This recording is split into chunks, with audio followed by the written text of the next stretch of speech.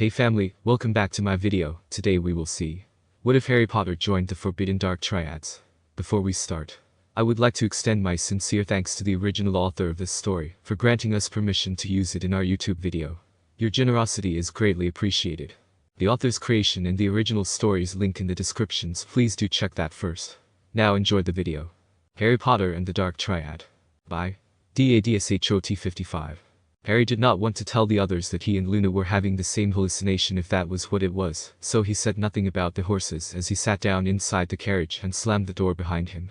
Nevertheless, he could not help watching the silhouettes of the horses moving beyond the window. "Did everyone see that grubbly plank woman?" asked Ginny. "What's she doing back here? Hagrid can't have left, can he?" "I'll be quite glad if he has," said Luna. "He isn't a very good teacher, is he?" "Yes, he is," said Harry, Ron, and Ginny angrily. Harry glared at Hermione. She cleared her throat and quickly said, Yes, he's very good." "Well, we think he's a bit of a joke in Ravenclaw," said Luna, unfazed. "You've got a rubbish sense of humor then," Ron snapped, as the wheels below them creaked into motion. Luna did not seem perturbed by Ron's rudeness. On the contrary, she simply watched him for a while, as though he were a mildly interesting television program. Battling in swing, the carriages moved in convoy up the road. When they passed between the tall stone pillars topped with winged boars on either side of the gates to the school grounds, Harry leaned forward to try and see whether there were any lights on in Hagrid's cabin by the Forbidden Forest, but the grounds were incomplete. Darkness. Hogwarts Castle, however, loomed ever closer. A towering mass of turrets, jet black against the dark sky, here and there a window blazing fiery bright above them. The carriages jingled to a halt near the stone steps leading up to the oak front doors, and Harry got out of the carriage first. He turned again to look for lit windows down by the forest, but there was definitely no sign of life within Hagrid's cabin. Unwillingly, because he had half hoped they would have vanished, he turned his eyes instead upon the strange, skeletal creatures standing quietly in the chill night air, their blank white eyes gleaming. Harry had once before had the experience of seeing something that Ron could not, but that had been a reflection in a mirror, something much more insubstantial than 100 very solid-looking beasts strong enough to pull a fleet of carriages. If Luna was to be believed, the beasts had always been there but invisible. Why, then, could Harry suddenly see them, and why could Ron not? "Are you coming or what?" said Ron beside him. "Oh yeah," said Harry quickly, and they joined the crowd hurrying up the stone steps into the castle. The entrance hall was ablaze with torches and echoing with footsteps, as the students crossed the flagged stone floor for the double doors to the right, leading to the Great Hall, and the start of term feast. The 4 long house tables in the Great Hall were filling up under the starless black ceiling, which was just like the sky they could glimpse through the high windows. Candles floated in midair all along the tables, illuminating the silvery ghosts who were dotted about the hall and the faces of the students talking eagerly to one another, exchanging summer news, shouting greetings of friends from other houses, eyeing one another's new haircuts and robes. Again Harry noticed people putting their heads together to whisper as he passed. He gritted his teeth and tried to act as though he neither noticed nor cared. Luna drifted away from them at the Ravenclaw table. The moment they reached Gryffindors, Ginny was hailed by some fellow fourth-years and left to sit with them. Harry, Ron, Hermione, and Neville found seats together about halfway down the table between nearly headless Nick, the Gryffindor house ghost, and Parvati Patil and Lavender Brown, the last two of whom gave Harry overly friendly greetings that made him quite sure they had stopped talking about him a split second before. He had more important things to worry about, however. He was looking over the students' heads to the staff table that ran along the top wall of the hall. "He's not there." Ron and Hermione scanned the staff table too, though there was no real need. Hagrid's size made him instantly obvious in any lineup. "He can't have left," said Ron, sounding slightly anxious. "Of course he hasn't," said Harry firmly. "You don't think he's hurt or anything, do you?" said Hermione uneasily. "No," said Harry at once. "But where is he, then?" There was a pause, then Harry said very quietly, so that Neville, Parvati, and Lavender could not hear, "Maybe he's not back yet. You know from his mission the thing he was doing over the summer for Dumbledore." Yeah, that'll be it," said Ron, sounding reassured, but Hermione bit her lip, looking up and down the staff table, as though hoping for some conclusive explanation of Hagrid's absence. "Who's that?" she said sharply, pointing toward the middle of the staff table. Harry's eyes followed hers. They lit first upon Professor Dumbledore, sitting in his high-backed golden chair at the center of the long staff table, wearing deep purple robes scattered with silvery stars and a matching hat. Dumbledore's head was inclined toward the woman sitting next to him, who was talking into his ear. She looked, Harry thought, like somebody's maiden aunt. Squat, with short curly, mouse-brown hair in which she had placed a horrible pink Alice band that matched the fluffy pink cardigan she wore over her robes. Then she turned her face slightly to take a sip from her goblet, and he saw, with a shock of recognition, a pallid toad-like face and a pair of prominent pouchy eyes. "It's that Umbridge woman." "Who?" said Hermione. "She was at my hearing. She works for Fudge." Nice cardigan, said Ron, smirking. She works for Fudge. Hermione repeated, frowning. What on earth's she doing here, then? Dunno. Hermione scanned the staff table, her eyes narrowed. No, she muttered, no, surely not. Harry did not understand what she was talking about but did not ask. His attention had just been caught by Professor Grubbly Plank, who had just appeared behind the staff table. She worked her way along to the very end, and took the seat that ought to have been Hagrid's. That meant that the first years must have crossed the lake and reached the castle, and sure enough, a few seconds later, the doors from the entrance hall opened. A long line of scared-looking first years entered, led by Professor McGonagall, who was carrying a stool on which sat an ancient wizard's hat, heavily patched and darned with a white rip near the frayed brim. The buzz of talk in the great hall faded away. The first years lined up in front of the staff table facing the rest of the students, and Professor McGonagall placed the stool carefully in front of them, then stood back. The first years' faces glowed palely in the candlelight. A small boy right in the middle of the row looked as though he was trembling. Harry recalled, fleetingly, how terrified he had felt when he had stood there, waiting for the unknown test that would determine to which house he belonged. There was one boy, however, that grabbed Harry's attention the most. He had blonde messy hair and scarlet eyes, his demeanor one of confidence as if he was looking down at all the other students and teachers in the hall. Harry sensed something was off about him. The whole school waited with bated breath. Then the rip near the hat's brim opened wide like a mouth, and the Sorting Hat burst into song. In times of old when I was new and Hogwarts barely started, the founders of our noble school thought never to be parted. United by a common goal, they had the self-same yearning, to make the world's best magic school and pass along their learning. Together we will build and teach. The four good friends decided, and never did they dream that they might someday be divided, for were there such friends anywhere as Slytherin and Gryffindor? Unless it was the second pair of Hufflepuff and Ravenclaw. So how could it have gone so wrong? How could such friendships fail? Why, I was there and so can tell the whole sad, sorry tale. Said Slytherin, we'll teach just those whose ancestry is purest. Said Ravenclaw, we'll teach those whose intelligence is surest. Said Gryffindor, we'll teach all those with brave deeds to their name. Said Hufflepuff, I'll teach the lot. And treat them just the same. These differences caused little strife when first they came to light, for each of the four founders had a house, in which they might take only those they wanted. So, for instance, Slytherin took only pure-blood wizards of great cunning, just like him, and only those of sharpest mind were taught by Ravenclaw, while the bravest and the boldest went to daring Gryffindor. Good Hufflepuff, she took the rest, and taught them all she knew. Thus the houses and their founders retained friendships firm and true. So Hogwarts worked in harmony for several happy years, but then discord crept among us, feeding on our faults and fears. Teehee houses that, like pillars had once held up our school, now turned upon each other and, divided, sought to rule. And for a while it seemed the school must meet an early end, what with dueling and with fighting and a clash of friend on friend, and at last there came a morning when old Slytherin departed, and though the fighting then died out, he left us quite downhearted. And never since the founders four were whittled down to three have the houses been united as they once were meant to be. And now the Sorting Hat is here, and you all know the score. I sort you into houses because that is what I'm for, but this year I'll go further. Listen closely to my song. Though condemned I am to split you, still I worry that it's wrong. Though I must fulfill my duty and must quarter every year, still I wonder whether sorting may not bring the end I fear. Oh, know the perils, read the signs, the warning history shows, for our Hogwarts is in danger from internal deadly foes. And we must unite inside her or we'll crumble from within. I have told you, I have warned you. Let the sorting now begin. The hat became motionless once more. Applause broke out, though it was punctured, for the first time in Harry's memory, with muttering and whispers. All across the great hall students were exchanging remarks with their neighbors, and Harry, clapping along with everyone else, knew exactly what they were talking about. "Branch out a bit this year, hasn't it?" said Ron, his eyebrows raised. Harry didn't answer as he looked at the scarlet-eyed first year. He could have sworn he was smiling during the part of internal deadly foes. Something's not right with this kid, Harry thought to himself. Mate? Ron's voice suddenly broke him out of his thoughts. Ron's voice broke him out of his thoughts about the young first year. "Too right it has," said Harry. The Sorting Hat usually confined itself to describing the different qualities looked for by each of the four Hogwarts houses, and its own role in sorting them. Harry could not remember it ever trying to give the school advice before. "I wonder if it's ever given warnings before," said Hermione, sounding slightly anxious. "Yes, indeed," said Nearly Headless negligibly, leaning across Neville toward her. Neville winced. It was very uncomfortable to have a ghost lean through you. The hat feels itself honor-bound to give the school due warning.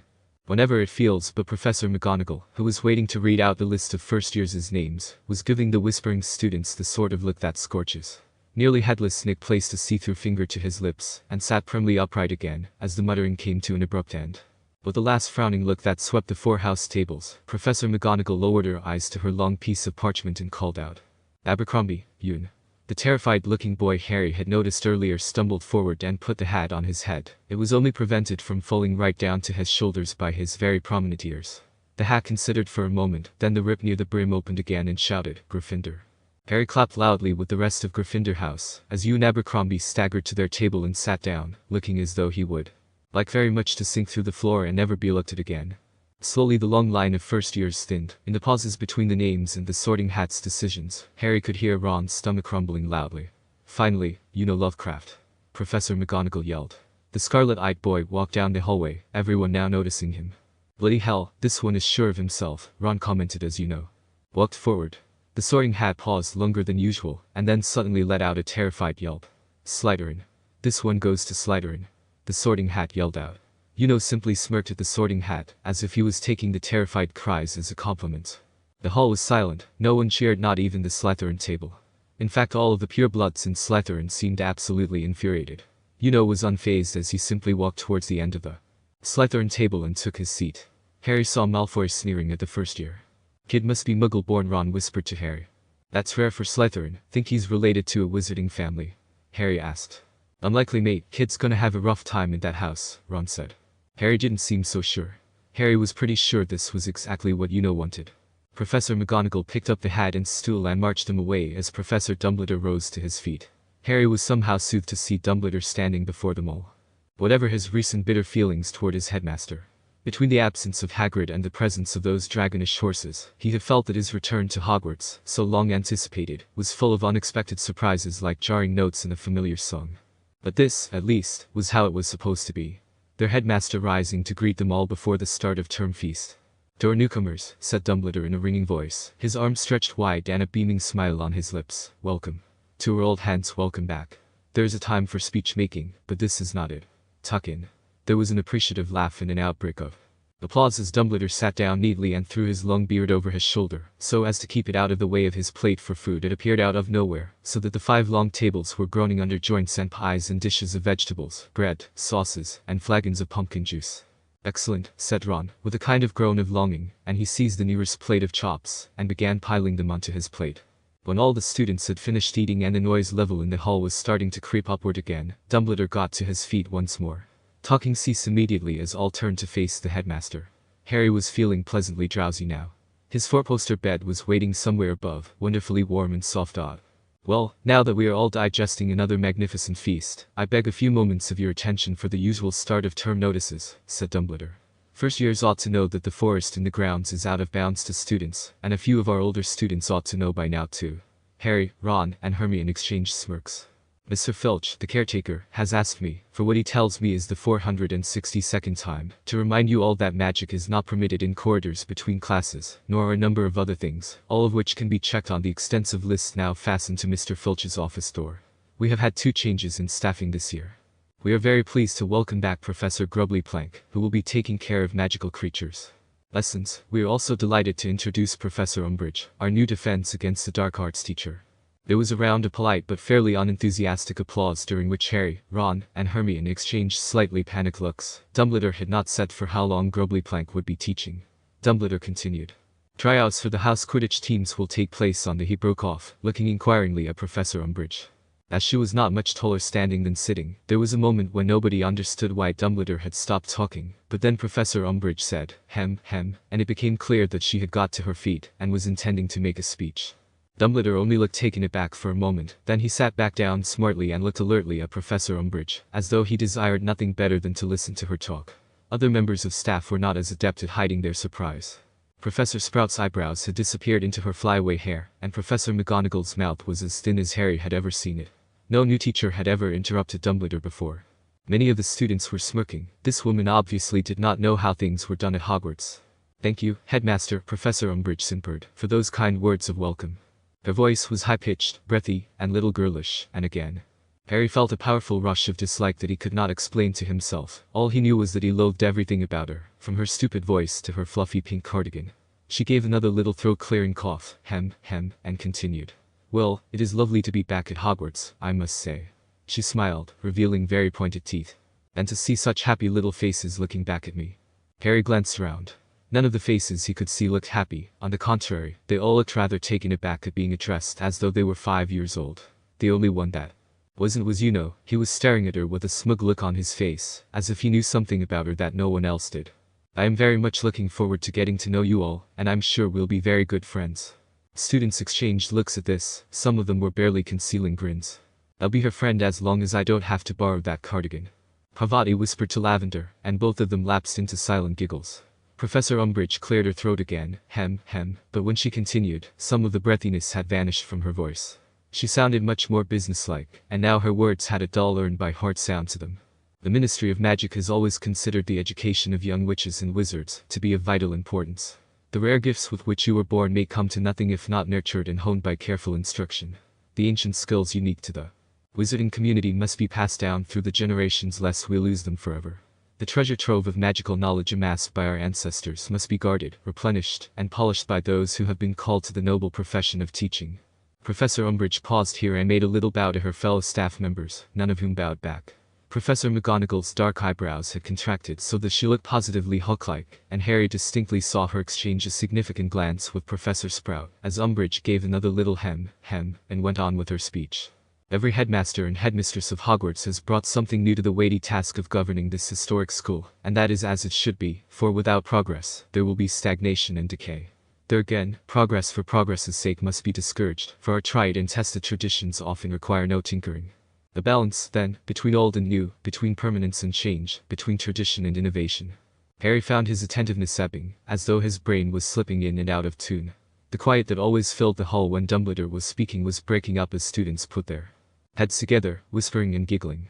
Over at the Ravenclaw table, Cho Chang was chatting animatedly with her friends. A few seats along from Cho, Luna Lovegood had got out of the quibbler again. Meanwhile, at the Hufflepuff table, Ernie Macmillan was one of the few still staring at Professor Umbridge, but he was glassy-eyed, and Harry was sure he was only pretending to listen in an attempt to live up to the new prefect's badge gleaming on his chest. Professor Umbridge did not seem to notice the restlessness of her audience. Harry had the impression that a full-scale riot could have broken out under her nose, and she would have plowed on with her speech. The teachers, however, were still listening very attentively, and Hermione seemed to be drinking in every word Umbridge spoke, though judging by her expression, they were not at all to her taste. Because some changes will be for the better, while others will come, in the fullness of time, to be recognized as errors of judgment. Meanwhile, some old habits will be retained, and rightly so, whereas others, outmoded and outworn, must be abandoned.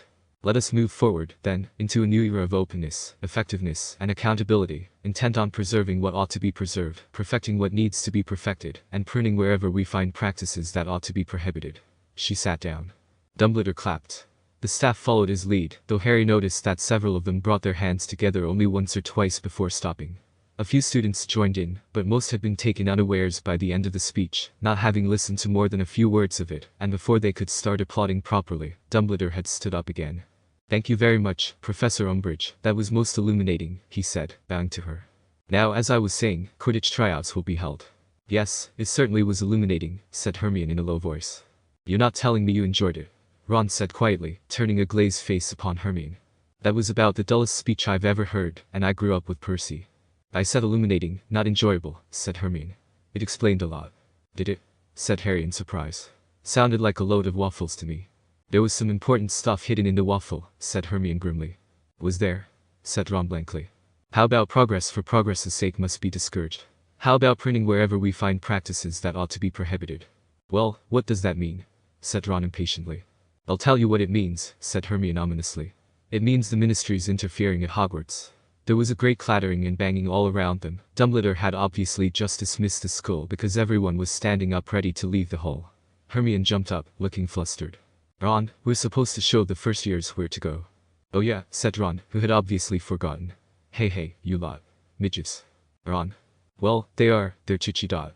"I know, but you can't call them midgets dot first years." Hermione called commandingly along the table. "This way, please."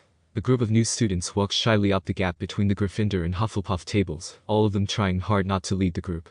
They did indeed seem very small. Harry was sure he had not appeared that young when he had arrived here. He grinned at them.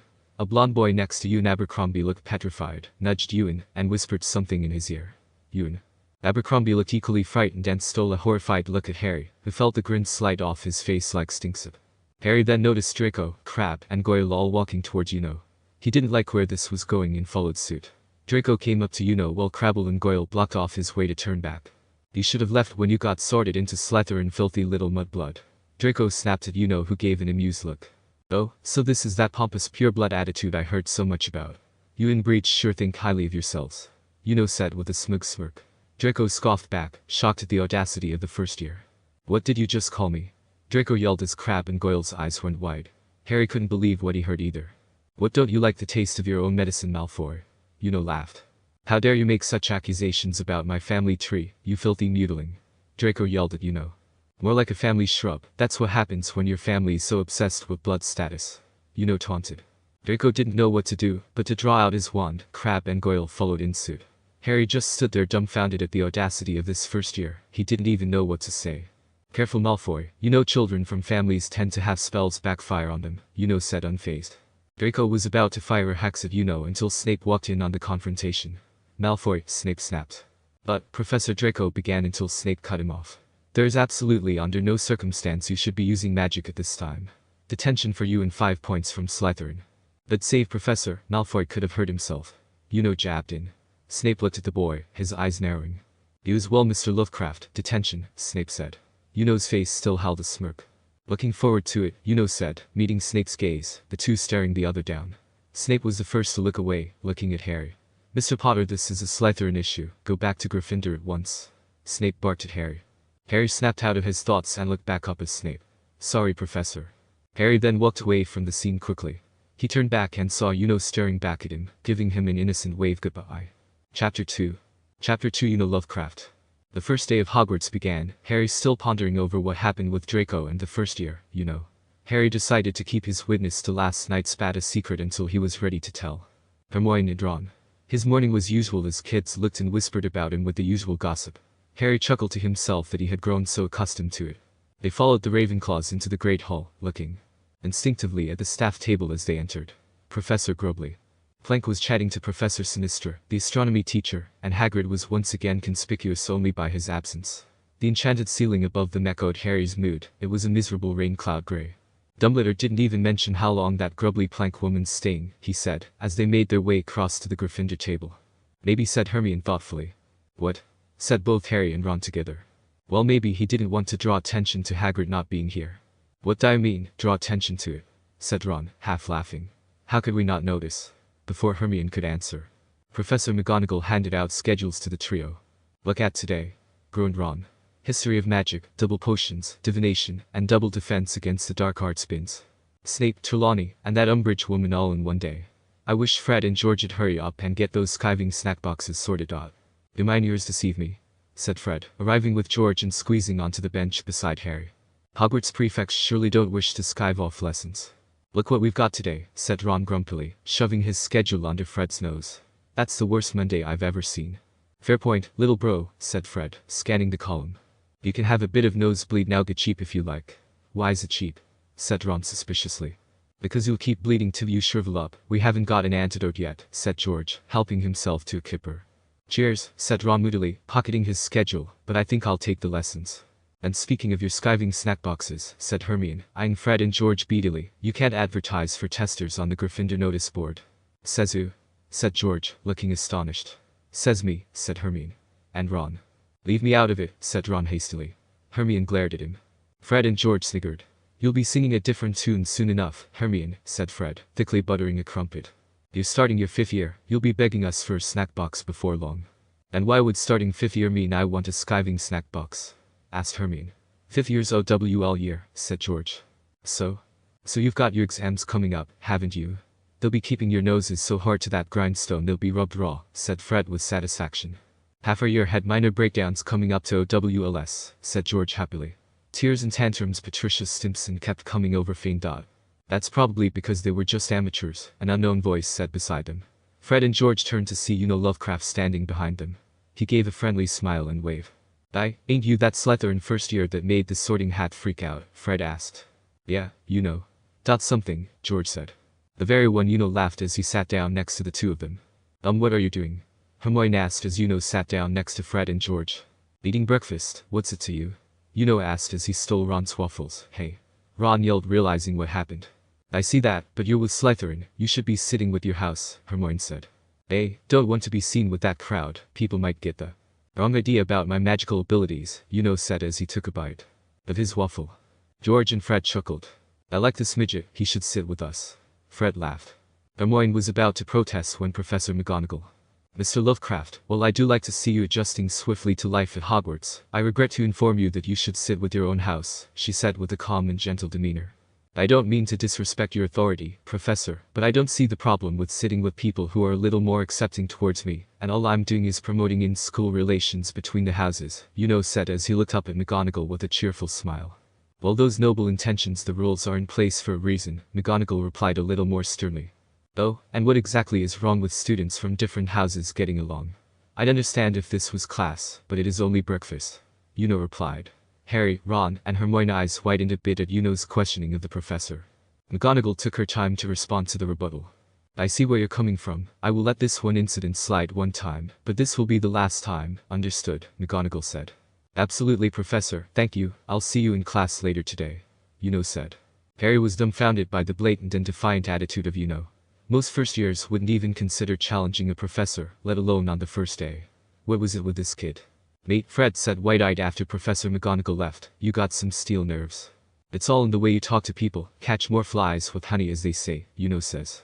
You just can't challenge a professor like that, they have rules for a reason, Hermione said a bit annoyed with either, for once he didn't have a smirk on his face, instead an expression of annoyance. If you always follow the rules, you're never gonna make it to the top, kid, jabbed back at her. Kid? I'm older than you, Hermione said, her voice raised.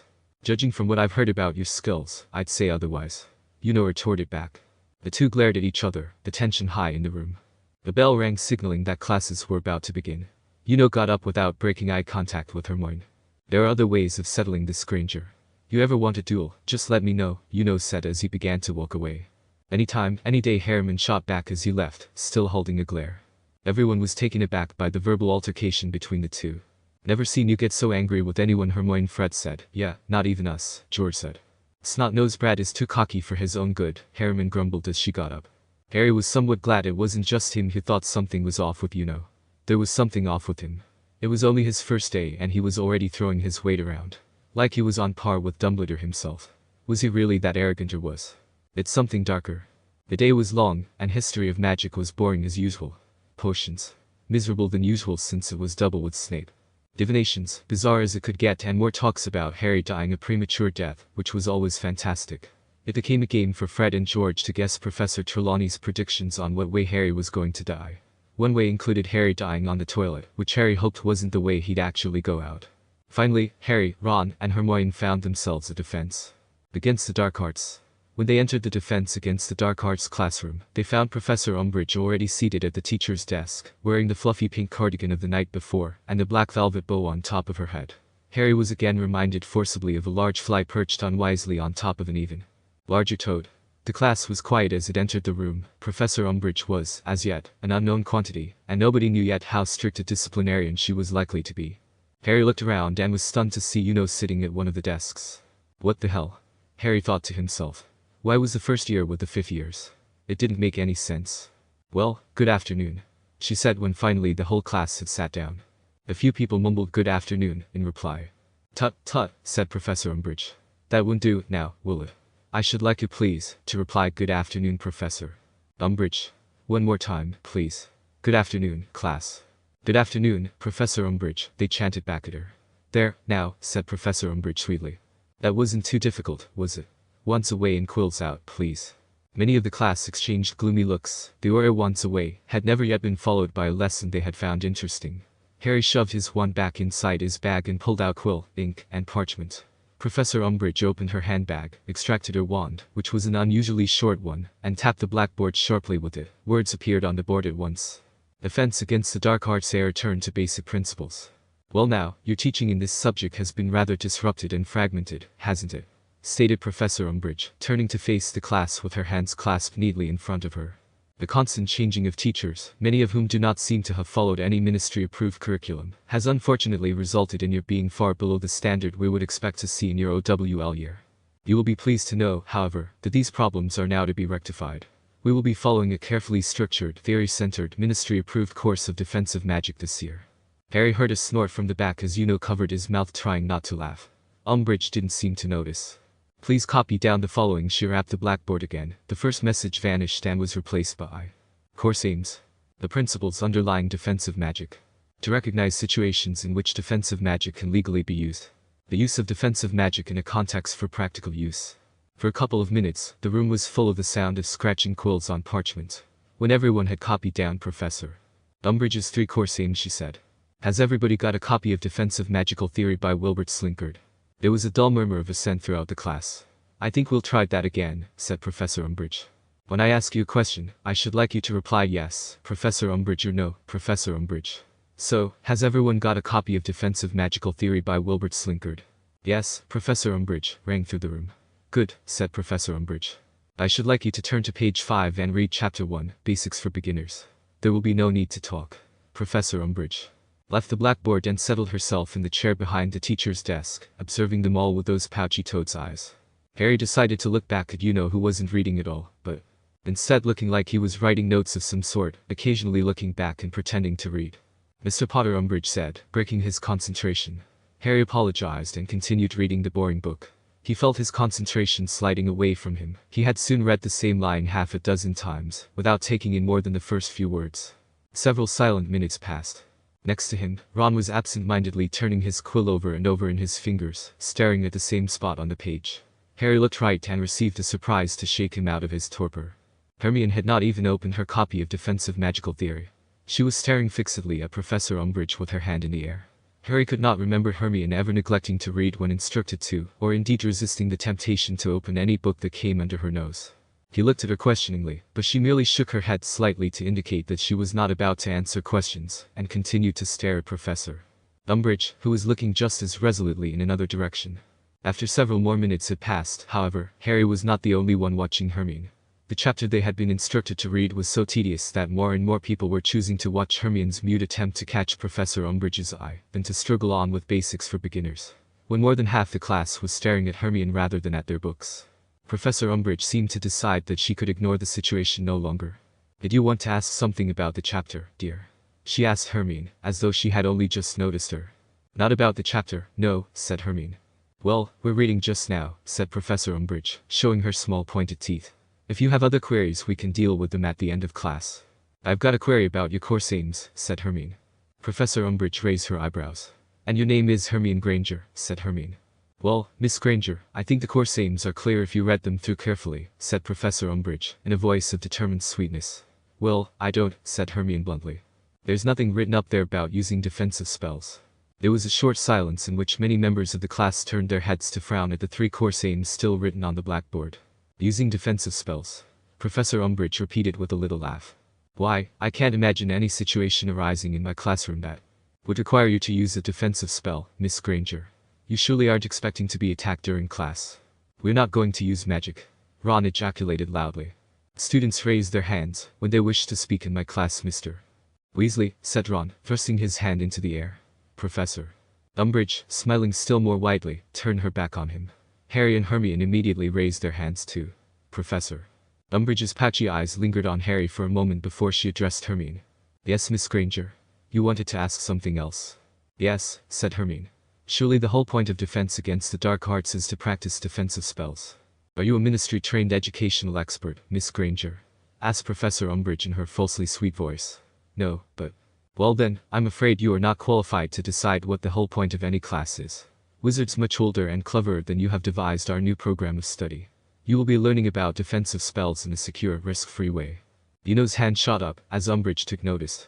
"Yes, Mr. Umbridge said, cocking an eyebrow at the young student. "Lovecraft." "Yes? You have a question?" Umbridge said sweetly. "Yeah, if this is how the ministry trains their Aurors, it's no wonder why dark wizard attacks are on the rise." Taunted. Everyone gasped at as Umbridge's face turned red, and her eye began to twitch.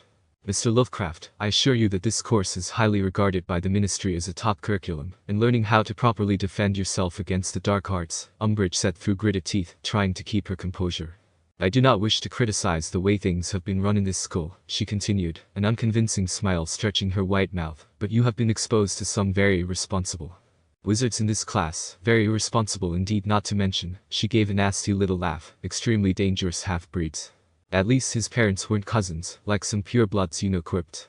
Umbridge's smile disappeared from her face as she shook with anger. Her face twisted into a snarl. That's quite enough out of you. I would give you detention myself if you didn't have it already with Professor Snape. Get out of my class, immediately. Umbridge yelled. Smiled as he bowed out and left the room. Guess I struck a nerve, he chuckled as he closed the door behind him. Umbridge looked around as students' jaws were agape in shock.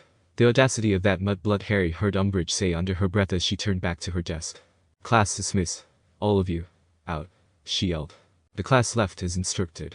Partially relieved that the boring class had ended abruptly, but people began to whisper about the outburst caused.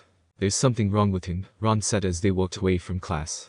It's not just that, he knows too much for a first year, like he's been given information he shouldn't know about Professor Lupin. Hermione added. You're right, there's something not right here. We should trail him if he's making any unusual movements, Harry said. Ron and Hermione nodded in agreement as they went back to the Gryffindor common rooms, waiting for nightfall. They were going to see what secrets Lovecraft was hiding. Later that evening. I solemnly swear that I am up to no good, Harry said aloud as he, Ron, and Hermione tracked movements with the Marauder's map in the Gryffindor common rooms. He was currently walking the halls near the library. The midget sure likes to study a lot despite being torn in a troublemaker, Ron said. I doubt that's what he's doing, Hermione chimed in with a huff. He is spending a lot of time there, considering he just had his detention with Snape, Harry said as he tapped the table contemplating on what the first year was up to. The trio waited for a good half an hour before they started seeing walking the restricted section of the library. Why the bloody hell is he there? Ron asked. Now is a good time to find out, Harry said as he grabbed his cloak of invisibility. The trio made their way to the library, managing to sneak past Madame Pince and into the restricted section without much difficulty. Looked around to see if anyone was around. Is he looking for something? Ron whispered under the cloak. Maybe. Harry hummed in curiosity. After some time seemed satisfied and raised his hand. He chanted as lime green magic surrounded him. Harry, Ron, and Hermione's eyes widened, and jaws went agape as cast the spell without a wand. It felt ancient, dark, and alien. The evil power that radiated off the young first year made the trio want to puke from distress. An inky void opened up in front of him, about 2 feet tall and a foot wide. Sup Pipsqueak, how's Hogwarts treating you? A young male voice asked from the portal. Just Andy, Jim Rat, nothing beats being stuck in a house with a bunch of rich magical hellbillies, jabbed back at the voice, his voice hiding a faint trace of a chuckle. Harry, Ron, and Hermione furrowed their brows as talked to the voice in the inky void. They were talking like old friends, siblings maybe. You complaining about getting the house you wanted? The voice asked, confused. Well yeah, I thought there'd be a few clever and cunning people in Slytherin, but almost everyone in that house is related to each other somehow, and with the way the older ones talk about the girls, it's like I'm in Virginia, shuddered. The voice began to laugh hysterically as rolled his eyes. Oh, shut it you squib, said with an annoyed look as the voice continued to cackle. God meathead, what's with all the laughing? The boss is trying to watch her show, a female voice said from the portal. Pipsqueak's on the line. We were just talking about his first day at Hogwarts, the male voice said as he calmed himself between laughs. He thinks it's funny I got stuck with a bunch of magical hellbillies from Britain, said blankly as he pinched his brow. Ah ha ha, how hilarious, the female voice said, her voice filled with sarcasm. Seriously though, it's good to hear from you, Things aren't the same without you here. The female voice said. Chuckled at the statement. Thought you said, and I quote, it's going to be nice not hear your smart-ass comments all the time. They have a certain charm to them. The female voice chuckled back. On a more serious note, anything to report? I can confirm Umbridge is a double agent for Riddle, or at least she's working with the Death Eater and is being manipulated by them. Either way, she's trying to hold the students back from learning any real defensive magic. Reported. Harry, Ron, and Hermione let out a small gasp upon hearing the name. Voldemort. Ron mouthed to them. So good news on both fronts then. She stagnates the students' growth, and we have a lad to interrogate about Tommy's hideout. Not bad for your first day, the female voice congratulated. As much as I want that to be the case, some of the students are rebelling against her already. They might try to find a hideout to practice magic on their own, which could prove troublesome. I wouldn't be able to keep an eye on them since I'm just a first year a day. Slytherin at that said. So what are you going to do? The male voice asked. I'll lay low for now until you two get here. Since you two are older, they may be willing to trust you. Then we can start having some fun at this school, said with an evil smirk on his face. Roger that, we'll see you in a few weeks, the female voice said cheerfully. See you guys, said as he closed the portal with a snap of his fingers. Harry, Ron, and Hermione's minds raced as they heard the conversation transpired. Umbridge, a possible double agent for Voldemort. Using some ancient magic never seen before. Just what the hell was going on? This is insane, Ron said softly. Harry nodded in agreement. They had to get back and warn one of the professors about this new development. Then turned in their direction. The trio froze and held their breath, despite being under the cloak of invisibility. Yuno's gaze made them feel small, as if a predator had just spotted them. Yuno didn't break his gaze at them as he raised his hand again in emotion, as if he were lifting something out of the ground. NW Yoln Kath Pulagnathan Gie Yolna Yuno chanted as a dark yellow inky void opened up out of the floor. A humanoid abomination began to pull itself out of the void. It had multiple eyes, slashing tentacles, and slimy mustard yellow skin, with multiple tendril-like arms and legs. It took everything Harry and Hermione had not to scream in terror, as they covered Ron's mouth to prevent him from screaming. Ngunk fa fa far la la la long tha. Ungariu here imbrilla hana Yuno ordered the creature in the strange alien language. As he turned around and walked out into a portal he summoned with another chant in an alien language. The abomination's eyes scanned the room looking for the trio. Its eyes were yellow with black slits like a cat, but gazing into them was like looking death in the face. Harry was frozen in terror, his heart feeling like it was going to explode out of his chest. He wasn't even sure he was breathing, all he could do was stay absolutely still as best he could. The tentacles rustled around the bookshelves, gnashing around trying to see if any living thing was there, thirsting for something to kill. The abomination went further down the aisle of books far enough away that Harry and his friends could move without the fear of being caught.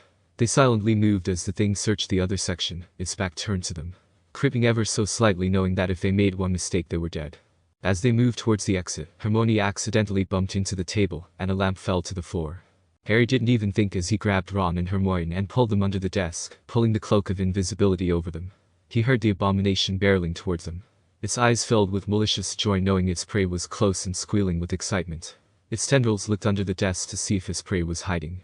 Harry felt his blood run cold as the tentacles slid across the floor inches from where they were hiding. He could smell the rotting fish-like odor from the creature, as the tentacles were only inches away. Harry thought he was going to die, that this is where we would meet his end in the maw of this thing. His mind raced with gruesome and horrifying images of his friend's death at the hands of this creature. He wanted to scream, but his mouth wouldn't let him in a defiant act of self-preservation. Luckily, no miracle happened, as the creature slinked away elsewhere to look for them.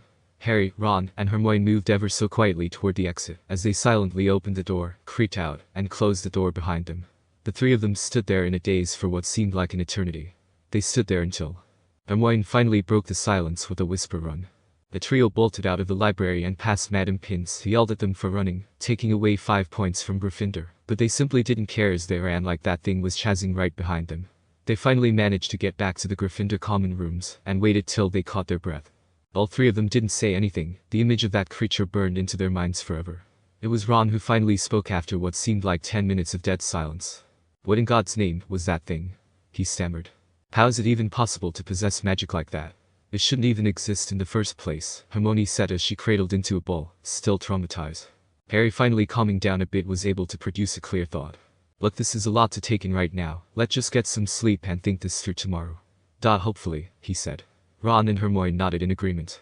As the three got ready for bed, Ron couldn't help but find a bathroom and puke from the stress he went through. That night, all three of them couldn't fall asleep as they pictured those yellow eyes staring back at them from the shadows. Chapter 3. The Nocturn Alley Incident. 2 days prior to the first day of Hogwarts, the group of Death Eaters stalked the streets of Nocturne. There were reports that Harry Potter had been seen in Nocturn Alley, alone at night. A perfect opportunity to capture the boy and bring him to their Dark Lord. "Last sighting of Potter was here," one of the Death Eaters said to their captain, Antonin de Lohov. "I see. Well, Antonin let out a small cackle, rubbing his hands together. He thought to himself for a moment, wondering how they should capture Potter. It was a foggy night, the streets barely visible, only illuminated by the street lights, perfect cover for them to capture Potter. Antonin was proud that Voldemort had chosen him and his squad of 5 for this particular mission. If he succeeded, then he would be considered part of the inner circle with the likes of Bellatrix Lestrange, Lucius Malfoy, and even Voldemort's right hand, Severus Snape. The squad of Death Eaters continued to walk through the fog, ever vigilant for the boy who lived to show his face. "I hope this isn't a wild goose chase," said a Death Eater still doubting Potter was around. Antonin turned, giving the man a dark glare. "The Dark Lord trusts our informants, and so should we. If they said Potter has been seen here, then Potter has been seen here. That is all you need to know." As they continued down the streets, the glow of their wands was ever present, ready to fire at Jinx. The streets became more secluded as people realized that Death Eaters were in the streets. They shut their windows and locked their doors, wanting nothing to do with them. "I'm over here, death cronies, come and get me," yelled a figure behind them. There was no mistaking the voice, it was the voice of the boy who lived. Harry Potter. Antonin and the other Death Eaters turned around, his face immediately lit up with wicked glee. A sinister smile spread across his features as he heard Potter's taunts. There he is. His wand raised as he and the other Death Eaters turned to face the boy who lived in Carcerus. He cast the spell with a swift and precise motion, sending thick rope snaking through the air toward Potter. However, Potter dodged the spell with ease and bolted down the alleyway next to him. Antonin's eyes widened in surprise as Potter skillfully evaded the spells and ran down an alley. How the hell? He said out loud. His mind was racing. He didn't have time to wonder how Potter had become so adept. We can't let him get away, he snarled in frustration. Antonin and the other Death Eaters raced after Potter, determined not to lose sight of him. The Death Eaters chased Potter through the alley, their footsteps echoing as they pursued him. The shadows cast by the surrounding buildings loomed over the narrow space, adding an eerie element to the chase. Expelliarmus. Antonin casts another spell, aiming his wand toward Potter, hoping this time his magic would find its mark. Harry dodged the spell again, his movements almost inhuman. Luckily one of the Death Eaters managed to call in backup, cutting off more routes for Harry to escape from them. What was once a group of 5 was now a group of 25. Harry continued to dodge spells as the squad of Death Eaters corralled him to an abandoned shop. The space they were in was wide. It looked to be a large abandoned bookshop or some type of market. It had an overhang along its sides.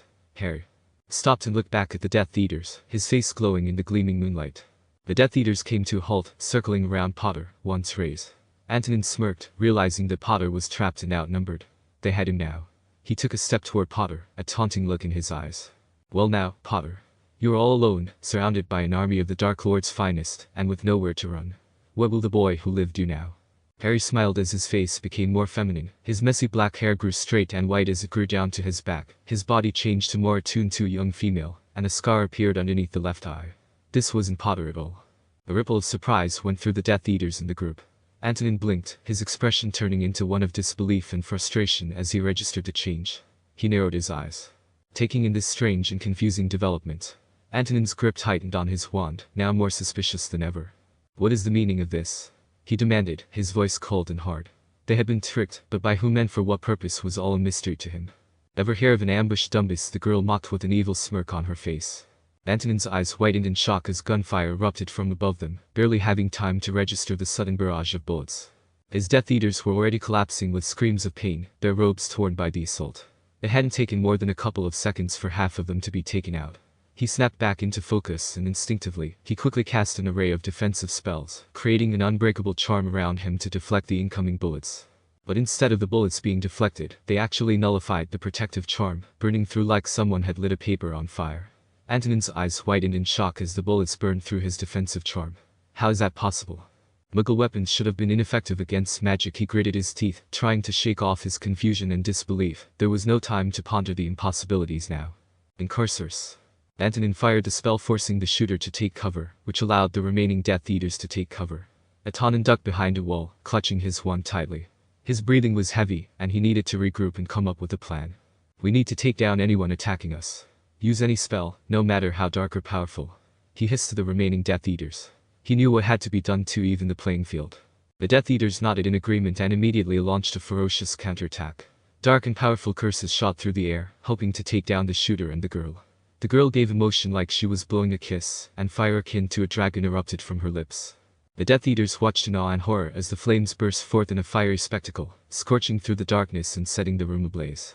The stream of flame engulfed some of the Death Eaters as they screamed in agony as they were consumed by the fierce blaze, leaving nothing but charred corpses. Antonin, who was attempting to peek from behind cover, quickly ducked back down, narrowly avoiding the flames. The heat licked at his skin, leaving burns in their wake. The Death Eater managed to flank the girl from the side. Avada Kedavra, he yelled. Antonin watched in shock as the girl moved faster than the eye could register, her dagger slicing through the Death Eater with ruthless efficiency, and the curse merely flying through the girl's afterimage from where she was standing. He needed to do something, anything to turn this around. He gritted his teeth, feeling the sting of failure as his comrade fell. His mind raced as he watched this girl move with an almost supernatural grace and speed. He had never seen anything like it before, and it made the Death Eater nervous. The situation was spiraling out of control fast. A few more Death Eaters rushed to face the girl in an attempt to overwhelm her. They fired off a series of curses and jinxes, only for the girl to dodge every one with ease. It was almost as if the spells were moving in slow motion. The girl's eyes turned snake-like as her gaze began to emit a blue aura. She looked at Death Eater right in the eyes, and he screamed in agony as he was petrified. The Death Eaters froze in fear, watching as their comrade writhed in pain, his body paralyzed by the girl's gaze. The air was filled with a sense of uncertainty. The Death Eaters were scared and confused. Antonin took a step back, realizing the gravity of the situation. They were up against something more than human, something truly terrifying. They're monsters. Get away from me. One of the Death Eaters yelled as he ran for the exit before his body went limp, taking a bullet to the head. Antonin's gaze hardened as he watched his comrades fall one by one. Those who were lucky were the ones that ran, as they simply crumbled as gunshots rang out, killing any of them that tried to escape. Those who stayed and fought suffered terrible fates, as the girls seemed to emulate the magic abilities of dangerous magical creatures. Antonin's backed away, an unsettling fact began to sink in. This isn't a fight, this is an extermination. He thought to himself, only 3 Death Eaters remained, not including himself. Necri, please. The other remaining Death Eaters shouted, attempting to make a break for it only to collapse from 2 shots to the back. Antonin gritted his teeth, feeling more angry than afraid. He had no desire to be next. He couldn't die here. A sudden sharp pain pierced through Antonin as a bullet connected with his shoulder. The impact sent him stumbling back, his wand dropping from his hand. He clutched his wounded shoulder, his teeth gritted in pain. Blood seeped through his fingers and down his dark cloak. Damn it, Antonin cursed in pain, clutching his shoulder where the bullet had struck. The sharp pain and shock from the wound made him stumble a few steps backward, his wand falling from his grip as he attempted to apply pressure on the wound to staunch the bleeding. I need to get out of here, alive. As he slowly raised his gaze, he made eye contact with the girl. His eyes were filled with both pain and defiance. The girl turned up to the rafters as she pulled a dagger out of a Death Eater corpse. Nice shooting, Jimrat, she chuckled as she sheathed her dagger to her side. What can I say, those extra marksman lessons are paying off, a young man with tan skin and muscular build said as he hopped down from the rafters. He had an assault rifle slung across his back. Makes me that much more jealous that you get fun training since you're a squib, she taunted jokingly. Well, when all you got is anti-magic, what else can you do but the basic jinxes and curses? I sure hope the boss finds a way I can cast more advanced spells like conjuring chains or be able to levitate things, the young man complained as he reloaded his rifle. Antonin's gaze shifted between the duo, listening intently to their banter while he kept pressure on his wound. The pain was intense, but he swallowed the feeling, determined not to show weakness. As they continued on with their conversation, Antonin's curiosity mixed with growing annoyance. There was clearly more going on here than what met the eye, and he couldn't help but interject, albeit through grit teeth. HMPH, so, it appears that this whole charade was a ploy. A distraction to lure us here and bring us down, Antonin said, his voice tinged with spite and pain as he pressed the wound. He looked at the young man. He looked about to be his 6th year. You're not just a squib, are you? He hissed painfully, pressing his hand against his bleeding shoulder. You're something more. First of my kind, actually. The first ever user of anti-magic. It's an alternative source of energy that I can tap into to cast spells or enchant weapons, such as this rad piece of iron. The best part about it nullifies all forms of magic with anything that comes into contact. With it, the young man said as he caressed the body of his rifle.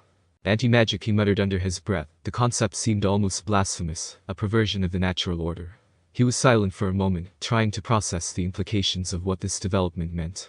Go ahead, try to apparate out of here, the young man encouraged. Antonin scowled, his face contorting into a pained grimace as he made an attempt to apparate, but his efforts were met with nothing more than a jolt of agony from the wound on his shoulder, his form flickering to get the least bit of magic out to apparate away from the vicinity. The girl gave a mocking chuckle at his failed attempt, relishing in his discomfort. The man just shook his head at how stubborn Antonin was being. TSK. She taunted, shaking her head, with a cruel smile on her face as she observed him. Not being able to apparate, having no magic, and bleeding out, you really are in a pitiful position right now, aren't you? Damn you. He yelled out in frustration. It was true, the bullet had cut off his magical abilities. The two relished the opportunity to mock Antonin's helplessness, their continued taunts and jokes at his expense driving home the reality of his situation. He was wounded, weakened, and unable to use magic. It gnawed away at his pride, fueling his frustration into a bitter anger. Despite his desperate attempts, he found himself at her mercy, a position he loathed. A wounded lion caught in a trap, surrounded by its hunters. The duo finally calmed down as the girl approached. Antonin. So we have a message for you to deliver to Tommy. Agree to that, and we'll let you live, she said coldly. Tommy? As in Lord Voldemort, Antonin thought. The two before him had no idea or simply didn't care that they dared not even use their master's full name. So that's the game, huh? He said bitterly. The pain from his wound was beginning to become more and more noticeable, his anger only managing to keep him focused and alert. And what is this message? Just simply show him what happened here and I think he'll get the message. You won't even have to say a word, the girl said cheerfully. Antonin's eyes narrowed again, suspicion still lingering. But the offer itself was straightforward and seemed honest. He nodded slowly, acknowledging her terms. Fine, I'll convey your little message. But make no mistake, I won't forget this. He hissed, his annoyance palpable. Great, the girl said. She raised her hand. The palm of it opened up and showed a pitch black void. The sudden drop in temperature and the ominous void in the palm of her hand made even Antonin shiver. That presence had reminded him of the Dementors. A chill that couldn't be shaken, seeping into his bones. What is this? Dottie managed to ask. The girl said nothing as her hand slowly started reaching towards Antonin's face. Antonin couldn't help but feel an inexplicable sense of fear building up inside of him. He was powerless against the strange powers of her ability. The chill in the air intensified. It was like looking straight into the darkness itself. His eyes widened as the void-like palm of her hand approached him like a maw. That's a bit demented, even for you, the young man chuckled. Seriously? A pun? You've been waiting weeks to say that ever since I learned this spell, the girl said, slightly annoyed at her comrades. Joke. The young man's joke only increased Antonin's uneasiness. What is this? What are you doing to me? He asked, his tone more of a demand. His frustration from the situation was starting to boil over. His hand clutched his bleeding wound tightly in an attempt to staunch the bleeding, but the chill was still making his body tremble. You need me alive to deliver your message, don't you? Antonin yelled, pleading with tears forming in his eyes. The girl's emerald eyes flared with sinister intent. I'm not going back on my word, but you should know better than anyone that there are worse fates than death. The void in the girl's palm began to slowly suck the soul out of Antonin's body, his screams piercing the night sky as his soul was sent to limbo to linger forever in the darkness. The next day, an aura ran through the hall, making a beeline to Minister Fudge's office. The aura fist slammed on the door in a panic. Minister, the aura called out frantically. Cornelius Fudge looks up from his work, startled at the sudden banging. He stands up with annoyed huff and answers the door. What is it, boy? You almost gave me a bloody heart attack. Fudge snaps at him. There's been an incident in Nocturn Alley. He frowned as soon as the word Nocturn Alley was said. That place never gives us a break. Fine, out with it then. Fudge sighed as he beckoned the aura into his office. The aura hands over a stack of papers to Fudge, who puts on his glasses to read. Everything is in this case report. We also sealed off the entire area and put a shelter in place notice for Nocturne, the aura reported. Fudge looked at the report. As he read the report of the bodies found in the abandoned shop, how there were bullet casings littered all over the floor, and the traces of dragon fire smoldering on the wood of the shop. There was one particular page that described Antonin. The Lohov, while still alive, his body was soulless, his face in a perpetual expression of agony. Fudge looked up at the aura in front of him, his face grim.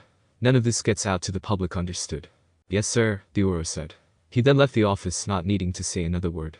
When the door closed, Fudge ran his hands through his hair, trying to relieve stress. He looked at a picture of Dumbledore. Dumbledore, my old friend. If Voldemort has indeed returned, then I fear he's the least of worries now. Opening song. Danger, Danger by FCMZ Feet.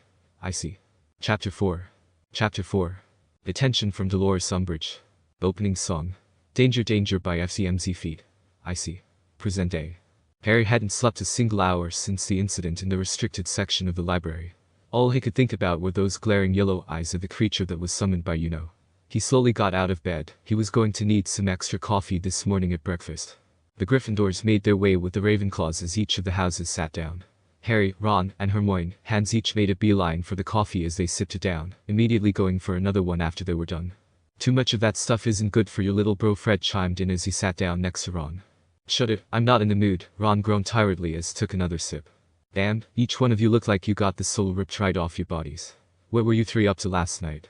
Harry hesitated as he looked at Ron and Hermione. Studying, he simply said. For the OWLs. Fred and George busted out laughing. That story we were telling you blokes so worked up you were up all night studying. Fred chuckled. We have to pass them one way or another, Hermione yawned as she poured herself another cup of coffee. McGonagall came around again and passed around their class schedules, which got another groan from Ron as she rested his forehead on the table. Is this going to be an everyday thing, Ron? Hermione asked. We got Umbridge this morning, bloody hell, and after Ron was about to finish when Harry shot him a look. Ron gave a confused look until he followed Harry's eyes. There sitting across the hall parallel to them was who was staring at them. Smiled cheerfully and gave an innocent wave to Ron. Ron waved back as he looked at Harry. After all that studying we did, I'm bloody tired, Ron said as grabbed another piece of toast. Harry could feel Uno's presence from across the hall. Ever since he got back, he felt an uneasy aura in air. He thought it just had to do with the trial and Umbridge, but Harry now realized it was Uno's magic that he sensed. The bell rang and the houses were dismissed. Harry walked with Ron and Hermione to defense against the dark arts. Ron leaned over to Harry's ear. You think he saw us last night? I think he suspects us, otherwise we wouldn't have summoned that Dot thing, Harry whispered back to Ron. Either way, he was trying to provoke us back there. Brat seems to have a knack for being an instigator, Hermione grumbled. We need to be more careful around him. We know he's going to be watching us closely until his friends arrive. For right now we need to keep a low profile, Harry said to the both of them. They entered the classroom as Umbridge began to magically write down the lesson that had been disrupted by It was a rehash of the first 3 chapters and included a 4th chapter.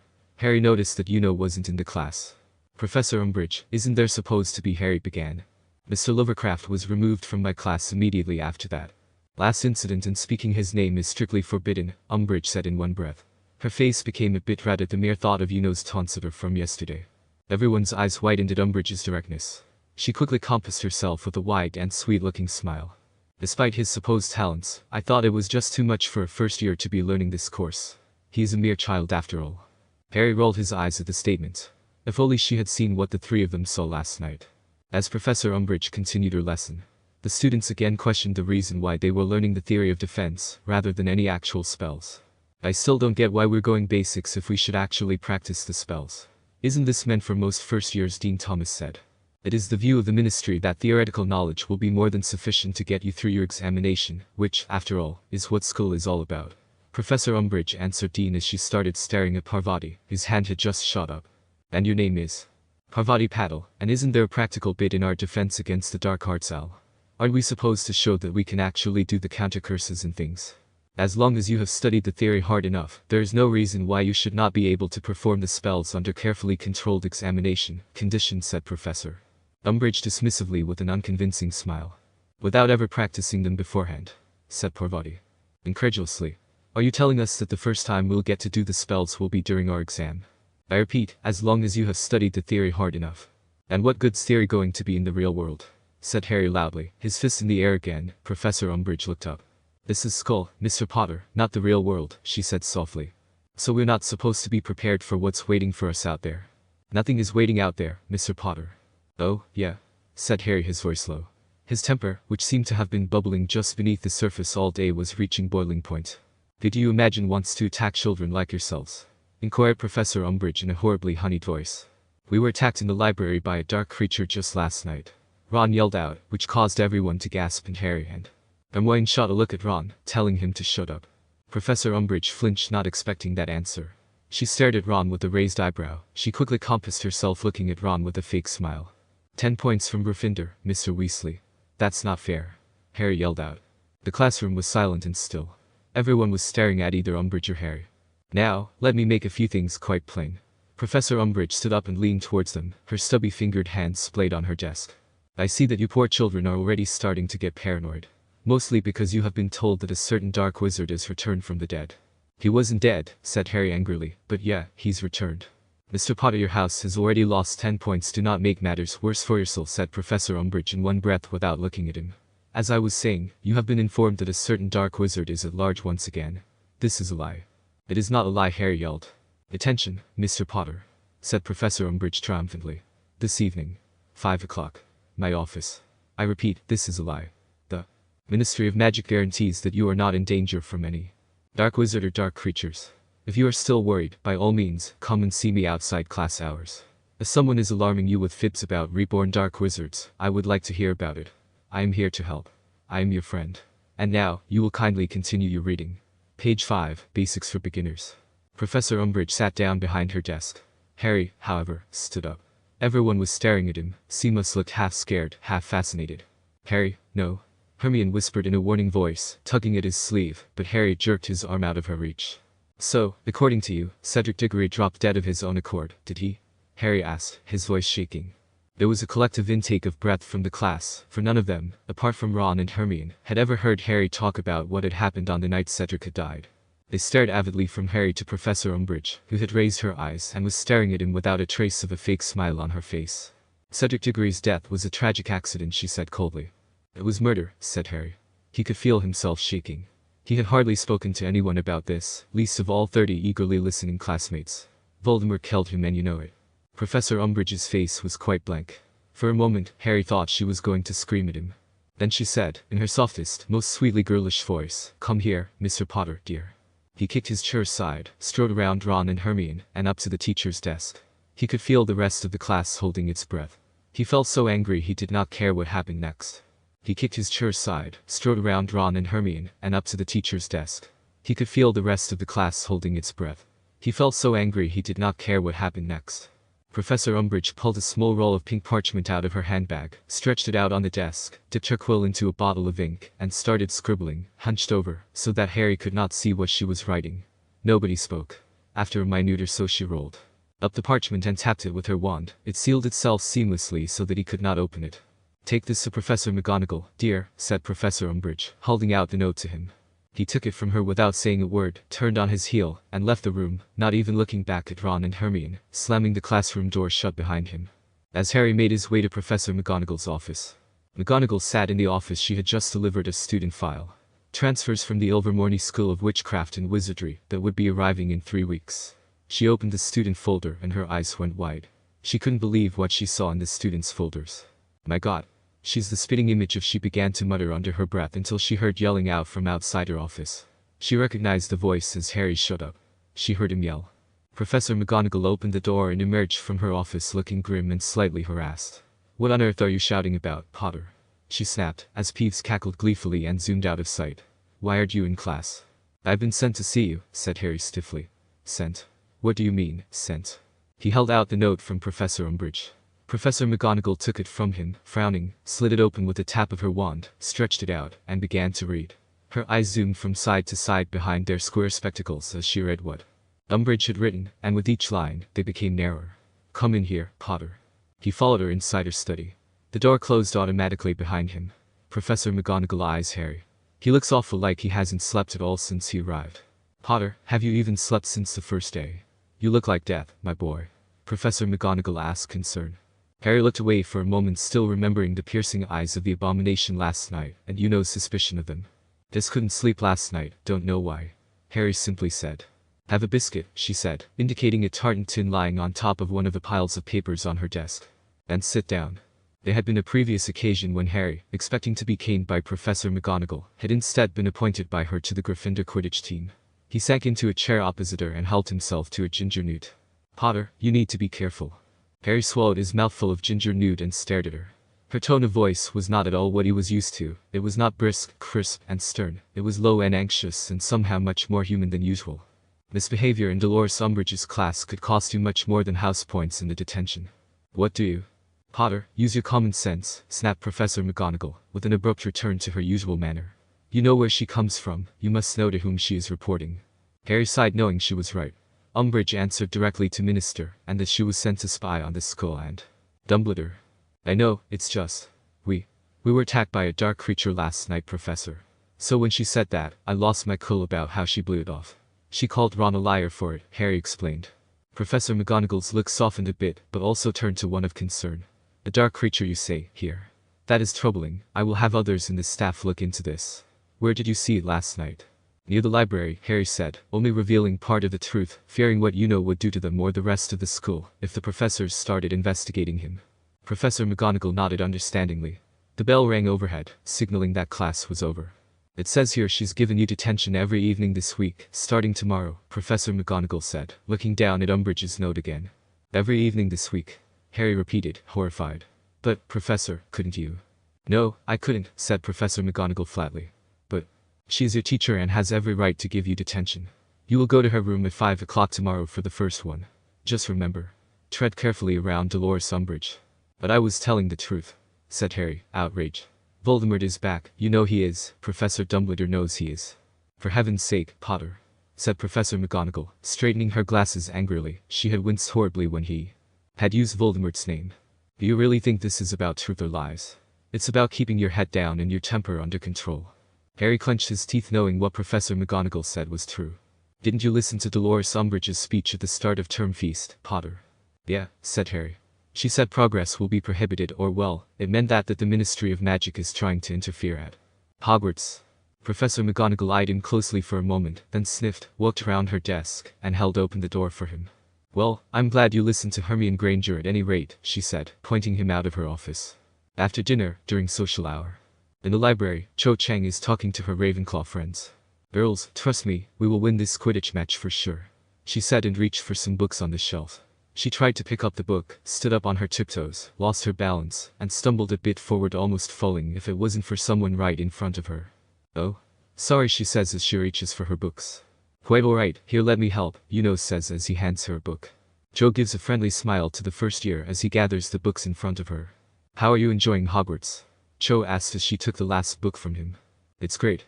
The Slytherin common rooms are a bit gloomy, but nothing I'm not used to, said, giving an innocent smile. Cho then recognizes the boy from the sorting 2 days ago. "Your name's right? The sorting hat freaked out when you wore it," Cho says, recognizing Yuno's scarlet red eyes. Yuno gives a sheepish nod and his cheeks flush. "You don't know what that was all about," he laughs. Cho's friends giggled at that young boy, thinking he had a crush, while Cho rolled her eyes at them. "Well, it was nice meeting you," Cho says as she begins to away. "Actually, since you're 6th year, I was hoping you could show me the best places that are to study. I'm a muggle born and people in my house keep harassing me as I'm trying to study, asks her. Cho, thinking nothing of it, nodded her head. "Sure, I'd be happy to, but I have a Quidditch practice tonight, so I'll have to be quick," Cho answered warmly. "Thanks," said cheerfully. Cho and left the library and walked down the halls long corridors of Hogwarts. "I'm sorry that the Slytherins are such jerks to Muggleborns. It's disgraceful," Cho said to as they walked down the corridor. "It's quite alright, I can manage to give back the insults, but it does take away from my study time," said with a reassuring smirk. As they walk, they come by a small memorial. "Can we stop here for a moment?"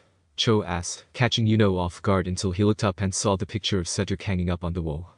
"Sure," simply said, a more authentic tone to his voice. Cho knelt at the memorial, taking a flower out of her pack and placing it in front of the memorial. She gently stroked the picture of Cedric that was in the middle of the memorial. "I heard about what happened to him, from the other students said as he knelt by her. "Yeah, I'm sure, it's been the talk of the school as of lately," Cho said with a frown. "Must sting hearing all the rumors when you're trying to move forward. You're still not over it, are you?" said with a sympathetic tone. Cho let out a heavy sigh and shook her head. "How can I be over it? Everyone expects me to just move on and be happy again. But every time I try to be happy, I think about him. He was taken from me too soon," Cho said as she began to cry. Noticed that there was a hint of anger in her words. "I know the feeling of having someone close to you being taken away from by someone else. I've lost friends of mine not too long ago, or at least that's how it feels," said, putting a hand on Cho's shoulder. Cho looks at him with sorrow and a bit of surprise. She didn't expect to feel her pain, but his voice was sincere. "I'm sorry. Were they close friends?" she said, hesitantly reached out and lightly touched his hand, offering some comfort. "Like family." Cho looked at with compassion, feeling a sort of kinship with him in their pain. "It's never easy to lose someone close. You seem different from the other first years here, You have this confidence and aura about you.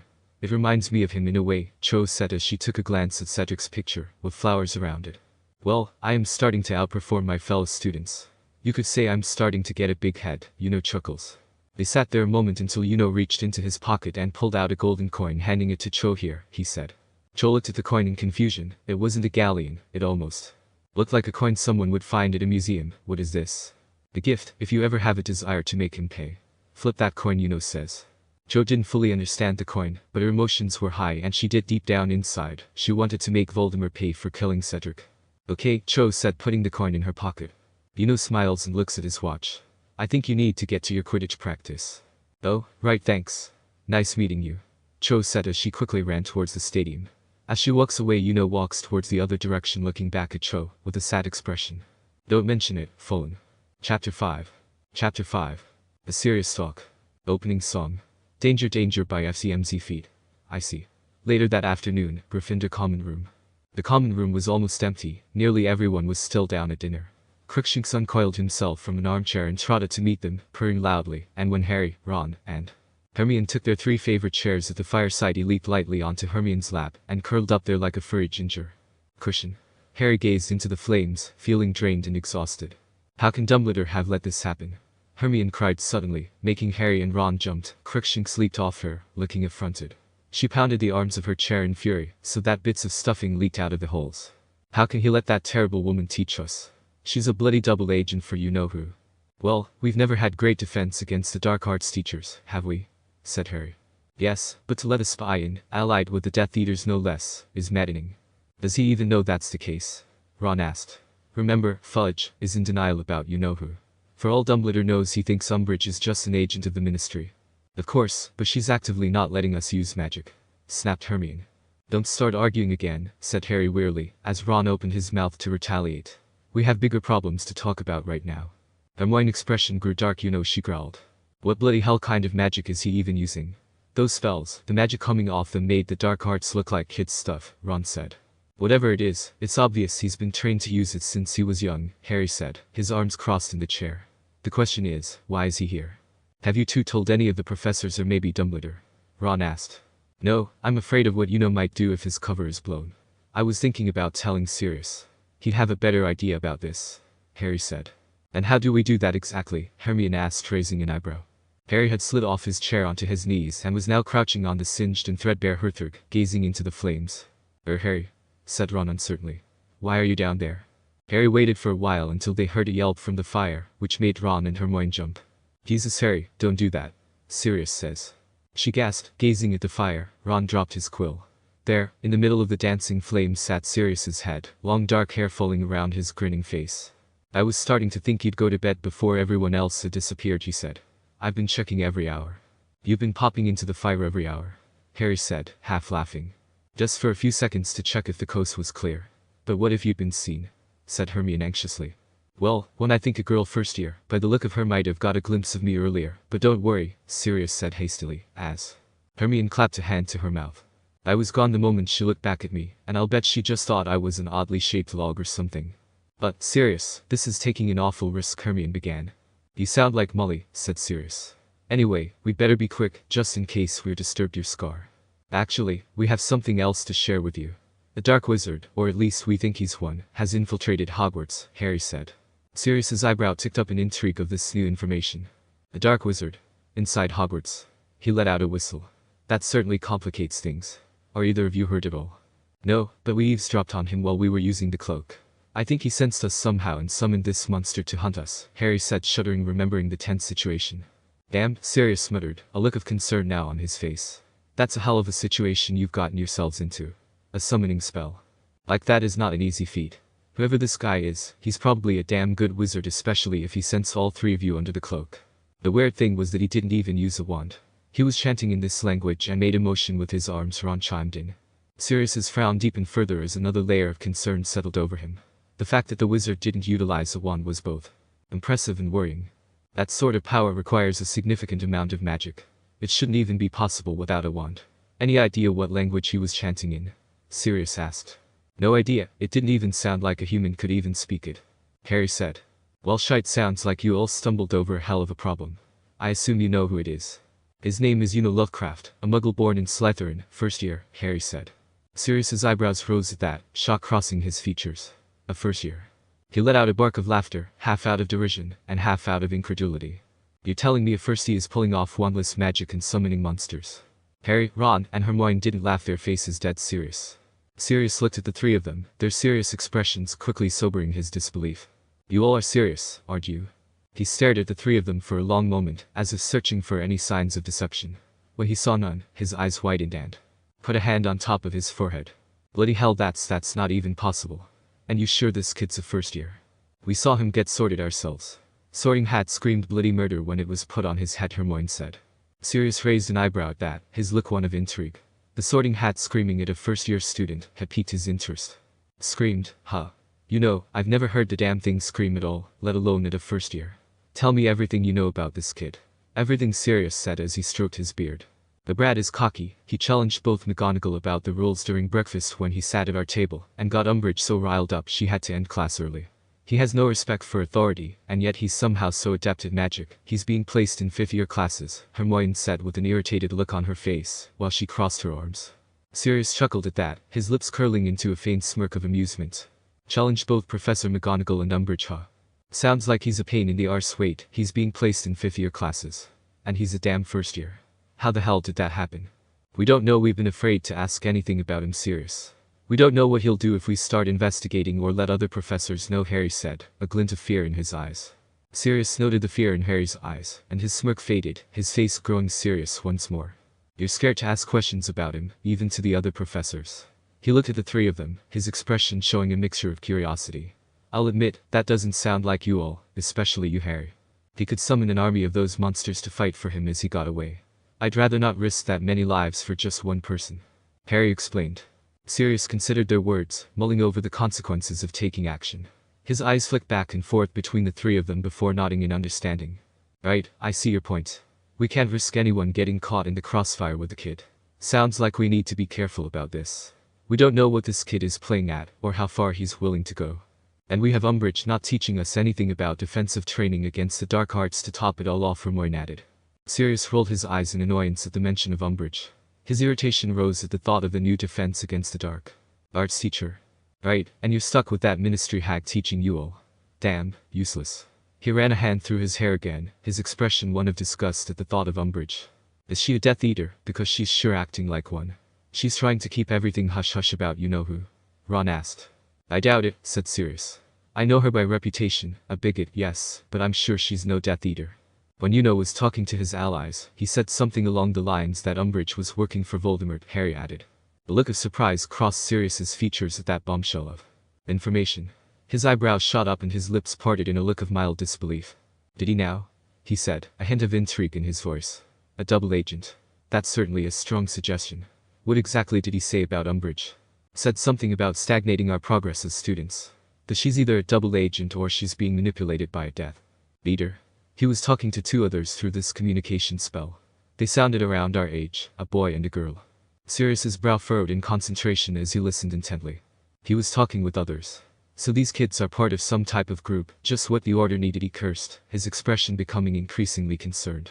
What did they talk about, if you don't mind me asking? Anything worthwhile? Nothing we haven't already told you, Harry said. Anyway, you think Umbridge is some sort of double agent? I wouldn't put it past her to work with the Death Eaters. Alternatively, a Death Eater could be manipulating her for whatever reason. It wouldn't surprise me either way. Sirius said as he ran his hand through his hair, a sign of his growing tension. I originally thought from our information from inside the ministry was that Fudge doesn't want you trained in combat, hence the reason for the piss-poor training. But considering what this kid said about her, well, this changes things. Trained in combat, repeated Harry incredulously. What does he think we're doing here, forming some sort of wizard army? That's exactly what he thinks you're doing, said Sirius, or, rather, that's exactly what he's afraid Dumbledore's doing, forming his own private army, with which he will be able to take on the Ministry of Magic. There was a pause at this, and then Ron said, that's the stupidest thing I've ever heard, including all the stuff that Luna Lovegood comes out with. Yes, but if Umbridge is directly or indirectly working with the Death Eater, then she could also be fueling the fires of his paranoia. It would explain his behavior as of lately, Sirius said. Speaking of which, I have detention with her in the next 15 minutes. I should get going, Harry grumbled as he stood up from the fireplace. I'll talk to you when I have the time, Sirius. Thanks for your help. Don't mention it, Harry, I'd better get going. I can hear a creature coming down the stairs, said Sirius, but Harry was sure he was lying. Till right to tell you a time I can make it back into the fire, then, shall I? If you can stand to risk it. There was a tiny pop, and the place where Sirius's head had been was flickering flame once more. Sometime later during social hour, Harry bade the other two goodbye and set off for Umbridge's office on the 3rd floor. When he knocked on the door, she called, "Come in a sugary voice. He entered cautiously, looking around. He had known this office under 3 of its previous occupants. In the days when Gilderoy Lockhart had lived here, it had been plastered in beaming portraits of himself. When Lupin had occupied it, it was likely you would meet some fascinating dark creature in a cage or tank if you came to call. In the imposter Moody's days, it had been packed with various instruments and artifacts for the detection of wrongdoing and concealment. Now, however, it looked totally unrecognizable. The surfaces had all been draped in lacy covers and cloths. There were several vases full of dried flowers, each one residing on its own doily, and on one of the walls was a collection of ornamental plates, each decorated with a large technicolor kitten, wearing a different bow around its neck. These were so foul that Harry stared at them, transfixed until Professor Umbridge spoke again. Harry started and looked around. He had not noticed her at first because she was wearing a luridly flowered set of robes that blended only too well with the tablecloth on the desk behind her. "Good evening, Mr. Potter." Harry started and looked around. He had not noticed her at first because she was wearing a luridly flowered set of robes that blended only too well with the tablecloth on the desk behind her. "Professor Umbridge," Harry said stiffly. "Well, sit down," she said, pointing towards a small table draped in lace beside which she had drawn up a straight-back chair. A piece of blank parchment lay on the table, apparently waiting for him. Said Harry, without moving. "Professor Umbridge. Before we start, I wanted to ask you a favor." Her bulging eyes narrowed. "Oh, yes. Well, I'm in the Gryffindor Quidditch team, and we have a game this Friday, so I was wondering whether I could skip detention that night and do it another night instead." He knew long before he reached the end of his sentence that it was no good. "Oh, no," said Umbridge, smiling so widely that she looked as though she had just swallowed a particularly juicy fly. "Oh, no, no, no. This is your punishment for spreading evil, nasty, attention-seeking stories, Mr. Potter, and punishment certainly cannot be adjusted to suit the guilty one's convenience. I have the mind to make Mr. Weasley join you as well, consider it a favor that I don't. No, you will come here, and the next day, and on Friday too, and you will do your detentions as planned. I think it is rather a good thing that you are missing something you want to do. It ought to reinforce the lesson I am trying to teach you." Harry felt the blood surge to his head and heard a thumping noise in his ears. So he told evil, nasty, attention-seeking stories, did he? She was watching him with her head slightly to one side, still smiling widely, as though she knew exactly what he was thinking and was waiting to see whether he would start shouting again. With a massive effort, Harry looked away from her, dropped his schoolbag beside the straight-back chair, and sat down. "There," said Umbridge sweetly, "we're getting better at controlling our temper already, aren't we? Now, you are going to be doing some lines for me, Mr. Potter." "No, not with the quill," she added, as Harry bent down to open his bag. "You're going to be using a rather special one of mine. Here you are." She handed him a long, thin black quill with an unusually sharp point. "I want you to write, 'I must not tell lies,'" she told him, emphasizing each word of the phrase. Meanwhile, outside the office, had one ear close to the door. He hadn't expected Potter to get detention so soon. "Damn it," he cursed under his breath. As he heard Umbridge speak about the quill, his eyes widened ever so slightly in surprise. "So that's her game, huh? Trying to use torture to get your point across?" Said as a malicious smile formed on his face. He looked down at his hand as green and yellowish magical energy began to form in the palm of his hand. He looked at the magic in his palm and brought it to eye level. "Let me show you how it's done, amateur." Back in the office. "How many times?" Harry asked, with a creditable imitation of politeness. "Oh, as long as it takes for the message to sink in," said Umbridge sweetly. "Off you go." She moved over to her desk, sat down, and bent over a stack of parchment that looked like essays for marking. Harry raised the sharp black quill, then realized what was missing. "You haven't given me any ink," he said. "Oh, you won't need ink," said Professor Umbridge, with the merest suggestion of a laugh in her voice. Harry placed the point of the quill on the paper and wrote, "I must not tell lies." He let out a gasp of pain. The words had appeared on the parchment in what appeared to be shining red ink. At the same time, the words had appeared on the back of Harry's right hand, cut into his skin as though traced there by a scalpel, yet even as he stared at the shining cut, the skin healed over again, leaving the place where it had been slightly redder than before but quite smooth. Harry looked round at Umbridge. She was watching him, her wide toad-like mouth stretched in a smile. "Yes?" "Nothing," said Harry quietly. Umbridge sat back quietly, satisfied with the fact Harry's lesson was finally starting to sink in. Iowa. Cthulhuftan." Umbridge looked up confused. "What did you say?" she asked, her smile gone and replaced with a slight frown of irritation. "Nothing," Harry said, confused. "Don't lie to me, boy. You just said something just now," Umbridge accused him. Iowa.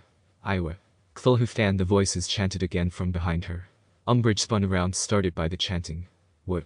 she shrilled. "Professor Umbridge, are you okay?" Harry asked in confusion. Iowa. Cthulhuftan, Iowa. Cthulhuftan, Iowa. Cthulhuftan," the chanting continued in Umbridge's ear. She saw the walls office begin to morph and distort as the chanting continued. Iowa. Cthulhuftan, Iowa. Cthulhuftan, Iowa. Cthulhuftan, Iowa. Cthulhuftan. Umbridge looked around, panicked as the walls morphed. She looked at the ground and began to see tentacles rising from the floor. An unspeakable abomination began to rise from her behind her desk. Its titanic form morphing the very dimensions of the room itself. The abomination looked down at her. It had two sets of purple cat-like eyes, and gave an unsettling Cheshire-like grin filled with pointed needle-like teeth. Umbridge fell to the ground and began to scramble backward on the floor, her breathing heavy and panicked. Fear filled her eyes as the thing was so utterly horrifying to look at, the thing's appearance burning the sight into Umbridge's mind. The abomination leaned towards Umbridge slowly as she ran to the door, trying to open it in a panic, looking back as the monster reached out its cat-like hand towards her. "No!" she screams as she finally manages to open the door and stumble out. She opened her eyes and saw the hall of students, looking at her with wide eyes, like she was crazy. They stared at her for a second and then started to whisper to each other. Umbridge looked back and saw Harry staring at her with wide eyes, as if he didn't even see the thing in her office. Wait, what? She was speechless, face paler than a ghost, eyes like dinner plates, and her body trembling. Words tried to form, but none left her mouth. "Oh my Professor Umbridge, are you alright?" a young voice said, filled with fake concern. Umbridge slowly turned her head and saw standing next to her. "I wanted to talk to you about letting me back into your class, but you don't look very well." I'll stop by once you're feeling better. Sorry for bothering you, he said as he walked off. Umbridge just looked at walk by her, a sly but faint smirk on his face. What in Merlin's name was that? She thought to herself. Professor, are you alright? Harry asked. Despite not liking the woman, that freak out she had him concerned. Just go, Mr. Potter, she said, not even turning around to look at him. Harry didn't question it. Out of detention early was better than writing with that cursed quill. He simply got up and left. Umbridge fell to her knees, still shaken from the illusion, looking at the ground and breathing heavily. As walked back to the common room, he looked back at Umbridge and smirked at her disheveled state. Hope you enjoyed the free sample, Dolores said to himself as he slinked back into the shadows of the hallway. Chapter 6. Chapter 6. The Inquisition begins. Opening song. Danger Danger by FCMZ Feet. I see. Gryffindor common room. Bloody hell, she just lost it. Ron said, his eyes wide. Yeah, accused me of saying something and started screaming and scrambling on the floor looking up at the ceiling, Harry said, leaning back into his chair in the Gryffindor common room. His attention with Umbridge was cut short today because of her episode. And guess who happened to be there right after she ran out of the office, Harry said. Both Hermione and Ron said in unison, their voice holding a bit of disdain for the boy. What's he gain for trying to drive Umbridge mad? Ron asked, shaking his head. Hermione looked at Ron, closing the book she was reading. Knowing him from what I've seen, he's doing it just for the hell of it. So he's just doing it cause he thinks it's fun. What other reason is there? He did say something about trying to convince her to let him back. Into defense against the dark arts, but why is what I'm wondering, Harry said. Probably just to keep an eye on us like he told those two other blokes. Either way, I wish I could have been there to see the look on her face, Ron laughed. It was pretty satisfying to see, Harry chuckled, getting up from his chair. Ron turned back to Harry as he headed up to bed. I'm guessing she's not letting you move detention to another day so you can play on Friday. Nope, Wednesday, Thursday, and Friday. No excuses, Harry said, subtly touching his hand where the quill had dug in. Damn that old hag, Ron said. Alright, I'll talk to you two in the morning. Same here, Harry and Hermione said as the trio went to their cots. Meanwhile, in the restricted section of the library, leaned against one of the bookshelves recounting his day to his two friends. His friend's laughter came from the inky black void. Oh man, bro, I wish I could have been there with the camera. Don't worry, Gallon, once you get here, you'll have plenty of time to torment Umbridge, chuckled. Your more direct approach might cause her to have a brain aneurysm. Don't even get me started, Gal and I already got into a fight yesterday about his pranks, the girl on the other end said. What did he do this time, Ariana? Sighed, pinching the bridge of his nose. All I did was make your ice cream. Gallon yelled, his voice defensively. Couldn't help but smirk when Gallon said that. And you used your protein powder to make it, didn't you? Said, a smile tugging at his lips. Well yeah, she always complains about carbs and Ari. Gallon was about to finish when a smack was heard in the background. That stuff disagrees with my body. I told you about 15 times now. Ariana yelled as she continued to smack Gallon. Hey. Damn it, Ari. Why do always have to be hardcover books with you? Gallon yelled. Heard the sound of running around on the hardwood floor, with occasional smack heard here and there. Laughed as he heard Gallon trying to run away from Ariana. Anyway, got anything to report or you just bored? Ariana asked. Looked down for a second and sighed. I saw Fallen today. You mean? Yeah, she seems happy, but this version of her lost someone close to her last year to Riddle. There was a long pause before Ariana broke the silence. So she's trying to hide the pain by putting up a cheerful front, so others don't worry about her. Sounds like her to a T, she said, a sad tone in her voice. I gave her the coin to contact the boss. If she uses it up for debate, probably thinks I'm crazy. Sighed, plopping down on the ground, twirling his hand on the floor. Well, you are a bit crazy, and a cocky brat, Ariana chuckled. Oh, why thank you, your highness, said sarcastically. Both of them chuckled and fell silent for another moment. Fallen doesn't remember her old life. None of us did until we awakened. When this is done, we'll have our people back, Ariana said. I know, I just hate seeing her in pain is all. Sighed. Well, from what you told us earlier, Lucky's at least having the time of his life, Gallon chimes in.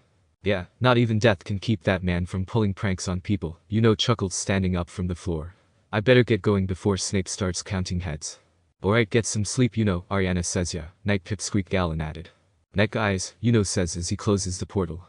Then chants his spell and steps through, appearing in the Slytherin private bathroom in the common rooms. He heard a loud knock powerful enough to break the door down. Boy, look, Craft. What the bloody hell are you doing in there? Theodore not yelled. Opened the door, his eyes narrowed with an humorous look of annoyance on his face. You're setting yourself up for a mom joke there, Theo, but I don't feel like getting detention again. Theodore sneered at him. Think you're so funny, you little shite, he said, pushing out of the way. Rolled his eyes as Theodore shoved him, sneering back at him while walking away, heading towards his bunk for rest. Wednesday. The second detention was just as bad as the previous one. The skin on the back of Harry's hand became irritated more quickly now and was soon red and inflamed. Harry thought it unlikely that it would keep healing as effectively for long. Soon the cut would remain etched into his hand, and Umbridge would, perhaps, be satisfied. He let no gasp of pain escape him, however, and from the moment of entering the room to the moment of his dismissal, Umbridge had become paranoid and was scared to be in the room, looking around the room like a malfunctioning security camera and letting out a small yelp when she heard the castle settle. All that she said was, "Sit down and go." His homework situation, however, was now desperate, and when he returned to the Gryffindor's common room he did not, though exhausted, go to bed, but opened his books and began Snape's Moonstone essay. It was 2:30 by the time he had finished it. He knew he had done a poor job, but there was no help for it. Unless he had something to give and he would be in detention with Snape next. He then dashed off answers to the questions Professor McGonagall had set them, cobbled together something on the proper handling of bowtruckles for Professor Grubbly Plank, and staggered up to the bed, where he fell fully clothed on top of the covers and fell asleep. Immediately. Thursday passed in a haze of tiredness. Ron seemed very sleepy too, though Harry could not see why he should be. Harry's third detention passed in the same way as the previous two, except that after 2 hours the words "I must not tell lies" did not fade from the back of Harry's hand, but remained scratched there, oozing droplets of blood. Umbridge hadn't noticed, still paranoid about Tuesday. She looked at the clock. "Leave," she demanded. "Do I still have to come back tomorrow?" said Harry, picking up his schoolbag with his left hand, rather than his smarting right one. "Yes," said Professor Umbridge, smiling as widely, a crazed look in her eyes. "I think we can etch the message a little deeper with another evening's work." Harry had never before considered the possibility that there might be another teacher in the world he hated more than Snape, but as he walked back toward Gryffindor Tower he had to admit he had found a strong contender. Friday. Harry knocked on Professor Umbridge's office door for what he sincerely hoped would be the final time, and was told to enter. The blank parchment lay ready for him on the lace-covered table, the pointed black quill beside it. "You know what to do, Mr. Potter," said Umbridge, smiling sweetly at him. She seemed to have calmed down over the remainder of the week. Harry picked up the quill and glanced through the window. If he just shifted his chair an inch or so to the right on the pretext of shifting himself closer to the table, he managed it. He now had a distant view of the Gryffindor Quidditch team soaring up and down the pitch. "I must not tell lies," Harry wrote. The cut in the back of his right hand opened and began to bleed afresh. "I must not tell lies." The cut dug deeper, stinging and smarting. "I must not tell lies." Blood trickled down his wrist. He chanced another glance out of the window. Whoever was defending the goalposts now was doing a very poor job indeed. Hoping very much that the keeper wasn't Ron, he dropped his eyes back to the parchment shining with blood. "I must not tell lies. I must not tell lies." He looked up whenever he thought he could risk it, when he could hear the scratching of Umbridge's quill or the opening of the desk drawer. The sky was darkening, and Harry doubted he would be able to see the players at all. "I must not tell lies. I must not tell lies." The parchment was now dotted with drops of blood from the back of his hand, which was searing with pain. When he next looked up, night had fallen and the Quidditch pitch was no longer visible. "Let's see if you've got the message yet, shall we?" said Umbridge's soft voice half an hour later. She moved towards him, stretching out her short ringed fingers for his arm. And then, as she took hold of him to examine the words now cut into his skin, pain seared, not across the back of his hand, but across the scar on his forehead. At the same time, he had a most peculiar sensation somewhere around his midriff. He wrenched his arm out of her grip and leapt to his feet, staring at her. She looked back at him, a smile stretching her white, slack mouth. "Yes, it hurts, doesn't it?" she said softly. He did not answer. His heart was thumping very hard and fast. Was she talking about his hand, or did she know what he had just felt in his forehead? "Well, I think I've made my point, Mr. Potter. You may go." He caught up his schoolbag and left the room as quickly as he could. Umbridge saw Harry leave, satisfied with the results. Before the door closed, a foot stopped it, leaving it ajar.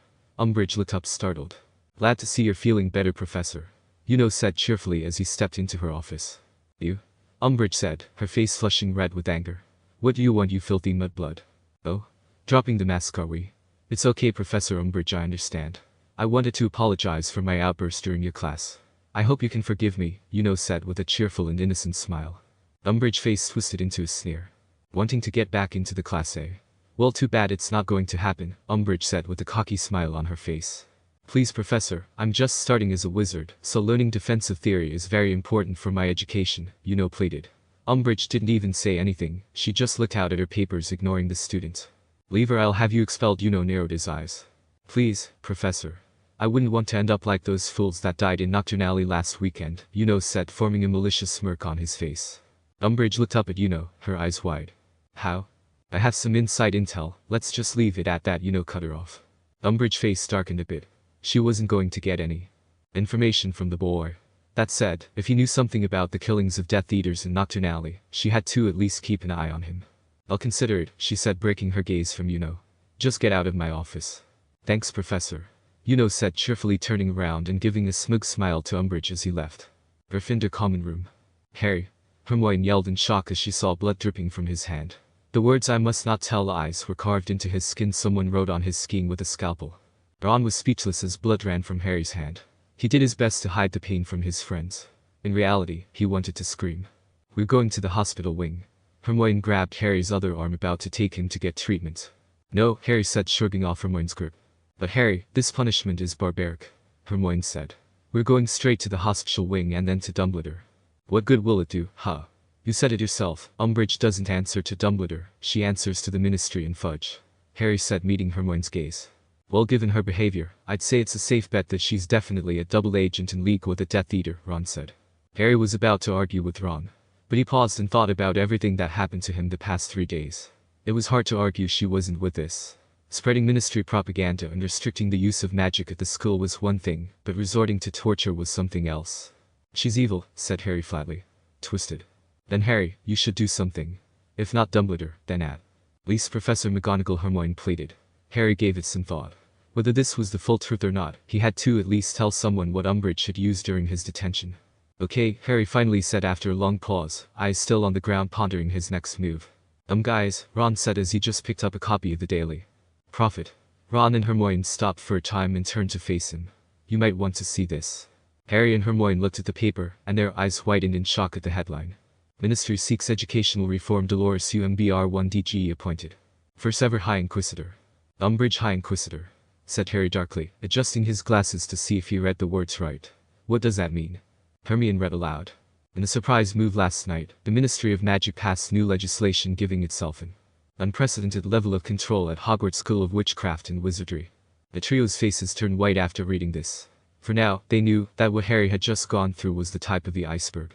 Elsewhere, Ariana came into the kitchen as she poured herself a cup of coffee. She and Galen had just woken up to continue their training under their mentor. As she looked through the mail, she noticed that a letter had been sent by an owl and had the crest of Hogwarts on it. Hey Gal, you need to see this, she yelled as Galen was doing his morning routine of material arts training. He rushed down the hallway in a rash guard and fight shorts, showing off his athletic build. Ari, what is it? I only have a few minutes till Galen started until he saw the letter from Hogwarts. Ariana looked at Galen and glanced at the letter. Galen nodded, signaling her to open it. Ariana read the letter aloud. To the Guardian per second of Mr. Helsing and Ms. Darkwood. We here at Hogwarts are here to notify you that your transfer to Hogwarts School of Witchcraft and Wizardry has been pushed up due to some academic changes. We apologize for the inconvenience, but we expect you to be here tomorrow evening for your first day at Hogwarts. Please know we have already sorted into Hufflepuff and Ms. Darkwood and Gryffindor. Please pack the essentials such as a change of clothes and bathroom utilities with you. Food and uniforms will be provided to you upon your arrival. Best of luck to you on your wizarding journey, Albus Dumbledore. Ariana and Galen looked at each other with mischievous grins plastered on their faces. Well, it's gonna be in for a surprise, Galen said. I know, Ariana laughed. Now the real fun can begin. Chapter 7. Chapter 7. The new students arrive. Opening song. Danger Danger by FCMZ Feet. I see. The next morning at Hogwarts. The Great Hall. The minister has been growing uneasy about the goings-on at Hogwarts for some time, said junior assistant to the minister, Percy Weasley. He is now responding to concerns voiced by anxious parents, who feel the school may be moving in a direction they do not approve of. This is not the first time in recent weeks that the minister, Cornelius Fudge, has used new laws to effect improvements at the wizarding school. As recently as 30 August, Educational Decree No.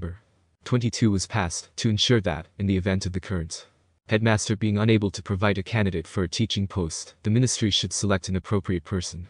That's how Dolores Umbridge came to be appointed to the teaching staff at Hogwarts, said Weasley last night.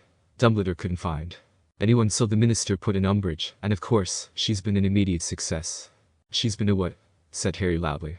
Wait, there's more, said Hermione grimly. He and most of his closest friends were huddled reading the paper at breakfast.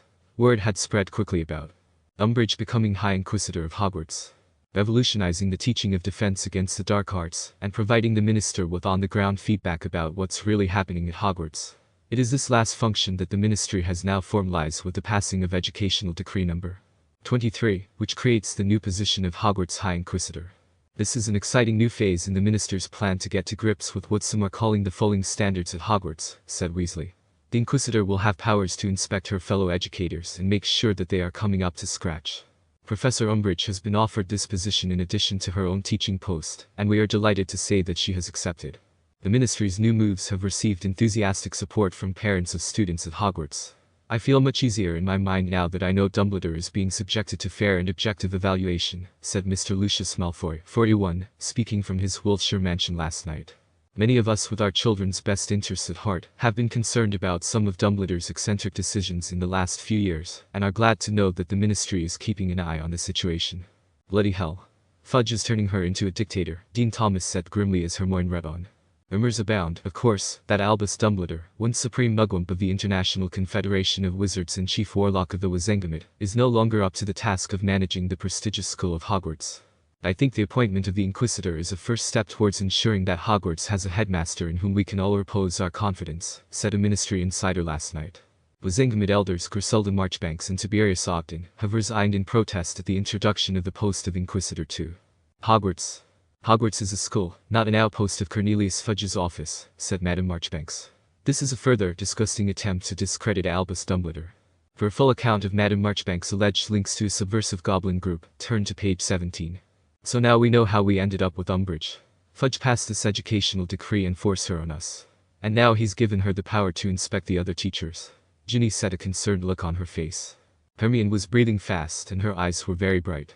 I can't believe this. It's ridiculous. I know it is, said Harry. He looked down at his right hand, clenched on the tabletop, and saw the scar lines of the words Umbridge had forced him to cut into his skin. I can't wait to see McGonagall inspected, said Ron, snorting at the thought. Umbridge won't know what's hit her.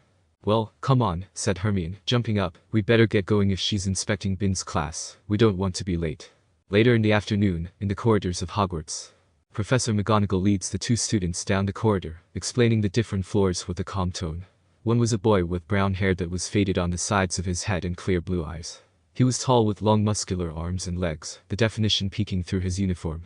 The other was a girl with snow-white hair that came down to her shoulders, which was a stark contrast with her eyes, which were a bright deep green color like emeralds. Under her left eye was a small faint lightning bolt-shaped scar. We usually spend most of our time on the first floor, as the common rooms and the Great Hall are here. The classrooms are on each floor as well as our offices, she explains, stopping at a window down the corridor. And right there is a Quidditch pitch. I've probably seen every match that's been held there. Alan stretches his arms still from the train ride. That's great. Professor, but I don't suppose you have anywhere for students to get exercising and strength training. I have a fight coming up during the winter break. McGonagall raises her eyebrows, clearly not expecting the boy to be a fighter. A fight, where at if may ask? Fights back in the States. The kid I'm going against throws knee strikes that hit like a truck. McGonagall eyes whiten slightly, impressed with Gallon. Ah, I see. Well, unfortunately I'm not entirely sure if we do have a designated spot for strength training per se. It's quite unusual for students at Hogwarts to do such activities, she said with a vague pondering look, as they began walking once more. But I suppose the courtyards could do. There are also a few forested areas and parks and meadows you could run around at. Well, it will have to do for now, so long as I have something to hit, Gallon said, resting his hands behind his head. You will refrain from hitting other students, I hope, McGonagall adds, giving a sharp but joking glance, knowing he's talking about a boxing bag. You heard her, Gallon. Play nice, Ariana says, jabbing Gallon in the ribs. Gallon gave a slightly annoyed look at her. McGonagall chuckles at the two's banter. It is indeed important that students do sports and exercise. The school does have Quidditch teams, if you're interested in that. Professor, I read something about an educational reform going on at the school. Something about a High Inquisitor, named Dolores Umbridge? Ariana asked as she followed behind McGonagall. McGonagall froze at the question. Suddenly the good mood in the air turns cold. There's irritation in her eyes just by mentioning the horrible woman. She turns to face the duo, her hands clasped stiffly behind her back. Yes, that's correct. Professor Umbridge was appointed by the minister himself. She adds that last part with clear disdain in her voice. She plans to oversee the school through educational decrees. Have there been any major changes we should know about for tomorrow's classes? Ariana asked, concerned. As of now, no, but I am ashamed to say there will be unpleasant changes coming soon. McGonagall sighs, still annoyed at the thought of it, but she does her best to keep her voice steady. A new rule called Educational Decree Number 24 will soon be in effect that forbids all dueling essentially, she said with an annoyed tone. Guessing she's not gonna be too approving of me practicing my kickboxing during social hour then, Galen adds, trying to lighten the mood. I doubt she'd be in favor of any martial arts. She'd most likely suggest meditating instead. McGonagall says somewhat sarcastically. Damn, real shame, Galen laughed. Looks like you're on pad duty, Ari. No, Ariana said, giving him a deadpan expression. But, no, you're gonna have to make friends and see if they'll hold for you, Ariana says sternly. McGonagall snorts faintly at their banter, though she quickly collects herself, reminding them that they had a destination to reach. We're almost at the Great Hall. Are you both excited to see your new common rooms? I believe the Hufflepuff common room has been redone recently. I'm pretty excited to see mine. Our younger brother's in Slytherin, and wrote that his dorm was underneath the lake here, Ariana said. The Slytherin common room is indeed under the lake. There's a window that allows you to see what's under the water, but I'm uncertain how the view looks during the night. The three of them reach the door of the Great Hall. McGonagall reaches out and pushes the door open, holding it so it's easier for the siblings to enter. As the door swings open, they step into the Great Hall. It's a massive room, with 4 tables at each end representing each of the 4 houses. Students line the seats, each one sitting at their respective tables of their house. McGonagall smiles as Ariana and Galen stare at it in wonder. Wow, this is amazing. Thanks, Professor McGonagall. Is there any chance we can visit our brother over at the Slytherin table for a bit? Ariana asked her. I suppose it won't hurt. Gives a nod, and glances over at the table where most of the green and silver robes sat. Make sure you two are back in your common rooms after curfew, no exceptions, she says as she walks towards the staff table. Alan turns towards Ariana. Laid it on thick with the innocent girl act, don't you think? Ariana rolls her eyes. More bees with honey, gal, she says as she and Galen start towards Slytherin's table. Is busy reading a book while he sips on his cup of pumpkin juice, clearly indulging in what he is reading. He was at the end of the table a few seats away from everyone else, liking the space. Hope you've been keeping up with those exercises I gave you. Was startled by the sudden arm around his neck, letting out a small yelp. Gal? Ari said with wide eyes as he looked between the two sitting beside him now. Yuno's eyes narrow at Galen as he jabs him in the ribs. Haven't seen me for a week, and that's the first thing you ask me. Little shit, always with the smart mouth, Galen says as he puts his a headlock. Get off me, you idiot. Grunts as he tries to push Galen away. Ariana chuckled at them, smiling warmly as the two boys reunited. Not even 30 seconds you two have been together and you're already arguing. His wisecracks always started, Galen whined as he let go of trying his best not to laugh. I'm gonna need a shower after that, grumbles softly as he fixes his hair. Seriously, why are you two here so early? Transfers don't come for another 2 weeks. I'm guessing it has something to do with this, Ariana says as she takes out a copy of the Daily Prophet. Looks at the headline in the lead of the story. Ministry seeks educational reform. Dolores UMBR1DG. Appointed first ever High Inquisitor.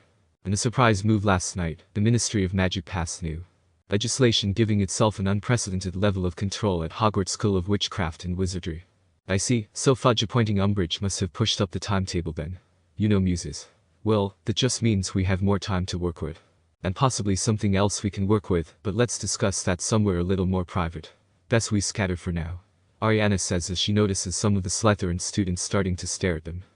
Follows her gaze and nods his head. Well anyway, it was nice chatting with you, little bro. We'll see you after dinner to catch up, Ariana says cheerfully. See ya, Galen chimes in as both of them walk away to their respective tables. Gives a small wave of goodbye and returns to his book reading.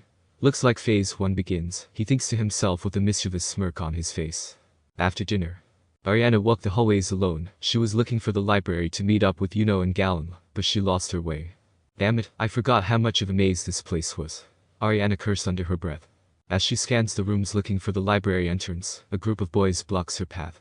She raises an eyebrow at the 2 taller boys, obviously bullies. The leader steps forward looking her up and down. Well, the newbie has gotten herself lost, has she? Draco mocked, circling her like a shark. Ariana eyed Draco for a second and formed a sly smirk on her face. And who might you be? She said, matching his pace. The two now circling each other like wolves having a standoff. Draco smirked as he matched Ariana's pace, his eyes never left hers as they circled each other. The better question is, who are you? You're not from around here, that's for sure. Draco said mockingly, his eyes scanned her up and down, taking in her white hair and the small lightning bolt scar on her left cheek. Ariana Darkwood, she said, a smug confident smirk still plastered on her face. Draco raised his eyebrows in surprise at the mention of her name. Darkwood.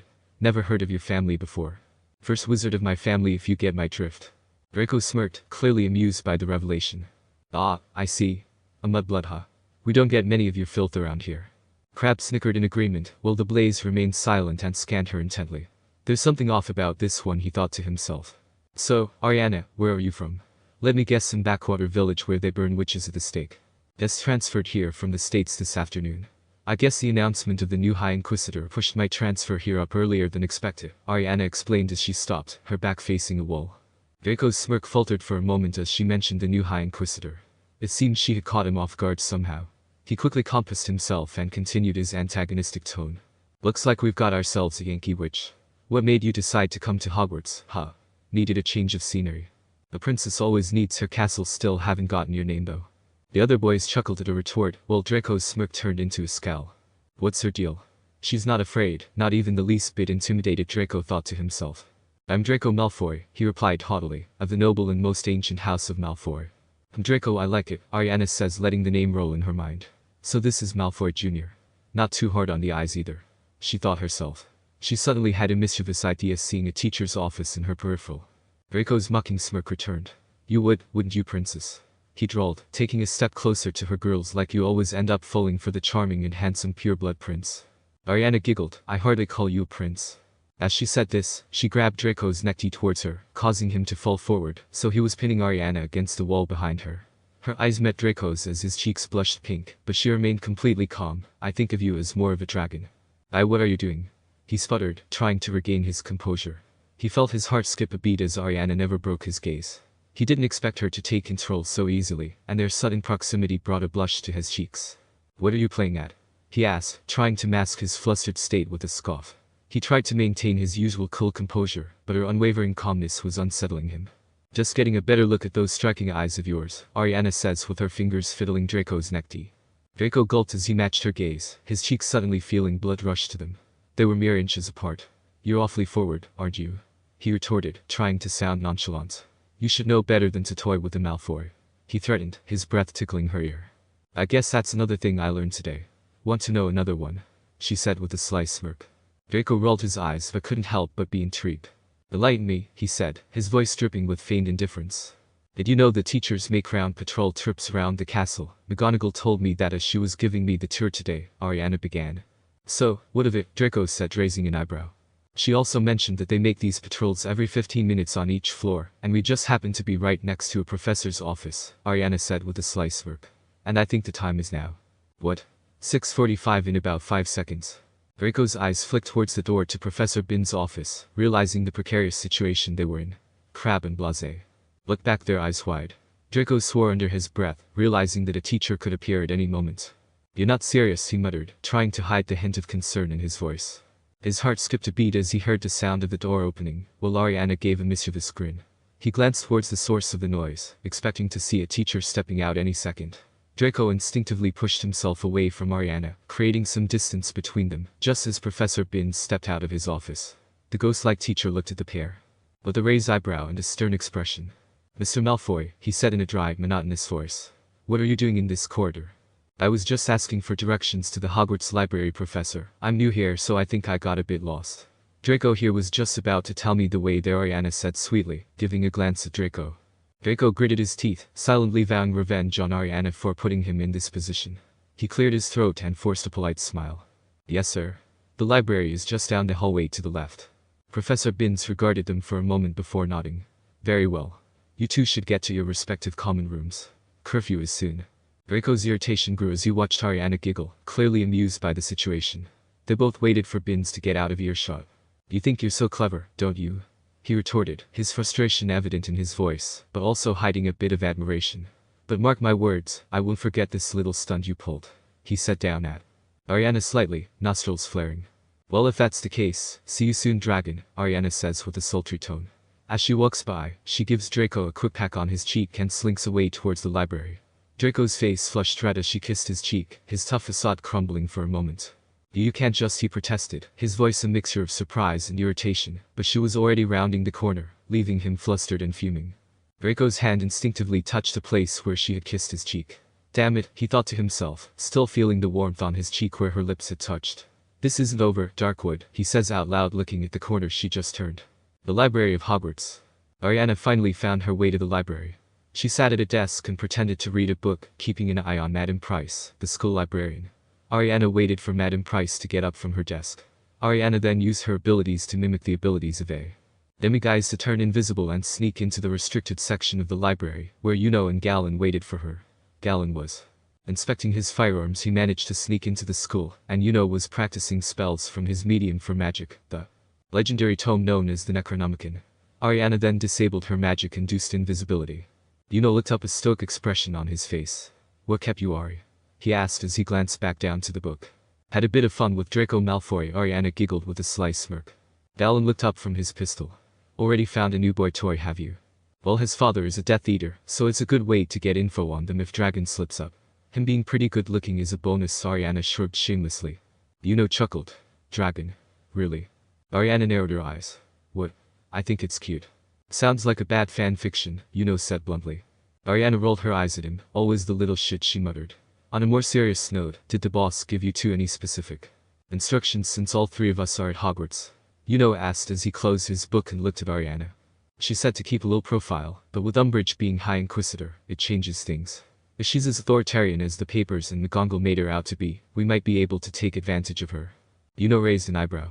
"Why did you get that impression?" "From what I've seen, she's just making sure everyone stays quiet about Riddle. McGonagall mentioned something about Umbridge creating an educational decree whenever she deems it necessary. I think one of them is going to effectively eliminate the dueling club," Ariana said, leaning against the face of a bookshelf. "So basically anything she doesn't like, she can just get rid of. That's about the gist, and with the more control she exerts over the student body, the more rebellious they'll eventually become." Yuno eyes widen in realization. "I see where you're going with this, Ari. I don't." Galen chimes in, loading a magazine with bullets. Both Ariana and Yuno narrowed their eyes at Galen's aloofness. "Galen, your babies can wait," Ariana says with an annoyed tone. Fine, Galen says, holstering a pistol.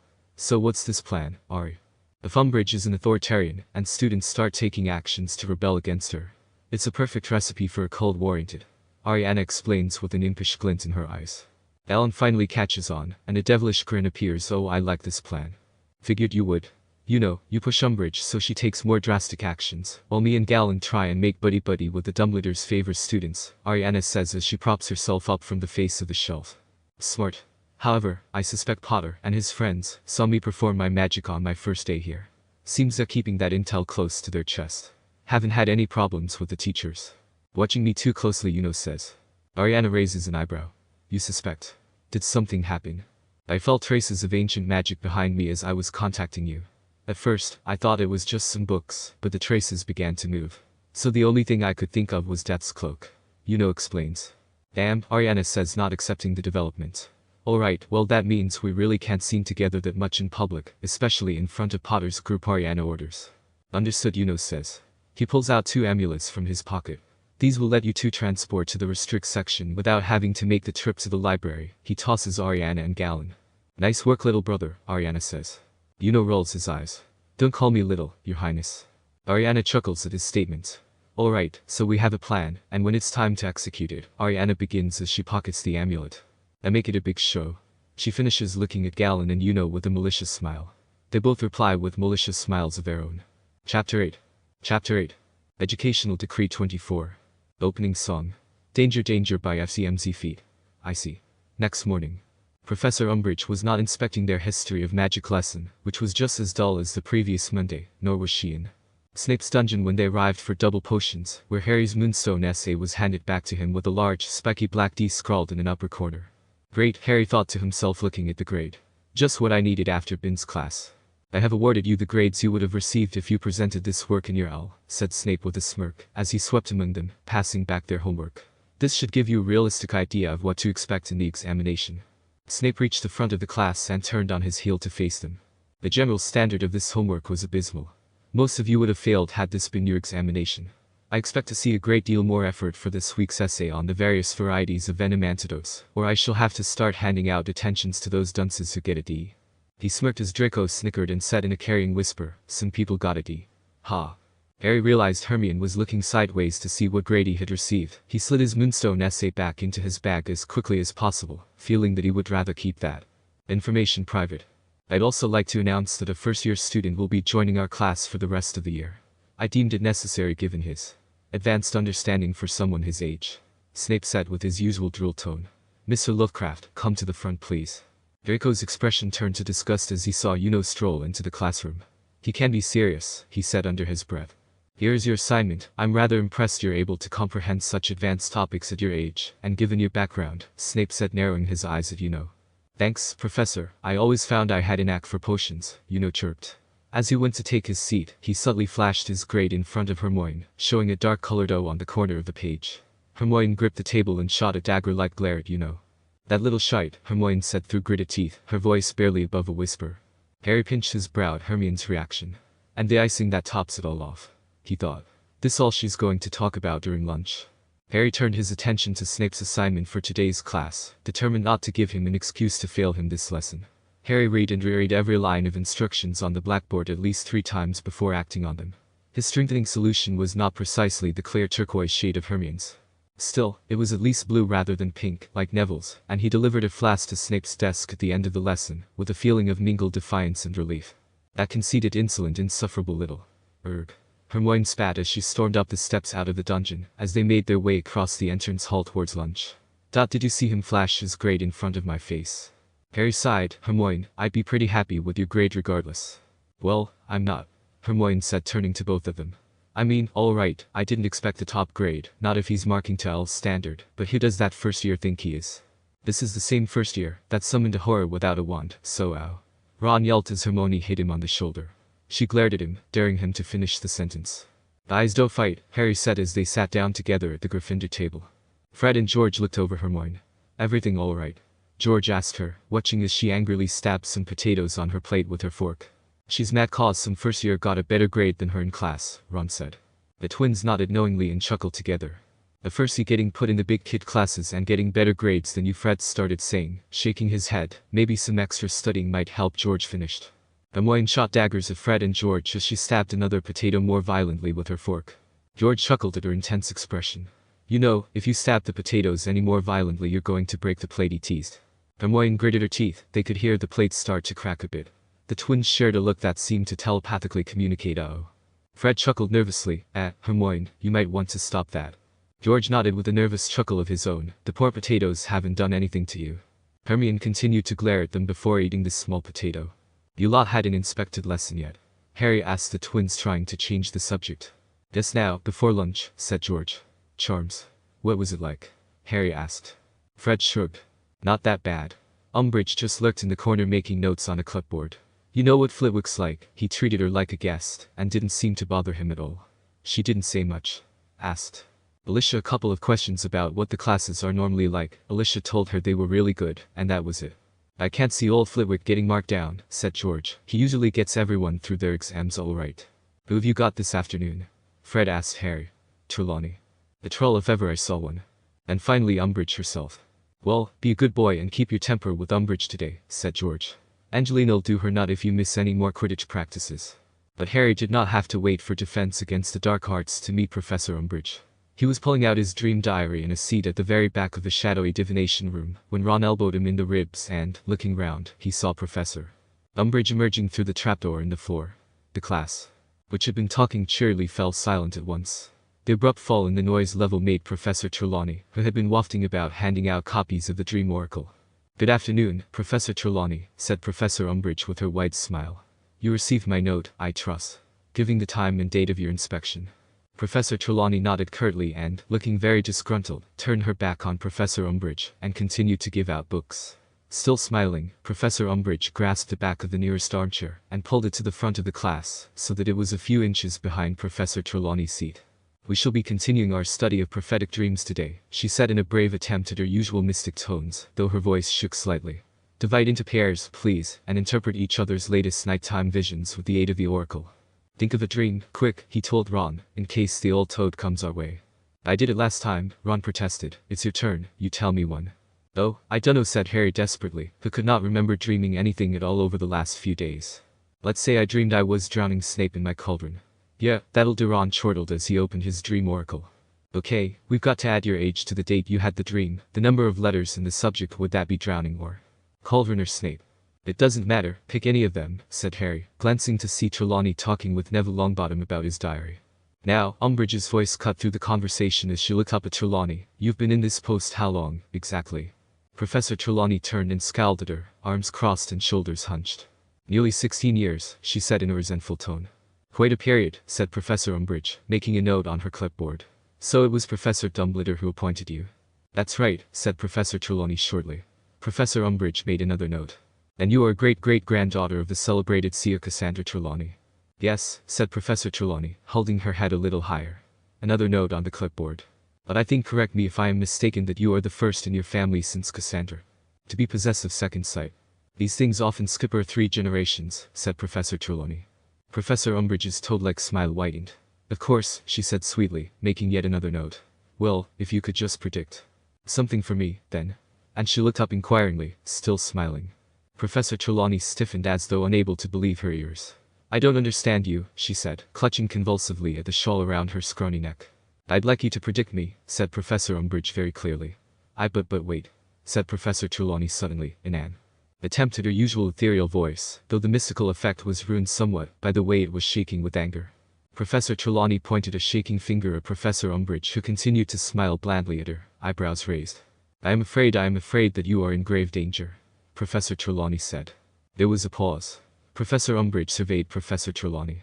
Right, she said softly, scribbling on her clipboard once more. Well, if that's the best you can do. She turned away, leaving Professor Trelawney standing rooted to the spot, her chest heaving. The bell rang, signaling the end of class. Harry, Ron, and Hermione gathered together as they headed to Umbridge's class.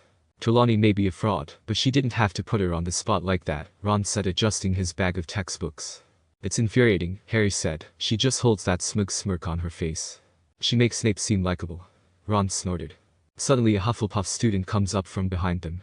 He had tan skin, and his brown hair was somewhat curly. He was athletic. Unusually athletic for a regular student at Hogwarts, his bicep muscles subtly peeking through even under his uniform. You guys talking about the toad? Galen asked the trio. Yeah, we just had divinations. She was inspecting our class, and unfortunately, we have her next for that poor excuse of the DADA class, Harry said. Ouch. Sorry to hear that, bro, Galen said. You're not from the UK, are you? Hermione asked, eyeing Galen up and down, noticing the way he spoke. Nope, just transferred here from the States, he said while his hand extended forward. Name's Galen. Harry greeted him as the two shook hands, wincing a bit at the tight grip. These are my friends, Ron and Hermione. Galen waved pleasure, especially to this beauty right here, he said, giving a wink to Hermione. Hermione's cheeks blushed as Ron got a bit defensive and puffed his chest out a bit. Ow. Harry. Galen yelled suddenly in pain after the new Gryffindor girl came up from behind him and smacked him in the back with a textbook. Ignore him, he's a huge flirt, Ariana said, giving Galen an annoyed slight glance as she stood beside him. I'm Ariana, this idiot's sister. The trio's eyes whitened. They had seen her in a couple of her classes, but they never knew she had a brother who also transferred with her. Right. Heard you just transferred here yesterday, Harry said. Why is it always the hardcover book she hits me with? Galen said, rubbing the spot as Harry spoke. Yep, just got here yesterday afternoon, Ariana said. We were supposed to get here later within the semester, but I guess Umbridge being announced High Inquisitor must have pushed us up the date. I see. How are you adjusting so far? Hermione asked. Fairly well, though I'm disappointed there's not going to be a dueling club. What do you mean? Yesterday Professor McGonagall said something about some sort of rule that was effectively going to disband the dueling club, Ariana explained, as she and Galen matched pace with the Golden Trio. Speaking of which, I think that's it, Galen said as he pointed to a large sign about the notice board. There in big bold letters read. By order of the High Inquisitor of Hogwarts. All student organizations, societies, teams, groups, and clubs are henceforth disbanded. An organization, society, team, group, or club is hereby defined as a regular meeting of 3 or more students. Permission to reform may be sought from the High Inquisitor, Professor Umbridge. No student organization, society, team, group, or club may exist without the knowledge and approval of the High Inquisitor. Any student found to have formed or belonged to an organization, society, team, group, or club that has not been approved by the High Inquisitor will be expelled. The above is in accordance with Educational Decree No. 24. Signed, Dolores Jane Umbridge, High Inquisitor. How the hell is this even going to be enforced? Is she gonna start barging into the common rooms now demanding students separate, and how is lunch even gonna work? Galen asked, raising an eyebrow while looking up at the sign. Don't be giving her ideas, mate, Ron said, shaking his head. Harry clenched his fist, his knuckles becoming white with his building rage. She can't be serious. If this includes Quidditch, Harry, don't. I get it, but it's only going to get you detention again. Hermione cut him off, looking down at his scarred hand. Harry gritted his teeth, knowing she was right. The last thing he needed was to be put into detention again. Ariana noticed this and raised an eyebrow, her interest piqued a bit. Speaking about detention, we're gonna get it if we're late to her class, Ron said looking at the time. Alright, let's go, Harry said still seething with anger. Nice meeting you by the way, even if that ruined the moment. He turned to Galen, trying to hide his anger. Don't sweat about it man, I'd be pissed too. See you Ari, Galen said as he turned to go to his class and waved goodbye. The trio and Ariana took their leave, pace quickening as class was about to start. With a little less than 20 seconds left, they managed to enter the classroom. They were greeted by Umbridge humming to herself as she wrote on the chalkboard. Ariana, who was behind the trio, glanced at Uno, who was seated in the back reading through his book and pretending to take notes. He looked up and gave a nod. She nodded back and took her seat at the very front of the class on the opposite side of the classroom. Once away, she instructed them all with a smile, and those people who had been hopeful enough to take them out, sadly returned them to their bags. As we finish Chapter 1 last lesson, I would like you all to turn to page 19 today and commence Chapter 2, Common Defensive Theories and Their Derivation. There will be no need to talk. Harry looked through the classroom and saw Uno, who was seated in the back. Bloody hell, what did he do to get back in here? Harry whispered to Ron. I dunno, maybe he threatened her or something. Or maybe, he sucked up to her as he does to all the other teachers, Hermione grumbled, shooting an ice cold at Uno, who gave a cheerful wave in return. Harry swore he could have heard the wood of her desk snap a bit as she gripped her desk with one hand, her eye twitching a bit. While the trio stared back at Uno, Umbridge was near Ariana's desk. When she walked by, Ariana's scar began to act up, and she slightly grimaced at the pain. So she has a dark magical item on her, Ariana thought to herself. If that doesn't yell I love Tom Riddle, I don't know what does. Still smiling her wide, self-satisfied smile, she sat down at her desk. The class gave an audible sigh as it turned, as one, to page 19. Harry wondered dully whether there were enough chapters in the book to keep them reading through all this year's lessons, and was on the point of checking the contents page, when he noticed that Hermione had her hand in the air again. Professor Umbridge had noticed, too, and what was more, she seemed to have worked out a strategy for just such an eventuality. Instead of trying to pretend she had not noticed Hermione, she got to her feet and walked around the front row of desks until they were face to face, then she bent down and whispered so that the rest of the class could not hear, "What is it this time, Miss Granger?" "I've already read Chapter 2, said Hermione. "Well then, proceed to Chapter 3. "I've read that too. I've read the whole book." Professor Umbridge blinked but recovered her poise almost instantly. "Well, then, you should be able to tell me what Slinkard says about counter-jinxes in Chapter 15. "He says that counter-jinxes are improperly named," said Hermione promptly. "He says jinx is just a name people give their jinxes when they want to make them sound more acceptable." Professor Umbridge raised her eyebrows, and Harry knew she was impressed, against her will. "But I disagree," Hermione continued. Professor Umbridge's eyebrows rose a little higher, and her gaze became distinctly colder. "You disagree?" she repeated. "Yes, I do," said Hermione, who, unlike Umbridge, was not whispering, but speaking in a clear, carrying voice that had by now attracted the attention of the rest of the class. "Mr. Slinkard doesn't like jinxes, does he? But I think they can be very useful when they're used defensively." "Oh, you do you?" said Professor Umbridge, forgetting to whisper and straightening up. "Well, I'm afraid it is Mr. Slinkard's opinion, and not yours, that matters within this classroom, Miss Granger." Suddenly the doors flew open and Professor McGonagall stepped through, her brow furrowed.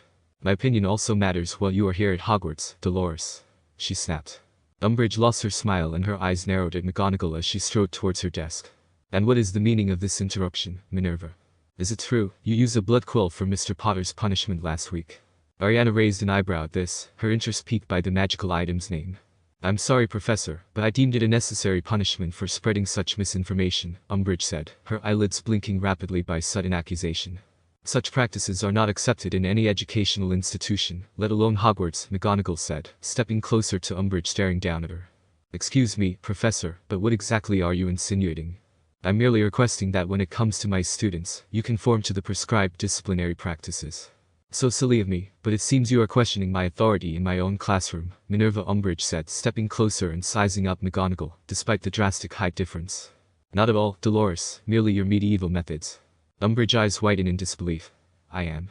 Sorry dear, but to question my practices is to question the ministry and by extension, the minister himself. The practices of the..." "Enough. I am a tolerant woman, but the one thing I will not stand for is disloyalty." McGonagall took a step back in utter disgust at Umbridge's words. "Disloyalty?" She huffed in a mocking manner. Uno looked at the two professors verbally sparring and smirked. "Let's fan the flames a bit more," he thought as a subtle green glow appeared in his hand. He focused on Umbridge and narrowed his eyes in concentration. He then balled his hand into a fist and cast a spell. A brick came rocketing from one of the walls and hit Umbridge right in the face, the force driving her head straight back and off her feet, and landed with the back of her head hitting off the stone floor.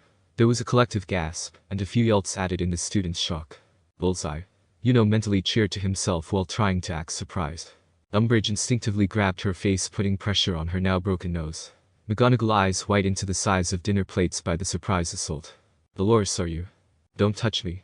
Umbridge yelled, her nose crooked from the strike of the brick. She stood up and slapped McGonagall's hand away, her gaze immediately falling onto Harry. Potter. Harry looked at her in disbelief. What did I do? You dare attack me? Umbridge yelled, her eyes bulging out of her head. That's ridiculous. He doesn't even have his wand in his hand, Dean Thomas said, pointing to Harry's pack that had Harry's wand in it, neatly tucked into his top opening. 25 points from Dolores. It's true. Potter doesn't even have his wand in his hand, and he's too young to be doing that sort of wandless magic. McGonagall cut her off, clearly making her argument mute. Although whoever did do this will be punished to the highest extremes, she finished as she eyed the rest of the classroom. Umbridge heaved in anger. The blood vessels in her head popped and the blood from her nose now dripped onto her pink dress. She turned her attention to the class, a crazed look in her eyes as blood gushed from her nostrils. Things at Hogwarts are much worse than I feared.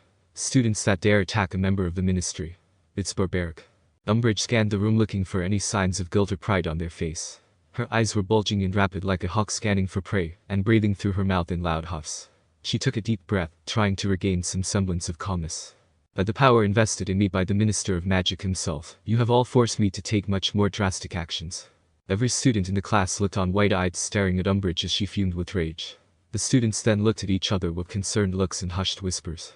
There was a long silence until the bell rang, and without a word, students began to pack up and leave, their pace more akin to running than a walk. Harry, Ron, and Hermione huddled in a group together in the hallway. Bloody hell, Ron said, not knowing what else to say. Whoever did that is out of their damn mind. To strike a professor, yet alone Umbridge is borderline psychotic, Hermione added in. Well, seems like quite the coincidence that happened when our favorite student showed up, Harry said sarcastically. Ron and Hermione followed Harry's gaze as walked down the hallway in front of them.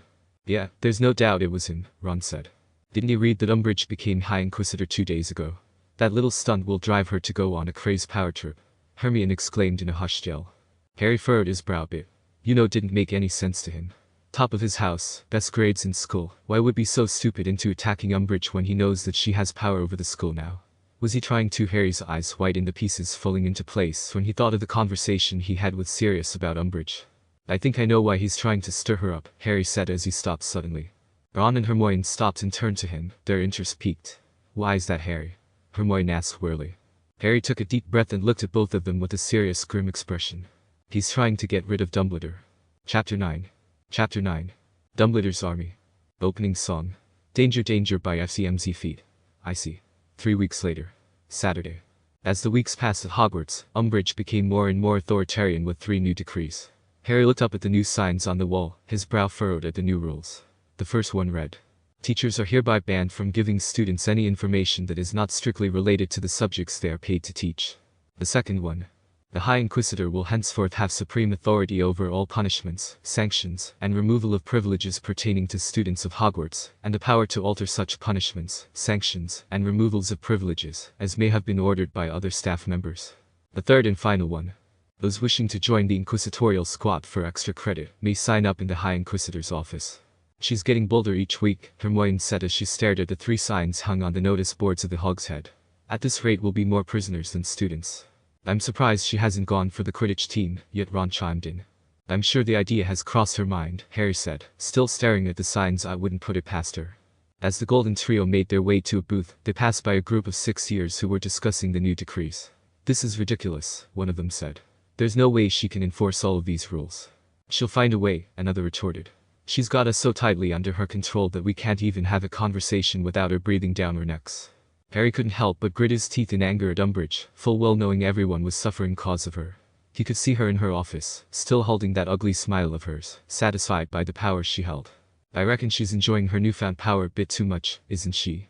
Ron muttered, his voice low. Too much, Harry said, furrowing his brow. The teachers won't even talk to us anymore because they're afraid of getting fired. I know, even McGonagall won't look at me when our paths cross in the halls. I know she wants to say something to me, but she's worried about that new Inquisitorial Squad overhearing us and reporting to Umbridge, Hermione said. I can't believe that anyone would want to join her Inquisitorial Squad, Harry said, his voice filled with disapproval. They must be either incredibly gullible or just plain desperate for power. I think the program happens to be a great way to get extra credit, a voice from beside them said. Harry pinches his brow. Of course, he thought to himself. The trio turned and saw Draco Malfoy with Crabbe and Goyle standing behind them. His pale, pointed face was alight with malice. Afraid I'm going to have to dock a few points from Gryffindor for that little insult. It's only teachers who can dock points from houses, Malfoy, Hermione said, rolling her eyes. Yeah, we're prefects, too, remember? Snarled Ron. I know prefects can dock points, Weasel King, sneered Draco. Crabbe and Goyle sniggered. But members of the Inquisitorial Squad can. Draco pointing towards a tiny silver eye on his robes just beneath his prefect's badge. Oh, this just keeps getting better, Harry said, sarcastically glaring at Draco. So, Granger, I'll have 5 from you for not watching your tone with me, another 5 because I don't like you, Potter. Weasley, your shirt's untucked, so I'll have another 5 for that. Oh yeah, I forgot, you're a mudblood, Granger, so 10 off for that. Ron pulled out his wand, but Hermione pushed it away, whispering, don't.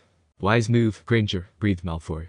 Times are changing, so be good now, potty Weasel King laughing heartily. He strode away with Crabbe and Goyle. The trio glared at the 3 boys as they left. I don't see this becoming an excuse for bullying to run rampant, Hermione said with a subtle hint of disdain. Harry nodded in agreement. With Malfoy, and probably most of the Slytherin students as part of the Inquisitorial, meant that they would have complete control of the points system. The other students would have to any they'd set just so they wouldn't get points docked from their house. So on top of almost learning little to no magic this semester, Umbridge is now encouraging bullying. This is all you know's fault, Hermione said, her jaw clenching at the mere thought of the scarlet-eyed first year. You're right, Hermione, but there's nothing we can do about it now, Harry said. No, you're wrong, Harry, we have to do something. Otherwise, this is only going to get worse, Hermione said, in a hushed but stern tone. So what do you suggest? Harry asked, taking a drink of the butterbeer he had ordered. I think we should form our own defense against the Dark Arts group. In secret. And who exactly is going to teach, huh? Umbridge isn't exactly going to let any order members in here. Isn't it obvious? She said. Harry, you should be the one to teach. There was a moment's silence between the trio. Only the idle chatter of students as they discussed their plans for the weekend. Harry stared at Hermione. Then he turned to Ron, ready to exchange the exasperated looks they sometimes shared when Hermione elaborated on far-fetched schemes like spew. To Harry's consternation, however, Ron did not look exasperated. He was frowning slightly, apparently thinking. Then he said, that's an idea. What's an idea? Said Harry. You, said Ron. Teaching us to do it. But Harry was grinning now, sure the pair of them were pulling his leg. But I'm not a teacher, I can't. Harry, you're the best in the year at defense against the dark arts, said Hermione. Me? Said Harry, now grinning more broadly than ever. No, I'm not, you've beaten me in every test. Actually, I haven't, said Hermione coolly. You beat me in our 3rd year, the only year we both sat the test, and had a teacher who actually knew the subject. But I'm not talking about test results. Harry, think what you've done. How do I mean? You know what, I'm not sure I want someone this stupid teaching me, Ron said to Hermione, smirking slightly. He turned to Harry. Let's think, he said, pulling a face like Goyle concentrating. First year you saved the Sorcerer's Stone from you-know-who. But that was luck, said Harry, it wasn't skill. 2nd year, Ron interrupted, you killed the basilisk and destroyed Riddle. Yeah, but if Fawkes hadn't turned up, 3rd year, said Ron, louder still, you fought off about 100 Dementors at once. You know that was a fluke if the Time Turner hadn't. Last year, Ron said, almost shouting now, you fought off you-know-who again. Listen to me, said Harry, almost angrily, because Ron and Hermione were both smirking now. Just listen to me, alright. It sounds great when you say it like that, but all that stuff was luck. I didn't know what I was doing half the time. I didn't plan any of it. I just did whatever I could think of, and I nearly always had help. Ron and Hermione were still smirking, and Harry felt his temper rise. He wasn't even sure why he was feeling so angry. Don't sit there grinning like you know better than I do. I was there, wasn't I? He said heatedly. I know what went on, alright. And I didn't get through any of that because I was brilliant at defense. Against the dark arts, I got through it all because help came at the right time, or because I guessed right but I just blundered through it all. I didn't have a clue what I was doing. Stop laughing. Harry slammed his hand on the table, making everyone look up. Ron and Hermione's smirks vanished, replaced with a concerned look. Harry looked over and saw everyone staring at him, his breathing heavy and sweat dripping from his forehead. He silently cursed to himself as everyone returned to their normal conversations. Harry sighed and started to speak again in more hushed tone. You don't know what it's like. Neither of you've never had to face him. Do you think it's just memorizing a bunch of spells and throwing them at him like you're in class or something? The whole time you're sure you know there's nothing between you and dying except your own brain or guts or whatever, like you can think straight, when you know you're about a second from being murdered, or tortured, or watching your friends die. They've never taught us that in their classes. What it's like to deal with things like that, and you two sit there acting like I'm a clever little boy to be standing here, alive, like Diggory was stupid like he messed up. You just don't get it. That could just as easily have been me. It would have been if Voldemort hadn't needed me. The more he spoke, the more tears were starting subtly fill his eyes. We weren't saying anything like that, mate, said Ron, looking aghast. We weren't having a go at Diggory. We didn't. Ron couldn't finish, noticing the anguish in Harry's eyes. I'm sorry, mate. Harry looked helplessly at Hermione, whose face was stricken. Harry, she said timidly, don't you see? This is exactly why. We need to know what it's really like facing him, facing Voldemort. It was the first time she had ever said Voldemort's name, and it was this, more than anything else, that calmed Harry. Still breathing hard, he sank back into his seat, running his hands through his hair. He thought about the idea in his head. Even if he thought his feats were all blunders to him, he was still the most experienced out of anyone when it came to dealing with actual life or death situations. Maybe him teaching others about defensive spells wasn't such a bad idea after all. Certainly beat the Toad's idea of defense against the dark arts. Even if I agreed to do this, we'd need a place where Umbridge couldn't spy on us. Decree 24, remember? Harry sighed. I think I had the perfect idea for that, Hermione said with a confident grin. Harry and Ron raised an eyebrow at her statement. Really? Hermione chuckled. You should know me, Harry, I've always got a trick or two up my sleeve. Harry gave a quick laugh. Yeah, you do, don't you? Tomorrow, I'll show you guys the perfect place to start holding meetings. Wait, shouldn't we get others involved too? Just the three of us aren't exactly going to be enough, Ron said as Hermione stood up. Already came up with a list of people that I think we can recruit, Hermione said. Wait, did you include any of the transfers? Harry asked Hermione. Hermione pondered the question. Maybe a few. Why do you ask? It's been a couple of weeks. Those two other students that you know. Was talking to said they'd be here by now, Harry said, his tone low, so no one could overhear. Hermione's face grew serious, thinking of the two other mysterious people you know had been talking to on the first day of classes. Right, so what do you suggest we do then? Keep it in-house at least for now. We recruit those who we know well like Neville, Ginny, and the twins. Then we can start talking about expanding, Harry said. Got it, I'll meet with you guys later in the common rooms with the revised list, and then I'll show you guys the place where I think we should assemble our little club, Hermione said with a confident smile as she stood up from her seat. She waved goodbye to Ron and Harry as she got to the door to the Hogshead. So, mate, what are we gonna name this little group of ours that Hermione has cooking up? Ron asked. Harry chuckled and gave a mischievous grin to Ron. If Umbridge and the Ministry are scared that Dumbledore is forming an army, then let's give them an army to worry about. Sometime later outside the Quidditch Stadium.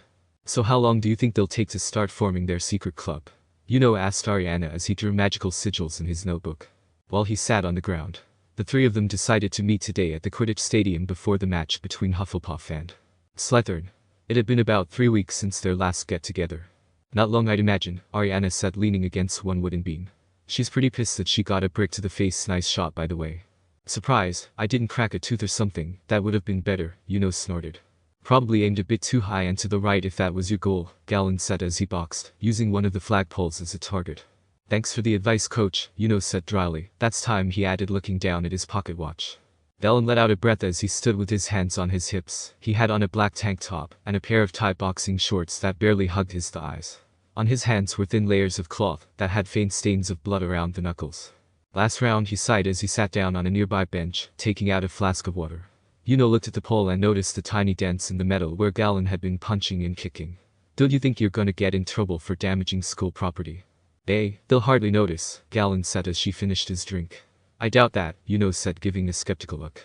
Anyways, since we last saw each other, I have something to report. Umbridge has a Horcrux on her, Ariana said as she walked between the two of them. How do you reckon that? Your scar lets you pick up on any dark or cursed magical item, not just Horcruxes, you know, asked, sitting up straight and closing his book. Could be anything that her contact has given her. I thought the same as much, but I've been noticing how Potter's been reacting to her when she walks by his seat, Ariana says. Okay, do tell then, Yuno said, standing up once he finished drawing the last sigil, his interest peaked. Ariana turned to Yuno. Once I started sitting next to him in class a couple of times, I noticed he had a slight grimace of pain when she walked past, and then my scars started to act up at the same time. So because of Potter's connection to Riddle, and the fact you two have similar powers, you think it's one of Tom's Horcruxes, Yuno said, stroking his chin, contemplating the idea. I can see the logic behind that conclusion. So let's assume right now that it is a Horcrux. Should we do anything about it now? For now, no, we should just leave her to her own devices, and occasionally push her buttons, so she creates stricter limitations on the student body, Ariana said. In any case, how are things in Slytherin? Anything report? Pretty much the same old news, but I've noticed something with my house. Most of the upperclassmates of Slytherin make up the entirety of Umbridge's little police force, said. Ah, showing her hand a bit, isn't she? Nothing screams potential Death Eater by empowering the kids of said suspected Death Eaters. Ariana mused. From our perspective, yes, but the Ministry has been tight-lipped about anything that regards dark wizards. Especially after your guys' little massacre involving the Death Eaters in Nocturne before the start of the year. Explained. Besides, she used to be a Slytherin herself. So she can write off her choices as biased against the other houses. Better to be a petty old hag than a potential terrorist, I guess, Galen added in, finally catching his breath.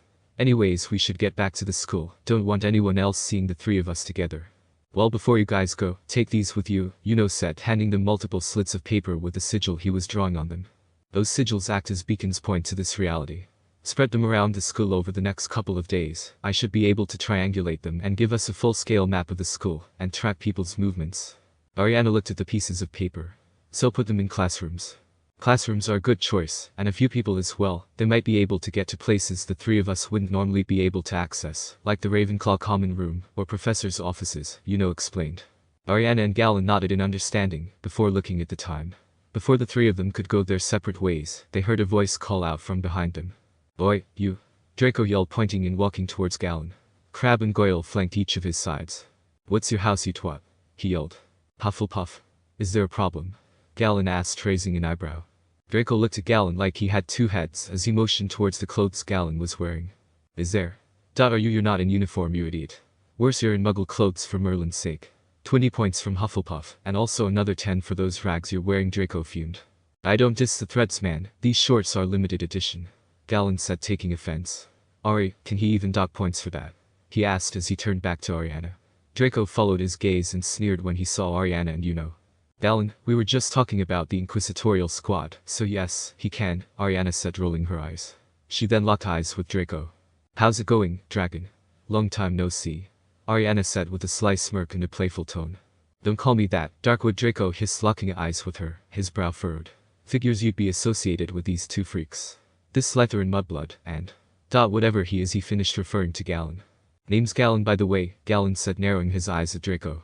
Malfoy, always the displeasure, said, folding his arms and pulling back his eyebrows. See, you had to hire Tweedledee and Tweedledum to follow you around today. Draco glared at but before he could say anything, Crabbe stepped closer to towering over the first year. How about you shut it, little freak? Yeah, that's 30 points from your house, you mudblood, Goyle yelled, pointing at raised his eyebrow at Goyle's statement. I'm in your house, idiot, you saw me get sorted. I don't care what house you're in, you little freak, 10 points from Slytherin for talking back, Crabbe yelled. He turned to Draco with a stupid confident smile on his face. See, Malfoy, that's how you do it. Yeah, Malfoy, they sure showed me by docking 40 points. I'm sure everyone in Slytherin will be overjoyed about that news, said. Peering around Crabbe, while also not trying to laugh. Draco's eye twitched in frustration as he looked at Crabbe and Goyle, his anger rising each moment that Crabbe and Goyle held their stupid-looking grins. Do you two baboons have brains for anything else, besides decoration? He snapped at them, his hands out in front of him like he wanted to strangle the pair. Crabbe and Goyle looked confused and then looked at each other, suddenly realizing what they had just done. Oh. We just docked points from our own house, didn't we, mate? Crabbe said to Goyle. Yeah, we did, sorry, Malfoy, Goyle said, their faces looking worried now. You both just realized that now, Draco yelled, idiots. You think I'd be used to it, but somehow you continue to impress me with your stupidity. Draco shook his head, anger rolling off him in waves. Not the brightest bulbs, are they, Dragon? Ariana giggled, clearly amused by Draco's berating of the two. Don't even start, Draco said through gritted teeth, his anger still evident, but his eyes darting to Ariana. You're not that much better, what with the Hufflepuff idiot and your friend here, he said, gesturing to Silbings, actually, Ariana chuckled. Draco raised an eyebrow at this information, but it quickly turned into a condescending smirk. How cute. Didn't know someone like you had a family, considering how fear of you act, he said. What can I say? It's the Gryffindor in me, I was born to be wild, Ariana said, stepping a bit closer to him, her expression unfazed. Draco's smile disappeared at a retort, transforming into a sneer. Damn her, he thought, cursing her silver tongue and nonchalant attitude. I'm starting to understand why you were sorted into the house with no standards, Draco replied, his eyes flicking from hers to the lightning-shaped scar on her cheek. What happened there then? He said, gesturing to her face. Why do you ask? Ariana asked in a sultry tone. Because it's the first interesting thing about you, Draco replied, his eyes drifting back to her emerald green ones. Oh, and here I was thinking you were concerned about me, Ariana said with a fake pout. Me? Concerned about you? Draco laughed, the sound almost mocking. Please, I find everything about you and your family repulsive, he said, glancing again at Yuno. And yet here you are finding it hard to look away from me, Ariana chuckled. She glances towards Yuno. I'll catch up with you later, she said. Yuno rolled his eyes and made his way back to castle. Hogwarts. Draco scoffed, but his eyes still lingered on her. I couldn't look away if I wanted to. You're like a train wreck, he retorted. Some fine beauty in destruction, dragons most of all, Ariana said with a sly smile. Draco looked at her, a retort on the tip of his tongue, but something stopped him. She certainly had a way with words, he'd give her that. For once in their sparring, he found himself without a comeback. He didn't know whether to be intimidated or impressed. Ha, looks like I won this round, Ariana says after a considerable silence between the two. Draco's mouth snapped shut, his irritation at her words clear. Shut up, he said, crossing his arms over his chest. Don't get used to it. If we were dueling, I'd wipe the floor with you. Ariana giggled, showing some excitement in her eyes at the thought of dueling. I'd like to see you back up that claim. Unfortunately, Umbridge's little educational decree is stopping that from happening anytime soon, with the dueling club being disbanded and all. Draco's eyes narrowed as she mentioned the dueling club, clearly frustrated by Umbridge's interference. Please, don't remind me. That hag thinks she can control everything at this school, he scoffed, the irritation still bubbling. Never thought I'd hear a member of her squad of students speak so lowly of her, Ariana said, glancing down at the small silver eye on his uniform. Draco noticed her glance at his badge, and his irritation grew. You think I wanted to be a part of the inquisitorial squad? That hag just expects the Slytherin's upperclassmen to join, some garbage about setting an example for the next generation, he grumbled, his hand unconsciously tugging at the badge before dropping back to his side. Ariana raised an eyebrow, her smile disappearing for once. Are you saying you were forced to join? Draco let out a scoff and rolled his eyes. That woman made it clear that being on her good side was to my benefit. Like I have a choice, he said with a hint of bitterness. Ariana's expression softened at his words, his disdain for the position evident. I'm sorry, I'm always of the opinion you should do anything because you want to. I think you should have that same choice, Draco. Draco's eyes whitened a bit, not expecting the sympathy, the mention of his first name also catching him off guard. It felt oddly personal coming from her. He fidgeted with the badge on his chest, his fingers running over the cool metal. He quickly shook his head and regained his composure. Spare me your sanctimony, Darkwood. It doesn't suit you, he said, rolling his eyes. Ariana's sly smirk returned. You saying you prefer my usual charming quips? She giggled. The quips are the least charming thing about you, Draco said, but his words lacked his usual bite. If you say so, dragon. Stop calling me that, Draco retorted, his annoyance flaring again as he looked at her. Like everything else about you, it's irritating. Well, you did say to spare you the sanctimony. That doesn't mean you need to replace it with something even more annoying, Draco said, folding his arms as he met her eyes again. Being irritating suits me. Said so yourself, Ariane said, striking a dramatic pose. Draco let out an exasperated sigh. Shame you don't have any actual redeemable qualities. Always did see myself as a bit of a rogue, Ariana chuckled. That's a generous way of saying nuisance to society, Draco retorted, his eyes narrowing. Got me there, me and my brothers were never good at fitting in. Speaking of which, Ariana said, looking over to Gallon, would you stop using those two to practice your head movement? They're going to pass out from exhaustion. Draco followed Ariana's gaze and his face twisted in half between shock and anger, as Gallon effortlessly bobbed and weaved between Crabbe and Goyle's swings at his face. What? McGonagall said I couldn't hit anyone, she never said anything about dodging punches. This is great for building defense, Gallon said as he dodged another sloppy punch from Crabbe. Crabbe was getting visibly frustrated, while Gallon continued to dodge his punches with ease. He swung with more force, but Gallon easily slipped his right haymaker, causing Crabbe to stumble forward. This is bloody ridiculous, Crabbe huffed, his face red from exertion and one knee on the ground. Goyle stepped in, trying his luck at landing a punch, but Gallon was just as quick, ducking and weaving out of the way, as he let out a chuckle. It's not fair, he's too fast, Goyle complained, looking at Crabbe in distress. Getting better though, you managed to graze me on that one, Gallon said, pointing at the small mark on his cheek. Crabbe and Goyle stopped their vain attempts to land a punch, panting heavily from the exertion. We're never going to hit him, Crabbe said, looking dejected. And the bastard's enjoying this way too much, Goyle said, shooting a glare at Gallon. Guilty, Gallon said, rubbing the back of his head and giving a sheepish grin. Crabbe and Goyle grumbled in response, still panting from their failed attempts at hitting Gallon. Draco sneered at the two giant Slytherin boys. The two buffoons really just wasted your energy, full well knowing. We had a Quidditch match in the next 30 minutes, Draco berated the both of them again. Get lost, both of you, and try to at least look ready to play today. Crabbe and Goyle looked as guilty as two reprimanded puppies, nodding quickly before scurrying away. But I was having fun, Gallon said, looking disappointed as Crabbe and Goyle sulked away. Though for the love of it doesn't matter if you're having fun, you shouldn't be tiring our players out before a Quidditch match. Draco said, his irritation more than clear on his face. I'd say it was sabotage, but you're obviously too dense to think of something like that. I guess that's our cue, leave then and let you warm up for the match. Ariana chuckled. See you soon, dragon, she said as she gave a peck on Draco's cheek before leaving with Gallon. Draco's eyes whitened as her lips brushed against his cheek, causing a subtle blush to color his face, his annoyance momentarily replaced with surprise. As he watched her leave with Gallon, his hand unconsciously reached up to touch the spot where her lips had been. Damn it, again. He thought to himself as his irritation returned. And that's 15 points from Gryffindor for that, Darkwood. Draco yelled as he pointed in her and Gallon's direction, his cheek still pink. Makes me wonder what one on the lips will cost. Ariana retorted back, giving a wink to Draco as she continued to walk away. Draco's jaw dropped momentarily at a reply, his annoyance giving way to a momentary surprise once more. He quickly composed himself, but still found himself flustered. Don't you dare, he retorted with a scowl. 50 more points from Gryffindor, now bugger off, he yelled as turned towards the Quidditch stadium. You know, Malfoy might pass out if you keep that up, Ari Gallon teased, clearly finding the whole situation amusing. Ariana let out a hearty laugh, patting Gallon on the shoulder. Maybe that's the plan, she replied with a sly grin. It's too easy to rile him up, and besides, it was a perfect opportunity to slip one of these into his pocket, she said as she pulled out one of Uno's sigils.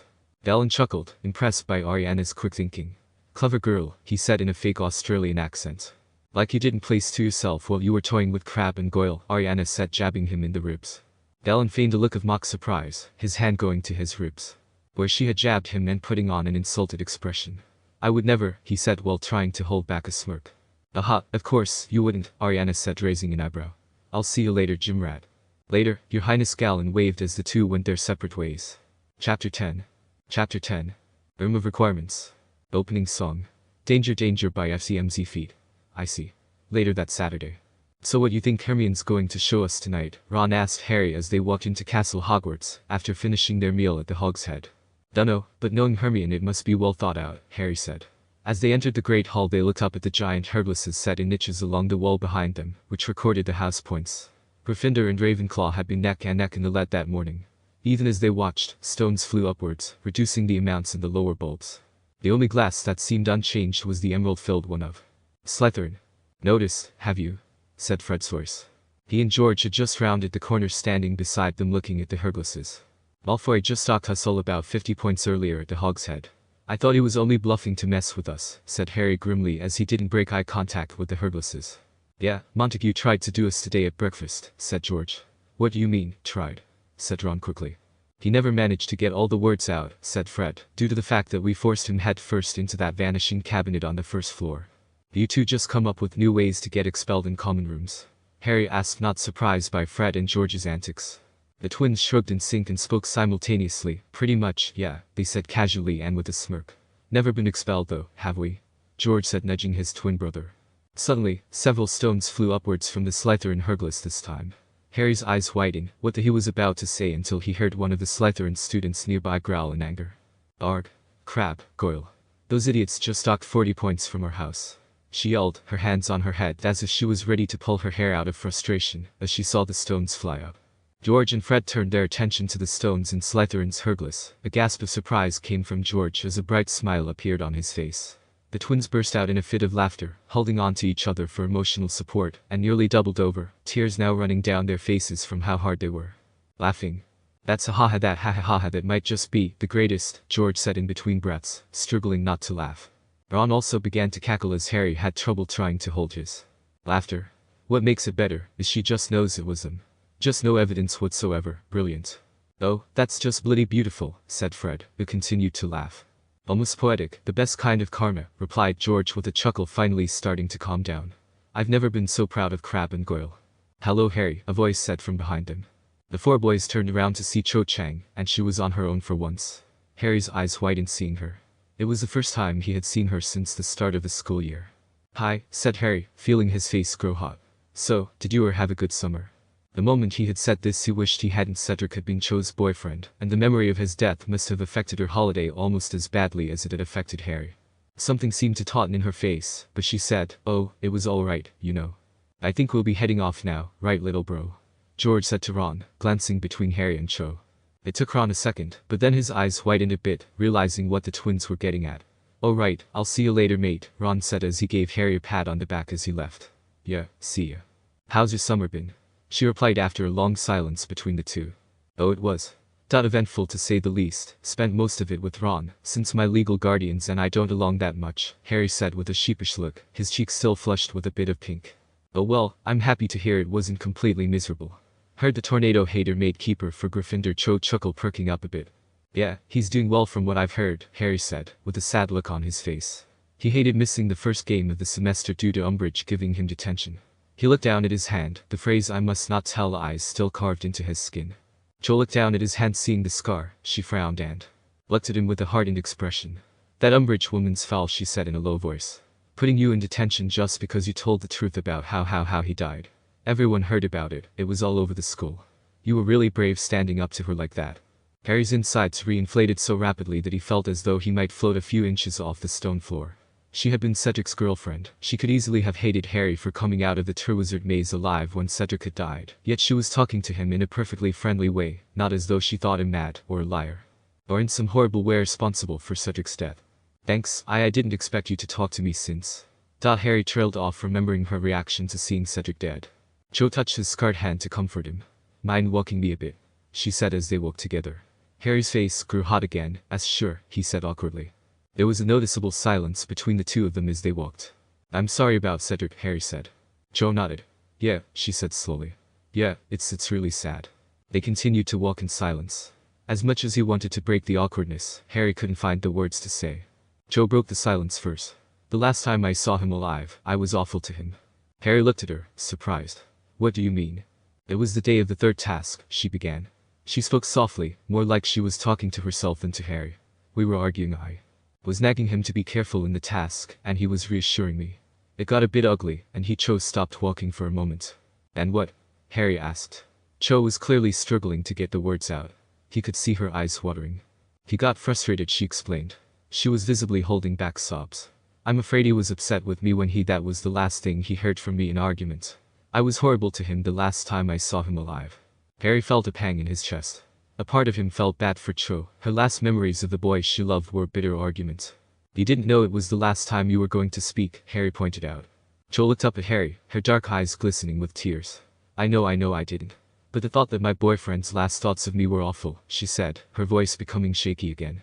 Harry could tell that her thoughts about this were consuming her. Harry put his hand gently on her shoulder, hoping it would provide her with some form of comfort. "I doubt that's what he thought," Harry said. "He knew you loved him. He was probably wondering how his death might affect you, not the last words you exchanged." Cho sniffed and brushed away a few tears.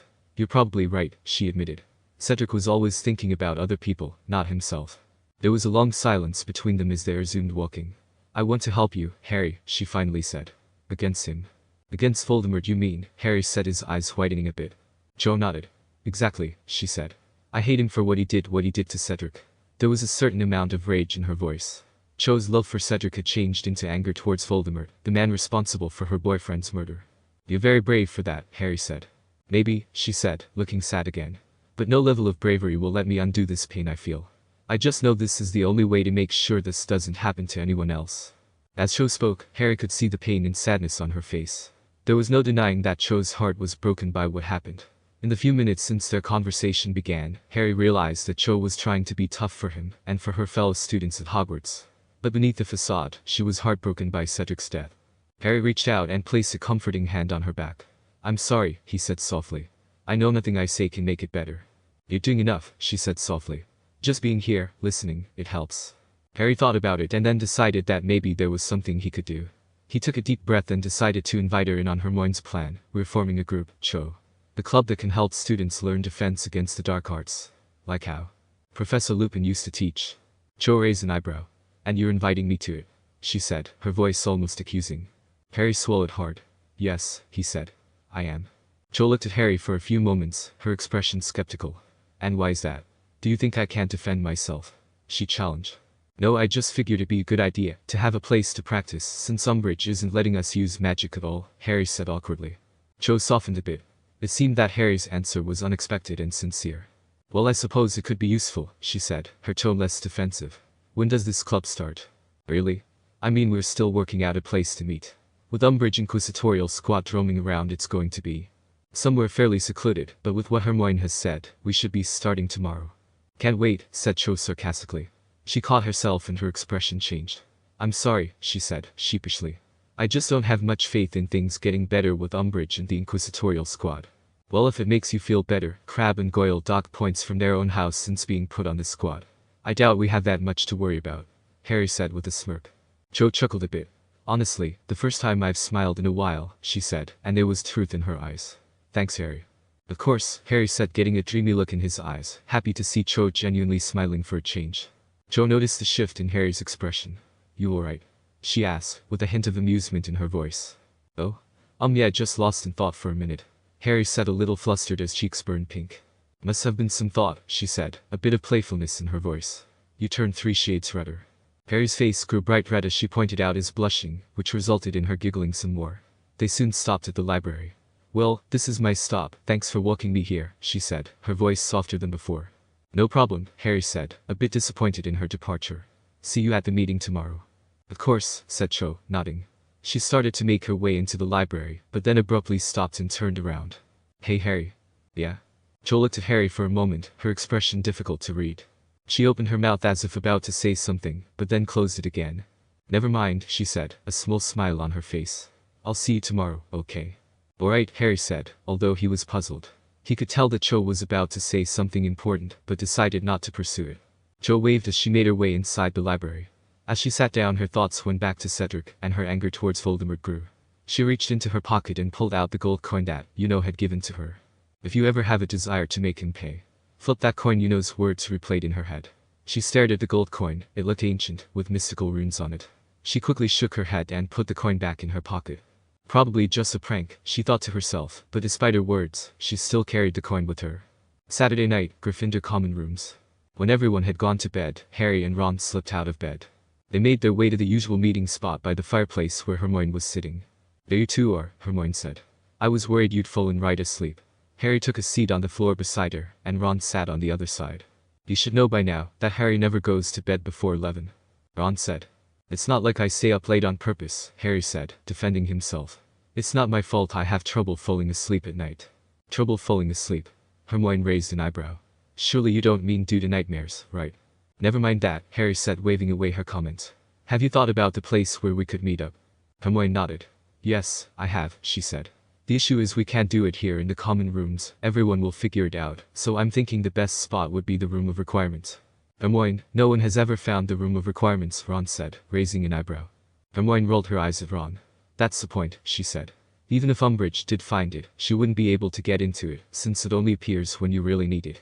So no one would be able to find out, Harry said, catching on. Exactly, Hermione said. As long as we make sure no one sees us going in or out, we should be fine. Okay, but how are we gonna find it? Ron asked. I had some help, Hermione said cheerfully, and as if on cue a loud crack was heard, and Dobby appeared right beside her. Ron yelped and fell off the couch, landing on the ground on his back. Bloody hell, he swore as straightened up. Where'd you come from?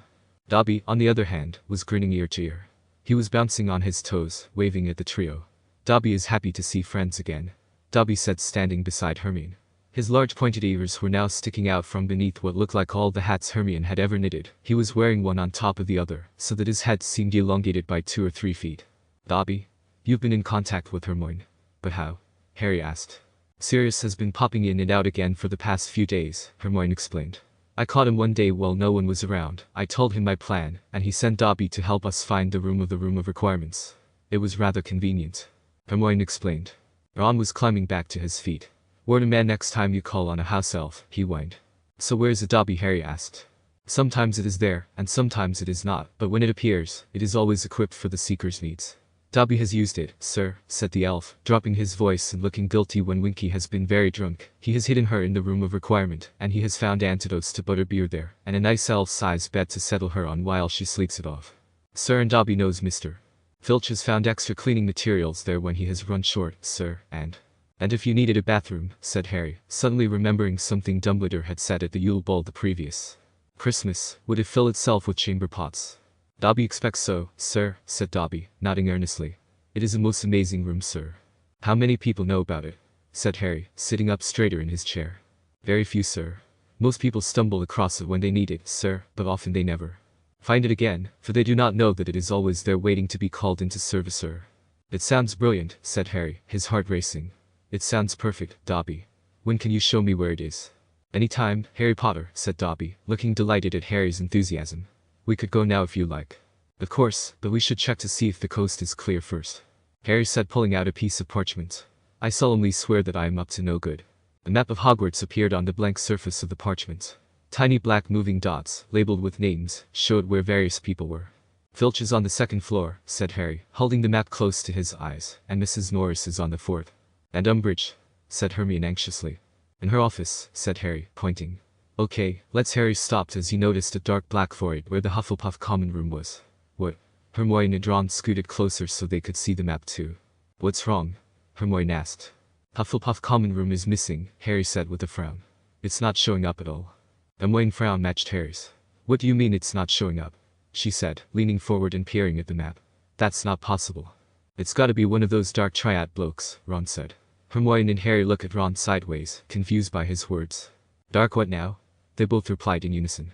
You know, and those other 2 blokes that said they were gonna be here by now. I think since the other students call us the Golden Trio, figured we'd call them the Dark Triad. You know, to keep things simpler, Ron explained. Ron, I don't know if I should be offended or not that you've already given them a nickname, Hermione said, giving Ron a questionable look. Well, I thought it sounded cool, Ron mumbled. It doesn't, it sounds corny, Hermione retorted back. Let's just focus on our plan for now, Harry sighed. We can deal with Uno and his mates later. Right, the room of requirements. Dobby, can you lead the way? Ron asked the elf. Dobby nodded, the tiny elf was bouncing on his toes once again. Yes, sir, he said. Follow Dobby.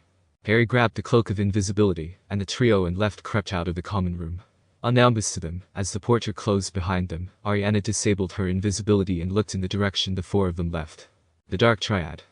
Not a bad name, Weasel Boy, she mused, thinking the name over in her head. She then was about to follow them until she heard whispers in her ear. You shall bring Jellar to me, the voice whispered, barely audible in Ariana's head.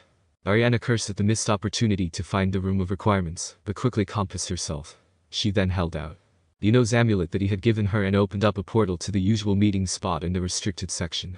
Meanwhile, the halls of Hogwarts. Harry, Ron, Hermione, and Dobby left the Gryffindor common room, putting the cloak over them, so as not to be spotted. They made their way through the winding corridors and shifting staircases. All 3 of them kept looking around nervously as they made their way along the 7th floor. Hold it, Harry warned, unfolding the piece of parchment at the top of the last staircase, tapping it with his wand, and muttering, I solemnly swear that I am up to no good. The map of Hogwarts appeared on the blank surface of the parchment. Tiny black moving dots, labeled with names, showed where various people were. Close clear? Hermione asked. Yeah, not much has changed, Harry answered. They hurried along the corridor to the place Dobby had described to Harry, a stretch of blank wall opposite an enormous tapestry depicting Barnabas, the Barmy's foolish attempt to train trolls for the ballet. Okay, said Harry quietly, while a moth-eaten troll paused in his relentless clubbing of the would-be ballet teacher to watch them. Now what? Walk past this bit of wall 3 times, concentrating hard on what we need, Dobby said. They did so, turning sharply at the window just beyond the blank stretch of wall, then at the man-sized vase on its other side. Ron had screwed up his eyes in concentration. Hermione was whispering something under her breath. Harry's fists were clenched as he stared ahead of him. We need somewhere to learn to fight, he thought. Just give us a place to practice somewhere they can't find us. Harry, said Hermione sharply, as they wheeled around after their 3rd walk past. A highly polished door had appeared in the wall. Ron was staring at it, looking slightly wary. Harry reached out, seized the brass handle, pulled open the door, and led the way into a spacious room lit with flickering torches like those that illuminated the dungeon's 8 floors below. The walls were lined with wooden bookcases, and instead of chairs, there were large silk cushions on the floor. A set of shelves at the far end of the room carried a range of instruments such as sneakoscopes, secrecy sensors, and a large cracked faux glass that Harry was sure had hung, the previous year, in the fake Moody's office. These will be good when we're practicing stunning, said Ron enthusiastically, prodding one of the cushions with his foot. And just look at these books, said Hermione excitedly, running a finger along the spines of the large leather-bound tomes. A compendium of common curses and their counteractions. The dark arts outsmarted self-defensive spellwork. Wow, she looked around at Harry, her face glowing, and he saw that the presence of hundreds of books had finally convinced Hermione that what they were doing was right. Harry, this is wonderful, there's everything we need here. And without further ado, she slid Jinx's for the Jinx from its shelf, sank onto the nearest cushion, and began to read. Is the room to Harry Potter's liking? Dobby asked with a proud smirk. Dobby, this is perfect, Harry exclaimed. Thank you, he said, giving the elf a handshake. Dobby smiled as tears began forming in his eyes. He never thought he would be seen as an equal to a wizard. Always a pleasure, Harry Potter, Dobby said. With a crack, Dobby disappeared. Harry turned to Ron and Hermione. Alright guys, let's get started. The restricted section of the library of Hogwarts. Ariana stepped out of the portal and into the restricted section, followed by Yuno and Galen. You two get the message? Ariana asked. Yeah, Yuno said in a serious tone. Then no need to explain much, the boss wants Grindelwald. We have to move fast before sunrise, I'd say about 6 hours to succeed. Galen, iron-packed. Lock and loaded, Galen said as he holstered his weapons. A rifle on one shoulder, a rocket launcher on the other, and 2 pistols on his hips in their side holsters. Good, time for a jailbreak, Ariana said coldly, as Yuno opened a portal. Chapter 11. Chapter 11 The Dark Triad. Opening song. Danger Danger by FCMZ Feet. I see. Austria, midnight. The ominous structure stuck out like a sore thumb in a remote. Location. Nurmengard Castle, an imposing fortress, loomed over expansive grounds, making it an intimidating sight to behold. The dark stone towers and walls rise high into the air, topped with sharp jagged crenellations that look like teeth in the dim moonlight. The only entrance to the castle is a heavy iron door set deep into the rock face leading to the dungeon. Surrounding the structure, a moat provides an extra layer of security, and a thin, spiked metal fence lines the top of the battlements. In the highest tower, sat the only prisoner of Nurmengard, Gellert Grindelwald. About half a mile away on top of a mountain, Galen observed the ground through the scope on his rifle, tracing the moving patterns of the guards, as they lazily patrolled their routes. He wore a set of metallic navy armor that covered his body, with a hood pulled over his head, shadows from it only making his piercing blue eyes visible. So this is where Grindelwald is imprisoned? Yuno questioned, gazing at the towering prison castle from a distance. He was dressed in dark green shinobi robes with long sleeves that were frayed with cloth with eldritch runes on it, along with a black sash tied at his waist, and a turtleneck dicky that was pulled up only to show the top part of his face. Yep, apparently it used to be his old base of operations.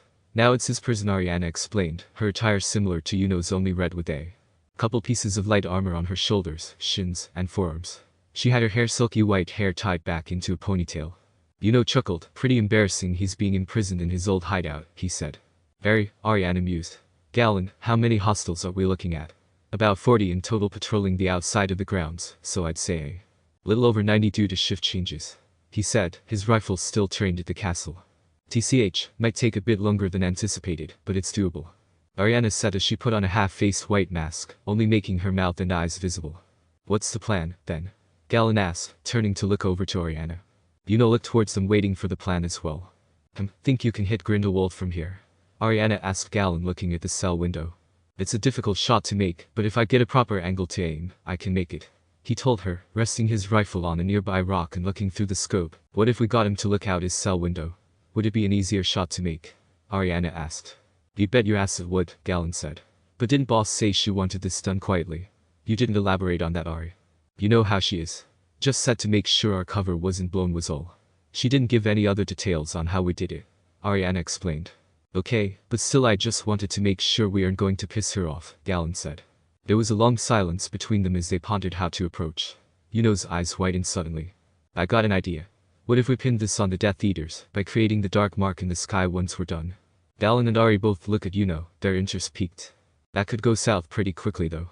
The mark also notifies the Death Eaters to assemble at its location. We don't need more heat on our way out than in. Ariana said, crossing her arms. Actually, I'm banking on that they do show up. It's just a matter of timing, Yuno said. Oh? Then go on. I'm all ears, Ariana said. We cut off communications before we attack, do the job, then reconnect the communications and send an SOS for reinforcements to the ministry, and at the same time create the dark mark to call Death Eaters here, Yuno explains. And once the Aurors get here, they'll see the Death Eaters and pin the attack on them, Ariana realized. Exactly, if we set up Death Eaters as the culprits behind Grindelwald's disappearance, then Fudge will try to cover it up. Plus as a bonus, the Order will be trying to expose the Ministry for covering up the incident, and also be sent on a wild goose chase to see where Tom is holding Grindelwald prisoner, Yuno explained. The two were silent as they thought about it. Damn, you're evil, Galen said after a moment. Ariana nodded. It's a pretty solid plan, except for one thing. How exactly do we plan on disabling their communications? That I have a solution for, Galen said as he tossed Ariana one of his pistols in the silencer. Ah, I see where you're going with this, gal. I turn invisible and start destroying the flu network set up in the castle. Ariana mused as she held the gun up. Since the bullets are the ones that are enchanted with anti-magic, it's just a matter of hiding the gun. See, I can be smart too, Galen said proudly, which resulted in a jokingly rolling of the eyes from Yuno and Ariana. Still, how do we deal with communication by radio? Ariana asked. As if on cue, the sky began to glow a faint green color as Yuno chanted a spell. Simple spell that changes the Earth's magnetic field slightly. Not very useful, but it'll block all radio waves for about an hour. Since when can you? Galen started looking up at the sky. Unlike you, I like studying and trying new things, Yuno retorted. Galen scowled and threw a snowball at Yuno, who quickly dodged out of the way. Alright, this plan is pretty solid actually, not a lot of margin for error once the fighting starts, Ariana said. Yuno, you'll be with me. Galen, once we start causing chaos, take the shot. Over and out Ari, Galen said, laying down on the ground and placing his rifle on a rock, which now served as a support for his sleek black barrel. He got into position, lining up his sight to Grindelwald's cell. Yuno hopped onto Ariana's back as they sped to the castle, appearing on the outer wall in the blink of an eye. Stay here, Ariana ordered Yuno, quickly making herself invisible. She hopped over the side of the wall and began to search for the locations where the Flu network was situated throughout the castle. Ariana, while invisible, ran quietly throughout the castle grounds. Her footsteps were barely audible, though her movements were slowed to normal human speed due to the drawback of only using one magical creature's ability at a time. After several minutes of searching, she was able to come across a small booth that was stationed near a wall. It had a Flu network connected to it, with the guards stationed there. Hogwarts, Ariana whispered to herself as she slowly got closer. She began to creep behind the guards silently, moving at an excruciatingly slow pace. It took all her willpower not to rush forward quickly and take the guard out. Once she was close, she stood in place, carefully reaching out to grab the guard, only to freeze as they suddenly spoke. I know you're there, I can feel your presence, he said, his hand going down to his side where one was holstered. Then you know you're already dead, Ariana replied as she pulled the trigger on the pistol in her opposite hand. The silencer making the pistol make a subtle PFF noise. The bullet hit the guard in the forehead and collapsed to the ground like a ragdoll. She exhaled a breath that she had been holding and bent down, checking the body to ensure it was dead. Once she was satisfied that it was, she moved on, now turning her attention to the Flu network. She emulated the powers of the Dementor, its natural ability to draw and heat, quickly extinguishing the fire. Ariana watched the flame extinguish and began to move to the next one, repeating the process with the same results. Within the next few minutes, she was able to extinguish all of the Flu networks that connected to the castle. And for good measure, Ariana said to herself. She then fired a shot into the soot and wood of the extinguished fires. She nodded, satisfied with her work on the Flu networks. She took a deep breath and disapparated. That takes care of the Flu network, let's wreak some havoc, Ariana said after she reapparated beside Yuno. How should we go about doing that though? Yuno asked, looking up at her. Loud and flashy, Ariana says with a malicious look in her eyes. The least we can do is give them a show before they all die. Yuno chuckled, matching her expression. Who should start the fireworks? Youngest first, Ariana said. On cue, Yuno's hands glowed a yellowish-green color and raised them above his head and swung them down. Several meteors the size of basketballs conjured in midair, white-hot fire surrounding them as they began to rain down on the castle. They slammed into the ground around the castle courtyard or on the castle walls itself, exploding upon impact. Guards were sent flying through the air from the force, and some caught fire dropping to the ground, futilely rolling around to extinguish the flames. The castle guards from inside ran around and gathered in a frenzy, attempting to find the culprit behind this sudden attack. What the bloody hell is going on? One guard yelled, in the chaos. Some of the guards were attempting to put out the fires while others ran around in a panic, searching the surroundings for the attacker. On the other side of the courtyard, Ariana front-kicked the wall, the force breaching the shattering the stone bricks to rubble. Her eyes blackened and she let out a powerful banshee-like scream, the sound forming into a concussive cone. The guards were sent rocketing backward and slamming against the walls as the sound hit their ears. Some of them outside the cone collapsed to the ground, having had their eardrums ruptured from the power of the sound. While those lucky enough to have their ears shielded had the wind knocked out of them, their chests feeling tight as they struggled to breathe. A few of them out of the area effect pulled out their wands and began firing curses at Ariana. Stupefy. One shouted, as a barrage of bright beams of red light shot from the tips of the guards' wands, hurtling towards Ariana at full speed. Her eyes widened and she quickly moved out of the way, her reflexes helping her dodge the spells, with a series of flips, before regrouping and blitzing the group of guards. She brandished her dagger, which glowed bright green as she slashed through the group. Some of the guards from inside the tower fired curses and jinxes at her, but she used her speed to evade them. Her form of blurs took care of the guards along the other side of the courtyard. She isn't alone. The guard shouted to the others after noticing Yuno. He and his companions shot off various attacks in an attempt to hit him. Get reinforcements. Yuno made a fast waving motion with his hand as several chunks of debris floated in midair, with a sickening yellowish-green aura around them, blocking the beams of light. Closed his fist and the debris then condensed together into a watermelon-sized meteor. He made a punching motion in the air, and the meteor rocketed toward the guards, exploding in an inferno of white-green flames. The group of guards was completely incinerated as several more that were around them were flung through the air. The explosion made the whole castle shake, with one of the smaller towers crumbling. More guards appeared from Yuno's left and fired more curses at him, one beam of light grazing him on the arm. He gritted his teeth and raised both hands as portals opened up behind him before he fell to the ground. Several dark green tendrils launched from the portal and lashed out at the guards, wrapping around them and slamming them into the walls with tremendous force. Yuno chanted in an unknown language as he dispelled the effects of the stunning spell that hit him. He stood up and looked at the havoc his spell caused. His eyes gleamed and widened with excitement as he watched the sight. The guards were being thrown around like ragdoll, before being thrown into the stone walls. Those who were caught in the tendrils' grasp began pleading and begging to be let go to no avail. Go ahead, have your fill, Kath. Yuno laughed evilly, as let out beams of eldritch energy from the palms of his hands, that began to mow down the guards in waves, and destroyed parts of the courtyard. More guards rushed outside the castle trying to help their comrades. Where are reinforcements? One of the guards yelled. I don't know. They should have been here by now. Another guard responded, his tone nervous and his gaze going over to the carnage in the courtyard. He didn't want to face whatever hellspawn was causing this attack. The flu network isn't working. Whoever is doing this has to have cut the connections to the castle from outside, a third guard said, with a panicked expression on his face. Suddenly Ariana appeared in front of him, her eyes glowing blue.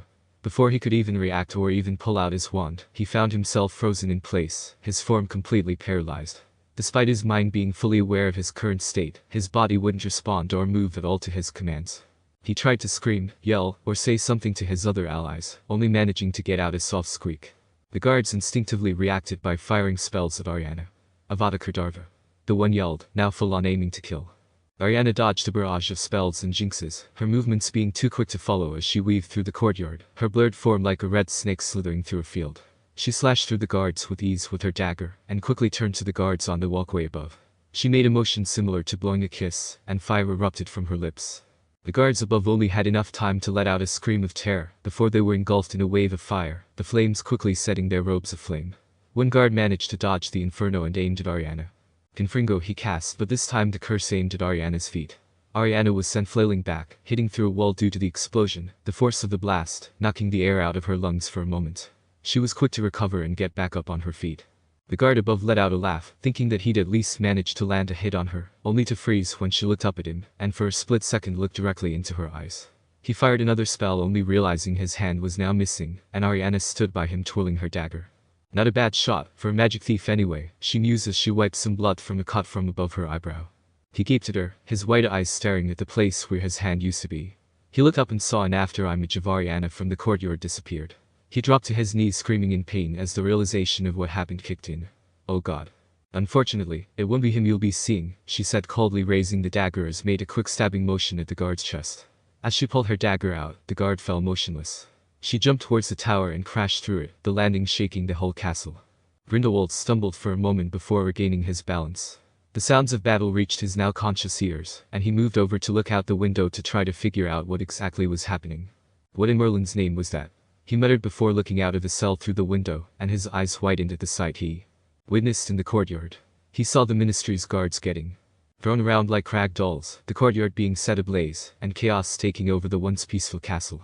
Impossible, Grindelwald said in awe as he tried to comprehend what he was seeing. He felt a pit in his stomach as he observed the scene.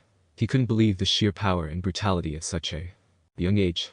The guards were being killed and slaughtered effortlessly by a person no older than 11 years old, who wielded magic he thought was only a myth.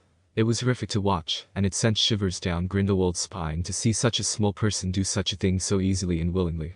He turned to hear more painful yells, as he saw a red blur snake through the courtyard, a streak of emerald green light slashing before guards, as guards' silhouettes were ripped to shreds. Suddenly a glint of light caught his attention in the distance. He narrowed his pale blue eyes, squinting at the glint, trying to get a better view to see what exactly the source was. Bullseye, Galen said as he pulled the trigger. The shot rang out, even despite the chaos.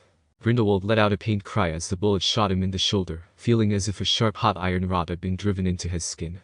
He clutched the wound as stumbled and fell forward against the wall, his breath becoming heavy and sharp, struggling to stay upright from the pain. He felt a wave of panic and dread wash over him, as he realized that he could no longer feel the flow of magic in his veins. He had been disconnected from his magical source. No. No. He yelled. He tried to feel for his magic, but it was as if there was a block and he couldn't reach it. Grindelwald let out a frustrated yell, the pain from his shoulder, and the lack of magic causing him to sink to his knees. Meanwhile, heard the gunshot ring out and opened a portal that connected to where Galen had set up his sniper nest. Galen ran through the portal and appeared next to in the courtyard, holding the rifle in his hand. He looked over at and gave a nod. Target subdued, let's finish this. Galen yelled, his tone calm and collected despite the situation. Nodded in agreement. Got it. Galen trained his rifle and began to shoot at the guards that were rushing towards him, while fired a green void that fled from his hand. The ball then emitted a pulse of energy that forced the guards' feet to become glued to the ground. The guards changed tactics and cast spells to protect themselves, but the bullets seemed to effortlessly pierce through their magic, and some even went through multiple wizards at once, the enchanted bullets passing through them as if they were paper. Once Galen finished the last guard in that wave, he ran over to the castle entrance. He stepped into the main hall, where the last of the remaining guards were trying to prepare themselves for their attackers. When they saw Galen enter, they instantly aimed and started to launch spells in his direction. Galen slid onto the ground, dodging the spells, and took out the rocket launcher that was on his back, firing it at the wizards on the stairs. The rocket whistled through the air and slammed into the staircase, the explosion sending them flying backward and throwing the staircase up, breaking several of the steps in the process. As the dust started to settle, some of the wizards tried to get up, while others stayed motionless, either knocked out or dead. Galen dropped the rocket launcher and retrained his rifle, reloading in the process. The remaining guards, noticing that the rocket launcher was now out of commission, quickly began to aim their wands and cast spells at Galen, in an attempt to kill him where he stood. Galen continued to weave from cover to cover, managing to take a few guards out with each shot. However, a few spells did manage to hit him, and grimaced in pain, the anti-magic armor preventing most of the damage, but not all. Galen continued to fire until he saw an inferno of white flames come from the entrance of the castle. The inferno engulfed the main hall. Protego. Galen yelled as a barrier of anti-magic formed around him. The barrier protected Galen from the flames, the white fire crashing against the barrier, and then falling harmlessly to the ground. The other guards, on the other hand, were not so lucky, screaming as they were consumed by the inferno. A red blur ran past the guards, taking each one down with a quick slash of emerald light. Ariana then began to run in circles in the middle of the hall. Her speed was such that no one in the main hall was even able to get a grasp on what was happening, until the fire began to be dragged inwards, transforming into a fiery vortex.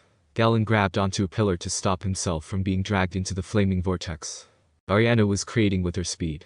Ariana came to a stop right by Galen as the carnage continued, grabbing onto him so she wasn't dragged in. Who was standing at the entrance, shoved his hands forward as the fiery vortex flew through the halls. Screams rang out as the remaining guards were pulled into the vortex of white flames. The bodies became nothing but mere shadows after passing through the fiery walls of the swirl. Then clapped his hands together, and the vortex exploded, the whole castle shaking as the loud boom echoed through the mountains. The ceiling of the hall was blown off, and debris rained down around the area of the mountain range. The blinding light forced Ariana and Galen to cover their eyes. Then there was silence, an eerie quiet that was not peaceful, but unsettling. Galen slowly removed his arm from his eyes, blinking a few times as he let them adjust to the light. Once the light subsided, Galen and Ariana saw a sea of black robes in front of them. Many of them were on fire, but all of them were motionless. The only sound that could be heard was the panted breathing of Ariana, and Galen. Was that really necessary? Galen asked, breaking the silence, his tone laced with mild annoyance, exhaustion, and a hint of sarcasm. Ariana chuckled at Galen's question, her expression one of amusement. Hey, when you're dealing with the ministry, you need to make sure you leave a lasting impression, she replied, her tone confident and satisfied. Galen rolled his eyes, but a small smirk tugged at the corner of his lips. Right. Gotta make a big flashy entrance and exit, huh? He said, the sarcasm in his voice growing slightly. Ariana gave him a playful punch on the arm. Just make sure no one is alive. If this plan is going to work, we leave no survivors. Ariana ordered. Galen nodded, his expression becoming serious once again. You got it. No survivors.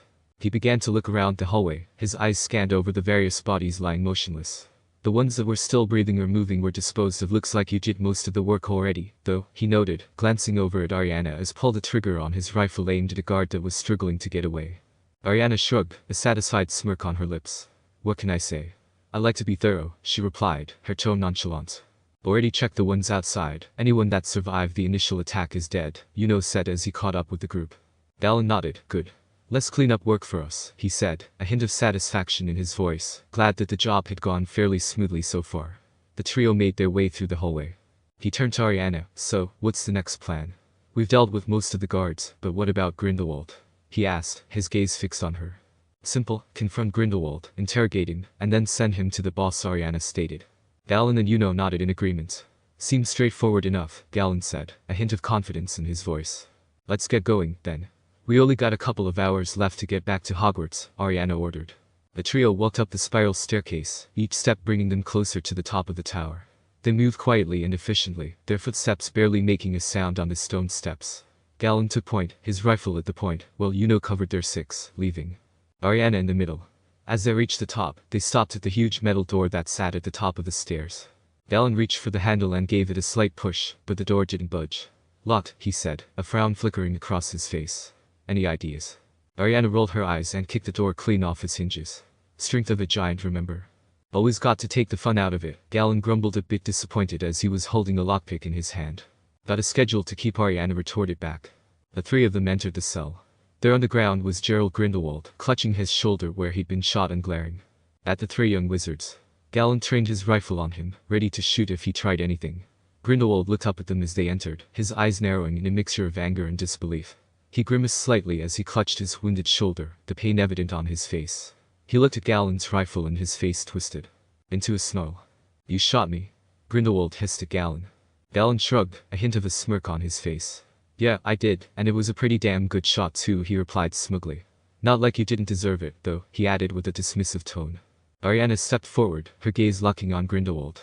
We've got some questions for you, old man, she said in a cold, commanding voice. And you're going to answer them. Who the hell are you? What the hell are you? He growled, his voice tight with pain. Ariana paused, thinking about just a couple of hours back about the conversation the Golden Trio had that she eavesdropped on. You can call us the Dark Triad, Ariana said with a smile. This got an eyebrow raise from both Yuno and Galen, but they didn't say anything. Grindelwald's eyes widened at the name the Dark Triad. He tried to keep his expression neutral, although the bullet wound made it hard to hide the fear and begrudging respect he had for the three. The Dark Triad, he repeated slowly as if testing the words on his tongue. Not a bad name for your lot. It has a certain flair to it. He chuckled dryly despite the pain he was in. Where's the Elder Wand? Ariana demanded coldly. Grindelwald's expression hardened, his eyes narrowing. The Elder Wand, huh? He said in a low growl. Why in the world would I tell the likes of you where it is? 'Cause we'll get information out of you either way. So you can either tell us nice and simple, or we'll be forced to use more arcane methods, Ariana said coldly. Grindelwald's expression twisted into a sneer at Ariana's words. He could sense the seriousness in her tone and knew that she wasn't bluffing. And who do you think you are? He spat. A bunch of kids, thinking you can threaten me. You know, Ariana said coldly. Yuno stepped forward and his hands began to emit a green-like wispy ore. Grindelwald suddenly cried out in pain as Yuno probed his mind. He gritted his teeth, his face contorting in agony as Yuno delved deeper into his thoughts. Get out of my head, he yelled, struggling against the mental intrusion. Yuno gritted his teeth as he stopped the intrusion. Clever bastard, he's playing back old Quidditch stats. I could get to where the Elder Wand is located, but it would take too long for the amount of time we have left. Ariana crossed her arms, looking unsatisfied. Damn it, she cursed under her breath. Guess this is why the boss wanted him. Let's send him to her and get the hell out of here. Galen nodded in agreement. Yeah, let's get this over with. He said, a tone of annoyance and exhaustion in his voice. Ariana tossed Yuno her dagger, who then immediately sliced open his palm. As Yuno began to draw the pentagram on the ground with his blood, Grindelwald watched with a mix of fascination and fear. What are you doing? He asked, his voice wary and tense. Yuno began to chant an unspeakable language. His eyes widened in horror as an inky black void began to form beneath him. He desperately tried to scramble away, but the pull of the portal was too strong. No. Stop. He cried out, his voice filled with terror as he desperately struggled against the inevitable. The three of them watched as Grindelwald was slowly pulled into the portal, his screams echoing through the cell. Ariana's expression remained cool and detached, while Yuno's face held a look of concentration as he continued to chant. Galen simply looked relieved that the job was almost done. Enjoy the ride, old man, Yuno taunted as Grindelwald was pulled through the portal, his screams faintly echoing once the portal closed. Ariana let out a deep sigh. Finally, that's done. That was more trouble than it was worth, she yawned, sounding both relieved and exhausted. The three of them made their way out of the tower, their footsteps echoing in the now empty castle. As they walked, Galen let out a scoff. That old fart wasn't very helpful, was he? We didn't even get a single useful piece of information. Probably the reason why the boss wanted him in the first place. She must have figured we wouldn't be able to extract much within the time window we had, Ariana explained. Still worth a shot though. Yeah, true. But damn, why couldn't he just make things easy? A simple yeah, the Elder Wand is hidden in this cave would have been nice. Galen complained. You know how wizards are, gal, especially Britannian wizards, said. Galen rolled his eyes. Yeah, I know. They're all too damn stubborn and prideful for their own good. He sighed as they continued downstairs. They made their way to the bottom end. Walked down a corridor, stepping over many of the lumps of robes that covered the ground. This should be where the radio is at. Can you drop that spell that interfered with the radio waves? Ariana said as they rounded the corner and saw a small room where a radio set had been set up on a wooden desk.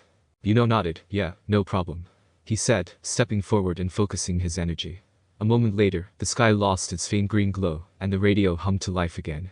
Radio's back on, he announced, a hint of satisfaction in his voice. Galen, you send out the SOS to the Ministry. You create the Dark Mark to summon the Death Eaters, Ariana ordered.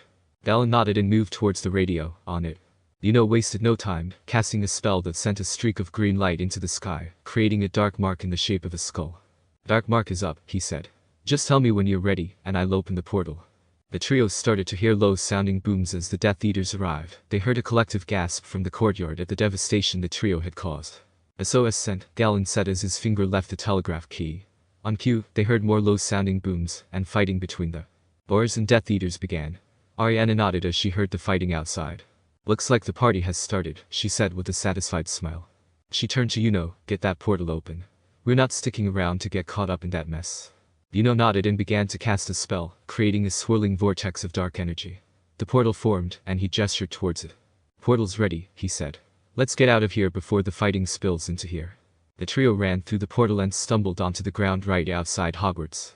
Was the last to step out, and he quickly clapped his hands together, closing the portal. The night sky hid their forms as they stepped through, with the dim moonlight hiding their forms from the patrolling teachers. Galen let out a breath of relief as they landed outside Hogwarts, safely away from the carnage they had left behind. That was fun, he said, looking at the school, which was peaceful in contrast to the chaos they had just escaped. Well, we did what we came here to do, Ariana said, a satisfied smirk on her face. Grindelwald is gone, and the chaos we caused will keep the Order, the Ministry, and Riddle distracted for a while. Ariana took off her mask and undid her ponytail. Let's head back to the dorms, make it look like we were asleep the whole time. Galen and nodded in agreement, following suit and taking off their masks. Yeah, that's probably a good idea. Don't want to raise suspicion, said.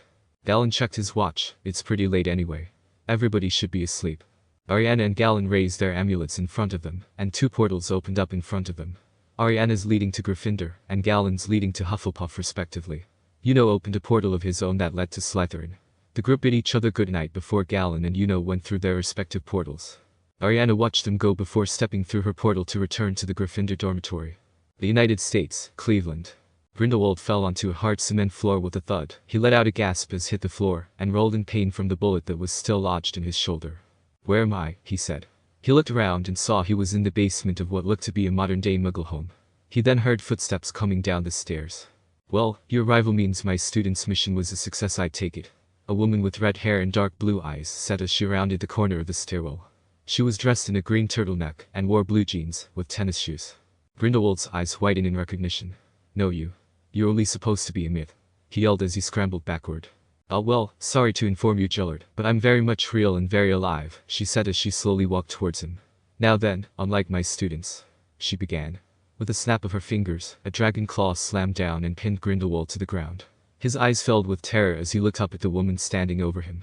She took a sip of the coffee that was in her mug and set it down on a nearby countertop. I can take my time with getting what I want out of you, she said calmly. So let's enjoy ourselves, shall we? Chapter 12. Chapter 12. Defense Against the Dark Arts. Opening Song. Danger Danger by FCMZ Feet. I see. Sunday evening. There was a gentle knock on the door. Harry looked around. Ginny, Neville, Fred, George, Cho, Lavender, and Dean had arrived. Whoa, said Dean, staring around, impressed. What is this place? Well, said Harry, slightly nervously. This is a place we found for practice sessions, and you very obviously found it. It's fantastic, said Cho, as the rest of them nodded in agreement. Bloody hell, the twins said in unison as they sat on a cushion. It's bizarre, said Fred, scanning his eyes around the room. We once hid from Filch in here, remember George? But it was just a broom cupboard then. Yeah, not complaining though. These are comfy, Fred, George said, referring to the cushions. Good place to take a nap, I reckon, Fred answered. Hey, Harry, what's this stuff? Asked Dean from the rear of the room, indicating the sneakoscopes and the faux glass. Dark detectors, said Harry, stepping between the cushions to reach them. Basically, they all show when dark wizards or enemies are around, but you don't want to rely on them too much, they can be fooled. He gazed for a moment into the cracked faux glass. Shadowy figures were moving around inside it, though none was recognizable. He turned his back on it. So I guess that begs the question, why are we here? Ginny asked as she sat on a cushion. Right, yeah. Harry thought for a moment how best to explain. Well, we thought it would be good if we could do some practical defense against the dark arts, you know, get some experience of what it's really like to have someone use dark spells against us. Fred and George, sitting next to each other, glanced at each other and then got to their feet. Sounds like what we've been waiting for, said Fred enthusiastically. You certainly aren't wrong there, bro, George replied. We figured since Umbridge trying to restrain our magic, we should just teach ourselves, and I believe Harry is the right person for the job, Hermione said enthusiastically. It's obvious that Harry's the right person, said Cho at once, looking at Hermione as though she were mad. Harry's stomach did a backflip as his cheeks flushed red. Of course, but I think we ought to vote on it properly, said Hermione, unperturbed. It makes it formal and it gives him authority. So everyone who thinks Harry ought to be our leader. Everyone's hand shot up immediately. Majority rules. Harry, you're it, George said as he clapped Harry on the back. Right, thanks, said Harry, who could feel his face burning. There's also another reason I thought this group was a good idea, Hermione said. We believe a group of dark wizards has infiltrated Hogwarts as students, 2 of them are transfers. Wait, what? Said Ginny, sitting up straight. You mean there are Death Eaters here, at Hogwarts? Dean asked, his eyes wide with shock. No, we think these 3 have their agendas separate from Voldemort, Hermione said. Who are they, then? Neville asked. We've been calling the Dark Triad, Ron interjected. Hermione rolled her eyes. That's what Ron has been calling them. Hey, I think it's a good name. Ron protested. That's because you came up with it, Ginny said, her eyes glittering in amusement. It's a bit corny though, ain't it? Said George. Ron huffed and crossed his arms over his chest. Yeah, well, you come up with something better then, he retorted. Fred and George both opened their mouths to speak, but Hermione cut across them. Anyway, she said forcefully. Yes, it's a stupid name, but the fact remains that can't believe I'm saying this that the Dark Triad are a dangerous group. Everyone in the room suddenly shut up and stared at her, waiting to hear more. We don't know much about them, Hermione continued. We don't know what their endgame is either, or why they're here at Hogwarts. All we know is that they've been provoking Umbridge to create these educational decrees. There was a collective, outraged gasp among the group. You mean they're the reason Umbridge has been terrorizing us for the last few weeks? Neville exclaimed, his usually mild-mannered expression turning into one of disbelief. To some degree, yes. We think one of the members of the Triad assaulted Umbridge with a brick in the middle of class with their magic. Ever since then, she's become increasingly more hostile and draconian with her decrees, Hermione explained. I remember hearing about that. Bloody brilliant, exclaimed Fred, grinning. It's the best thing I heard all year. Yeah, I don't know how I'd feel if I suddenly got hit by a flying brick, laughed George. Hermione let out a deep sigh, her expression full of irritation. Not the point, you two, Hermione said, narrowing her eyes at the twins. The point is that we think they're trying to sow division in the school by provoking Umbridge. The more her patience thins, the more authoritarian she gets, Hermione said. He nodded in agreement with Hermione, a look of understanding on his face. It's like a domino effect, he said. The more they make it look like the student body is violently rebelling against her, the more Umbridge tightens her grip. They're taking advantage of the situation. Hermione nodded in agreement with Dean's astute observation. Exactly, she agreed. It's a vicious cycle. They're using Umbridge's authoritarian tendencies to further their own goals, and she's playing right into their hands. It's the reason we have to lay some ground rules on who we recruit to our group. We can't risk one of Umbridge's agents or a member of the Triad finding out about us, Harry added. Everyone looked intrigued by that statement, apart from Ron, who rolled his eyes. Rules? There are rules, Fred asked. The only reason why is cause we don't need one of them infiltrating our group. The only thing we do know about them is that one is Slytherin, and the other 2 are transfer students, Harry said. So what are the rules then? Asked Dean. There's 2 rules, no transfers, no Slytherins, Harry said. I get the no Slytherins, but no transfers, even if they're in our own house, Ginny asked. We don't know what houses the other 2 are in. For all we know, one of the members of the Triad is in Gryffindor, Hermione explained. There was a murmur of disbelief from everyone in the room. So you're telling me, said Cho, that there could be a dark wizard in our own house, at this very moment?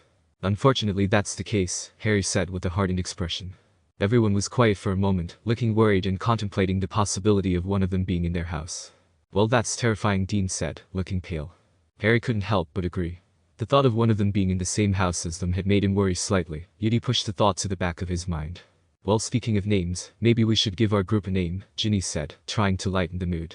That's a good idea. It would promote a feeling of team spirit and unity, don't you think? Can we be the Anti-Umbridge League? Asked Lavender hopefully.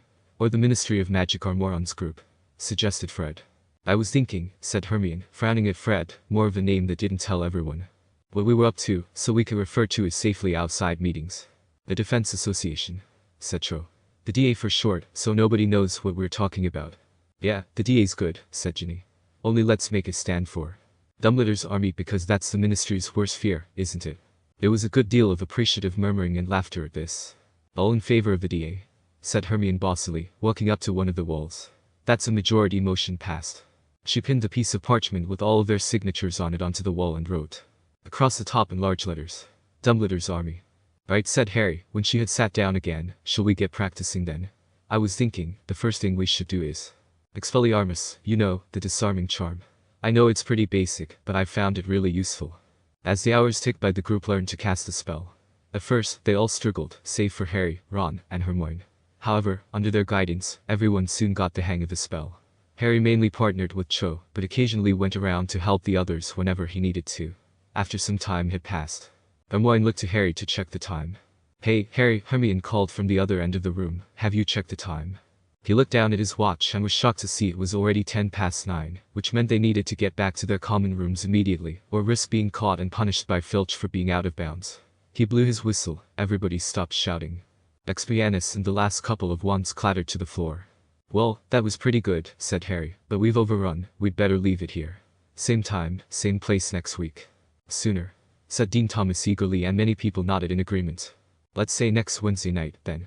Ron, the twins, and I still have Quidditch practice, and next Saturday is our game against Slytherin, said Harry. We can decide on additional meetings then. Come on, we'd better get going. He pulled out the Marauders map again, and checked it carefully for signs of teachers on the 7th floor. He let them all leave in 3s and 4s, watching their tiny dots anxiously to see that they returned safely to their dormitories. The Hufflepuffs to the basement corridor. That also led to the kitchens, the Ravenclaws to a tower on the west side of the castle, and the Gryffindors along the corridor to the fat lady's portrait. That was really good, Harry, said Hermione, when finally it was just her, Harry, and Ron who were left. You think it was a good idea to keep them in the dark about though? Ron asked. Harry's expression became a bit hardened at the mention of him. I think we said enough for them to be aware, but not put them in any danger. I don't want anyone facing him alone, Harry said. Right, they're not exactly auras, Ron. It's best to wait for the right time to start going after him. For right now, getting around Umbridge is the top priority, Hermione reasoned. Yeah, guess you're right, Ron shrugged, but what about the other 2 members of the Triad? Shouldn't we at least try to figure out who they are? It'd just be easier just to avoid them for now, Harry sighed. I don't want to go playing cat and mouse to find them when Umbridge and the Inquisitorial Squad are pretty much patrolling the halls all the time. Yeah, I agree, Hermione added.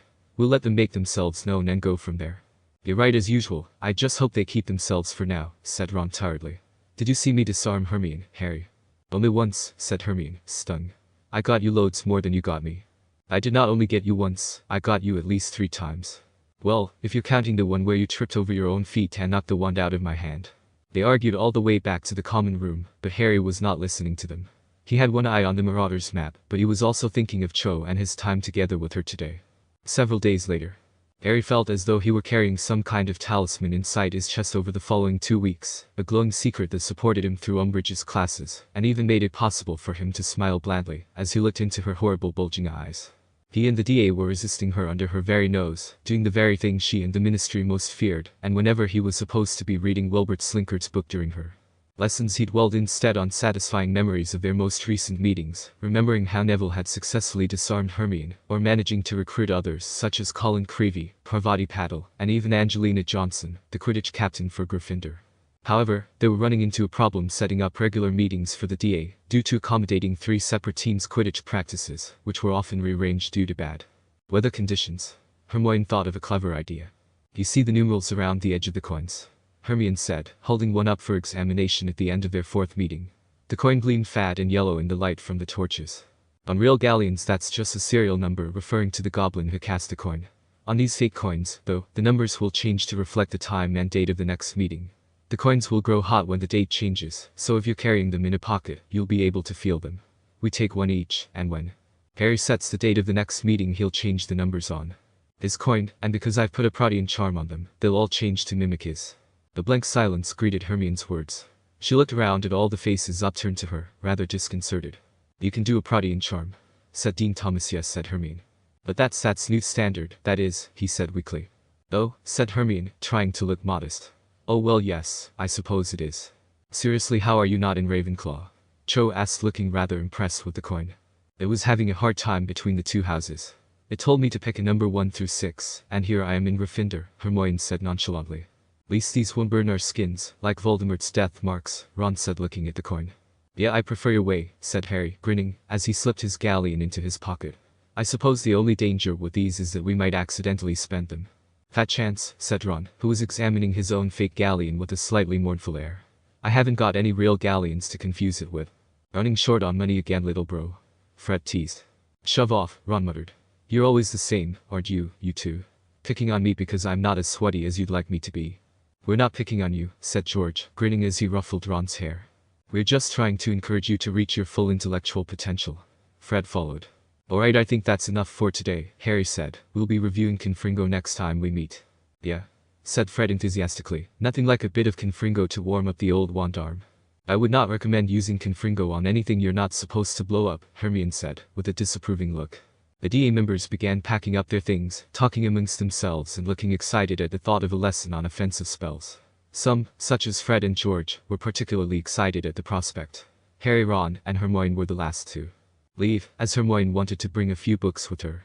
This fair Hermione turned around after suddenly hearing the whisper in her ear. Did you guys hear that? Hermione asked, spooked. Harry and Ron tilted their heads. Hear what? Harry asked. I thought I heard someone whisper in my ear, said Hermione, spinning around to scan the room. Did neither of you hear that? We didn't hear anything, said Ron. Harry nodded in agreement. I think it's just your imagination, Hermione. But I swear I just heard someone whisper in my ear, Hermione said, still scanning the room. Who would be whispering in your ear? Ron asked, rather annoyed. No one else is in the room. I know, but I never mind. I suppose I'm just imagining things. Come on, let's go, she said in a huff as she walked ahead of Ron and Harry. Maybe all this secret meeting and practicing is getting to you, teased Ron. Just like the Yule Ball was making you mad. Hermione shot him back an icy glare, and he and Harry chuckled. As the door to the room of requirements closed, they failed to notice a figure dressed in white robes, watching them leave from the corner of the room. Earlier in the headmaster's office, Dumbledore was sitting by his desk, going through some paperwork. He had a lot to deal with since Dolores Umbridge had become the High Inquisitor of Hogwarts, along with several complaints from students about the House Cup being ruined, thanks to the Inquisitorial Squad abusing their power. He sighed as he looked at the complaint about 15 points deducted from Hufflepuff for simply coughing in the middle of class. Just then he heard footsteps coming up the spiral staircase that led to his office. He looked up as Severus Snape walked in, and a warm smile appeared on his face. Ah, Severus, my old friend. What can I do for you? Dumbledore asked with a twinkle in his eye. I assume Remus and Sirius have already told you about Grindelwald's disappearance from Nuremberg? Severus asked in his usual droll tone. Dumbledore nodded gravely, his smile fading as he regarded Severus with a look of concern. They have indeed. This is highly troubling news. Our world has enough challenges as it is, he said. And I assume they gave the report that the evidence points to Voldemort and the Death Eaters, Severus added. Yes, they did. It is truly concerning to think that Voldemort has managed to free Grindelwald from Nuremberg. I fear the worst, old friend. Dumbledore said, his hands folded together and nodding solemnly. Unfortunately, I fear the disappearance is more troubling than we expected. At least to my knowledge, Voldemort never ordered his followers to free Grindelwald from his imprisonment, Severus said, his voice becoming more dreaded. Dumbledore's eyes widened in surprise at this revelation. You don't believe Voldemort ordered the Death Eaters to free Grindelwald? Do you have another theory, then? He said, a look of concern crossed his face. I believe whoever did this wanted to pin the blame on Voldemort, Severus said, his eyes narrowing at the thought of a third faction now involved in the Wizarding War. Are you suggesting a ruse, then? Someone deliberately using Voldemort's name to shift the blame? The question is, who would have the motive and the means for such a deception? Dumbledore asked, his voice more pensive as he considered Severus's words. He sat back in his seat, his eyes never breaking contact with Severus. I have no idea, but they're powerful enough to kill 90 well-trained wizards. Meaning they're dangerous, Severus said. Dumbledore's face grew even more serious at this mention, his blue eyes growing dark behind his half-moon spectacles. Damn it. Dumbledore sighed. For the first time in a long time, he felt frustrated about the turn in events. Do you have any thoughts on who might be behind this, and how should we go approach Grindelwald's disappearance? Severus asked. Dumbledore was silent for a moment as he considered Severus's question, his eyes lost in thought. Dumbledore got up from his chair and walked around the desk, standing in front of Severus. Other than a few people that have a personal grudge against Gellert, but they wouldn't be powerful enough to set him free. I'm at a loss for the culprit here other than Voldemort. For now, keep this development to yourself.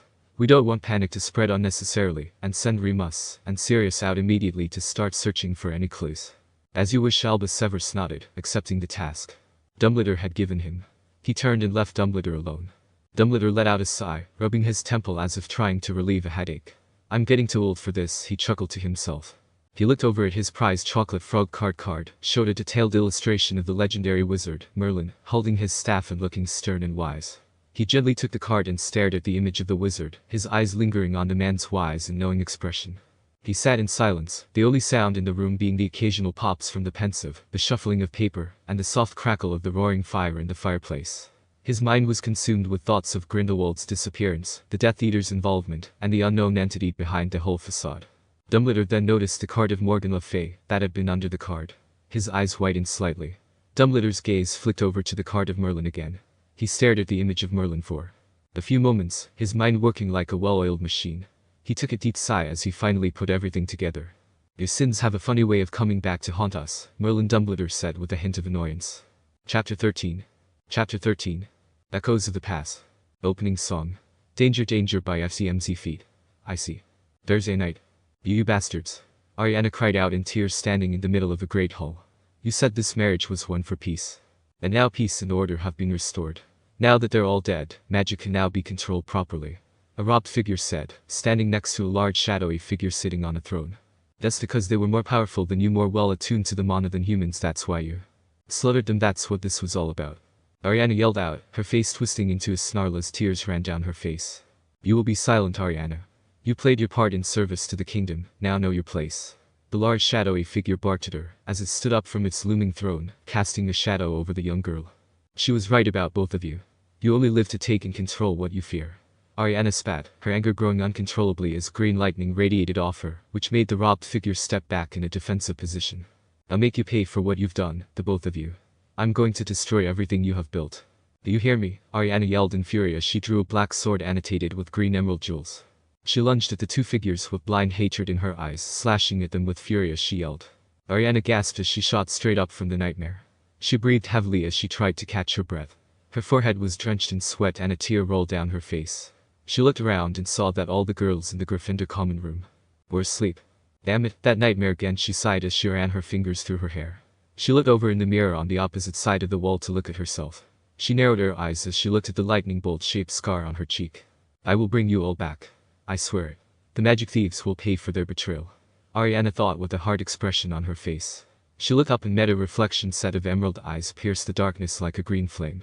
And then maybe I'll be able to atone for my sins, she thought as her look softened and turned into a frown. Her disgust and disappointment in herself clawed in her mind as she played back the nightmarish memory. She then sighed and went back to bed, her head hitting the comforting cool pillow as she fell back to sleep. Friday afternoon. Ariana walked to defense against the dark arts class after divinations. She decided to start up a conversation with the Golden Trio, who have been keeping to themselves lately, along with a few other students in Gryffindor. Hey guys, so you excited about the Quidditch game tomorrow? I hear we're playing Slytherin, Ariana says cheerfully. Yeah, should be a good game, Harry said quickly. Just a good game. Isn't Slytherin and Gryffindor supposed to be the biggest rivalry game of the semester? Ariana asked, a bit perplexed by the short answer. Sure is, we'll talk to you later, Ron said as quickly. Oh, okay. We'll see ya, Ariana says as they walk off past her. She took her seat a few seats away from Harry, as Umbridge walked into the class. Wands down. Quills out, she said in a fake sweet tone. The class was boring as usual, and this was the fourth class that Ariana had noticed that Harry wasn't sneering or giving dirty looks to Umbridge. In fact, he seemed rather smug throughout the whole lesson. Ariana doodled in her notebook trying to think what they were up to. She couldn't exactly go up to Uno for suggestions, since that would draw suspicion from the trio. What could she have done to make them so on edge around her? It didn't make any sense. As dinner ended, she tried to talk to some other students such as Dean Thomas or Lavender Brown, but she got the same standoffish attitude from them despite them acting friendly days prior. It was a similar reaction that Harry and Ron. She leaned against the wall and sighed. She twirled her hair trying to think things over. She noticed that they were acting the same way to a couple of other students as well, even the Gryffindors. It was like they were excluding certain students. For what reason that reason was, she wasn't sure. She gritted her teeth as the answer was lost on her. As she twirled her hair deep in thought, she looked back as she felt the presence of someone behind her, and sure enough, it was Draco Malfoy. He held his usual smug attitude, delighted to see Ariana frustrated at something for once rather than confident. "What's the matter, princess? Not as popular as you thought you were?" he taunted. Ariana nodded and continued to twirl her hair deep in thought without saying a word. Draco smirked as Ariana didn't snark back like she normally would, and he stepped closer to her. "Are you actually quiet for once, or is your confidence finally failing you?" Draco chuckled at his taunt and moved to block her view. "Why are they acting so standoffish? I only interacted with them a couple of times, and they suddenly started giving me the cold shoulder," Ariana said to herself, furrowing her brow. "And now you're so confused that you're just talking to yourself." What a surprise, Draco teased and moved closer again to her to block her view. "You finally lost your confidence, and your ego was bruised." Ariana didn't answer, but simply sidestepped him so she was standing next to him. She grabbed Draco's necktie and began to fidget with it in her fingers, still deep in thought. It took all Draco's willpower to not gasp at her hand that was toying with his necktie. He forced a small glare on his face. "Are you gonna explain what you're doing with my tie, again?" he asked in a low tone. "Oh shush, it's helping me concentrate," Ariana said, not letting go.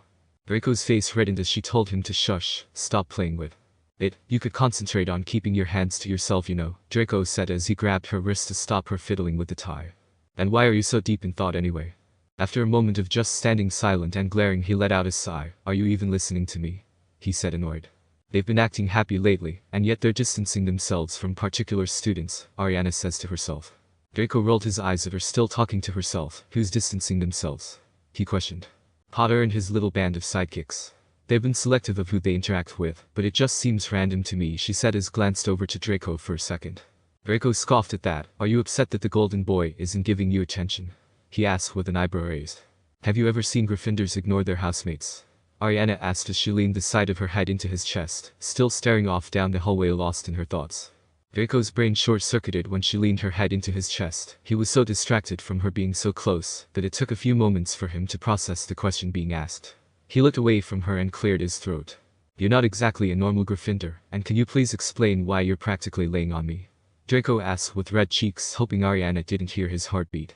"Just answer the question, dragon," she sighed. "No, I haven't, and why do you have to keep calling me that?" he complained through gritted teeth. "So you see my point," Ariana said, looking up at him. "Why the sudden change in attitude?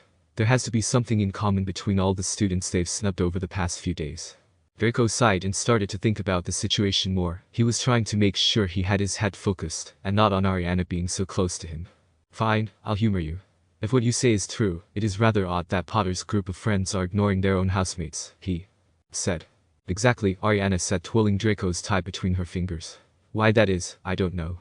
"Okay, but what are you getting at? Why does it matter if they're snubbing people?" he said, still trying to concentrate despite her fidgeting with his uniform's tie. "Because it's something you do when you have something to hide," Ariana answered. "Potter's always up to something, that shouldn't be a surprise," Draco scoffed. "Obviously. With the way Umbridge has teachings, I figured he'd start some sort of a secret group to defy her, but I don't know why they're excluding certain people." Draco furrowed his brow at her words. "You're right, pushing away potential members doesn't make sense." Ariana looked over at the girl Lavender and Dean had blown off earlier. "Tell me about her. She's one of the students they've given the cold shoulder to recently. The last name is Quick, I think." Draco followed her gaze at the girl she was staring at. "What do I look like a Gryffindor to you? Why would I care about some mudblood transfer from Bobaton?" he snorted. Ariana's eyes whitened as she straightened up and let go of Draco's tie. "What did you say she was?" she asked, a bit surprised. "What? Were you offended by that word?" he taunted with a smug smirk as he folded his arms across his chest. "No, not mudblood comment, the other thing. You should know by now. I think that slur you purebloods use is idiotic," she said, brushing off the question. He let out a scoff and raised an eyebrow at her dismissal of the word, surprised that she had such a casual attitude on the slur that so many other Muggle-borns got offended by. "If you're not offended by me calling that girl a mudblood, then what are you concerned with then?" he questioned. Ariana stroked her chin. "Transfer, she's a transfer student just like I am." "Damn it, why didn't I see it sooner?" Ariana muttered to herself. Draco raised his eyebrows. Now he understood what she meant. "Wait, so you're saying they're suspicious of you and those students you were talking about because you're all transfers? And I have you to thank for helping me see that, dragon," she said, turning back to him with a sly smirk. "Looks like you just earned the Slytherin Quidditch team their first fan from Gryffindor. First of all, stop calling me that. Secondly, I don't care about Gryffindors who are fans of my Quidditch team," he said while looking away from her, a small hint of pink appearing on his cheeks. "You never know, Potty seeing me in the stand with the other Slytherins might throw him off just enough for you to swipe the snitch under his nose." Ariana chuckled with a mischievous look. Draco couldn't help but laugh at her comment. It would be hilarious to watch Potter's face when he sees a Gryffindor in the stands cheering for Slytherin. What's this? Draco Malfoy, the Prince of Slytherin, genuinely laughing along with the Gryffindor. Must be a sign of the apocalypse, Ariana teased. He immediately stopped his chuckling, and the smirk on his face went into a mock glare. Shut up, he said, mentally cursing himself for letting her see him being amused. Ariana giggled.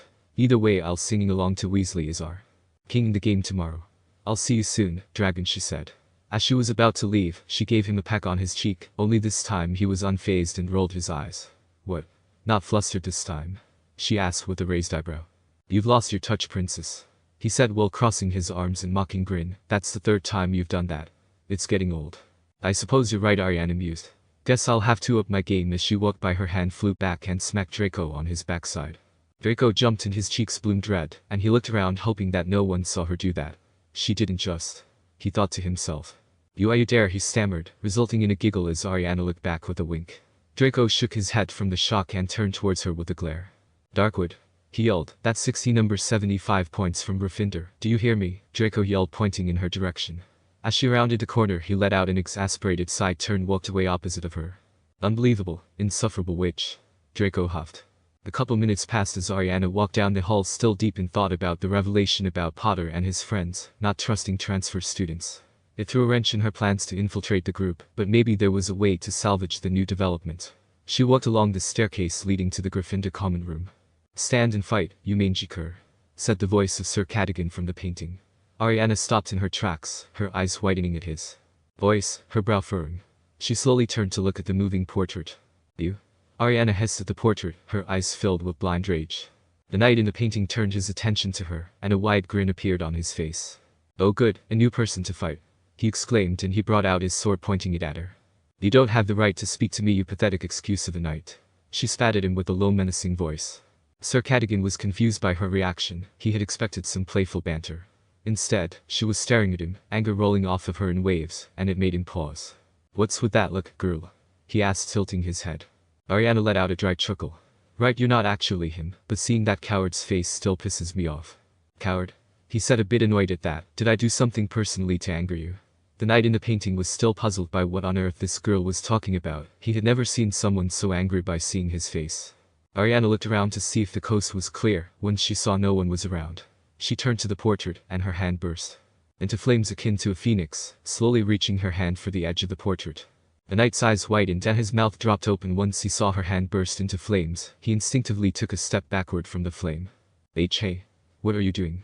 He stuttered out, now suddenly becoming nervous by the flaming hand reaching for the canvas. You may not be him, but it's worth it to see his smug face in agony, Ariana said as she touched the portrait with her flaming hand. The knight's face twisted in fear when he saw the flames on her hand starting to burn the canvas. He tried to back up all the way, but eventually hit the wall in his painting with a thump. No. Stop. Please, I'm not the person you're looking for. Stop. He yelled frantically. How does it feel to be in the same position as all those innocents you helped slaughter? Cadogan, Ariana said coldly, her face still holding a venomous glare. When she spoke those words, it felt like cold water was dumped on top of him. Sir Cadogan's eyes widened, his brain finally registered Ariana's face. He started to become more frantic and worried. Wait, no, I didn't, he stuttered. The knight could feel his body slowly burn and the pain that was searing through his body. But he didn't scream or cry out in pain. He was still in too much shock to fully realize the pain. Instead, he looked straight into Ariana's eyes and spoke to her in a pain-filled voice. Forgive me, you high. His voice cut off as the fire enveloped his face. Ariana's expression remained vengeful as the embers from the canvas burned away. She let out a subtle sigh as her face relaxed. She pulled her hand back, and the moment her hand was away from the burning portrait, the fire immediately extinguished. And the remnants of the painting started to crumble. Had to mentally calm herself, as the rage that was once flowing through her body was now replaced by exhaustion. Pathetic fool, she muttered as she looked at the charred canvas. She then turned towards the Gryffindor common rooms. Saturday morning. Bloody hell, Ron exclaimed as he looked at the charred painting of where Cadogan stood. Harry looked at the ashes portrait where Sir Cadogan had once been.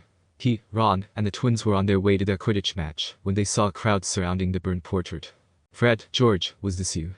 Ron asked, horrified. Yeah, no. We may cause some trouble and play some pranks a lot, George said, crossing his arms over his chest, but killing the little knight? We wouldn't go that far, he finished firmly. Poor bastard, Fred muttered, as he looked like he was going to tear up a bit. I know Fred, George said, his face somber as he looked at the blackened portrait. He reached over and placed a hand on Fred's shoulder, giving it a subtle squeeze as he felt bad for the portrait as well. I know we caused him a lot of trouble, but he didn't deserve this, George said, a slight frown on his face. Harry sighed as he ran his hand along his face, trying to relieve some stress. Neither gave Cadogan much thought, but someone killing him wasn't something he couldn't just ignore. This is Malfoy written all over it, Ron said through gritted teeth. Agreed, Fred agreed instantly, spitting on the ground at the mention of the Slytherin's name. We should track the little ferret down, George said, his eyes narrowing and turning in the direction where the Slytherin common room. Save it for the game you two, Harry said. The twins grumbled in unison, not wanting to wait until the Quidditch match to get their hands on Malfoy. They huffed in frustration but ultimately agreed with Harry. But I'm getting my hands on that git after the match, Fred said, practically seething with rage. The Great Hall was filling up fast when they arrived, the talk louder and the mood more exuberant than usual. As they passed the Slytherin table there was an upsurge of noise. Harry looked round and saw that, in addition to the usual green and silver scarves and hats, every one of them was wearing a silver badge, in the shape of what seemed to be a crown. For some reason many of them waved at Ron, laughing uproariously. Harry tried to see what was written on the badges as he walked by, but he was too concerned to get Ron past their table quickly to linger long enough to read them. What the hell is on those bloody things? Fred muttered in annoyance, a scowl on his face. Harry cast a curious glance at the crown-shaped badges as they passed the Slytherin table, and this time he made out the words etched onto them. Weasley is our king. Ron also saw the badge and then let out a moan. Shite, they're already mocking me, Ron complained, as he put his forehead on the table. I'm mental for joining the team, he said in a croaky whisper. Mental. Don't be thick, said Harry firmly, passing him a choice of cereals. You're going to be fine. It's normal to be nervous. I'm rubbish, croaked Ron. I'm lousy. I can't play to save my life. What was I thinking? Get a grip, said Harry sternly. Look at that save you made with your foot the other day. Even Fred and George said it was brilliant. Fred and George sat on either side of Ron, looking at him with faces of concern and worry. The twins loved making fun of their younger brother, but they were just as concerned about his performance. Harry's right, George began. That damn save was amazing, he said, lightly punching Ron on the shoulder. Fred nodded in agreement. You're going to be great, mate. You just need to calm down and relax, he told his younger brother, placing a hand on his back. I didn't mean to do it. I slipped off my broom when none of you were looking, and when I was trying to get back on I kicked the quaffle by accident, Ron said as he banged a fist onto the table. Well, said Harry, recovering quickly from this unpleasant surprise, a few more accidents like that and the game's in the bag, isn't it? The twins exchanged glances with one another before their lips twitched up into grins. That's the attitude, mate, Fred began, nudging Ron's shoulder once more. You just need to accidentally stop those damn quaffles, and accidentally knock the Slytherins off their brooms, George teased, a smirk on his face. Hermione and Ginny sat down opposite them wearing red and gold scarves, gloves, and rosettes. How are you feeling? Ginny asked Ron, who was now staring into the dregs of milk at the bottom of his empty cereal bowl, as though seriously considering attempting to drown himself in them. He's just nervous, said Harry. Well, that's a good sign. I never feel you perform as well in exams if you're not a bit nervous, said Hermione heartily. Hello, said a vague and dreamy voice from behind them. Harry looked up. Luna Lovegood had drifted over from the Ravenclaw table. Many people were staring at her, and a few were openly laughing and pointing. She had managed to procure a hat shaped like a life-size lion's head, which was perched precariously on her head. I'm supporting Gryffindor, said Luna, pointing unnecessarily at her hat. Look what it does. She reached up and tapped the hat with her wand. It opened its mouth wide and gave an extremely realistic roar that made everyone in the vicinity jump. It's good, isn't it? Said Luna happily. I wanted to have it chewing up a serpent to represent Slytherin, you know, but there wasn't time. Anyway, good luck, Ronald. Ron gave Luna a small, almost pained smile. Thanks, Luna, he said weakly, feeling a pit in his stomach at the thought of the match. She drifted away. They had not quite recovered from the shock of Luna's hat before Angelina came hurrying towards them, accompanied by Katie and Alicia. When you're ready, she said, we're going to go straight down to the pitch, check out conditions and change. We'll be there in a bit, Harry assured her. Ron's just got to have some breakfast. The two boys finished their breakfast and started to head towards the changing room. Good luck, Ron, said Hermione, standing on tiptoe and kissing him on the cheek. And you, Harry. Ron seemed to come to himself slightly as they walked back across the Great Hall. He touched the spot on his face where Hermione had kissed him, looking puzzled, as though he was not quite sure what had just happened. Harry hurried Ron across the entrance hall, down the stone steps, and out into the icy air. The frosty grass crunched under their feet as they hurried down the sloping lawns toward the stadium. In the stands of the Quidditch stadium. So why the song again? Galen asked Ariana as they sat in the Slytherin section about 20 minutes before the game started. He was staring at the badge in confusion, the pair of them sticking out like sore thumbs in the sea of green and silver. Has to do with Weasley sucking at keeping or something, and he's the reason why Slytherin will win the game, Ariana said. That's what you know told me anyway. So is it to get it Potter, or to get it Ron? Cause honestly the keeper position is kind of pointless, since the snitch is the only ball that wins the game, Galen said, raising an eyebrow at the Quidditch pitch. I don't know, I guess just to screw with them both. Why do you care? Ariana said, crossing her arms and leaning back a bit. I don't, Galen said, looking over at her from the corner of his eye. This game's too complicated. This is why I prefer doing mixed martial arts. What? Cause punching people in the face is so much easier, she said with a light scoff. Alan shrugged. More fun. And less rules. And the other guy knows what you're thinking. Got me there, about the less rules part, she said, crossing her arms and watching the players take to their brooms. The crowd roared too. Life as the teams rose in the air. Anyway, what was up with that name you came up with Saturday night? Galen asked. What name? She asked, looking back at him to raise her eyebrow at him. He told Gellert to call us the Dark Triad. Where'd you come up with it? Galen asked. Eavesdropped on Weasley that night, and that's what he called us. They still don't know about you or me, but you know was right about them listening in on his conversation with us the first night of the semester, Ariana said. Ah, Galen said as he turned to look at her with a slight look of annoyance on his face. I hate how he's constantly right. He's the smartest out of the three of us. Ariana said. That said, we should probably stop trying to be nice with them. I don't think we are getting into their secret club. Why is that? Galen asked. They're excluding transfer students, probably assuming any of them could be one of us, Ariana said. That's just paranoid, he said with a slight scoff. The more paranoid you are, the easier it is to keep a secret. Ariana retorted back. So what, you think we should start being jackasses and mess with them? Galen said as he leaned back in the seat, crossing his arms behind his head. Maybe, but that might give students the wrong impression about us. We still need to hold some influence, Ariana said. We should brainstorm on how to salvage and reevaluate how to proceed tonight. Fine, let's see what you two come up with, and hopefully it's something fun. The past few days have been boring as hell, Galen said. The whistle shrilled throughout the stadium, signaling the start of the game. Patience, Gal. For now, let's see what opportunities we can find during the biggest rivalry match of the year, Ariana, as a mischievous smirk appeared on her face. Chapter 14. Chapter 14. The Rogue Lion. Opening song. Danger Danger by FCMZ Feet. I see. The Quidditch Stadium. The team rose, shouldered their brooms, and marched in single file out of the changing room and into the dazzling sunlight. A roar of sound greeted them in which Harry could still hear singing, though it was muffled by the cheers and whistles. The Slytherin team was standing waiting for them. They too were wearing those silver crown-shaped badges. The new captain, Montague, was built along the same lines as Dudley Dursley, with massive forearms like hairy hams. Behind him lurked Crabbe and Goyle, almost as large, blinking stupidly in the sunlight, swinging their new beaters' bats. Malfoy stood to one side, the sunlight gleaming on his white blonde head. He caught Harry's eye and smirked, tapping the crown-shaped badge on his chest. Captains, shake hands, ordered the referee Madame Hooch, as Angelina and Montague reached each other. Harry could tell that Montague was trying to crush Angelina's fingers, though she did not wince.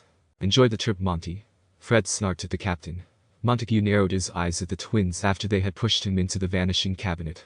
Mount your brooms, barked Madame Hooch before the Montague could bark an insult back at them. Madame Hooch placed her whistle in her mouth and blew. The balls were released and the 14 players shot upwards. Out of the corner of his eye, Harry saw Ron streak off toward the goal hoops. Harry zoomed higher, dodging a bludger, and set off on a wide lap of the pitch, gazing around for a glint of gold. On the other side of the stadium, Draco Malfoy was doing exactly the same. Lee Jordan's commentary rang through the stadium and Harry listened as hard as he could through the wind whistling in his ears and the din of the crowd, all yelling and booing and singing. Dodges Warrington, avoids a bludger close call. Alicia and the crowd are loving this, just listen to them, what's it they're singing. As Lee paused to listen, the song rose loud and clear from the sea of green and silver in the Slytherin section of the stands. Weasley cannot save a thing, he cannot block a single ring, that's why Slytherins all sing. Weasley is our king. Weasley was born in a bin, he always lets the quaffle in, Weasley will make sure we win, Weasley is our king. Hand it to them, sung's catchy. Galen snorted, looking over at Ariana, as they stood in the Slytherin stand singing along to the song. Harry swerved, his insides boiling at what he had just heard. He knew Lee was trying to drown out the song's words. Come on now, Angelina looks like she's got just a keeper to beat. She shoots, she ought. Bletchley, the Slytherin keeper, had saved the goal. He threw the quaffle to Warrington, who sped off with it, zigzagging in between Alicia and Katie. The singing from below grew louder and louder, as he drew nearer and nearer Ron. Ariana smirked as she saw Ron tense up at the sight of Warrington approaching him. I think I just found my opportunity to practice a spell I've been working on, she said in Galen's ear over the crowd singing. She focused in on Ron, her eyes began to glow a subtle purple color. Ron was ready to save the quaffle until he saw the quaffle suddenly turn into a giant spider as Warrington took his shot. Ron let out a panic yelp and darted away from the lunging spider as it sailed through the goal. Ron, no! Harry mentally screamed as he saw his friend dart away from the goal ring terrified. You boggered it, Weasley, ha! Galen chuckled under his breath, and Ariana gave him a knowing smirk. The Slytherins stopped singing as they burst into laughter as the quaffle easily soared through the ring. Or, he looked like he about pissed himself there, one of them laughed. Well, why did Elise sputtered over the mic, but he quickly compassed himself. Slytherin score. Came his voice amid the cheering and booing from the crowds below. So that's 10-0 to Slytherin. Bad luck, Ron. Alicia and Katie stared at him, dumbfounded. What are you doing? Alicia yelled at him. Ron looked equally perplexed, pointing at Warrington who had scored. What didn't you all just see? Ron began until Alicia cut him off. Get it together, Weasley, or you'll just end up proving Slytherin right. She barked at him. Right, Ron said despite his face being red from pure embarrassment at the blunder. The two girls shook their heads in frustration as Warrington and the other Slytherin players cackled. The Slytherins began up another round of that song with glee. I keep forgetting how versatile that creature-based magic of yours is, Galen said after calming down from the fit of laughter he had. I'm wondering what he saw that would make squeak like a little girl. Ariana chuckled as the Gryffindor chases got possessions of the quaffle again. Then Gryffindor back in possession, and it's Katie Bell tanking up the pitch, cried Lee valiantly, though the singing was now so deafening that he could hardly make himself heard above it. Weasley will make sure we win. Weasley is our king. Harry, don't just sit there, screamed Angelina, soaring past him to keep up with Katie. Get going. Harry realized he had been stationary in midair for over a minute, watching the progress of the match without sparing a thought for the whereabouts of the snitch. Horrified, he went into a dive and started circling the pitch again, staring around, trying to ignore the chorus now thundering through the stadium. There was no sign of the snitch anywhere he looked. Malfoy was still circling the stadium just as he was. They passed one another midway around the pitch, going in opposite directions, and Harry heard Malfoy singing loudly. Weasley was born in a bin. Harry gritted his teeth at the song being sung by the Slytherins. The song continued around the pitch while the score continued to go up, and it seemed as if it were going to continue to do so forever, as neither team could find the snitch. Harry kept taking laps around the pitch, growing more and more agitated as the song continued. The words "was born in a bin" ringing in his ears. Ariana continued to focus on Ron, making him see the quaffle as a giant spider, whenever the Slytherin Chazers throw the quaffle at the goal behind him. With each throw, a terrified Ron would run away or pathetically try to swipe at the quaffle with his eyes closed. Harry did not have to look to see what had happened. There was a terrible groan from the Gryffindor end, coupled with fresh screams and applause from the Slytherins. And that's 60-10. Things are not looking good Gryffindor right now, folks. Lee's voice said, just barely audible over the speakers as the singing grew louder. There was an edge of panic in Harry's desire to find the snitch now. If he could just get it soon and finish the game quickly. Harry ducked a bludger that Crabbe had sent rocketing in his direction, and resumed his frantic scouring of the pitch for the snitch, keeping one eye on Malfoy, in case he showed signs of having spotted it. Harry had seen it at last. The tiny fluttering golden snitch was hovering feet from the ground at the Slytherin end of the pitch. He dived in a matter of seconds. Malfoy was streaking out of the sky on Harry's left, a green and silver blur lying flat on his broom. The snitch skirted the foot of one of the goal hoops, and scooted off towards the other side of the stands. Its change of direction suited Malfoy, who was near. Harry pulled his firebolt around. He and Malfoy were now neck and neck feet from the ground. Harry lifted his right hand from his broom, stretching towards the snitch to his right. Malfoy's arm extended too, was reaching, groping. It was over in 2 breathless, desperate, wind-swept seconds. Harry's fingers closed around the tiny, struggling ball. Malfoy's fingernails scrabbled the back of Harry's hand hopelessly. Harry pulled his broom upwards, holding the struggling ball in his hand, and the Gryffindor spectators screamed their approval. They were saved. It did not matter that Ron had let in those goals. Nobody would remember as long as Gryffindor had won. Ariana saw Harry catch the snitch and scowled. Well, that was quick, Galen said, sighing. I was enjoying seeing Weasley squeak like a girl. Wham! The bludger hit Harry squarely in the small of the back, and he flew forwards off his broom. Luckily he was only 5 or 6 feet above the ground, having dived so low to catch the snitch, but he was winded all the same as he landed flat on his back on the frozen pitch. Ouch! Galen said as he saw Harry get hit with the iron bludger. He heard Madame Hooch's shrill whistle, an uproar in the stands compounded of catcalls, angry yells and jeering, a thud, and then Angelina's frantic voice. Are you alright? Course I am, said Harry grimly, taking her hand and allowing her to pull him to his feet. Madame Hooch was zooming towards one of the Slytherin players above him, though he could not see who it was from this angle. It was that thug Crabbe, said Angelina angrily. He whacked the bludger at you the moment he saw you'd got the snitch, but we won, Harry, we won. Harry heard a snort from behind him and turned around, still holding the snitch tightly in his hand. As Ariana and Galen were leaving the stands, she saw Draco land close by to them on the field. White-faced with fury, he was still managing to sneer. "Dragon, let it go," Ariana mentally yelled it. "Draco. Saved Weasley's neck, haven't you?" he said to Harry. "I've never seen a worse keeper, but then he was born in a bin. Did you like my lyrics, Potter?" Harry didn't answer. He turned away to meet the rest of the team, who were now landing one by one, yelling and punching the air in triumph, all except Ron, who had dismounted from his broom over by the goalposts, and seemed to be making his way slowly back to the changing rooms alone. "We wanted to write another couple of verses," Draco called, as Katie and Alicia hugged Harry. "But we couldn't find rhymes for fat and ugly. We wanted to sing about his mother, see?" "Talk about sour grapes," said Angelina, casting Draco a disgusted look. "We couldn't fit in useless loser either, for his father, you know." Fred and George had realized what Malfoy was talking about. Halfway through shaking Harry's hand, they stiffened, looking round at Draco. "Leave it," said Angelina at once, taking Fred by the arm. "Leave it, Fred, let him yell, he's just sore he lost," they jumped up little. "But you like the Weasleys, don't you, Potter?" said Draco, sneering. "Spend holidays there and everything, don't you? Can't see how you stand the stink, but I suppose when you've been dragged up by muggles, even the Weasleys' hovel smells okay." Harry grabbed hold of George. Meanwhile, it was taking the combined efforts of Angelina, Alicia, and Katie to stop Fred from leaping on Malfoy, who was laughing openly. Harry looked around for Madame Hooch, but she was still berating Crabbe for his illegal sludger attack. "But perhaps," said Draco, leering as he backed away, "you can remember what your mother's house stank like, Potter, and Weasley's pixie reminds you of it." Harry was not aware of releasing George. All he knew was that a second later both of them were sprinting towards Malfoy. He had completely forgotten that all the teachers were watching. All he wanted to do was cause Malfoy as much pain as possible. With no time to draw out his wand, he merely drew back the fist clutching the snitch.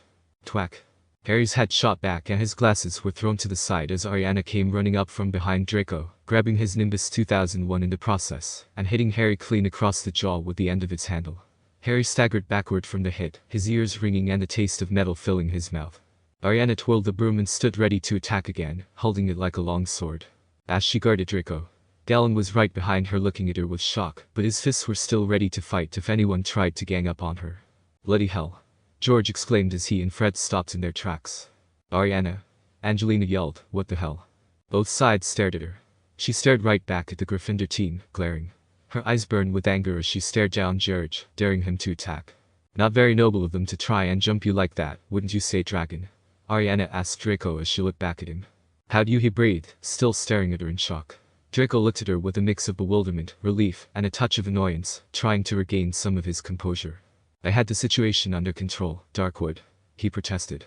"Maybe, but if anyone is going to mess with you, it's me," Ariana said, giving him a wink, causing Draco's heart to skip a bit and his cheeks to grow pink. Harry gritted his teeth and ran at her, recovering from the blow. He grabbed his own broom and swung it at her like a sword, blinded by rage. Ariana met his slash and blocked it. Their brooms clashed, the wood cracking under the impact.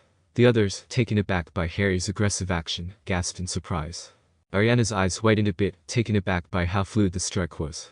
Ariana quickly counters-attacked, with a jab to the stomach with the wooden handle of the broom. Harry winced in pain, but anger fueled him. He struck back, his blow aimed at her shoulder. Ariana evaded the blow and took a swing at Harry's neck. Harry swerved to the side, but the broom handle grazed his ear, leaving a thin red line on his skin. "She's dangerous," Harry thought to himself as he barely was able to evade Ariana's strike. "He's quick," Ariana thought to herself in frustration as her strike merely grazed Harry. Despite the stinging pain in his ear, Harry lashed out again. This time the strike grazed her forearm. She gritted her teeth and cursed herself for not taking the fight a little more seriously. Harry returned with another swing, but Ariana blocked the strike and returned with a series of swift swings and jabs. Her movements had picked up a bit more speed as she put more effort into attacking him. For every strike Harry blocked, she managed to land a follow-up blow to Harry's midsection or arm. Harry struggled to keep up with Ariana's swift attacks, each blow leaving a stinging pain in his arms or stomach. He stumbled backward, panting for breath, but his anger kept him going. He started to get winded from the series of attacks. But Ariana remained cool and collected as she continued her blitz at Harry. The two swung at each other and locked brooms, locked in a stalemate as both brooms pressed against each other. Ariana and Harry glared at each other. The gaze of their matching colored eyes were like staring into a mirror to them. "Impedimenta," Madame Hooch shouted as the spell flew from her wand. Ariana heard Hooch shout the spell, and redirected the force of the stalemate towards the spell, tripping Harry, so he was in the spell's line of fire. While he stumbled past her, she discreetly placed one of Yuno's sigils in his pant pocket. She glanced behind her, looking at Harry as he stumbled forward trying to regain his balance. Everything seemed to move in slow motion to him as he looked at Ariana, meeting her gaze. "You're sloppy, Potter," she said coldly, right as the spell hit Harry in the chest, careening him to his right for several feet. His body hit the ground hard, knocking the air out of him. He lay there for a moment, dazed and gasping for breath. "What do you think you're doing?" screamed Madame Hooch, as Harry struggled to his feet. She was holding her whistle in one hand and a wand in the other. Her broom lay abandoned several feet away. "I've never seen behavior like it. Back up to the castle, both of you, and straight to your head of house's office. Go. Now." Harry and Ariana turned on their heels and marched off the pitch, neither saying a word to the other. The howling and jeering of the crowd grew fainter and fainter until they reached the entrance hall, where they could hear nothing except the sound of their own footsteps. They occasionally glared at each other. They had barely reached the door of Professor McGonagall's office when she came marching along the corridor behind them. She was wearing a Gryffindor scarf, but tore it from her throat with shaking hands as she strode towards them, looking livid. "In," she said furiously, pointing to the door. Harry and Ariana entered. She strode around behind her desk and faced them, quivering with rage as she threw the Gryffindor scarf aside onto the floor. "Well," she said, "I have never seen such a disgraceful exhibition. Explain yourselves, both of you." "Harry and George were about to attack Draco, and I stopped them," Ariana said. Professor McGonagall eyes flashed and turned to Harry. "Is this true?" she said with a hint of skepticism. "He provoked us. He insulted my mum and Ron's parents," Harry said stiffly. "Provoked you?" shouted Professor McGonagall, slamming a fist onto her desk so that her tartan tin slid sideways off it and burst open, littering the floor with ginger newts. "He'd just lost, hadn't he? Of course, he wanted to provoke you. But instead of leaving it to Madame Hooch to sort out, you two decided to give an exhibition of Muggle dueling, did you?" Professor McGonagall continued to regard them with a stern glare. "And Ms. Darkwood, you chose to intervene. But instead of attempting to de-escalate the situation, you chose violence. You chose to engage in a reckless duel and put yourself and others in harm's way." Ariana kept quiet, her expression remained unchanged like a soldier, while Harry squirmed a bit with unease. Professor McGonagall leaned forward, her hands clenched into fists. "What have you got to say for yourselves?" she demanded, her voice shaking with anger. "I don't regret my actions, Professor, but I accept any punishment you deem necessary," Ariana said, her tone serious and a stoic expression. Professor McGonagall seemed taken aback by Ariana's calm and steadfast demeanor. She stared at her for a moment, trying to figure her out. "You carry yourself like a soldier, Ms. Darkwood," she said, giving the girl some credit for accepting responsibility for her actions, even if there was no remorse for them. "And you, Mr. Potter?" Harry stayed silent as he shifted uncomfortably. McGonagall sighed in frustration. "Have you any idea what you two have?" Hem. Harry and Ariana both wheeled around. Dolores Umbridge was standing in the doorway, wrapped in a green tweed cloak that greatly enhanced her resemblance to a giant toad, and was smiling in the horrible, sickly, ominous way that Harry had come to associate with imminent misery. "May I help, Professor McGonagall?" asked Professor Umbridge in her most poisonously sweet voice. Blood rushed into Professor McGonagall's face. "Help?" she repeated, in a constricted voice. "What do you mean, help?" Professor Umbridge moved forward into the office, still smiling her sickly smile. "Why, I thought you might be grateful for a little extra authority." Harry would not have been surprised to see sparks fly from Professor McGonagall's nostrils. "You thought wrong," she said, turning her back on Umbridge. "Now, you two had better listen closely. Potter, I do not care what provocation Malfoy offered you. I do not care if he insulted every family member you possess. Your behavior was disgusting. As for you, Ms. Darkwood, your reason behind engaging may seem noble, but that doesn't excuse you from punishment." "I expect nothing less, Professor," Ariana said, her expression unchanged as Harry was about to protest. "I am giving each of you a week's worth of detentions. Do not look at me like that, Potter, you deserve it. And if either of you ever..." Hem. Professor McGonagall closed her eyes as though praying for patience as she turned her face towards Professor Umbridge again. "Yes. I think he deserves rather more than detentions," said Umbridge, smiling still more broadly. Professor McGonagall's eyes flew open.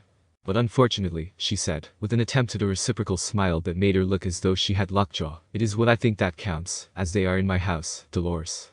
"Well, actually, Minerva," simpered Professor Umbridge, "I think you'll find that what I think does count. Educational Decree number 26 states I have supreme." She gave a false little laugh. "Supreme authority over all punishments, sanctions and removal of privileges pertaining to the students of Hogwarts, and the power to alter such punishments, sanctions, and removals of privileges, as may have been ordered by other staff members." Professor McGonagall clenched her fist at Umbridge's words, showing a visible snarl. "But I am not unreasonable, Professor McGonagall," she continued, turning back to Professor McGonagall, who was now standing as still as though carved from ice, staring at her. "The rest of the team can continue playing. I saw no signs of violence from any of them." Harry's eyes widened at her statement. What are you saying?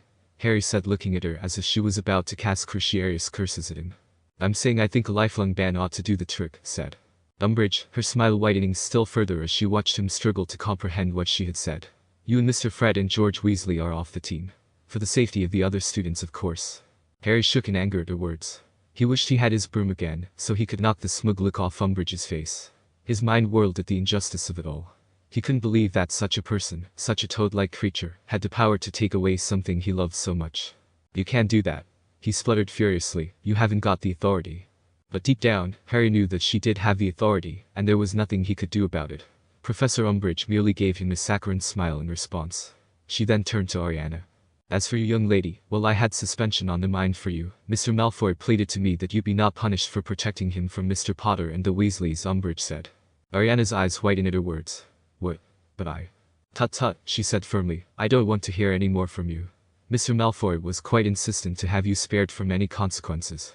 He was adamant that your intervention in the matter was an act of a hero. So, in consideration of his words, I have decided to show some mercy on you, considering your actions were in a sense noble, even if misguided. But rest assured, I will be keeping a close eye on you from now on, dear. Ariana looked at the ground. Innocent, she muttered to herself. Harry felt his anger growing even more. How could Malfoy have the nerve to ask for such a favor?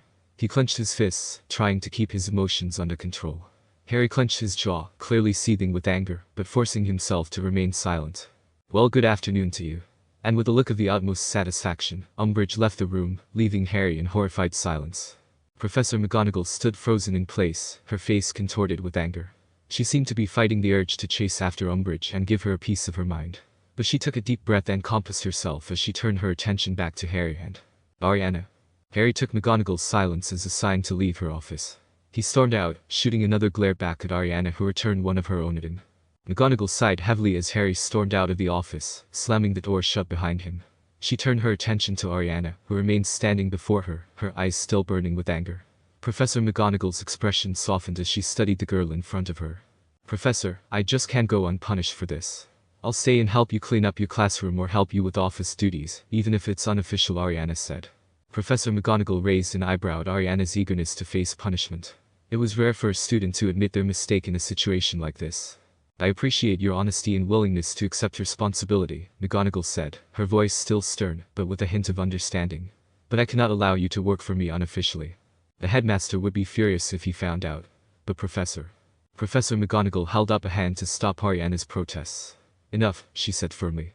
It is clear to me that you have a strong sense of duty and honor, but you must also learn the importance of restraint and obeying authority, even when it seems unfair. Ariana silently cursed. There's no honor in this. Then let this serve as your punishment, Ms. Darkwood, Professor McGonagall said. Her words hung heavy in the air, leaving a bitter taste in Ariana's mouth. The sense of injustice was like a bitter pill she had to swallow.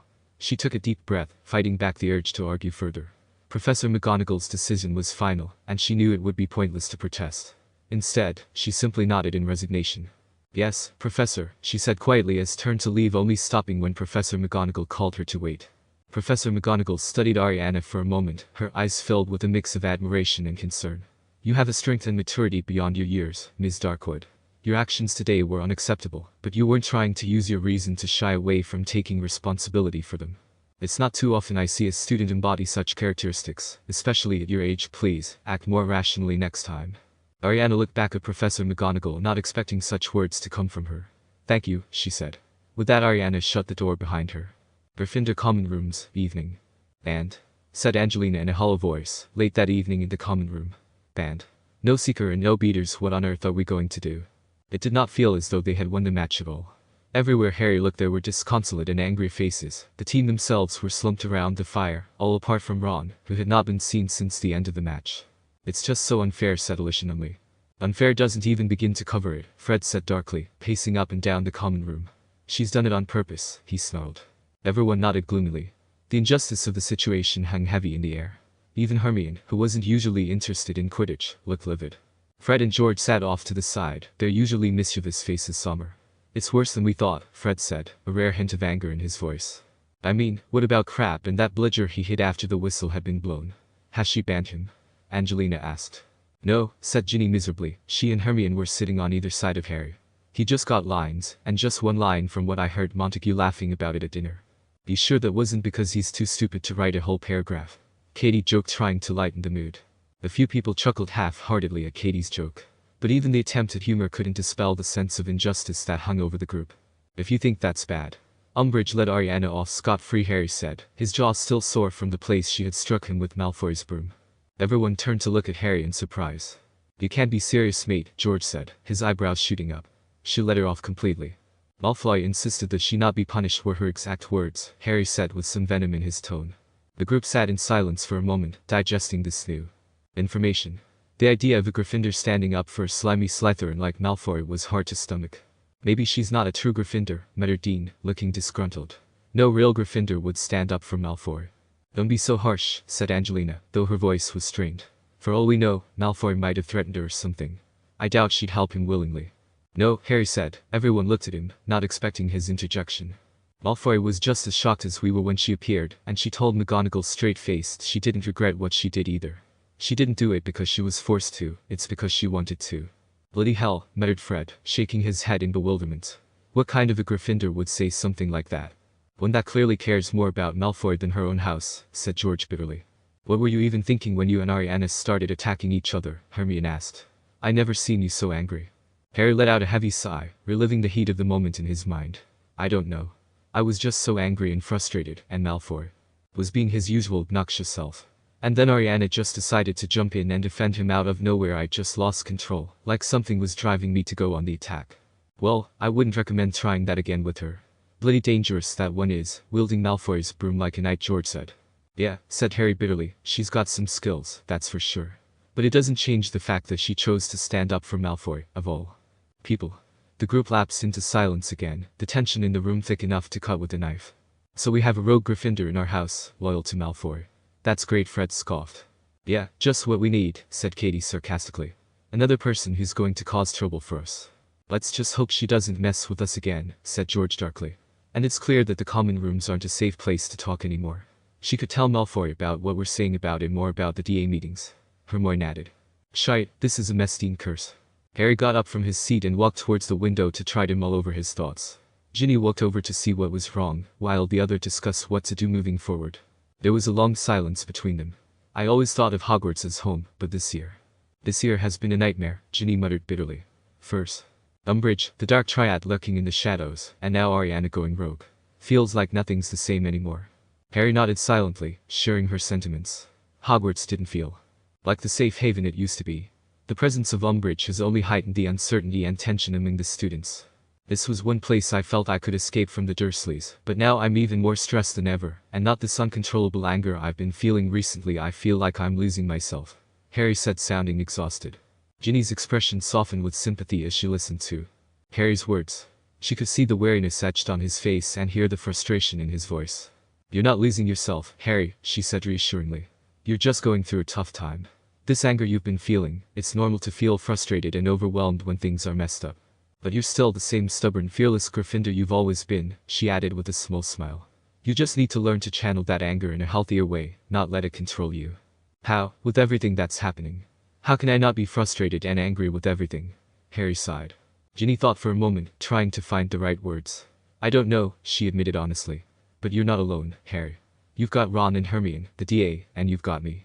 We'll get through this together, she said, squeezing his hand and comforting Harry. And who knows, Ginny added, her tone lightening a bit. Maybe Umbridge will get hit by a falling tree or something. Stranger things have happened at this school. Harry couldn't help but laugh at Ginny's joke. If only we were that lucky. Ginny chuckled too, her smile contagious. Hey, never underestimate the power of wishful thinking. They looked out the window in comfortable silence for a while, the cool night air calming their frayed nerves. Thanks, Gin, you always seem to know what to say, Harry said, looking at her with a warm smile. Ginny shrugged modestly. It's a talent of mine, she said jokingly. But seriously though, you can always talk to me, you know that, right? No matter how angry or frustrated you feel. I might just take you up on that, Harry said with a chuckle. I'm going to head off to bed, I'll talk to you in the morning. Ginny nodded understandingly. Get some rest, Harry. You look like you could use it. Yeah, he admitted, feeling the exhaustion hit him. Night, Gin. Harry walked away, feeling like a ton of bricks had been lifted off his shoulders, but in the back of his head, he couldn't help but feel that a storm was brewing. Chapter 15. Chapter 15. Hagrid's Return. Opening Song. Danger Danger by FCMZ Feet. I see. The restricted section of the library. The hell were you thinking you put the whole mission at risk? Yelled at Ariana, as the Dark Triad assembled in their usual meeting place in the restricted section of the library. I had the situation under control and managed to slip one of your sigils into Potter's pocket. If anything, we know where they're meeting now, Ariana said, looking down at You could have done that without the need of starting a fight with Potter. All for what, to save Malfoy, said, his voice raising. I had my reasons, Ariana retorted, her eyes hardened. Besides, what does it matter? What's done is done. Galen sat silently observing the argument. He knew better than to get between the two when they were in disagreement. I'm guessing those reasons are based on emotions rather than actual strategy. You actually like Malfoy, don't you? Scoffed, adding a mocking smile. Like him? Ariana retorted, with an irritated look. Don't be ridiculous. Chuckled under his breath, clearly finding amusement in Ariana's denial. That's it, isn't it? Laughed dryly. You've actually fallen for a wizard. Well, isn't that just fantastic? This is why the boss should have made me the leader. Watch your mouth, Pipsqueak, she warned, her voice low and eyes flashing dangerously. You're not the leader because you lack the qualities necessary. I make the decisions, and I don't appreciate you questioning my actions or my emotions. I'm the smartest out of the three of us, and you even admit it, he retorted back at her. True, you may be the smartest, Ariana conceded. But smarts alone don't make a good leader. A leader needs more than just intellect. They need to be adaptable and command respect. She said with a small smirk. You can't do either of those things. Red trouble-like markings appeared on Yuno's cheeks, his ears became pointed, and his eyes became cat-like with purple irises with two slits in the middle of them. Care to back that up? Threatened as a portal opened behind him. In the void of the portal, two sets of purple cat eyes appeared, followed by a Cheshire-like smile with needle-like teeth. Ariana's appearance changed, matching Yuno's cheeks and ears, but the whites of her eyes turned black around her emerald irises, and the lightning bolt scar on her cheek grew down to her neck. You forget who you're speaking to, brat, Ariana threatened back as her dagger transformed into a sword with a black blade and embroiled with emerald-like gems. Green lighting began to crackle off her like whips. Alan sat up ready to spring into action, his ears also becoming pointed and red markings appearing on his cheeks, while his irises turned a brilliant orange. You both are going to blow our cover if you keep this up, he said sternly. Stay out of this. They both yelled at him. Galen didn't back down, the maroon-violet glow of anti-magic radiating off his fist like fire. All of you, that's enough. A female voice commanded from the middle of the room, but with a warm tone to it. The Dark Triad tensed up and saw a raven perched on one of the overhanging ceiling lamps. Boss. All the three of them exclaimed. The raven, who had appeared out of nowhere, spread its wings and fluttered down to land on a nearby table. His shimmering eyes scanned over the three siblings with a mix of reprimand and amusement. I thought I made it clear that you three were to keep a low profile, the raven scolded. Yet here I find you about to engage in a fight that would destroy most of the castle. Ariana, and Galen's transformed appearance faded, returning to how they normally looked. The Triad looked down with guilt. Sorry, boss, they all said in unison. The raven cocked its head to the side, looking at Ariana and intently. I expected better from both of you, it scolded them in a firm but soothing voice. The bird shifted its gaze to Galen. And Galen, I thought you were the sensible one equipped. I was about to intervene, Galen said defensively. Yet you didn't, the raven pointed out, its eyes glinting with a hint of amusement. Just like you didn't intervene when Ariana decided to defend Draco Malfoy. So you were watching, Ariana said, looking away from the bird. Of course, I was watching, the raven replied, its voice dripping with both reproach and affection. Someone has to keep an eye on you three troublemakers. There was a silence between the four of them. Looked at Ariana. I'm sorry, Ari, I just didn't expect you to be so reckless on mission. You're always so level-headed. Ariana's expression softened slightly at Yuno's apology. No, I'm sorry for saying those things about you, she sighed, her voice relaxing a bit. I understand where you're coming from, but I had the situation under control, I assure you. I made a decision in the moment, and I have to stand by it now. For better or for worse. Yuno took a deep breath, knowing it was better not to argue with her. It's not that I don't trust you, Ari, I just... Yuno trailed off, he then let out a sigh. I just didn't expect it from you is all, but you're right. What's done is done and we'll adapt. Like we always do, Yuno said, giving a genuine smile. Ariana smiled back, accepting his way of apologizing to her. Now if you'll excuse me, I have a certain toad to torment, she needs to be knocked down off that high horse of hers again, he said, trying to lighten the mood. The raven chuckled. Ah, Dolores Umbridge, it said, its voice filled with distaste. Never thought I would ever see someone ever resemble a toad so much in all my years, and that is saying something. Ariana couldn't help but chuckle in agreement. That's putting it mildly, boss. For someone so bigoted against half-breeds, she sure looks like one, she said, garnering a laugh from all in the group. Yuno opened a portal to the side of him. I'll see you tomorrow, Ari, he said. Yeah, see you tomorrow, Ariana replied, a hint of affection in her voice. As stepped through the portal and disappeared, Ariana turned her attention back to the Raven. So, boss. You probably have some choice words for me, don't you? She said with a hint of defeat in her tone. In private if we may, the Raven said. Galen. Galen nodded and quickly gathered his things. He shot her a sympathetic look before exiting the area, leaving her and the Raven alone in the room. He reminds you of yourself, doesn't he? The Raven asked as it flew down to a lamp opposite of Ariana. There was a long pause between the two, as Ariana gathered her thoughts. It's hard not to see the similarities between us, boss. At first, I thought he was just a spoiled brat with connections to the Death Eaters. A useful pawn, but she trailed off. Go on dear, the Raven said warmly. But a couple of days ago, he said something about not getting say, or something along those lines. It sounded like he thinks he doesn't get to have a choice in what he does. It reminded me of myself back when I was still allied with my father. Ariana said as she sat on the ground and leaned back against the face of the bookshelf. The Raven flew over and nested itself in her lap. It looked up at her. So, his internal battle reminds you of your own during that time in your life, it said with an understanding tone. Am I wrong for thinking that? She asked. The Raven tilted its head thoughtfully. No, you're not wrong, it responded, but you are at risk of allowing your emotions to cloud your judgment. Draco Malfoy is a complex individual, one with his own demons and struggles. Let me ask you this. Do you truly believe that he's deserving of your concern and sympathy? Ariana took a minute to think. You took me under your wing, despite knowing I was his daughter, and after everything I had done in the past. The Raven chuckled. Was that pun intended, dear?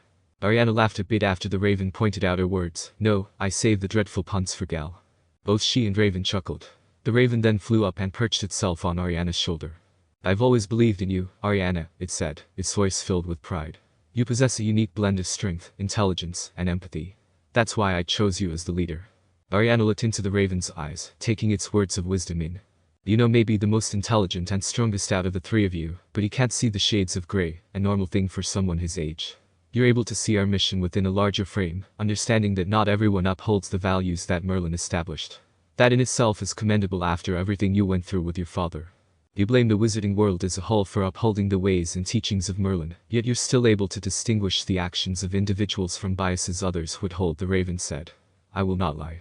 I have my own reservations about the boy, but if you truly believe that he would join our side, then I trust your judgment. Ariana couldn't help but feel a surge of gratitude towards the Raven. Its faith in her abilities and its understanding of both her and meant the world to her. Thank you, she said softly. Your trust means everything to me. The Raven fluttered its wings once, then settled back onto Ariana's lap. However, it said with a hint of warning in its voice, remember that while you may offer young Malafie a chance at a different life, you must also protect yourself, my champion. Do not lose sight of our cause. Ariana's expression hardened. I will bring our people back, Aunt Morgana, and Merlin's legacy will burn. Everything that bastard and my father established will be destroyed. Morgana showed her softened expression through the Raven when Ariana spoke her actual name. I know, dear, she replied, her voice tinged with a hint of affection. Just remember my words, and always trust your instincts. They have seldom led you astray. Of course, boss, Ariana smiled genuinely. Now then, I didn't come just to give you words of advice. I've come with some troubling news regarding the last mission I sent you on, Morgana said. Ariana immediately sobered at the Raven's words. Troubling news. She echoed, a sense of foreboding settling in her stomach. Geralt revealed to me that Dumbledore has the Elder Wand, Morgana said. Oh, you have got to be kidding me, it's literally right under our noses, and the one wizard that can take all three of us at once has his shit. Ariana cursed. My thoughts exactly, Morgana agreed. Dumbledore possesses the Elder Wand is a significant setback. For now, the three of you should focus on the Resurrection Stone. Ariana nodded, her mind already whirling with the implications of Dumbledore's possession of the Elder Wand. Understood, she said determinedly. It's the easier target for the moment, and I don't think he realizes the significance with him so focused on Riddle. Wizards always tend to prioritize power over utility, Morgana said. Still be wary in your approach on how to recover it. No worries, boss, Ariana said with a smirk. With how things are now, it's only a matter of time till the stone is ours.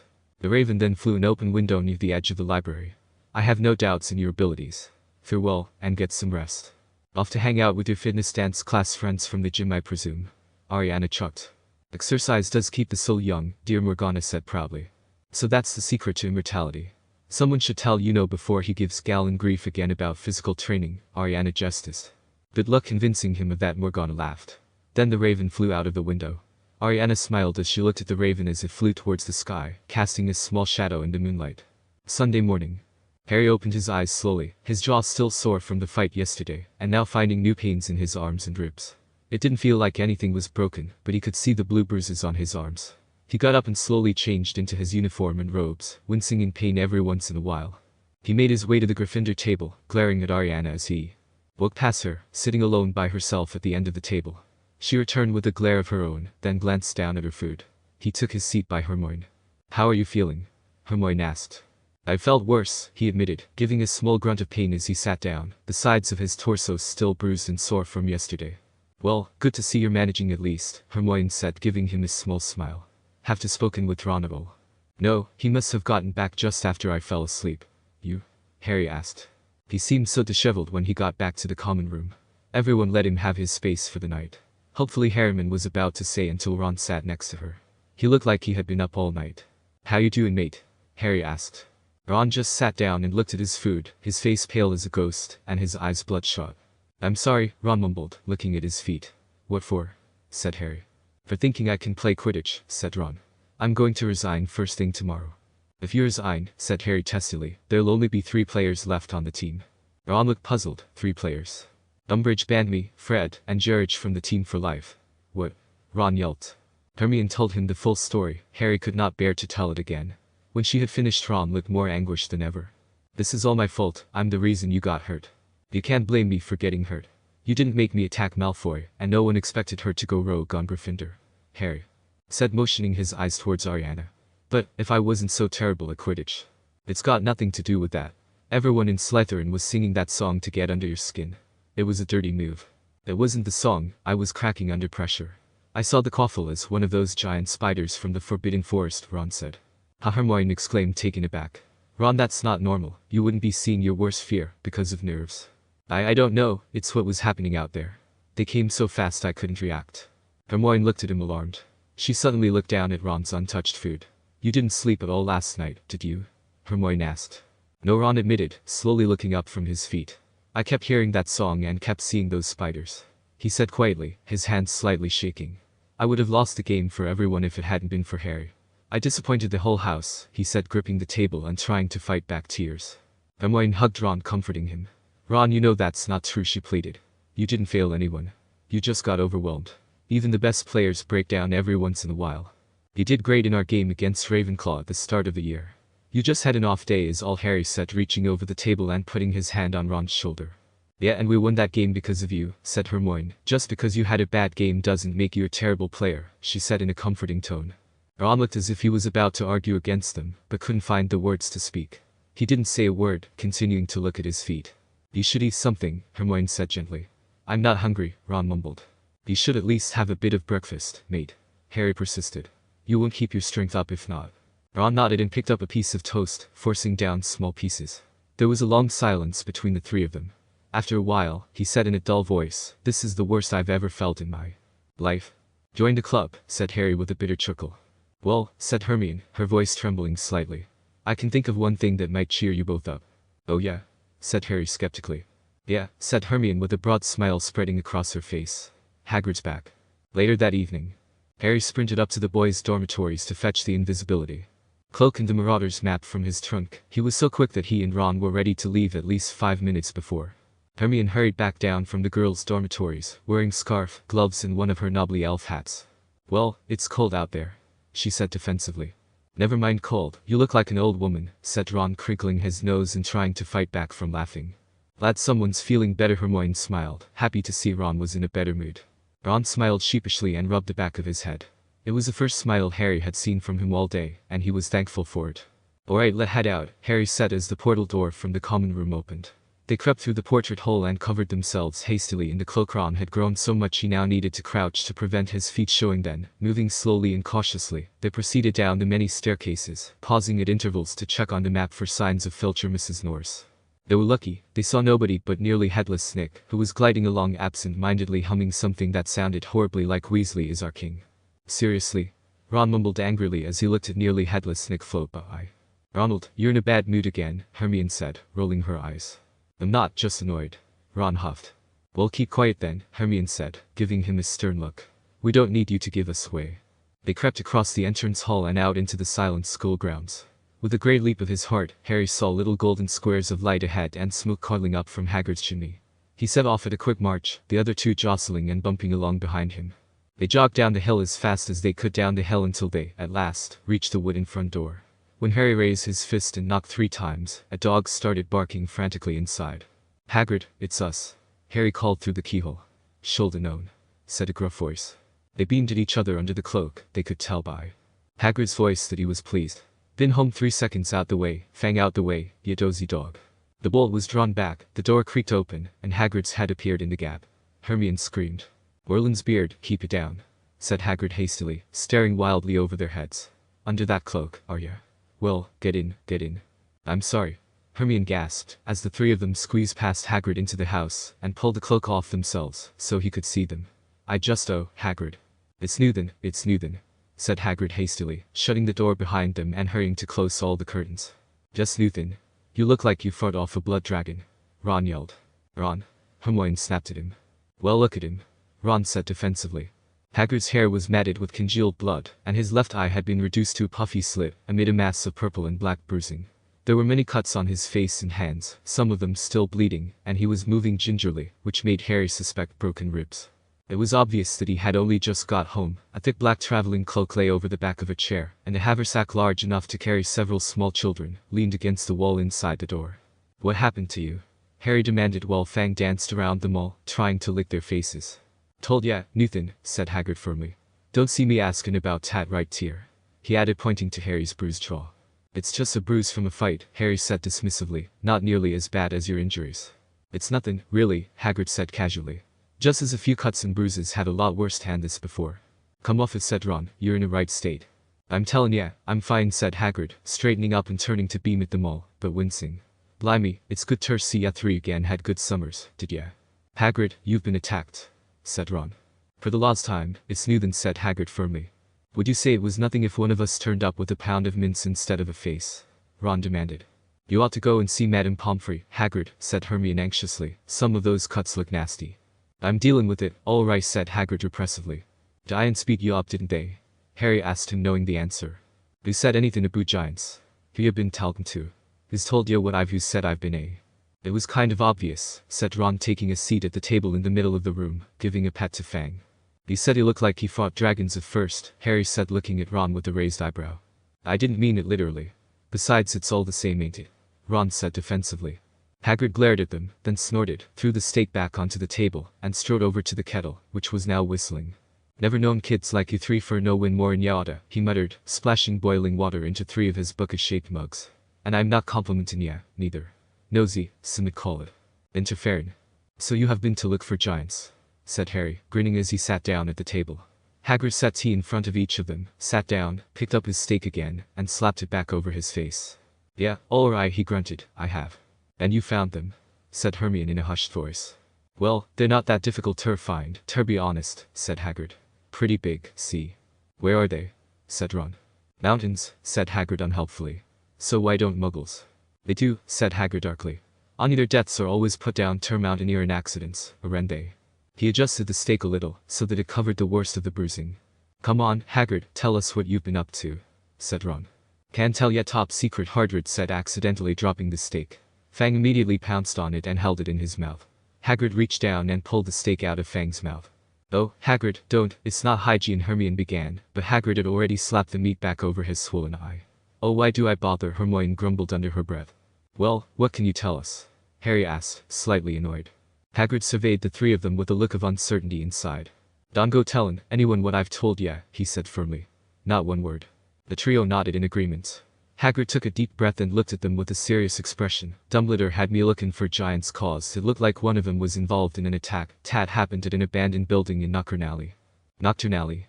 Harry repeated. "Were people hurt?" "Yes, 24 Death Eaters dead. One of them received a Dementor's kiss." The 3 of them gasped, the blood draining from their faces. 24. Ron said, his voice trembling slightly. "Who could have done that?" "Indeed. Some of them were found riddled with bullets wounds." "One's the race magic," Hagrid said, his voice becoming grim. Harry's eyes almost bulged out of his head. "No, it can't be," he thought to himself. "Bullets?" Hermione asked, giving a perplexed look. "As in, Muggle weapons?" "Modern ones from what Arthur told me," Hagrid answered. Ron and Hermione continued to ask Hagrid's questions about the incidents. Harry, however, mind was racing as he thought back to the night he used the Marauder's map to find the Room of Requirements. He remembered that black spot on the map where the Hufflepuff common room was. After hearing what Hagrid told them, there was only one conclusion that Harry could come up with. The shooters at Hogwarts, the shooters a member of the Dark Triad. He mentally yelled in his head. This wasn't good. He assumed that the other two members of the Triad had magic similar to but now the situation had gotten worse. They weren't just stealing, but 3 dark wizards. They were dealing with 3 dark wizards that each had their own unique abilities, and were strong enough to take down a whole squadron of Death Eaters. Now all 3 of them were at Hogwarts, hiding in the shadows, save for the one member they did know about. He overheard Hagrid explain the traces of other magical creatures to him, and could only assume that was the doing of the other member of the Triad. He had to make sure though. Once he was on his way back to the castle, he needed to confirm his suspicions. Though he really hoped he was just being paranoid. The conversation was interrupted by a sudden outbreak of rapping on the door. Hermione gasped, her mug slipped through her fingers and smashed on the floor. Fanjolt. All 4 of them stared at the window beside the doorway. The shadow of somebody small and squat rippled across the thin curtain. It's her, Ron whispered. Get under here, Harry said quickly. Seizing the invisibility cloak, he whirled it over himself and Hermione, while Ron tore around the table and dived under the cloak as well. Huddled together, they backed away into a corner. Fang was barking madly at the door. Hagrid looked thoroughly confused. Hagrid, hide our mugs. Hagrid seized Harry and Ron's mugs, and shoved them under the cushion in Fang's basket. Fang was now leaping up at the door. Hagrid pushed him out of the way with his foot and pulled it open. Professor Umbridge was standing in the doorway wearing her green tweed cloak and a matching hat with ear flaps. Lips pursed, she leaned back so as to see Hagrid's face. She barely reached his navel. So, she said slowly and loudly, as though speaking to somebody deaf. You're Hagrid, are you? Without waiting for an answer, she strolled into the room, her bulging eyes rolling in every direction. Get away, she snapped, waving her handbag at Fang. It had bounded up to her and was attempting to lick her face, which she succeeded at. Umbridge let out a horrified shrill as the trio tried not to laugh underneath the cloak. I don't want to be rude, said Hagrid, staring at her, but who the ruddy hell are you? My name is Dolores Umbridge. She huffed as her eyes swept the cabin, taking out a hand wipe and starting dabbing her face. Twice they stared directly into the corner where Harry stood, sandwiched between Ron and Hermione. Dolores Umbridge, Hagrid said, sounding thoroughly confused. I thought you were one of the Ministry Don you work with Fudge. I was senior undersecretary to the minister, yes, said Umbridge, now pacing round the cabin, taking in every tiny detail within, from the haversack against the wall to the abandoned traveling cloak. I am now the defense against the dark arts teacher. That's brave of ya, said Hagrid, there's not many take that job anymore. And Hogwarts High Inquisitor, said Umbridge, giving no sign that she had heard him. What's that? Said Hagrid, frowning. Precisely what I was going to ask, said Umbridge, pointing at the broken shards of china on the floor that had been Hermione's mug. Oh, said Hagrid, with a most unhelpful glance towards the corner where Harry, Ron, and Hermione stood hidden. Oh, thought was Fang. He broke a mug. So I had to use this one instead. Hagrid pointed to the mug from which he had been drinking, one hand still clamped over the dragon stake pressed to his eye. Umbridge stood facing him now, taking in every detail of his appearance instead of the cabin's. I heard voices, she said quietly. I was talking to Fang, said Hagrid stoutly. And was he talking back to you? Well, in a manner of speaking, said Hagrid, looking uncomfortable. I sometimes say Fang's near enough human. I see, the care to explain the 3 sets of footprints in the snow. Leading from the castle doors to your cabin, said Umbridge sleekly. Hermione gasped. Harry clapped a hand over her mouth. Luckily, Fang was sniffing loudly around the hem of Professor Umbridge's robes, and she did not appear to have heard. Well, I only just got back, said Hagrid, waving an enormous hand at the haversack. Maybe someone came to your call earlier and I missed them. No footsteps are leading away from your cabin door. Well, I don't know why that'd be, said Hagrid, tugging nervously at his beard, and again glancing towards the corner where Harry, Ron, and Hermione stood, as though asking for help. Maybe turk the back way around. Umbridge wheeled round and strode the length of the cabin, looking around carefully. She bent and peered under the bed. She opened Hagrid's cupboards. She passed within 2 inches of where Harry, Ron, and Hermione stood pressed against the wall. Harry actually pulled in his stomach as she walked by. After looking carefully inside the enormous cauldron Hagrid used for cooking, she wheeled round again and said, What has happened to you? How did you sustain those injuries? Hagrid hastily removed the dragon stake from his face, which in Harry's opinion was a mistake, because the black and purple bruising all around his eye was now clearly visible, not to mention the large amount of fresh and congealed blood on his face. Oh, I had a bit of an accident, he said lamely. What sort of accident? I tripped. You tripped, she repeated coolly. Yeah, that's right. Over a friend's broomstick. I don't fly, myself. Well, look at the size o' me, I don't reckon there's a broomstick that'd hold me. Now wait, why you here? Hagrid asked, growing impatient with the stout-toed-looking woman. Umbridge scowled at Hagrid's audacity, but quickly regained her composure. You ought to know, too, that as High Inquisitor it is my unfortunate but necessary duty to inspect my fellow teachers. So I dare say we shall meet again soon enough. She turned sharply and marched back to the door. You're inspecting us? Hagrid repeated blankly, looking after her. Oh, yes, said Umbridge softly, looking back at him with her hand on the door handle. The Ministry is determined to weed out any unsatisfactory teachers, Hagrid. Good night. She left, closing the door behind her with a snap. Hagrid held his hand up, signaling the three to stay put. He stumped across the room and pulled back the curtain an inch or so. She's going back toward the castle, he said in a low voice. Blimey, inspecting people, is she? Yeah, said Harry, pulling off the cloak. Trelawney's on probation already for just helping a student find a book. She's been on the warpath and finding any excuse to get rid of teachers that are close to Dumbledore, Hermione explained. Well, she won't have any luck with me, said Hagrid confidently, sitting back down at the table and pouring them all more tea. Never done anything that's against the rules yet. The bloody hell you haven't, remember Fluffy, Ron shouted, looking bewildered. Be fair, said Hagrid, grinning. They only gave me a warning at Bohemiaren, really supposed her keep some mat like that in a school. Hagrid, Hermione complained, pinching her brow. Be serious, just teach us something dull that's bound to come up in our hell. But Hagrid merely yawned widely and cast a one-eyed look of longing towards the vast bed in the corner. Listen, it's been a long day and it's late, he said, patting Hermione gently on the shoulder, so that her knees gave way and hit the floor with a thud. Oh, sorry, he pulled her back up by the neck of her robes. Look, down you go. Worry Naboomy, I promise ya I've got really good stuff planned for her. Your lessons now, I'm back now, you lot had better get back up to the castle, and don't forget to wipe your footprints out behind ya. I dunno if we got through to him, said Ron a short while later when, having checked that the coast was clear, they walked back up to the castle. Harry was lost in thought as he pulled out the piece of parchment paper. Then I'll go back again tomorrow, said Hermione determinedly. Till plan his lessons for him if I have to. I don't care if she throws out Trelawney, but she's not getting rid of Hagrid. Harry pulled out his wand as they walked. I solemnly swear that I am up to no good, Harry said aloud. The map of Hogwarts appeared, showing the footsteps of multiple people. Harry looked and saw the Hufflepuff common room on the map, not blacked out like before. He then scanned his eyes over the page, to the library. No, Harry said quietly, his eyes looking like they were about to bulge out of his head. What is it? Hermione said, looking at where Harry was staring horrified. What's wrong? That black spot that was blocking out the Hufflepuff common rooms the other night is blocking out the library. Okay, so we know that it's a member of, Ron said until he suddenly realized what Harry was getting at. Mate, you're not saying that. The shooter from Nocturn Alley that Hagrid mentioned could cancel out magic. They're a member of the Dark Triad, Harry said with a grim tone. So we aren't just dealing with people like we're dealing with three individuals with their own unique abilities. Hermione gasped, as the three entered the entrance of Hogwarts. Right on a money, Granger, a voice said. The trio froze in place, their hearts racing after recognizing the voice. You know, it's rude to eavesdrop on someone's house call, said. Chapter 16. Chapter 16. Shots fired. Opening song. Danger Danger by FCMZ Feet. I see. Entranced to Hogwarts. The trio slowly turned around and saw standing there leaning against the entrance, his arms crossed, and the familiar smirk on his. Ron and Hermione instinctively grabbed their wands under their robes. Despite the cloak, could still sense them and knew exactly where they were, which only made the trio's anxiety grow. Harry gulped as he was the one who finally spoke. Said Harry slowly. What are you doing here? Nothing really, just got tired of listening to Professor Umbridge. Inspecting Professor Hagrid, said his smirk never leaving his face. The three instinctively took a step back from him, still gripping their wands so tightly they might snap. You've been spying on us, Hermione said, gritting her teeth. Of course, I'll give credit to Potter for deducing that Blue was the shooter in that little skirmish over in Nocturne. Taunted. Though I don't like that the big guy knows that much about it.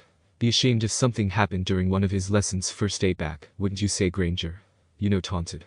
Despite her fear, Hermione mustered up the courage to glare at What do you care about Hagrid anyway? You've never even met him. True, but the giant is a moron. If he's stupid enough to show everyone a dangerous animal, it's a good opportunity to exploit, chuckled darkly. Harry's anger boiled, knowing callous words had a hint of truth. Hermione, feeling protective, gripped his wand even tighter, ready to draw it out from his robes if necessary. We'll stop you, she growled. Can you? Said, raising a mocking eyebrow. I find that hard to believe that even you three and your little club can fight a war on two fronts. What do you mean, war on two fronts? Asked Hermione, still holding her scowl. Oh come on, it's obvious, you have to deal with me and my comrades, and you also have to deal with Umbridge's power trip at the same time. Sure, you could go after us, but that leaves Umbridge unchecked, or go after Umbridge and leave us alone. Either way, your little club doesn't have the manpower to deal with both situations at the same time. Taunted. Hermione bristled at the comment, her fear replaced with anger. We can handle both you and Umbridge. We've faced worse than the likes of you before, she said defiantly.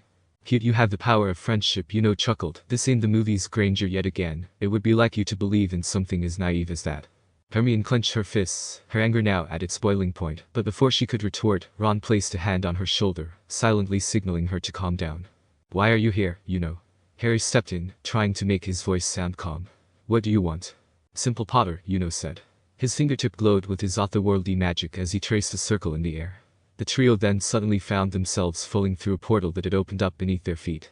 As they fell, Harry felt the cloak of invisibility ripped from his grasp before he, Ron, and Hermione hit the stone floor, now finding themselves in a different part of the castle, on some unknown floor. Professor Umbridge, there are students over here. Called out from the portal about 15 feet above them.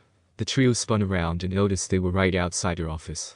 A pang of fear gripped the trio, realizing they had fallen right into Uno's trap. What are you doing? Harry hissed as they scrambled to their feet. Fanning the flames, said as he gave a mocking smile, holding up Harry's cloak of invisibility. He then let go of the cloak, as a gust of wind picked it up and swept it away out of the castle. The trio's eyes widened in horror as their only means of concealment vanished before their eyes. No? Exclaimed Hermione, her voice filled with panic. Harry heard rushed footsteps coming from further down the hallway. He didn't even have to guess, he knew who was coming their way. Hide. Quickly. He urgently whispered to his friends. They looked around desperately for any place to blend in, but the hallway was bare. Footsteps echoed closer and closer, growing louder by the second. There? Hermione gestured towards a broom closet nearby. The trio quickly darted into the cramped space, squeezing themselves behind the stacks of cleaning supplies. They closed the door silently, leaving a small crack to peer through. Umbridge emerged from the shadows of the corridor. Her gaze was stern and her expression cold. She scanned the hallway, her eyes narrow, as if she were looking right through the closet door. She looked at her office door and saw a note on the front of it. She picked up the note and scanned the words on it. The trio could faintly see the words scribbled on the paper, but they were too far to make out what was written on it. No one bans the Weasley twins and gets away with it, payback time, bitch. Signed Zacharias Smith, she read aloud, her voice filled with a bit of anger and confusion. As she read the last part, the paper began to glow white-green, as well as several different spots all over the walls of the hallway. Hermione gasped at the sight. Protego Maxima, she cast it quickly. The glows then exploded like giant fireworks in succession as pieces of the wall were destroyed. Harry didn't even know what was happening, all he could hear and see were blinding flashes of lights and loud pops and booms. The only distinct sound was Hermione screaming strenuously, trying to keep the shield up as the explosions continued. The broom closest blew to pieces, letting Harry see Umbridge, looking like a blur, as she was sent careening into the far side wall of the hallway. She hit into the wall, creating a plume of grey dust, leaving a crater in the stone. The Protego charm flickered, letting small pieces of rubble fly by, leaving small cuts on the trio. It felt like an eternity until the explosions finally ceased, and that remained was rubble and smoke. Harry, Ron, and Hermione stumbled out of the remnants of the shattered closet. Their eyes widened in horror as they saw Umbridge lying motionless in front of the wall that she hit. Pieces of the walls had been blown completely off, exposing classrooms along the hall. Smoldering debris was scattered everywhere, and the banners had been completely disintegrated. Suddenly, Hermione fainted. Her skin was pale, contrasting with some of the cuts on her face and arms. Hermione, Harry called out as Hermione crumpled to the ground. Before he could do anything, a familiar laugh echoed above them. Not bad, kid. You not might be as weak as you seem, cackled. Anyway, hope you enjoy the show tomorrow, Potter, laughed as the portal closed above them. Harry didn't have time to curse at him, as he could hear Umbridge start to move again. She grunted in pain as she struggled to stand. We need to go, now. Harry shouted at Ron. He could hear running coming from the other end of the hall, obviously being other teachers rushing to see what had happened. Ron nodded, understanding the urgency. He grabbed Hermione and tossed her onto his back, quickly making their way down the hall. The footsteps grew louder and closer every second, coming to investigate the disturbance. They turned corners, sprinted down corridors, and even ducked behind statues to avoid being spotted. Wait, Harry, the Hospy, Ron started. That's exactly where he wants us to go. We go there, Umbridge will see us, and she'll think we caused the explosions. Harry yelled back as the two kept running. Here, turn left. Ron followed Harry as they bolted down the empty corridor. Fear and adrenaline coursed through their veins, pushing them to keep going, despite the exhaustion creeping in. They sprinted down the unfamiliar corridor, their footsteps echoing loudly in the darkness. They glanced behind them, their hearts racing, expecting to see their pursuers gaining on them at any moment. Then, Harry spotted a door up ahead. In there, he panted, pointing towards the door. Ron and Harry pushed their legs to run even faster, despite feeling like being on the brink of fainting. They reached the door and flung it open just in time, slipping inside. The door slammed shut behind them, and they found themselves in a dimly lit, dusty room. They panted heavily, chests heaving, as they tried to catch their breath. The silence was deafening. It was Harry who finally broke the silence. "How is she?" he asked quietly, still trying to catch his breath. "Still unconscious," Ron replied, gently setting Hermione down on the ground. Her face was pale, and beads of sweat trickled down her forehead, along with a few shallow cuts from flying debris. Harry knelt beside her, checking her pulse. It was weak but steady. "She overexerted herself with that spell," he murmured, his worry evident in his voice. "Saved our arses though," Ron said. "We owe her big time for this." "Yo, we do," Harry said, looking at Hermione. "So, what now?" asked Ron, looking around the dark room. Panic and worry etched on his face like a mask. "We have to keep going," Harry replied, his determination overshadowing his anxiety. Harry pulled out a Marauder's map, its familiar lines and markings showing the various parts of Hogwarts. Harry hastily searched the map, trying to find a safe route to the Room of Requirement. "There," he said, pointing at a section of the map. "There's a secret passageway a few corridors away. We can take that to the Room of Requirement. It's the safest bet right now." Ron nodded, and he carefully lifted Hermione, supporting her as much as they could. They cautiously opened the door, peering out into the dimly lit hallway. It seemed deserted for the moment. The group moved discreetly, sticking close to the shadows. As they neared the Room of Requirement, Harry felt a wave of relief wash over him. They stopped in front of the large blank expanse of the wall where the entrance to the room was concealed. Harry, Ron, and Hermione had been there multiple times before, but it felt different this time, heavier. They knew the safety it promised was a temporary respite in the unfolding chaos. Without a word, Harry paced back and forth 3 times in front of the wall, envisioning the safe space they needed inside. The wall shimmered and then shifted, revealing the entrance to the room. They quickly entered the room, the heavy door closing behind them. The cozy, comforting space was a haven from the chaos that had just unfolded. They laid Hermione down on the soft couch, her breathing still shallow. Harry and Ron sat on either side of Hermione, their worry etched on their faces. Silence hung heavily in the air, broken only by Hermione's occasional, soft moans. The adrenaline from their chase was slowly fading, replaced by an exhaustion that seeped into their very bones. "Is she going to be okay?" Ron asked, his voice barely above a whisper. His gaze was fixed on Hermione's pale face. Harry looked at Hermione's face. Seeing her like this infuriated him, his rage coming through again in waves. He then looked at one of the training dummies. "Confringo," Harry shouted as he cast the spell at the dummy, imagining it was Uno. The ball of fire erupted from Harry's wand, hitting the training dummy with a blazing force. The dummy was engulfed in flames, the heat and brightness filling the room. Harry watched as the dummy was consumed by his spell, his anger fueling the strength of his continued to cast the spell at the remaining dummies in rage. "Confringo, Confringo, Confringo, Confringo, Confringo," he shouted as he cast the spell multiple times. Each fireball from Harry's wand hit its target with deadly precision, each dummy burning with intensity. The room began to fill with smoke as the dummies burned, the scent of singed wood and burned fabric filling the air. Ron ran up to Harry, worried about the fire. "Mate, stop. You'll fill the room with smoke." Harry's breathing was ragged, his heart racing as he looked at the dummies, now little more than smoldering heaps. The anger that had fueled his magic slowly subsided, replaced by a pang of guilt. "I'm sorry," he said, cursing himself for getting angry again. Ron placed a hand on Harry's shoulder. "Don't be," he said, his voice soft but firm. "She's going to be okay, all right." Harry's gaze flickered back to Hermione, lying motionless on the sofa. His anger was immediately replaced with worry, and he nodded slowly. Ron was right. Harry sighed and sat down on the floor.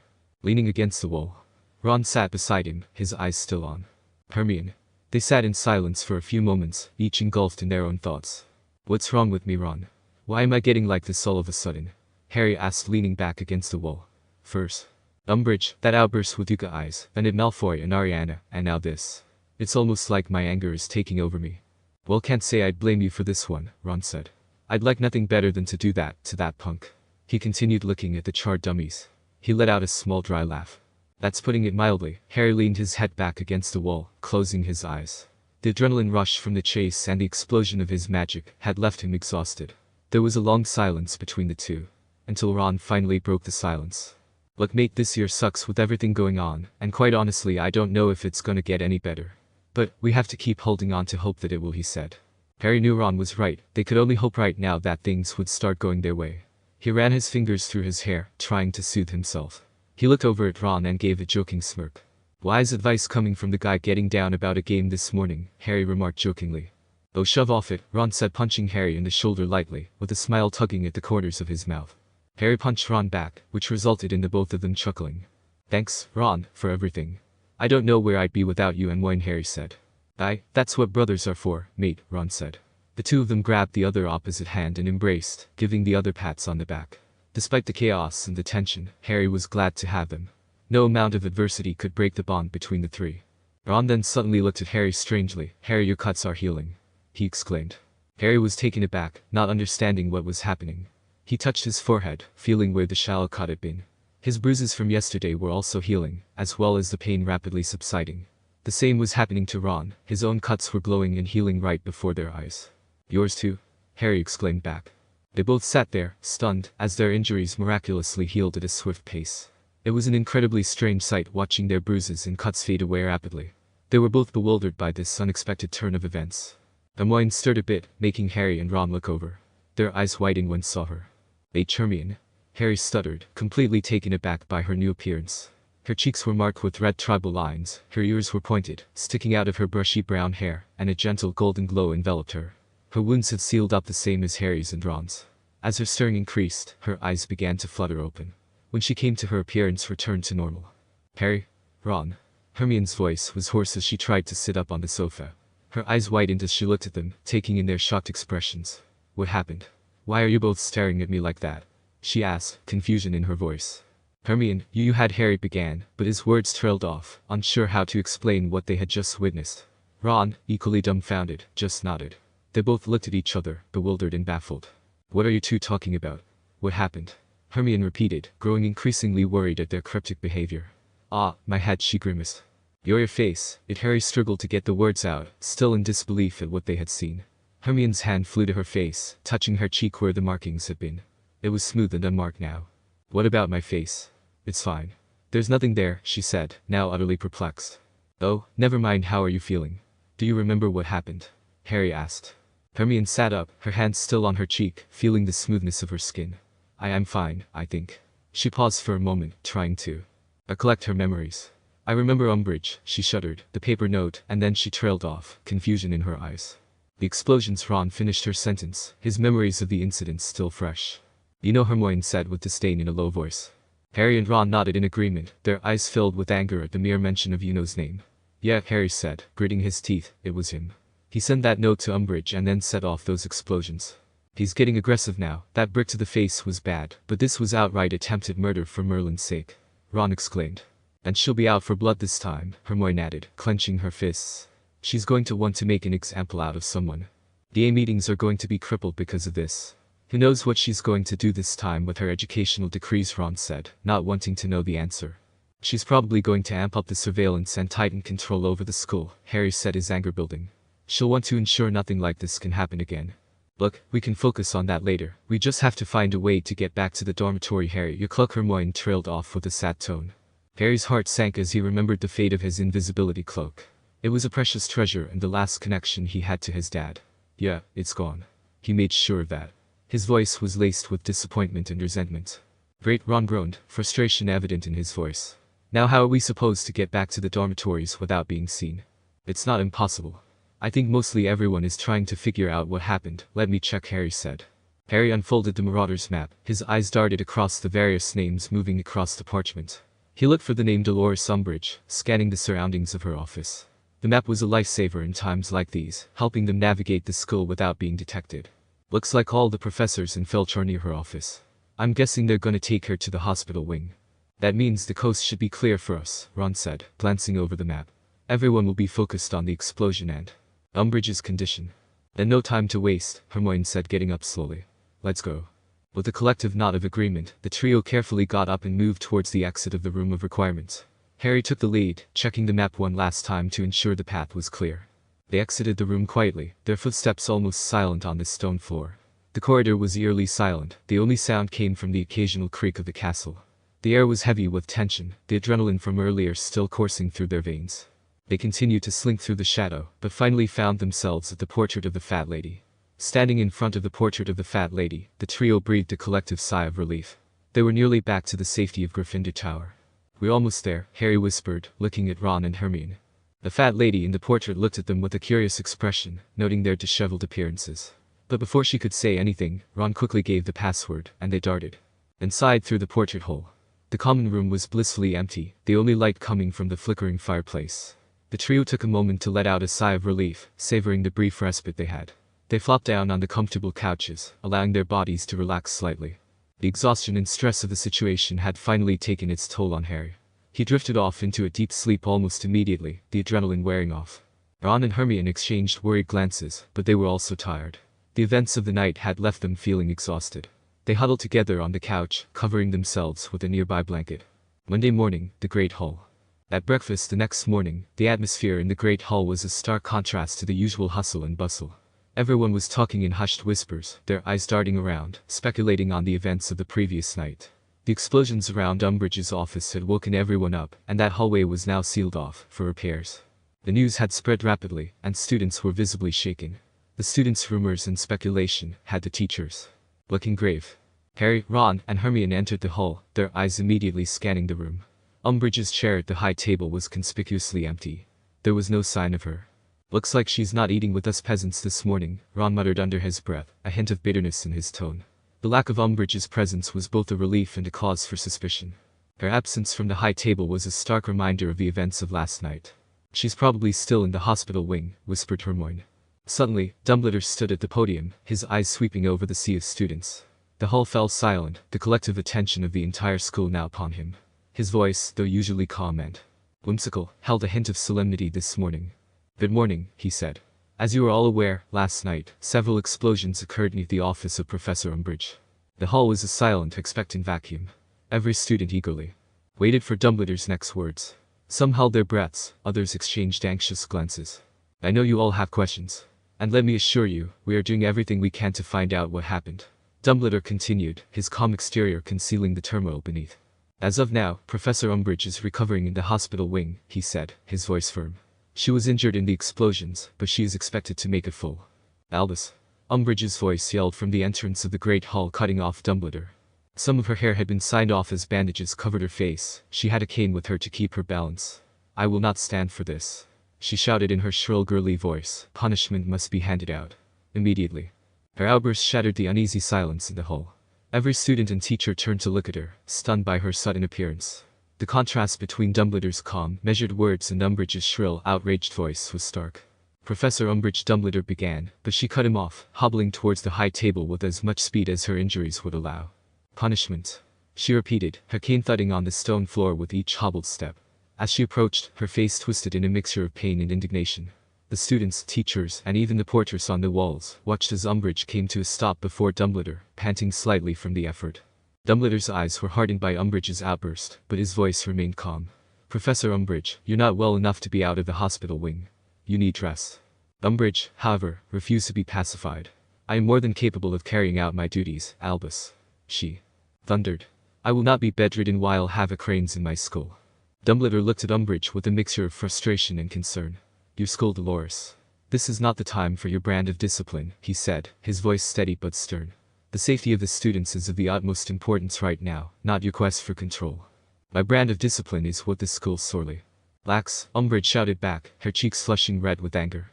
"Students running rampant, no respect for my authority, chaos in the corridors. Enough, Dolores. I assure you, the school's well-being is something I take very seriously. But this situation requires calm and level-headedness, not drastic reactive measures," Dumbledore said, growing irritated with the toad-like woman. Umbridge didn't say anything but trembled in anger. She swiftly turned towards the students scanning the Great Hall. Her eyes then fell to the Hufflepuff table. "Zacharias Smith," Umbridge barked. The silence in the Great Hall deepened. All eyes now turned towards Zacharias Smith, a fifth-year student from Hufflepuff House, who was sitting in the middle of the house's table. He slowly stood up, a mixture of fear and confusion on his face. "Why yes, Professor," he managed to stammer out, clearly uncomfortable under Umbridge's intense gaze. "I will have you sent to Azkaban for this," she shrilled. Harry, Ron, and Hermione's eyes whitened as well as the other students, followed along by a collective gasp. The room fell even more silent, the tension in the air so thick it could be cut with a knife. "Professor Umbridge," Dumbledore said, his voice carrying a hint of warning now. Handing out a punishment like that, but Umbridge cut him off. "I have evidence." His signature was on a crit note that triggered the explosions, she cried. Dumbledore frowned now, the patience in his eyes slowly being replaced by disappointment. "I'm sure there is a logical explanation," he said, trying to maintain a reasonable tone. "Zacharias, do you know anything about this note?" "No?" I was studying all night in the common room for an exam coming up in Professor Bin's class. Zacharias yelled. It's true he was a Hufflepuff girl yelled out as well. It was a study group. It was now the Hufflepuff students' turn to come into the fray, the Hufflepuff table bursting into affirmations of Zacharias's claim and defense of their classmate. He was studying with us. We were all there. He didn't even leave the common room. Dumbledore watched as the Hufflepuff spoke up in defense of Zacharias. Their words were firm, their faces sincere. Umbridge, on the other hand, was flushed a deep red. Her eyes moved from the Hufflepuffs to Dumbledore, and her voice was scathing when she spoke. You cannot believe the words of teenagers over a member of the ministry. Dolores, do you even hear yourself right now? You just threatened a child with prison time, and even worse with no concrete evidence. Evidence, mind you, that was just contradicted, Dumbledore scolded, his usually calm expression turning into a subtle scowl. The great hall echoed with the weight of Dumbledore's words. The students were now watching the exchange as if they were at a fast-paced Quidditch match, their eyes wide and faces full of shock. Umbridge, however, was unperturbed. She clutched her cane tightly, her knuckles turning white. I will have order, she retorted. I am within my rights to punish as I see fit. I'm well aware of your position of High Inquisitor, but I am the headmaster of this school. You best remember that the next time you threaten one of my students, Dumbledore said, his tone dark and menacing. The room went silent. Never, in the countless years Dumbledore had stood as the Hogwarts headmaster, had he ever been this stern. Umbridge, her face now a brighter shade of scarlet, opened her mouth to speak, but was beaten to it by Dumbledore. Enough, Professor. You need dress. You're going back to the hospital wing. Now. There was a moment of tension, a pause where it seemed Umbridge might refuse. But the combined weight of the students' gazes, Dumbledore's firm stance, and her injuries seemed to finally sway her. Fine, she spat, her voice quivering with anger. But this isn't over, Albus. As she turned and started hobbling out of the great hall, supported by the cane, the tension in the room slowly began to melt. Dumbledore's eyes followed her, his expression serious. The students seemed to let out a collective breath, the initial shock slowly being replaced with whispers of disbelief. You're all dismissed, Mr. Smith, a word in my office if you will, Dumbledore said, before sitting down. The students started to get up, their voices rising again as they discussed the unprecedented exchange they had just witnessed. Their eyes darted everywhere, trying to make sense of the whirlwind that had just occurred. She's mad, sending a student to Azkaban, Hermione said in a hushed, but furious tone. She's madder than a rabid hippogriff, Ron said, his expression a mix of anger and disbelief. She didn't even have any solid proof. We need to hold a DA meeting tonight. We're gonna have to accelerate everyone's training, Harry said grimly. You're right, Ron agreed. With Umbridge out for blood like that, we need to prepare. Hermione, her face set in determination, nodded. I'll start on the lesson plans. Right, and you two make sure you're keeping up with your defense work. I have a feeling she's preparing for war, Harry said darkly. He knew Umbridge was going to do something even more drastic now, with everything that had just happened in the Great Hall. Both Ron and Hermione nodded, their eyes reflecting their resolve. They understood the gravity of the situation and the potential consequences of the ongoing power struggle. Their conversation was cut short by the sound of the morning bell, signaling the start of classes. We'll discuss the details later, Harry whispered, gathering his things. But for now, we gotta look normal. We don't want Umbridge on our trail even more. Right, Ron said, trying to mask his anger. We've gotta play it smart. They parted ways, each heading to their morning classes, their minds still whirling with the morning's events. As Hermione walked to her class, she passed Uno in the hallways. He gave her a knowing smug smirk. Hermione's eyes narrowed as she passed by him, the sight of Uno's smirk sending a twinge of anger through her. His audacity to act so casually after the previous night infuriated her, but she held her tongue, not wanting to give him any more satisfaction. Arrogant bastard, she muttered under her breath. She quickened her pace towards her class, determined to focus on her studies and prepare for the DA meeting later in the evening. But the image of Uno's smug expression stayed in her mind, nagging at her. Chapter 17. Chapter 17. Hagrid's First Lesson. Opening Song Number 2. Danger Danger by FCMZ Feet. I see. Monday evening, the Room of Requirements. The members of Dumbledore's army arrived in waves, each one looking more worried than the last. The first to arrive were Fred, George, Lee, and Ginny. Next were Neville, Dean, Lavender, and Luna, finally Cho, Angelina, Kate, Colin, and Parvati. There was one on them, wasn't it? George said seriously. No doubt about it. One of the Dark Triad attacked Umbridge, Dean said, his arms crossed, tapping his foot nervously. It had to be, Lavender chimed in. Who else would have the guts to challenge Umbridge so boldly? The hallway, it was in complete ruin. I mean, there were holes in walls where you could see other classrooms, Kate said, still remembering the horrifying aftermath. That's what I heard too, it was total carnage, Cho chimed in, her eyes going white at the thought. I heard some professors couldn't even recognize the hallway. The mention of the extent of the damage caused by the attack further emphasizes the severity of the situation. Umbridge looked at Harry, Ron, and Hermione. Just who the bloody hell are we up against? As everyone's eyes fell on Harry, Ron, and Hermione, Harry frowned, considering how much to reveal. We aren't entirely sure, he admitted. But whoever they are, they're not people we should handle unprepared on our own. More importantly, we need to know how to handle Umbridge's new rules in the upcoming weeks, and how we can counteract them.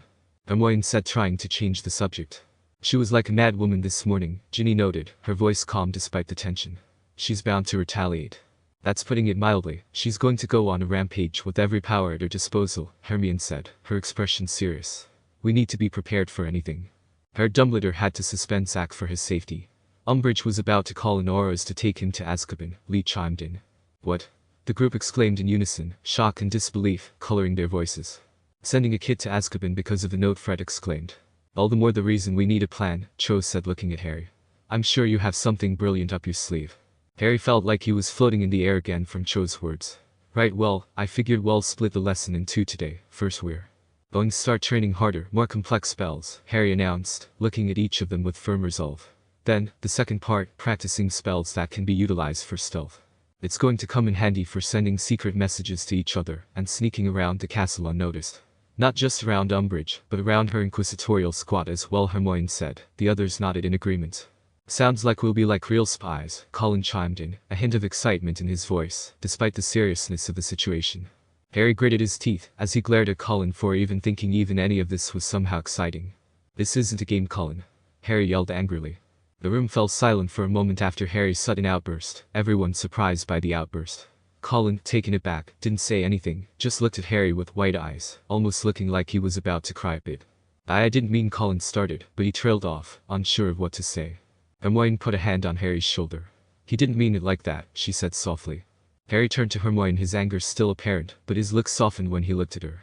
He remembered how she was when she had protected them from Uno's attack on them and Umbridge, and how she completely exhausted herself protecting him and Ron. Sorry, Harry said, exhaling deeply to compose himself. This is just really serious, Colin. We're not just training for fun. The Dark Triad has instigated a cold war between Umbridge and us. We need to be even more discreet if we're going to survive this, Harry explained. There was a somber moment of silence. They all knew Harry was right. This wasn't just about teaching each other defense against the dark arts anymore. It had become a struggle for freedom. So, how do we start? Dean asked, breaking the silence. We'll start with the lesson with Locomotor Mortis, then we'll go over Protean Charm, so we can all relay messages for each other, Harry said. Hermione, now leave the Protean Charm to you. Got it, Hermione nodded, feeling a sense of responsibility to teach this spell correctly. I'll start going over the incantation and the wand movements. Harry's voice carried with authority as he moved on to the next topic. We'll be covering the Locomotor Mortis jinx sometime later. Alright, good work everyone, we'll practice this jinx more next time, Harry said as the group packed up their belongings. As Harry gathered his belongings, Cho came up to Harry. How are you? Cho asked, concerned about his earlier outburst with Colin. Harry looked up at Cho, a bit surprised but appreciative of her concern. I'm managing, he said. Just frustrated, you know. He leaned against one of the walls. This whole situation with the Triad and Umbridge is just a lot. Cho nodded sympathetically, a frown on her face. It's a lot for all of us. But we're in this together, remember? She said, standing by Harry on the wall. Harry sighed. I feel bad about Colin. I know he's just a kid, but something just overcame me and I lost it. It's been happening so much lately. Jo placed a gentle hand on his arm, her touch a soothing presence. You're under a lot of stress, Harry, more than any of us can really imagine. It's okay to feel angry or overwhelmed, she said, her voice seemingly having a calming effect on him. The flashback of seeing Hermione pale and barely breathing raced through Harry's head. Harry slightly gritted his teeth seeing Uno's mocking smirk and the destruction he caused last night. It's not just that we were there during the explosions, Cho. Hermione managed to save us, but she overexhausted herself trying to hold up a Protego spell. I thought I was going to lose her, he said, the thought of losing Hermione making his eye water up a bit. She squeezed his arm gently. It's natural to feel scared and protective. You care about Hermione, about all of us. And that's what makes you a good leader. Am I though? I've been losing myself to my emotions more than usual and I don't know why. I don't feel like myself sometimes when my anger takes over, and I feel like I'm letting everyone down, Harry said, leaning the back of his head against the wall. You're not letting anyone down, Harry, Cho reassured him. You're human. You have emotions. And it's okay to feel them, especially given the circumstances. She gave him a warm smile. You're still the person we all know and believe in. Sometimes we all have moments where our emotions get the better of us. It doesn't make you a bad person or a bad leader. It just means you care too much, she added softly. And that's one of your best qualities. Harry looked at her, her words offering a much-needed comfort. Seeing her soft expression made all of Harry's worries disappear. Harry felt like out of anyone, Cho understood what he was going through the best. Thanks, Cho, he said appreciatively. I want to make sure we're all safe. I feel responsible for all of this. He gave her a small, appreciative smile. I'm glad we have people like you on our side. Cho returned his smile. And I'm glad we have someone like you to lead us, Harry. You're the glue that holds us together. And we wouldn't be able to handle all of this without you. Harry blushed at her words, but also gave a small smile. Cho noticed the blush on his cheeks and couldn't help a small chuckle, her smile widening. You're not so bad yourself, Harry, she said, nudging him playfully. Harry laughed, that obvious, yeah.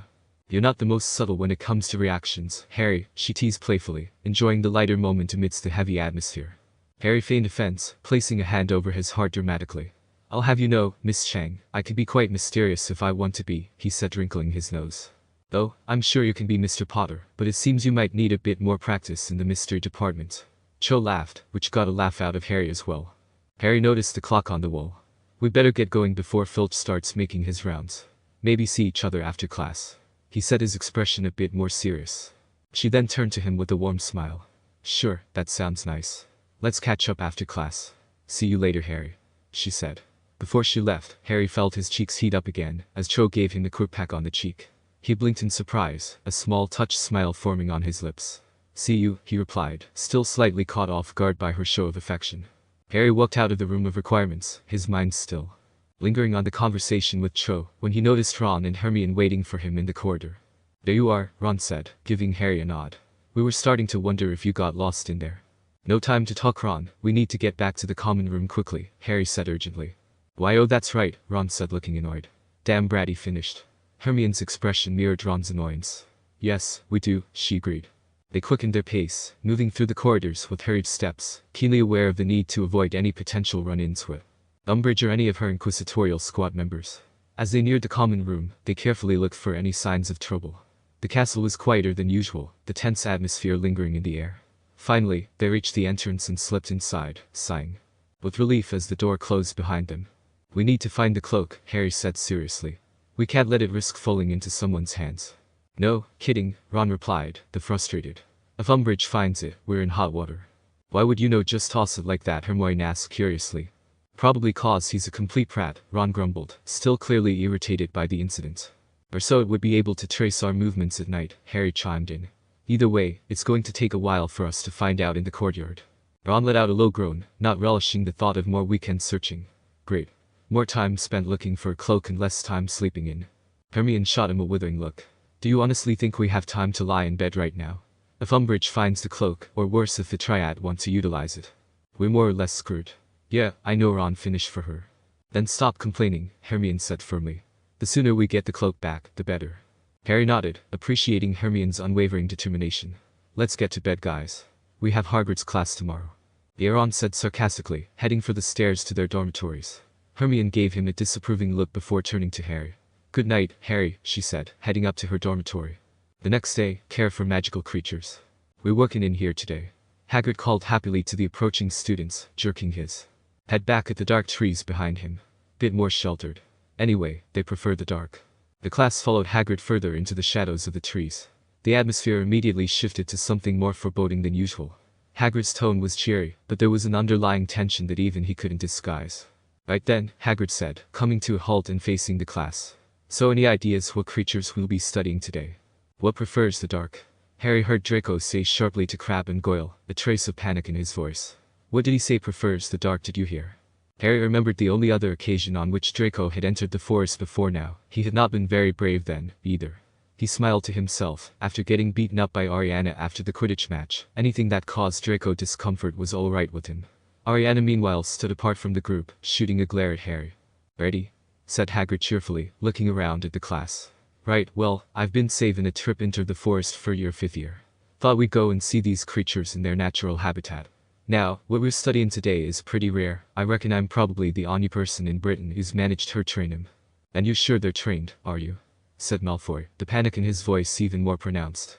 Only it wouldn't be the first time you'd brought wild stuff to class, would it? The Slytherins murmured agreement, and a few Gryffindors looked as though they thought Draco had a fair point, too. Horse they're trained, said Hagrid, scowling and hoisting the dead cow a little higher on his shoulder. So what happened to your face, then? Demanded Malfoy. Mind your own business, said Hagrid, angrily. Now, if you have finished asking stupid questions, Hagrid said, trailing off.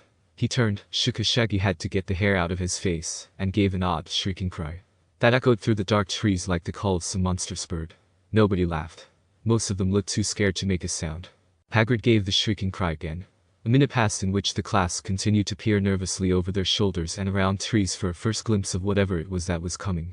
And then, as Hagrid shook his hair back for a third time and expanded his enormous chest, Harry nudged Ron and pointed into the black space between two gnarled yew trees. A pair of blank white shining eyes were growing larger through the gloom, and a moment later the dragonish face, neck, and then skeletal body of a great black winged horse emerged from the darkness. It surveyed the class for a few seconds, swishing its long black tail, then bowed its head, and began to tear flesh from the dead cow with its pointed fangs. Ariana smiled at the sight of Thestrals. They reminded her of her own Thestral back during a happier time in her life. NCK Ariana made a sound with her mouth like calling a horse. One of the Thestral looked up and made its way over to Ariana. It nuzzled its long pointed snout against her in a friendly greeting. Hey there, she giggled as she stroked its mane. Hagrid seemed surprised by the display of familiarity between her and the usually timid creatures. Limey, Ariana, Hagrid said, staring at her. You can see them. Ariana nodded, still smiling at the Thestral standing next to her. The Thestral made another soft, low noise, its breath warm against Ariana's skin. What are you talking about? Draco said loudly, looking between Hagrid and Ariana. Hagrid, though, was barely paying attention. He was still staring at the Thestral, then at Ariana, then back at the Thestral. He seemed both shocked and confused. How long have you been able to see them? Hagrid asked, sounding bewildered. Since I was 13, Ariana said sadly. And it sounds like you already know the reason why, Hagrid said, his look softening at Ariana. Ariana didn't answer and just stroked the Thestral's snout. The rest of the class was starting to look intrigued by this conversation. But the only people who can see Thestrals, Hermione said, are people who have seen death. There was a sudden silence among the class. The revelation hung heavy in the air, making the already eerie atmosphere even more somber. Harry looked at Ariana, stunned at the revelation. He couldn't help but feel some sympathy for her, despite his animosity. Hagrid looked at Ariana and slowly nodded. That's right, Hermione. The other students were silent, looking at Ariana with a mix of unease and fascination. Draco, however, broke the tension with his usual sarcasm. Did you watch the eye? He asked Ariana snidely, a cruel smile on his face. Harry sneered at Draco's remark. Git, she saved your arse from getting pummeled, he thought to himself. Ariana looked at Draco and gave her usual sly smile. Concerned about me again, dragon? Ariana retorted back. Draco's smirk faltered for a moment, but he quickly regained his composure. Hardly, he sneered. Just wondering what kind of messed up life you've got to have seen somebody die when you're only 10 years old. That's a roundabout way of saying yes. Ariana chuckled. Draco's pale face grew red with irritation at her jibe. He was about to retort when Hagrid cut in, his voice firm. Tats no, he said sternly, leveling a look at Malfoy. This lesson's not about making fun of each other, it's about understanding and respect for magical creatures. Malfoy looked like he'd swallowed a lemon, but he held his tongue, his jaw clenched tightly. Now about Thestrals, Hagrid started again. As he continued teaching, Ariana motioned to Draco to come over to talk. Still bristling at their exchange, he reluctantly made his way towards her. What do you want? He grumbled as he approached. Just wanted to thank you for telling Umbridge to spare from punishment after that fight, Ariana said, giving a warm smile. Draco rolled his eyes and gave a quick snort. I didn't do it for you, he said, crossing his arms. Well, whatever the reason, I thought it was sweet of you, Ariana said. Draco's eyebrows shot up at her comment. Sweet. I'm not sweet, he huffed, his face flushing slightly. Suddenly, the Thestral nudged Draco for a pet, but to him, it was like an unseen force pushing against him, making him stumble. What the he yelled, glancing around confusedly. She likes you, Ariana giggled. It likes me. Malfoy repeated, looking both annoyed and bewildered. Why on earth would it like me? I can't even bloody see it. Couldn't tell ya, Dragon Ariana said, which got an eye roll from Draco, clearly giving up on trying to get to stop calling him by that nickname. The Thestral nudged Draco again, clearly wanting attention. Can you tell it to leave me alone? Draco complained. She just wants you to pet her, Ariana said nonchalantly, grabbing his hand. Draco flinched at her grasp, while she led his hand towards the beast. To his surprise, he felt the coarse hair of the Thestral under his touch. It felt like a horse's mane, but with an otherworldly smoothness. The Thestral made a soft whinnying sound, seemingly enjoying the attention. This is ridiculous, he muttered, but there was no real annoyance in his voice. He continued to pat the invisible creature, and a small faint smile slowly formed on his face. It was a friend of mine, by the way, Ariana said. Malfoy paused mid-stroke, his hands still hovering in the air. What are you talking about? He asked. That question you asked earlier. Oh, he said quietly, his hand resuming his slow petting of the thestral. He was silent for a few moments before speaking again.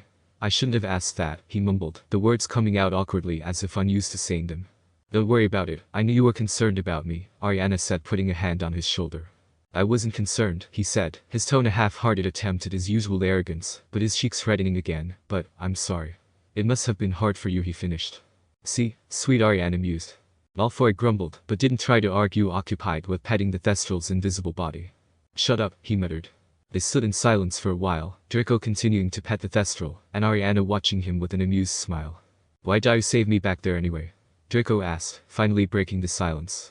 I dunno, guess something just made me spring into action back there. Reminded me of when used to get bullied by the older boys when he was in grade school, Ariana said, leaning her head on his shoulder. You started beating people up just because they said words about your brother, Draco asked, raising an eyebrow. It can a bit more hostile over in the States. Depending on where you live, you have no choice but to put up a fight, Ariana said. Oh? I see. Well, just don't do it again, Draco huffed, stiffening again from the sudden contact. I can take care of myself. Darkwood. Can't make any promises, Ariana mused. Draco turned to her, looking her directly in her eyes. Ari, please, I don't want you to get in trouble just because I do something stupid, Draco said with a soft expression, softly gripping one of her hands in his. Ariana's eyes whitened slightly when he used her nickname, a subtle blush coming to her cheeks, touched by his concern. Ari? She teased, a small smile on her face. Draco flinched, realizing the slip of his tongue. Oh, whatever. Darkwood, he muttered, attempting to cover up his slip-up with a dismissive wave of his hand. Harry turned his head back and spotted Ariana and Malfoy standing close to each other, deep in conversation. He immediately assumed the worst, thinking that they were probably plotting something. What are they up to? He muttered under his breath, his irritation growing. Hem. Professor Umbridge had arrived. She was standing a few feet away from Harry, wearing her green hat and cloak again, her clipboard at the ready. She was wearing a bald cap to her now signed hair, and hobbled around with a cane.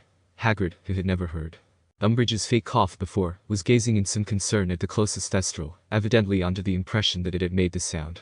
Hem. Hagrid looked up, his face going slack with surprise as he saw Umbridge standing there. He quickly regained his composure though, a frown settling over his features. Yes, Professor Umbridge, he said gruffly. You received the note I sent to your cabin this morning, said Umbridge, in the same loud, slow voice she had used with him earlier, as though she were addressing somebody both foreign and very slow. Telling you that I would be inspecting your lesson. Hagrid's frown deepened further. Yes, I got the note, he said through gritted teeth. The thestrals, apparently sensing the tension, began to fidget and stir in their rope-like tethers. You gonna tell on me if I mess with her? Ariana whispered into Draco's ear as he snickered at Hagrid getting in trouble with Umbridge. Are you insane? He muttered quietly, careful not to draw Umbridge's attention. What did I just tell you? I wouldn't get in trouble if she doesn't know what exactly happened. Ariana whispered.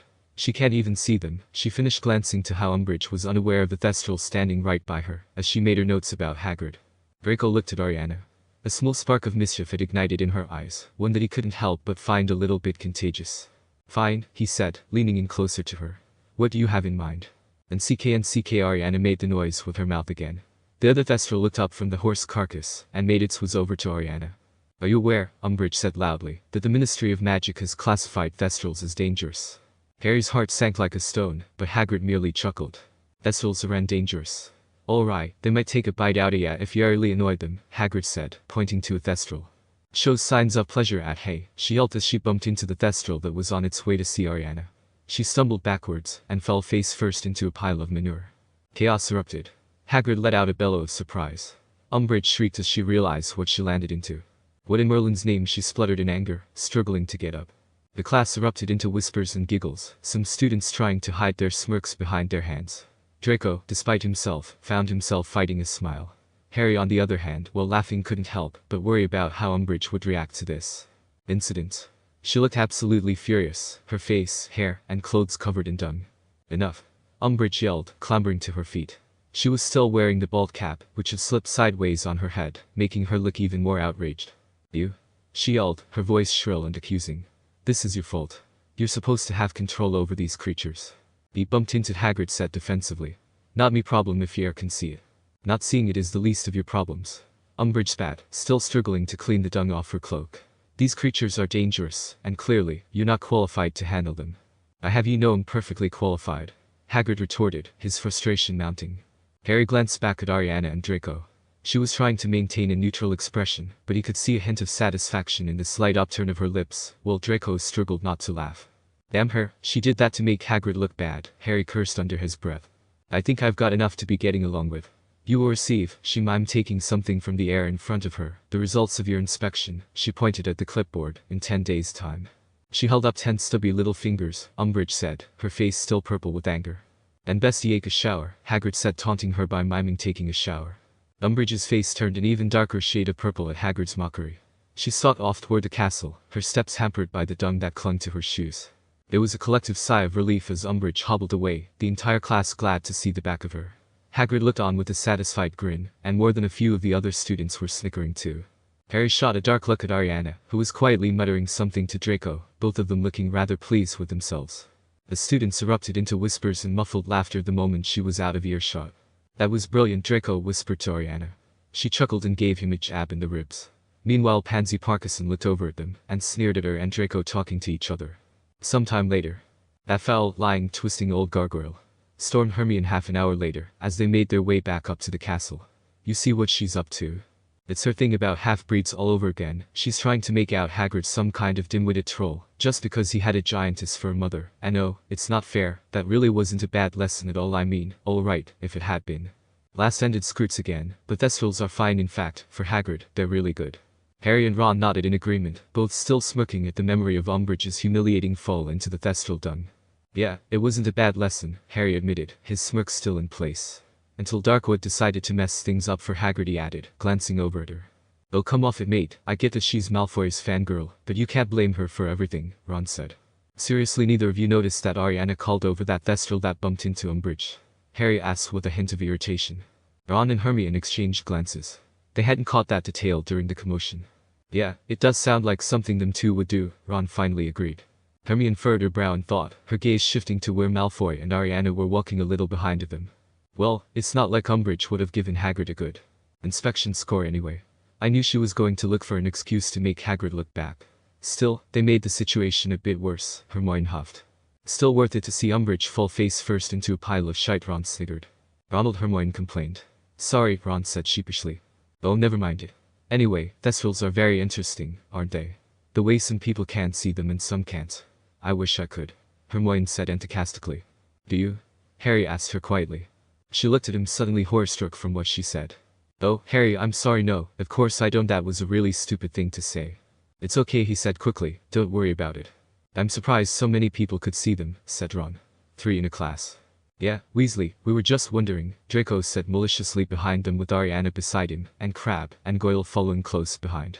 I reckon if you saw someone snuff it, you'd be able to see the quaffle better. Oh come on, Dragon. Weasley can see the quaffle just fine. He's just too scared of it to be any good at keeping, Ariana replied. Ron's face reddened at their jab. It was a common insult that Draco liked to throw at him, but it still stung all the same. Shut it, traitor. Harry raised his voice, his fist balling as he began to step towards him. Looking to get your ass handed to you again, Potter? Ariana mocked, her eyes gleaming with excitement. Harry gritted his teeth, his hand twitching towards his wand. The taunt had hit a nerve. Hermione put a restraining hand on his arm, keeping him in place. Ignore her, Harry, she whispered. She's just doing it to get under your skin. That call, Granger, Ariana gloated, which resulted in Hermione scowling at her. Draco, Crabbe and Goyle roared with laughter, while Ariana gave a satisfied smirk, as the 4 of them made past on their way to the castle. When they reached the castle entrance, they broke into a chorus of Weasley is our king. Ron's ears turned scarlet. Ignore them, while we're here, we might as well look for the cloak, Hermione said. She then cast a spell that lit up her wand, looking for any sort of shimmer coming from the cloak. A couple of days later, in the restrict section of the library. We'll be reviewing Expelliarmus today, guys, then we'll get into dueling each other for the rest of the meeting. Harry's voice came through the white dot on a green 3D model of Hogwarts. Ariana, you know, and Galen looked at a holographic map of Hogwarts that was created by the sigils that the 3 of them had managed to place all over the castle. It wasn't perfect, but they managed to slip one into important targets they were hoping for. You know, you really didn't have dudes act like that, man. He wasn't a bad dude, Galen said, somewhat disappointed. You know, Scarlet eyes flicked to look at Galen, and a small smirk graced his lips. Oh, come on, Gal, he chided playfully. It wasn't personal against Sicarius. It was just a means to an end. Yeah, I get it. But still Azkaban. Harsh. Galen said, looking at the holographic map of Hogwarts. He was focusing on the rectangle that was outside of the castle. Remind me again why Potter's group is meeting somewhere that's floating in midair again. Ariana looked at the rectangle Galen was pointing to. It served as a bunker in case the castle was ever attacked, so it acts as a pocket dimensions when it's in use. But for the most part, people used it for events or an extra room if needed. When you have a desire for something, the room gets what you need. Everyone here calls it the room of requirements, Ariana explained. Ah. What? So this thing can become a gym if it wants to, Galen exclaimed, his hands going to his head in panic. Why didn't anyone tell me about this? I haven't been able to squat and deadlift for weeks now, he yelled. Calm down, said dryly, shooting an annoyed look at his outburst. Not everything revolves around your workout routine. But still, Galen complained, looking at the room like a disappointed puppy in the missed opportunities to strength train. Let out a sigh as he pinched the middle of his brow. Typical, maybe try to focus on what we're doing for once, Gymrat, he said, crossing his arms. Galen crossed his arms in a defensive pose, his pout deepening. Hey, I can do both, he retorted defiantly. The boss would understand. She did tell me that exercise keeps the soul young, Ariana teased. You're not helping, said unamused, giving a sidelong glance at Ariana.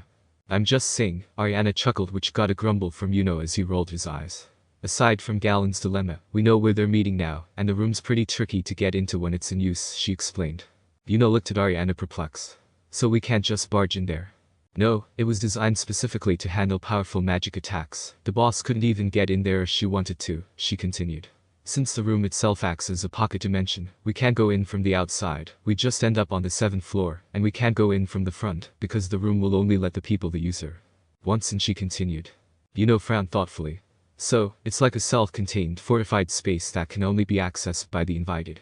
He closed the book he was holding, considering the implications. That complicates things. Couldn't my anti-magic nullify the room, or anchor it in reality? Galen asked. Yes, but you would have to hit it with anti-magic as it appears. Which means we would know what time they'll be meeting, Ariana said. We have to expose them, while also keeping off Umbridge's radar. As it stands, each of us aren't on friendly terms with any of them, especially since the Golden Trio knows about Ariana said. Right, agreed. We have to tread carefully. It has to look like Umbridge found out about them naturally and vice versa. He narrowed his eyes and thought. Well, we're not gonna figure that out with them discussing baby magic, Ariana said. Could you check in on Umbridge? I see dragons in her office right now. That means she's probably meeting with the Inquisitorial Squad, Ariana said, pointing at Umbridge's office on the map. Nodded and focused in on Draco's sigil. It wasn't long till they could hear Umbridge's shrill voice. I have a task for all of you to carry out, and you will do so undiscriminatory of house or blood status. In the coming weeks, I will have a new set of educational decrees which will give each of you new authority to the students. As Umbridge continued to explain to the squads the details of the upcoming educational decrees, an impish smirk grew on Ariana's face. Oh? Well, isn't that convenient? December morning. Harry got up from his bunk and got ready for the last few days of the semester. The courtyard was now covered in snow, and window were frosted over with a thin layer of ice. As he neared the Great Hall, he looked up and saw 4 new educational decrees on them. The first one. Any items deemed not of educational value are henceforth banned. The second one. Any literature by non-wizards or half-breeds is banned forthwith. The third one. Students must observe new restrictions regarding library and common room access. And the final one, the one that made Harry's stomach feel sick. All students are now required to comply to a search of personal belongings, requested by the Inquisitorial Squad. Chapter 18. Chapter 18. At the Flip of a Coin. Opening Song. Danger Danger by FCMZ Feet. I see. December, the Great Hall. A chill went down Harry's spine as he read through the decrees. The last one in particular sent a shiver of dread across his body. The last thing he wanted was Umbridge's goons rifling through his stuff, looking for anything they could use against him and his friends. Hermione came up from behind him after finishing the Christmas decorations at the Great Hall. Her and Ron's prefect duties also became more and more onerous as Christmas approached. They were called upon to supervise the decoration of the castle. You try putting up tinsel when Peeves has got the other end, and is trying to strangle you with it, said Ron. This is bad, she muttered. Really bad. Looks like Umbridge is really trying to crack down, Ron said. Joining the two. Searches, more restrictions, and she's banned all sorts of things. How much more can she get away with? No idea, said Harry as he, Ron, and Hermione walked into the Great Hall. But we need to be extra careful. We can't afford to give her any reason to go after us. What about your cloak? Ron asked, looking at Harry as he got an omelette from the platter in front of him. It fits the definition of a banned item if they find it. There's no way she'd be able to connect the cloak to us, but it's gonna be impossible to get after she confiscates it, Harry answered. Besides, it's been near impossible for us to find it anyway, and we're actively looking for it, Hermione added in. I guess you're right, but still the inquisitorial squad searching our stuff is extreme. What is Umbridge trying to find? Ron asked. Well, that's obvious, Hermione said nonchalantly. Harry and Ron gave her a confused look. Obvious. They both said in unison. Oh, you guys didn't notice, she said, looking a bit surprised. Notice what? Said Ron, looking even more confused. Hermione glanced around to make sure no one was eavesdropping, before leaning in closer to them. A decree about the inquisitorial squad searching our belongings, she whispered. She's searching for the person who blew up the hallway where her office is located. She will find them, given who the culprit, she finished, glancing over at the Slytherin table. Harry followed Hermione's gaze and saw Uno at the end of the table reading a book. Goyle and Blaise stood behind him, clearly trying, and failing to intimidate him. That's 15 points from your house for ignoring us, Lovecraft. Goyle yelled at Uno. Would you stop docking points from our house, you idiot? Blaise yelled at Goyle in response. Harry glared at Uno, starting to put together the boy's reason for attacking Umbridge. So that's why he did it. He wasn't trying to frame us, he was trying to influence the next set of decrees she'd make. We were there to make it look like a group of students were behind it, not just one individual. Harry said, clenching his jaw. Hermione nodded. Exactly, it was a strategic play, a way to manipulate Umbridge's reaction to the incident, and it worked. I hate to admit it, but the move itself was brilliant, she said begrudgingly. Ron was staring at Uno now, his eyes narrowing. Bloody hell, it's like we're going against an evil version of you, he said to Hermione. Excuse me? Hermione asked, puzzlement written across her face. Well, Ron began, pointing to Uno. He's like you, but you know. No, I don't know, and frankly I'm a little offended, Ronald, Hermione said, elbowing him in the ribs. Hey, ow. No, seriously, think about it. Ron began, rubbing his side. You're both neck and neck for the top grades in this school. You're both unbelievably smart, and you guys can use advanced forms of magic. Well, his magic is just plain creepy, but you get what I'm saying. That's the last time I'm giving Muggle comics for your birthday, since they're obviously messing with how you think, Hermione said, shaking her head and pinching her brow. What? Come on. They're not that bad, protested Ron, a mix of confusion and hurt on his face. Hermione rolled her eyes, clearly unconvinced. Harry found himself laughing at their little argument, the tension of the conversation briefly fading. Never mind that. Point is, the Triad must be tracking her movements as well as ours. It's the only way Uno would have known about our meeting with Hagrid on his first day back. Which means if she finds out anything DA related, then they'll know too. Hermione explained. You sure? Harry asked, his smile fading. But we've been careful, haven't we? I don't think they could have discovered anything yet. I thought the same, but the fact that Uno knew that Umbridge was on her way to her office from Hagrid's hut was almost too much of a coincidence. I think the Triad might be using something similar to the Marauder's map that lets them track people's movements. Hermione continued to explain. Harry and Ron paled at the mention of her words. Are you saying they know where we are at all times? He asked, feeling an icy chill go down his spine. Hermione shook her head. No, not all times, she said, furrowing her brow, but I think they can whenever they meet together in the restricted section of the library, so it's definitely just during the night. Damn it, Harry cursed. That's still not good though. Ron looked at Hermione, his eyes still wide with shock. Why would you think it's because when they gather in the library? He asked. How would meeting up there give them information on us? Well, the other two members of the Triad want to remain anonymous. Uno's the only one we know about. So, logically speaking, they would want as little contact with him as possible. So it stands to reason that they'd meet up in a mostly secluded spot. You suggesting that they're meeting up together at night is when they're tracking people, Harry said, saying the words from his own mouth, started to make the threat the Triad posed that much more ominous. Or discussing plans, Hermione said. However, we can plan around them due to one flaw: the shooter. Wait, why would O? Harry said after he realized, his eyebrows shooting up and a small smile appeared on his face. That's right. The other member of the Triad blocks out the tracing abilities of the map. So whenever we see that black spot covering the library, we know they're tracking us. Hermione nodded. Exactly. It's our secret defense against them. So let's cancel tonight's meeting and see what time that black spot moves into the library, Harry said.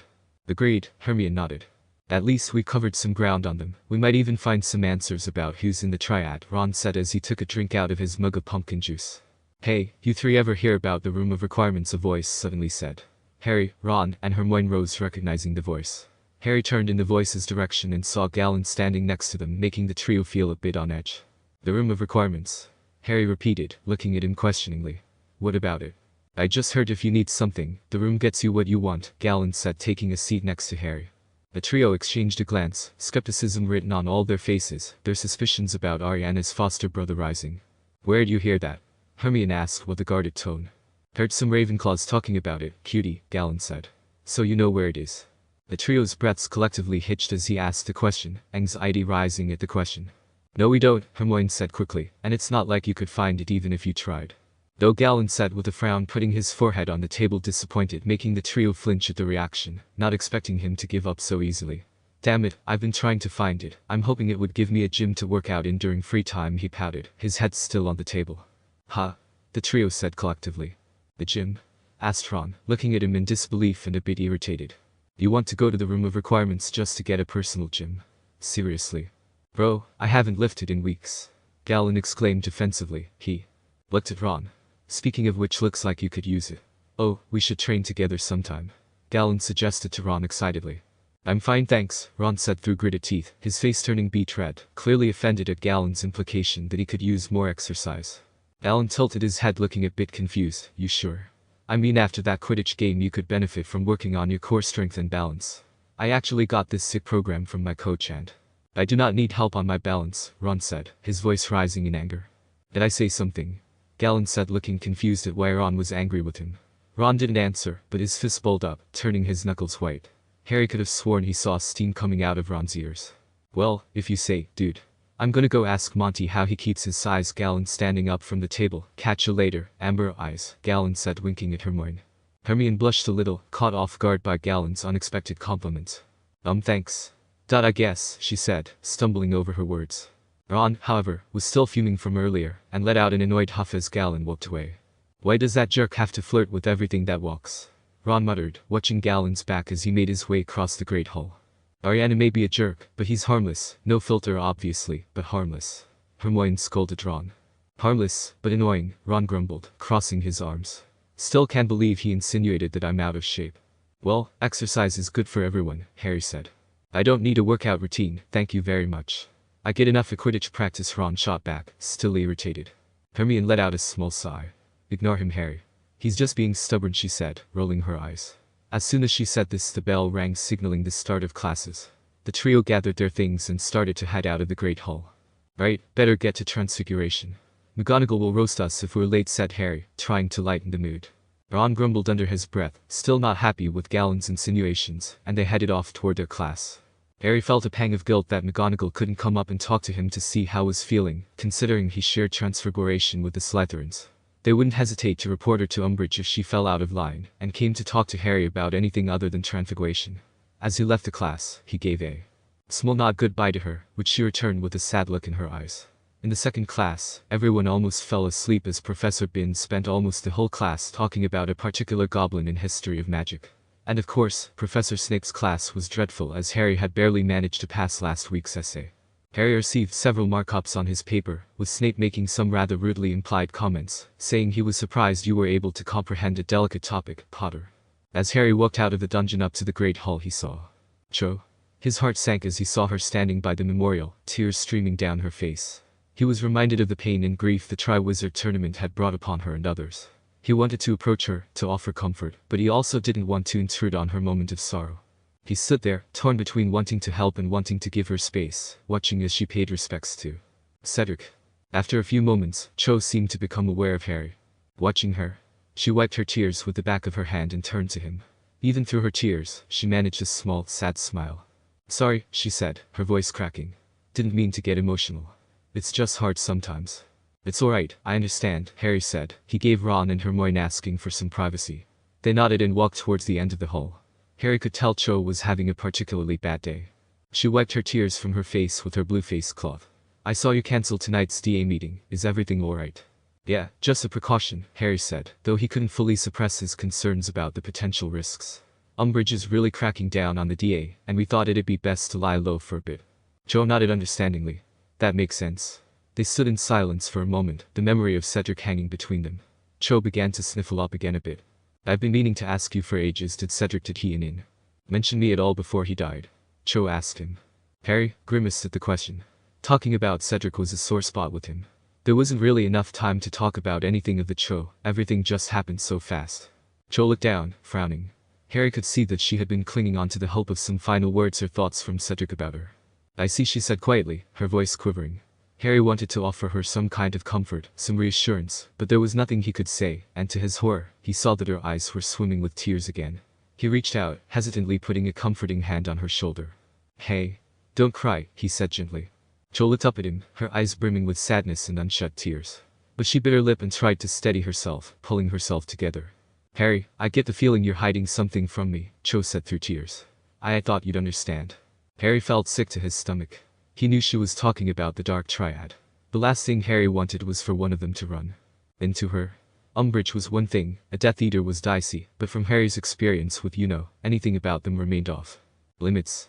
Cho, he started, his voice gentle but firm, it's not that I don't want to talk about everything. But I can't right now. It's not about not trusting you, it's about protecting everyone. You've probably talked about it with Ron or Hermione, she said with a bit of bitterness to her words. Harry sighed. He wished he could explain everything to Cho, to make her understand the complexity of the situation. Look, it's not that I don't want to tell you. It's just he stopped himself. He couldn't lie to her, but he couldn't fully tell her the truth either. It's for your own safety, he said finally. I can't risk anything happening to you. Not after what happened to Cedric. So if you won't talk to me, perhaps it would be best if you went and met up with G. Granger like you obviously want to, Cho said with a raised voice. Harry stared at her, utterly bewildered, as she seized her face wipe and dabbed at her shining face with it. Look Cho, I get you having a bad day for you, but Harry just leave already, Cho cut him off angrily. Cho, stop it, he said, a bit more stern with a hint of anger, it's not what you think. Hermione's my friend, that's all. I've never hidden thought. Harry grabbed his forehead in pain, and buckled as he saw flashes of a living room and a man sitting in an armchair. Cho's anger suddenly vanished and quickly became panicked at sudden pain she saw Harry in. Harry, Cho exclaimed, panicked. But Harry was too caught up in the vision to respond. It felt like someone had put molten iron on his forehead. Ron and Hermione, who had been watching the scene from a distance, quickly ran over to Harry's side, alarmed by his sudden pain and his collapse. What's happening? Ron asked urgently, as he and Hermione knelt down beside Harry. It's him, Harry seethed in pain. Cho completely froze, knowing what Harry meant. Her ears began to ring and tears uncontrollably fell from her face despite not sobbing. She stood there, mouth agape from the shock. Ron and Hermione exchanged frantic looks. I'll go get Dumbledore. You two get him to McGonagall, Hermione said, panicked. Harry gritted his teeth, the pain. He suddenly broke out in a cold sweat. What's happening to him? Cho asked, terrified, despite knowing the answer. The pain in Harry's head was blinding, but he managed to look up at Cho, his eyes filled with a mixture of fear and pain. It's him, Voldemort, he gasped out through gritted teeth. Cho nearly screamed terror when she saw Harry's eye turn red and serpentine. Like. Cho's face paled as she began to have flashbacks of seeing Cedric from last year. No. Not again. She yelled to herself mentally. Hang in there, Harry, Ron said, his face creased with worry as he was about to pick Harry up. Just then, McGonagall came running over, alarmed by the commotion. She took one look at the scene and immediately took charge. What's going on here? She asked, her voice laced with worry. Ron looked up from Harry, her face pale. He's having a vision, she said breathlessly, it's him. McGonagall's eyes widened in shock and concern, understanding the gravity of the situation. We need to get him to Dumbledore, she said, her voice steady despite the panic. Come on, help me get him up. With the swiftness that belied her petite frame, McGonagall grabbed hold of Harry's other side and helped him to stand, supported on either side by her and Ron. They quickly made their way towards the stairs up into the castle, Harry leaning heavily on them both, still in pain. Cho was left there feeling numb. No, please no, she muttered to herself. She then suddenly ran into the nearest bathroom. She felt sick, like she was going to puke, but she managed to keep it down. She sat on the cold floor of the bathroom, her back against the wall, her head buried in her arms. Not again, she shouted, her voice quivering. Please don't let me lose someone else because of him. She then heard something fall onto the floor. It was the gold coin had given her. She picked it up, looking at it curiously despite the tears. Cho held the gold coin in her hand, still sobbing on the bathroom floor. Through her tears, she looked at the coin, curious about its purpose. Wiping her tears, she studied the coin more closely. It was strangely beautiful, gleaming softly in the dim light of the bathroom. The words from echoed in her mind, bringing a wave of conflicting emotions. If you ever have a desire to make him pay, flip that coin. Revenge. It was something she had wanted for so long. Revenge for Cedric, revenge for Harry, for the pain and suffering Voldemort has caused. She stared at the coin, the golden surface reflecting her tear-stained face. She never had seen Voldemort before, but she could hear his cackling voice, as if the mere thought of him was mocking her. Her sadness was quickly replaced by unbridled rage. She then took the coin and placed it on the knuckle of her thumb. You're never taking anything from anyone. Ever again. I'm going to make you pay, Tom Riddle. Cho shouted with fury. She didn't care if it was some stupid prank. None of that mattered. She was desperate, and this coin might be something. She hoped it was something, and with the flip of the coin. Ping. The bathroom suddenly turned deathly quiet as Cho had disappeared. Sometime later, Harry's body felt smooth, powerful and flexible. He was gliding between shining metal bars. Across dark cold stone he was flat against the floor, sliding along on his belly. It was dark, yet he could see objects around him shimmering in strange, vibrant colors. He was turning his head. At first glance the corridor was empty, but no man was sitting on the floor ahead. His chin drooping onto his chest, his outline gleaming in the dark. Harry put out his tongue. He tasted the man's scent on the air. He was alive, but drowsy, sitting in front of a door at the end of the corridor. Harry longed to bite the man, but he must master the impulse. He had more important work to do. But the man was stirring. A silver cloak fell from his legs as he jumped to his feet, and Harry saw his vibrant blurred outline. Towering above him, saw one withdrawn from a belt he had no choice. He reared high from the floor and struck once, twice, 3 times, plunging his fangs deeply into the man's flesh, feeling his ribs splinter beneath his jaws, feeling the warm gush of blood. The man was yelling in pain, then he fell silent. He slumped backward against the wall. Blood was splattering onto the floor. His forehead hurt terribly. It was aching fit to burst. Harry. Harry. Ron's voice came through the vision. He opened his eyes. Every inch of his body was covered in icy sweat.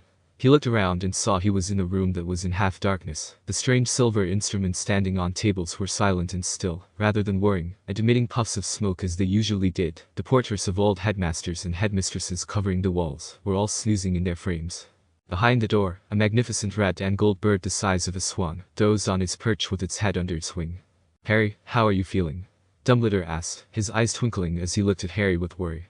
He was sitting in a high-backed chair behind his desk. He leaned forward into the pool of candlelight, illuminating the papers laid out before him. Harry tried to stand up from the chair he had been placed in, grabbing his forehead. Ron was beside him, looking pale and worried, while Professor Dumbledore regarded him quietly from behind the desk. McGonagall stood off to the side, a stoic expression on her face.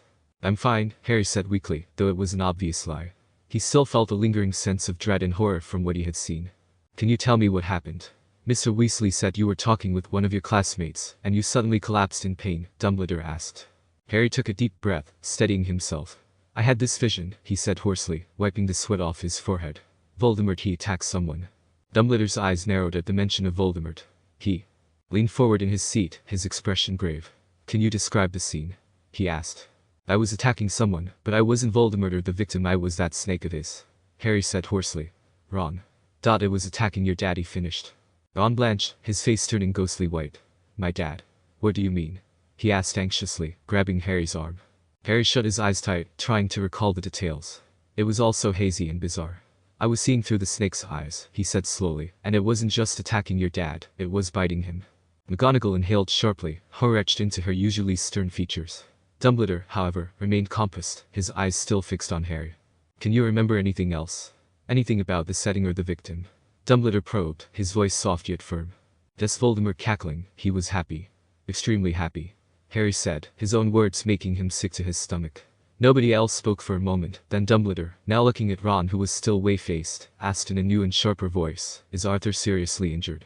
"Yes," said Harry emphatically. "Why were they all so slow on the uptake? Did they not realize how much a person bled when fangs that long pierced their side? And why could Dumbledore not do him the courtesy of looking at him?" But Dumbledore stood up, so quickly it made Harry jump, and addressed one of the old portraits hanging very near the ceiling. "Everard," he said sharply. "And you too, Diles." A sallow-faced wizard with a short black fringe and an elderly witch with long silver ringlets in the frame beside him, both of whom seemed to have been in the deepest of sleep, opened their eyes. Immediately. "You were listening," said Dumbledore. The wizard nodded. The witch said, naturally. "The man has red hair and glasses," said Dumbledore.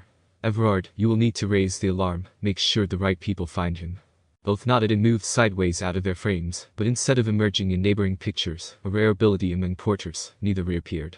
One frame now contained nothing but a backdrop of dark curtains, the other a handsome leather armchair. Harry noticed that many of the other headmasters and mistresses on the walls, though snoring and drooling most convincingly, kept sneaking peeks at him from under their eyelids, and he suddenly understood who had been talking when they had knocked. Everard and Diles were 2 of Hogwarts' most celebrated heads, Dumbledore said. Their renown is such that both have portraits hanging in other important wizarding institutions.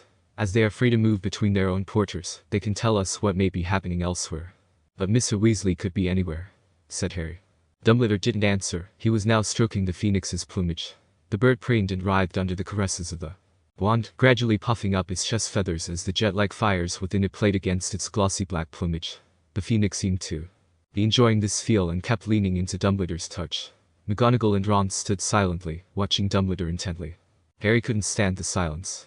So is someone going to tell me what's happening to me? He burst out, feeling frustrated and helpless. Dumbledore looked at McGonagall, not answering Harry's question. Minerva, go and tell Umbridge that Harry fainted in the hallway, or at least anything that can excuse him from classes for the rest of the afternoon. McGonagall nodded and quickly left the room, still looking very grave. Harry looked at Dumbledore, feeling even more frustrated. He was sick of being left in the dark. Professor, he began, but Dumbledore held up a hand to silence him. He was still stroking the phoenix's plumage, his focus entirely on the bird. Dumbledore marched over and grabbed an old kettle from his desk. I'm sending you, Harry, and the rest of your family back to Grindelwald Place for a day, Mr. Weasley, Dumbledore said. Harry stared at Dumbledore, confusion and surprise etched across his face. What? Why? He asked. Dumbledore, how are we going? Asked Ron, still looking shaken. Full powder. No, said Dumbledore, full powder is not safe at the moment, the network is being watched. You will be taking a portkey. He indicated the old kettle lying innocently on his desk. We are just waiting for Phineas Nigelis to report back. I want to be sure that the coast is clear before sending you. Speaking of which, there he is. It's safe to go. Mr. Fred, George, and Miss Ginny will join you there shortly, Dumbledore said as he got the signal from Phineas. You have all used a portkey before? Asked Dumbledore, and they nodded, each reaching out to touch some part of the blackened kettle. Good. On the count of 3, then 1, 2. It happened in a fraction of a second. In the infinitesimal pause before Dumbledore said 3, Harry looked up at him. They were very close together, and Dumbledore's clear blue gaze moved from the portkey to Harry's face. At once, Harry's scar burned white hot, as though the old wound had burst open again, and unbidden, unwanted, but terrifyingly strong, there rose within Harry a hatred so powerful he felt, for that instant, he would like nothing better than to strike, to bite, to sink his fangs into the man before him. 3. Meanwhile, elsewhere. Cho looked up and saw that she was in a living room that had an open room kitchen next to it. It was elegant with a wood cabin kind of feel to it. She looked around in confusion, on how she ended up here at the instant she flipped the coin. She was bewildered, her head spinning as her surroundings came into focus. Just a moment ago, she had been in the bathroom at Hogwarts, but now she was in a living room, one she didn't recognize. Feeling disorientated and scared, Cho looked around, trying to get a grasp of her situation. The room was nicely furnished, with a warm, cozy feel. It would have been welcoming if she hadn't just been portkeyed there without her knowing. Hello?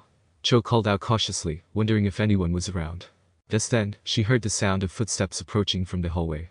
Hello, said a woman with fiery red hair coming down the stairs. She gave Cho a warm smile. You must be Miss Chang. Had his doubts, but I'm glad you're here. Cho felt relief wash over her as the woman walked down the stairs. The woman's fiery red hair and warm smile made her feel slightly at ease. Yes, I'm Cho, she said, trying to return the smile. And you are? Promise you won't faint. The woman chuckled. Cho looked at the woman, confusion and curiosity written across her face. She didn't understand the woman's words, but she decided to play along. Promise, she said, her voice trembling slightly. My name is Morgana Fay, but please dear, call me Morgan, she said warmly.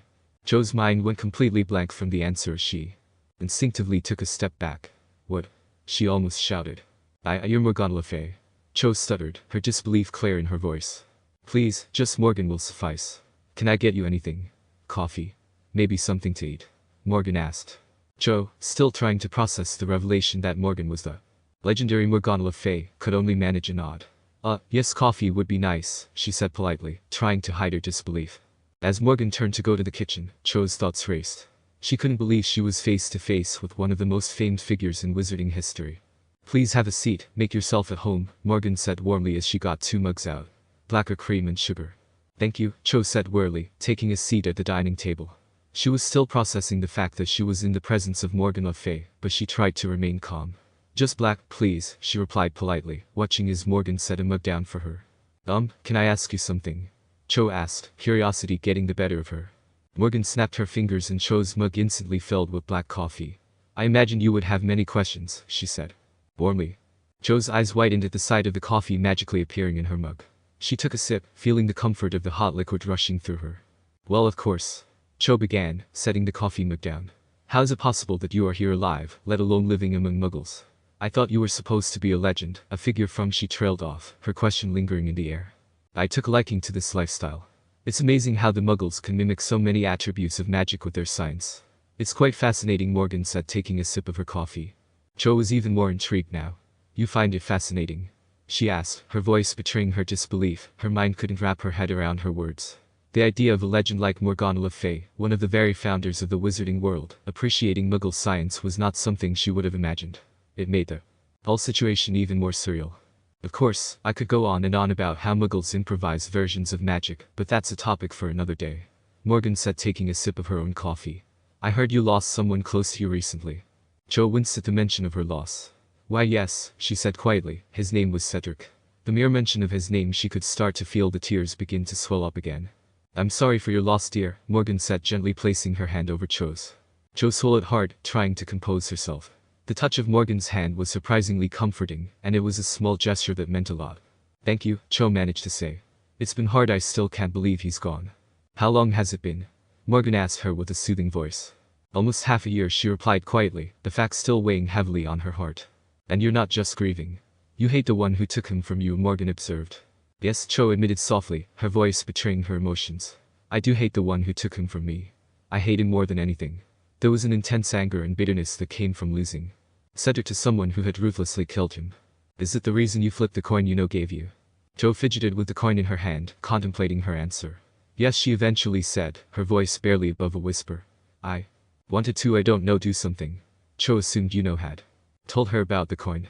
Given where she ended up and who she was talking to, Cho figured that was one of Morgan's apprentices. Then you've come to the right person, Fullen, Morgan said. Cho looked up in surprise. Fullen, she repeated, not sure if she had heard correctly. Despite hearing it for the first time, it felt strangely familiar to her. It was your name in a past life, during my time. We actually learned magic alongside each other, Morgan explained. Cho was shocked by Morgan's revelation. Past life? Was she implying that Cho had been this Fullen person in a previous life? It was a strange and foreign concept to her, but strangely enough, it didn't completely feel unfamiliar to her. So, you telling me I was this Fullen person in a past life? Cho said, still trying to wrap her head around this idea. And still are in many ways. I see so much of her in you, Morgan explained. It's heartwarming actually. The idea that a part of Fullen was still within her was strange and confusing, but also strangely reassuring. Heartwarming, she repeated, still processing the information. Then what was Fullen like, then? How are we similar? Cho said skeptically. Well, the deep care for others is evident, and trying to hide her pain from others, so they won't worry about her, even if it doesn't work most of the time, Morgan said with an almost nostalgic tone. Cho was surprised at how accurately Morgan was describing her. How do you know that about me? We just met. Cho asked, slightly in awe. Is it because of Fullen? It's cause Fullen is you. Morgan said softly. It's why I have a proposal for you. She finished as she put a wooden staff on the table. This was your medium, like a wand, but more in tune with your natural abilities. If you were to channel your magic through it once again, you'd reclaim your past life.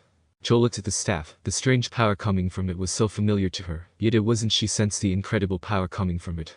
She then reached for the staff eagerly, so fast that Morgan was taken aback by the action. Cho, wait, Morgan said urgently. If you use this, you will lose your connections to everyone you had in your current life. Your memories will remain, but you will see your friends and families as strangers, she warned. Cho winced at the thought.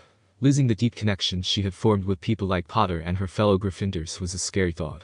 But at the same time, there was an undeniable pull she felt towards this other, mysterious life as Fullen. So, I'd close the bonds we've made? Cho asked, her voice wavering. I'd no longer feel the same way about Harry. That's exactly what I'm saying. The choice is yours, of course, Morgana said with a soft expression. Cho thought back to the fight she had with Harry, and how she acted. She admitted it was wrong of her to make accusations at him when she was really having a bad day. Then she thought about Harry and pain and Cedric's death. All of her pain and suffering stemmed from one person. The one person she hated most of all in this world. Told me that if I wanted to make Voldemort pay, then I should flip the coin, Cho said angrily. She placed her second hand on the staff. And that's exactly what I plan to do. As Cho channeled her magic through the staff, a change came over her. Her ears elongated into points, red markings appeared on her face, and her eyes shifted from brown to rose pink. Cho felt a rush of energy surging through her, as if some long-lost part of her was awakening after being dormant for a long time. Fullen looked up at Morgan, her eyes filled with rage. Where's Tom Riddle, Morgie? She said coldly with a deep Welsh accent. Chapter 19. Chapter 19. Reunion. Opening song. Danger Danger by FCMZ Feet. I see. Sometime later, Grindelwald Place. Harry and Ron sat in the living room in complete silence. Ron's hands were trembling from the news of his dad being attacked, while Harry felt exhausted from the sudden visions. Despite his exhaustion, he was determined not to fall into a doze, terrified that he might become the serpent again in his sleep and wake to find that he had attacked Ron, or else slithered through the house after one of the others. Just then they heard a low boom, and Fred, George, and Ginny arrived from using the port key. Ginny? Harry said as he stood up. She ran over to Harry and hugged him. Are you alright? I heard what happened in the hallway from Hermione. I'm better now, still a bit of a headache. Never mind me, are you alright? Your dad's. I'm fine, Harry, she said, cutting him off quickly. Her voice was soft but resolute. I have to be for Dad. Harry nodded. He understood the strength she was trying to hold on to, especially after everything that had happened. Ron, who had been silent, looked up abruptly, his eyes red-rimmed and watery. How is he? How's Dad?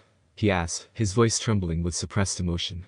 But waiting on a message from Dumbledore on that Sirius said as he, Lupin, and Tonks walked into the room. The sight of the three adults made everyone look up, the tension in the room increasing. Lupin stepped forward and put a comforting hand on Ginny's shoulder, then Harry's. We don't have the full picture yet, but as Sirius said, we're waiting to hear from Dumbledore, he said, his voice steady yet kind. We've got to go to St. Mungo's, said Ginny urgently. She looked around at her brothers who all nodded in agreement. Hang on, you can't go tearing off to St. Mungo's, said Sirius. Of course we can go to St. Mungo's if we want, said Fred, with a mulish expression. He's our dad. And how are you going to explain how you knew Arthur was attacked before the hospital even let his wife know? What does that matter? Said George hotly. It matters because we don't want to draw attention to the fact that Harry is having visions of things that are happening hundreds of miles away, said Sirius angrily. Have you any idea what the Ministry would make of that information? Fred and George looked as though they could not care less what the Ministry made of anything. Ron was still ashen-faced and silent. Ginny said, somebody else could have told us, we could have heard it somewhere other than Harry. Like who? Said Sirius impatiently. Listen, your dad's been hurt.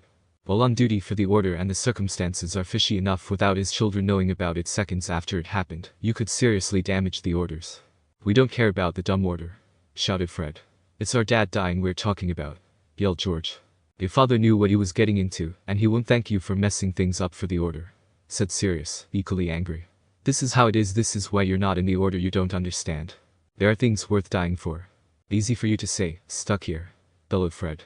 I don't see you risking your neck. The little color remaining in Sirius's face drained from it. He looked for a moment as though he would quite like to hit Fred, but when he spoke, it was in a determined, calm voice. I know it's hard, but we've all got to act as though we don't know anything yet. We've got to stay put, at least until we hear from your mother, all right? Besides, we have another urgent matter to discuss. The tension in the room was still high, but the mention of another urgent matter made everyone pause. Do you think now is an appropriate time to discuss Harry's visions? Tonks asked, puzzled and a bit irritated at Sirius. I'm not talking about the visions. This is something to do with those incidents, he replied to Tonks, his tone more grim than usual. Lupin, who had been observing the argument with a concerned expression, now stepped forward. What about them, Sirius? He asked. Sirius looked around the room. Have you told them about that kid? Harry? He asked, looking at Ginny and the twins. Harry looked away, and Ron began to shake at the reference. No, we haven't. It's too dangerous for everyone if they knew who he was, he said, grimacing at the memory of Hermione fainting from exhaustion after their last encounter with What kid? Fred asked, his expression a mix of confusion and intrigue. My thoughts exactly. Sirius, what are you talking about? Lupin said as he and Tonks looked at him puzzled. Sirius turned his eyes towards Harry again. It's either you tell them or I do, he said, giving Harry the ultimatum. Harry sighed, knowing that the secret couldn't be kept forever, and that Sirius was right. Alright, he said, reluctantly. We know who one of the members of the group of dark wizards who infiltrated Hogwarts. It's Lovecraft. He finished. As soon as the name was mentioned, the other Weasleys in the room reacted with shock. Fred and George almost tripped over themselves in surprise. Ginny's eyes went wide. They yelled in unison. That first year from Slytherin, he's just a kid. George yelled in surprise. At George's statement, Lupin and Tonks both turned their heads to Sirius in shock. One of them is a firstie, they're bloody teenagers, Tonks yelled. You have to be joking, Sirius. A flippin' first year was partially responsible for breaking Grindelwald out of prison, Lupin said, still reeling from the shock. Harry, Ron, Ginny, and the twins' heads bolted up looking at Lupin. The Dark Triad broke Grindelwald out of prison, Ron yelled. Lupin looked taken aback, realizing that to his surprise, he had let slip information that they didn't have. He quickly recomposed himself. Yes, Lupin said seriously, his eyes darting between the group of students. We suspect the Dark Triad, as you called them, are the ones responsible for breaking Grindelwald out of Nimingard. Lupin finished, looking incredibly uncomfortable, knowing that he had just divulged a significant Order secret. That's all I can say on the matter, I've said too much already. However, what I didn't know was that they were just a couple of teenagers. Sirius, what the hell are we dealing with? It's not his fault, Lupin, I'm the one who asked him not to say anything about them. It's extremely dangerous, and now that all three of them are at Hogwarts, people will end up dying if we try to corner them, Harry explained. Lupin still struggled with the revelation, his expression a mix of surprise, anger, and disbelief. Over 90 oars killed by just 3 people, teens nonetheless. Bloody hell, he repeated, almost to himself. How old are the other 2? We don't know, but they sounded around our age. We know they came in as transfers, but that's pretty much it, Harry said. Lupin shook his head as if he could barely believe what he was hearing. The very idea of a trio of young teenagers rivaling a feat that only Dumbledore would be capable of, and them willing to commit murder, sent a shiver down his spine. And how do you know any of this? Lupin asked, turning his sharp gaze on Harry. We eavesdropped on a conversation he was having with the 2 others. He used this magic that didn't feel right. He can summon this monster from God knows where. He didn't even use a wand to do it, Harry said. It's some sort of magic that makes the dark arts look tame, Ron added. Tonks' eyebrows were raised so high they were nearly touching her hairline. He summoned a monster and he didn't use a wand. Is that even possible? She asked, almost panicked. I've heard of wandless magic, but something like that, especially his age, it's unheard of, Lupin muttered, his voice laced with dread. How on earth did they wind up at Hogwarts unnoticed? Dumbledore had to have sensed something off about all 3 of them. Tonks interjected, her voice equally worried. I don't know. They mentioned a boss, I think. Maybe she's the one behind it. Pulling strings, falsifying transfer papers, something along those lines, Harry answered, not too confident in his answer. And who is this boss they spoke of? Did they give any indication of who they are? Lupin questioned. None whatsoever. One of them said something about her watching a telly show, which made it sound like she's living among muggles. Harry answered again. Watching something on the Muggle Idiot box. Fred repeated. They have to be Muggle-born then, or at least half-bloods, George added. Ron straightened up a bit. Wait, I forgot about that fact. You know's a Muggle-born, or that's what everyone in Slytherin says. Harry, that might narrow down the list of who the other 2 are. Harry looked at Ron, happy to see that some color had come back to his face. Yeah, that's right. That narrows down the list of suspects a bunch. Lupin, however, pinched the bridge of his nose, his face a mask of concentration and concern. It also makes tracking down this boss incredibly complicated, he said, shaking his head in frustration. Agreed, if this witch is living amongst muggles, it makes tracking her down near impossible, Sirius said. Suddenly a burst of fire in midair illuminated the room. As they gave cries of shock, a scroll of parchment fell with a thud onto the table, accompanied by a single golden phoenix tail feather. Fox, said Sirius at once, snatching up the parchment. That's not Dumbledore's writing, it must be a message from your mother here. He thrust the letter into George's hand, who ripped it open and read aloud. Dad is still alive. I am setting out for St. Mungo's now. I'll meet you there, Mum. The news was like a wave of relief that washed over the room, momentarily casting aside all thoughts of the Dark Triad. Ginny clapped her hands to her mouth and said thank Merlin, while the boys let out a collective sigh. Lupin took the letter from George and looked at it more closely. At least we know something now, he said, his voice almost a whisper. We should head to St. Mungo's to wait for your mother, he said to the Weasleys. Agreed, but don't think this means we're done with this conversation, Harry, Sirius said sternly. Harry nodded, knowing that the conversation about the Dark Triad was far from over. But for now, he was grateful for the momentary distraction provided by the news about Arthur. We should hurry, he said, standing up. We don't know what kind of state Arthur will be in if we delay any longer.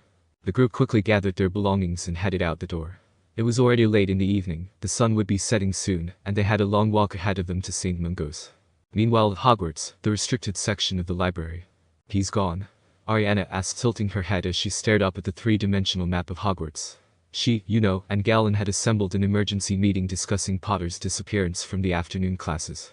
Seems that way, replied, his eyes still on the map. He didn't attend any classes this afternoon.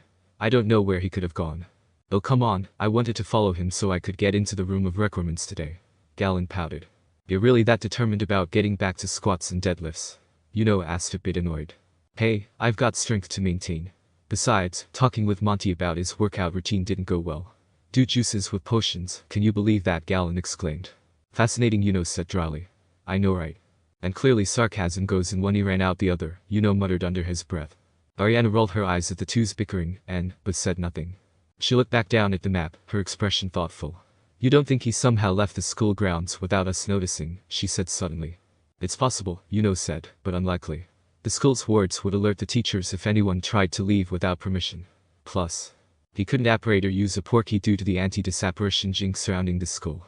So that would mean Dumbledore's the reason. Must have disabled the spell temporarily to proc-key him somewhere, Ariana cursed. But why? Umbridge would have a fit about it, asked. That's the question of the hour, Ariana replied, twirling her hair. Maybe we could just focus in on Potter's sigil and see where he's at, Ariana suggested. That's a no-go. I focus in on one sigil out of range of the rest, we'll lose the entire map, said. Yeah, not doing that again. Galen yawned, stretching his arms out. Suddenly there was the sound of footsteps in the hallway of the restricted section. "The hell you know," exclaimed, looking at the map. "No one should be here right now." The trio froze, holding their breaths as they waited to see who was approaching. The footsteps stepped closer, and out of the shadows, Cho Chang appeared to them, with a warm smile on her face. "Cho," Galen said in surprise, his voice a harsh whisper. Ariana's eyes widened to the size of dinner plates. "Are you?" Cho's appearance changed. Her ears began pointed and red tribal marks appeared, her face and her eyes turned rose pink. "Not the welcome I was expecting after having seen you a lot for the last couple centuries," Folan chuckled. Tears began to stream from Ariana's eyes, as Yuno's and Galen's eyes also began to form tears of their own, although they tried to fight the urge to let the tears fall. "Folan," Ariana shouted as she ran up to her and hugged the new arrival. Folan smiled and hugged her back. "It's good to see you too, Ari," she said warmly as Folan started to tear up a bit as well. Yuno took a step forward, looking at Folan in amazement. I didn't think we'd get you back this soon," Yuno said, his voice cracking, trying to fight back tears. Galen chuckled through his tears. "See Pipsqueak. Sniff, I said you'd have nothing to worry about." "Shut up, jackass," Yuno said. Despite the smile on his face, a tear trickled down from each of his eyes. Folan looked up and smiled at the two boys bickering, giving her memories of simpler times. She looked at Ariana, who was still sobbing into her. "You'll get dehydrated if you keep up the waterworks, princess," she joked. "Folan, I've wanted to apologize for so long. Everything that happened that day was my fault. I was the reason you and the other," Ariana began until Folan squeezed her a bit tighter. "You have nothing to be sorry for. What happened that day, it was not your fault. They manipulated you, manipulated everyone. But when I came back, oh god. It was horrible. The whole capital was on fire. The bodies." Ariana sobbed as the flashback of the worst day in her life played back in her mind. "I failed all of you as queen. It was my duty to protect everyone from harm and Ari, no one had any idea Arthur and Merlin were going to launch an assault as soon as you and Wynne left Avalon. You can't blame yourself for your father's cruelty," Folan soothed her. "It doesn't matter. I should have been there for you all." Ariana cried, her hand trembling as she gripped the Hogwarts robe Folan was wearing. Folan looked at Ariana with a soft expression. "You've been blaming yourself since that day, haven't you?" Ariana didn't answer and continued to sob. Galen and Yuno looked at Ariana with a concerned expression, knowing full well of the self-hate she had for herself. "I did everything in my power to make those bastards pay for their betrayal. I took down Camelot, I killed my father ending his tyranny, and then when I got this second chance at life I came back and found those who govern the wizarding world still living by Merlin's example of supremacy. I feel like everything I did to stop them was in vain," Ariana sobbed. Galen and Yuno looked at Ariana sympathetically, both knowing full well just how hard she'd worked to try and make things right. They knew firsthand how badly she blamed herself for everything that had happened. Folan gave Ariana a gentle squeeze. "You've done more than anyone could ever ask of you, Ari. More than anyone could hope to achieve. You did your best, and that's all any of us could ask for," she said. Ellen came in and hugged both Ariana and Folan. "You took down Camelot all by yourself. That's an accomplishment that not anyone can just claim," Galen said, his voice soft and caring.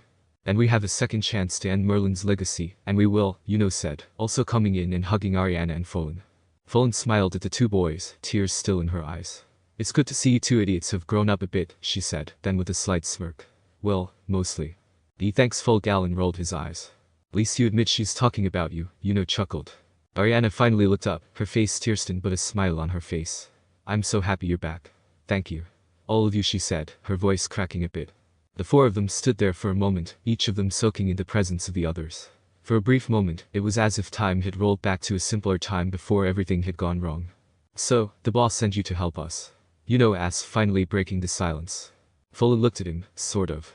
"She wants you three to see your mission out on your own. I asked for a separate mission of my own I want to complete," she explained. "The separate mission? Come on, Fol, you're gonna miss out on all the fun," he teased. Yuno shot him an annoyed look but didn't say anything, as the four stepped back from the embrace. "What sort of mission?" he asked, his curiosity piqued. "I'm going after Riddle. He needs to pay for what he did to Cedric," Folan said, furrowing her brow at the thought of Voldemort. Ariana tilted her head to the side, perplexed at Folan's answer. "You have feelings for him. I knew you did as Cho, but you hardly knew him." "We grew close," she said solemnly. "I still have memories of the good time we had together. He was a good man, and he didn't deserve what happened to him. I can't let his death go unavenged." Ariana nodded and reached out a hand and put it on Folan's shoulder. "I know how you feel, Fol. Make him suffer," she finished. "Oh, he'll suffer, alright. I'll make sure of that," Folan said, looking at Ariana, a dark gleam in her eyes. "He thinks he's invincible with those Horcruxes. I just see that as a way to inflict as much pain as possible. I won't kill him until he begs, and even when he does there's no reason to be in a hurry about it." Galen let out a low whistle, a grim smile on his face. Remind me never to get on your bad side, Fullen, he joked, though there was a hint of a shiver in his voice. Well, if that's the case, you could at least give us some insight on Potter's Secret Club. Like a name, or how they decide when to meet up? Ariana asked. Fullen shrugged, giving and suppose Morgie wouldn't mind. The group is called Dumbledore's Army. As you probably already know, they meet in the Room of Requirements as a training space to practice charms and jinxes. As for how they meet up, she began as she took out a galleon and threw it to Yuno. They use these. Yuno caught the galleon and examined it closer. He then looked at the serial number of the coin, took out a galleon of his own, and started to compare the two coins. After a couple of minutes, he then gave a dry chuckle. Pretty clever Prudian charm. Guessing Granger thought she could use the serial number to hide the time and the date of the meetings.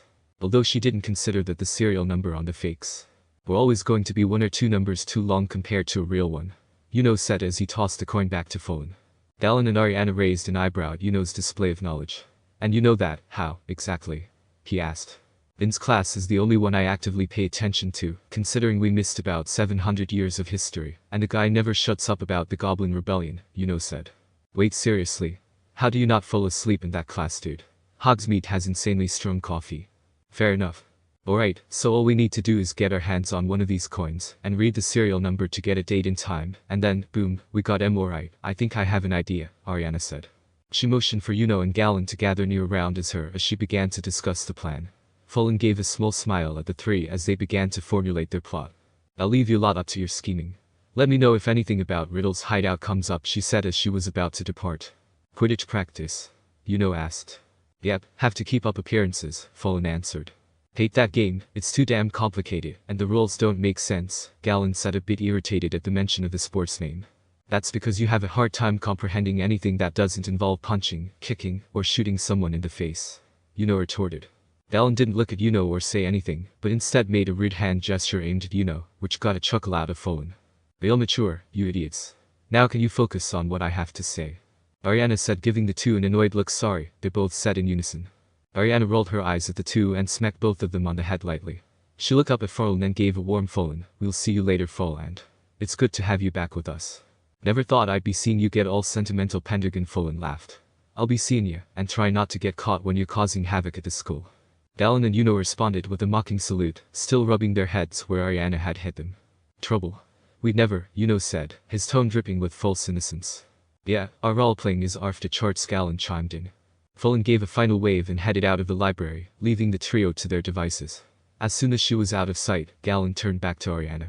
So, what's this grand plan you've come up with, Your Highness? He asked. Oh, I think you two are gonna like this one, Ariana replied. As she explained the plan, both Yuno and Galen listened intently at the details, and when they heard the final part, the two boys couldn't help but form impish-looking grins on their faces. Oh, this gonna be fun. Dumbledore ain't gonna know what hit him, Yuno said. Meanwhile, St. Mungo's. The harassed-looking wizard was holding his small daughter tightly by the ankle, while she flapped around his head using the immensely large feathery wings that had sprouted right out through the back of her romper suit. Fourth floor, said the witch at the desk, in a bored voice, without asking, and the man disappeared through the double doors beside the desk, holding his daughter like an oddly shaped balloon. Next. Mrs. Weasley moved forward to the desk. Hello, she said. My husband, Arthur Weasley, was supposed to be moved to a different ward a couple of hours ago. Could you tell us? Arthur Weasley, said the witch, running her finger down a long list. In front of her. Yes, first floor, second door on the right, Diley Ellen ward. Thank you, said Mrs. Weasley. Come on, you lot. They followed her through the double doors and along the narrow corridor beyond, which was lined with more portraits of famous healers and lit by crystal bubbles full of candles that floated up on the ceiling, looking like giant soapsuds. More witches and wizards in lime green robes walked in and out of the doors they passed. A foul-smelling yellow gas wafted into the passageway as they passed one door, and every now and then they heard distant wailing. They climbed a flight of stairs and entered the creature-induced injuries corridor, where the second door on the right bore the words, Dangerous is Diley Ellen ward. Serious bites. Underneath this was a card in a brass holder on which had been handwritten, Healer in Church. Hippocrates Smethwick. Trainee healer. Augustus Pye. We'll wait outside, Molly Tonk said. Arthur won't want too many visitors at once, it ought to be just the family first. Harry was about to draw back, but Mrs. Weasley reached out a hand and pushed him through the door, saying, Don't be silly, you're already like family, Harry, and Arthur wants to thank you. Harry gave a weak smile at words as he followed her along with Fred, George, Ron, and Ginny. The ward was small and rather dingy, as the only window was narrow and set high in the wall facing the door. Most of the light came from more shining crystal bubbles clustered in the middle of the ceiling. The walls were of paneled oak, and there was a portrait of a rather vicious-looking wizard on the wall, captioned, Urquhart Recaro, 1612–1697, inventor of the entrail expelling curse. There were only 3 patients. Mr. Weasley was occupying the bed at the far end of the ward beside the tiny window. Harry was pleased and relieved to see that he was propped up on several pillows and reading the Daily Prophet by the solitary ray of sunlight falling onto his bed. He looked up as they walked towards him and, seeing who it was, beamed. "Hello," he called, throwing the Prophet aside. "Bill just left, Molly, had to get back to work, but he says he'll drop in on you later." "Oh, Arthur," Mrs. Weasley said worryingly, bending down to kiss his cheek and looking anxiously into his face. "How are you feeling? You're still looking a bit peaky." "I feel absolutely fine," said Mr. Weasley brightly, holding out his good arm to hug Ginny.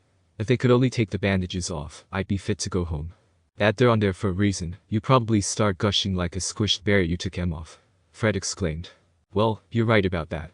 There's some sort of venom in that snake's fangs that keeps the wounds open. Nothing to worry about though. Couple potoins and I'll be fine," Arthur waved off dismissively. "So, you going to tell us what happened then, Dad?" asked George, pulling up a chair next to the bed. "Well, you already know, don't you?" said Mr. Weasley, with a significant smile at Harry. "It's very simple. I'd had a very long day, dozed off, got sneaked up on and bitten." "Is it in the Prophet, you being attacked?" asked Fred, indicating the newspaper Mr. Weasley had cast aside. "No, of course not," said Mr. Weasley, with a slightly bitter smile. "The Ministry wouldn't want everyone to know a dirty great serpent got Arthur," Mrs. Weasley warned him. "Got me," Mr. Weasley said hastily, though Harry was quite sure that was not what he had meant to say. "Nonagini," Harry said, "that's the snake's name." The Weasley family looked at Harry, surprised by his sudden statement. "How do you know that, Harry?" Mr. Weasley asked curiously. I don't know," Harry said confused. "I've been getting angry lately over things I wouldn't normally do, but for some reason I think my vision and temper might be connected." "What do you mean, Harry?" Mrs. Weasley asked, looking particularly worried. "We've been having trouble at school," Ron said. "Has Sirius told you anything about it, Dad?" "Bits and pieces here and there, but nothing too specific. Can you keep an eye out for Mad Eye, would you, Molly?" Mrs. Weasley looked puzzled, then gave a sharp nod to her husband. "Of course, dear," she said, then turned to the rest of the Weasley family. "Come on, everybody, we can wait outside for a bit." "Actually, they can stay if they want," Harry said. "They could give us some insight as well." Mr. Weasley looked surprised but nodded. "All right then, if you're sure, Harry." Fred, George, and Ginny all gave Harry grateful looks and settled back into their seats. Arthur motioned them to gather closer. "I didn't want to worry your mother, kids," he said to Ginny, Ron, and the twins. "Have you told Dumbledore about them?" Mr. Weasley asked, looking at Harry seriously. "No, I haven't. I've seen firsthand the destruction just one of them can cause, and knowing him he wouldn't be afraid to use students as hostages if he got suspicious. On top of that, we don't know who the other 2 are." That's certainly a difficult predicament," Mr. Weasley admitted with a frown. "But still, you should tell Dumbledore about this. He's the best equipped to deal with it, and he deserves to know what's going on at his school." "I just don't know what to say without them getting suspicious." "Would you really have me put students at risk by revealing everything?" Harry asked. Mr. Weasley looked torn for a moment, his expression conflicted. He understood the risk involved, but also knew the importance of confronting the danger head-on. He let out a deep sigh. "I understand your predicament, Harry," he finally said. "But the safety of the students must come first. Maybe there's a way to give Dumbledore a hint without revealing too much. Just enough so he can cripple their movements without arousing suspicion." "You're right," Harry said, rubbing his forehead. "I just wish there was a way to do it that didn't involve putting everyone in more danger." "You're a good soul, Harry. I understand your reservations, I truly do, but keeping this kind of information to yourself is a heavy burden to carry alone. If you can't trust Dumbledore to be able to handle the situation, then who can you trust?" Mr. Weasley told Harry, putting a hand on the boy's shoulder. Harry looked up and gave him a weak smile. Deep down he couldn't get out of his head how Dumbledore had so blatantly disregarded him after having the visions. Suddenly there was a knock at the door, and Tonks peeked into the room. "Mad Eye's here. Can we have the room, kids?" she asked. Mr. Weasley saw the reluctant expressions on the teens' faces, and gave them a sympathetic smile. "You heard her," he said gently, gesturing for them to head out. "Go on."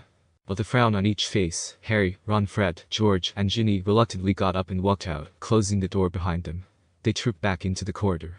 Mad Eye and Tonks went in and closed the door of the ward behind them. Fred raised his eyebrows. "Fine," he said coolly, rummaging in his pockets. "Be like that. Keep us in the dark." "Looking for these," said George, holding out what looked like a tangle of flesh-colored string. "You read my mind," said Fred, grinning. "Let's see if St. Mungo's puts imperturbable charms on its ward doors, shall we?" He and George disentangled the string and separated 5 extendable ears from each other. Fred and George handed them around. Harry hesitated to take one. Go on, Harry, take it. You saved Dad's life. If anyone's got the right to eavesdrop on him, it's you. Grinning despite himself, Harry took the end of the string and inserted it into his ear as the twins had done. Okay, go. Fred whispered. The flesh-colored strings wriggled like long skinny worms and snaked under the door.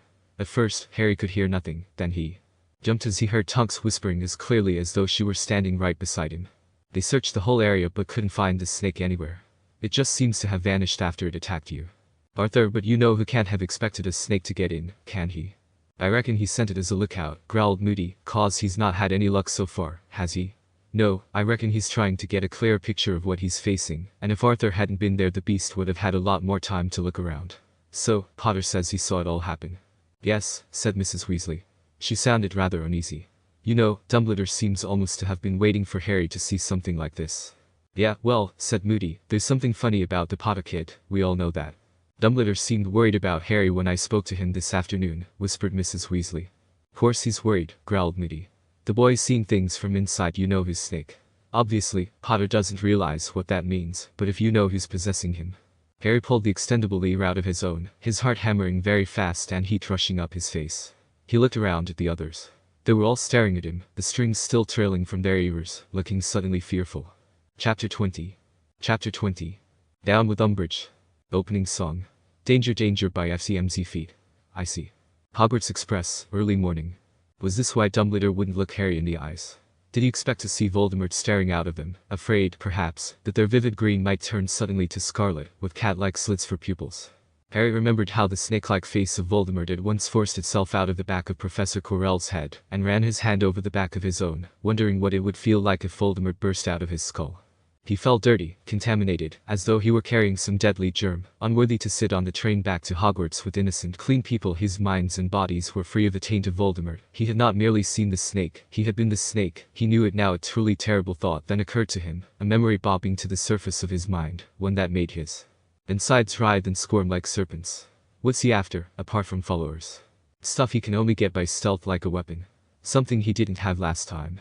I'm the weapon, Harry thought, and it was as though poison were pumping through his veins, chilling him, bringing him out in a sweat as he swayed with the train through the dark tunnel.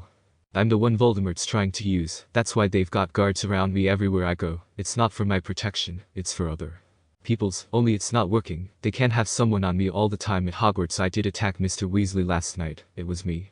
Voldemort made me do it and he could be inside me, listening to my thoughts right now. Harry? Ginny asked in a soft voice. Harry looked up at her, his eyes heavy from fatigue. He had spent the whole night up, while Fred, George, and Ron were fast asleep next to them. Yeah. He responded, trying to sound casual. It wasn't easy, given the turmoil inside of him. You look like you haven't slept a wink, Ginny said in a worried voice. Harry took a deep breath and looked up at her. I'm afraid, Ginny, the visions, the anger I've been feeling. It's like I'm already starting to turn into him. He said and then looked down at his hands again. Harry, you're not turning into him. You're not like him at all, she said, reaching and taking his hand. Harry looked up at her, his eyes betraying the storm of emotions within him. You don't understand. I attacked your father. It was Voldemort, inside me. Ginny's grip on his hand tightened. That wasn't you, Harry. You saw through that snake's eyes. That's not the same thing as being like him. You're fighting him, not becoming him. You heard Moody, even Dumbledore's starting to think it. Just like he did with Quirrell during my first year, he answered with his fingers trembling a bit in her hand. Moody's paranoid. Dumbledore's just being cautious. That doesn't mean they think you'll turn into him. Harry let out a heavy sigh, feeling a bit defeated. How can you be so sure, Ginny? Ginny looked him right in the eyes, her gaze steady and unwavering. Because I know you, Harry. I know your heart, your soul. And I know you'd never let him take control of you. You defeated him twice before, and you can do it again. Harry looked at Ginny with wide eyes, his turbulent emotions still swirling inside him. But seeing her confidence in him, something began to settle within him. You really believe that, don't you? He asked, a hint of uncertainty in his voice. Saved me from him my first year at Hogwarts, didn't you? Ginny asked him despite knowing the answer. Her thumb made subtle circular motions in between Harry's index finger and thumb, which for some reason had a calming effect on him. I guess I did, didn't I? Harry replied, a small smile tugging at the corners of his lips. He took a deep breath, trying to steady himself. I don't want to be a danger to anyone. I don't want to be a weapon he can use against the ones I care about. Harry, you're not a danger. You're not some weapon. You're a person. And a good person at that. Voldemort may try to use you, but you're the one in control. You fought him off before, and you can do it again. Harry felt a flicker of hope in his chest. Ginny's words echoed in his mind. I hope you're right. The train suddenly lurched forward as Harry saw the silhouette of Hogwarts out of the window. The castle looked like nothing more than a shadow as it covered the morning sun. Fred stirred in his sleep, a loud yawn escaping his lips. He sat up, rubbing his eyes and looking bleary. Are we there yet? He muttered, still half asleep. Yup, Ginny replied, giving Fred a small smile. Harry watched as the twins groaned and stretched, trying to shake off the drowsiness of the night. I could use a good stretch, said George, rubbing his sore neck. As the train came to a stop, the five of them filed out into the chilly morning air. The castle loomed above them, its turrets and spires silhouetted against the lightening sky.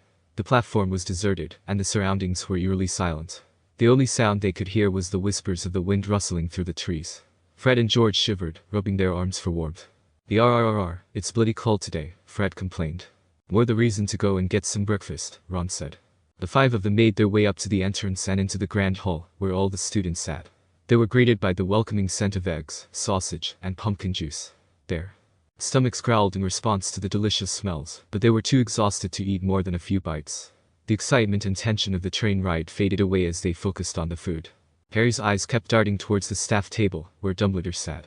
A feeling of anxiety rose within him, mingling with the tiredness and exhaustion. I need to talk to Dumbledore at some point, he muttered, more to himself than to the others. After breakfast, I guess. You sure you don't want to rest up first? You look knackered, mate, Ron asked, casting a glance at Harry's tired face. No, it's alright, he said, shaking his head slightly. I'm fine. I just need to get this over with.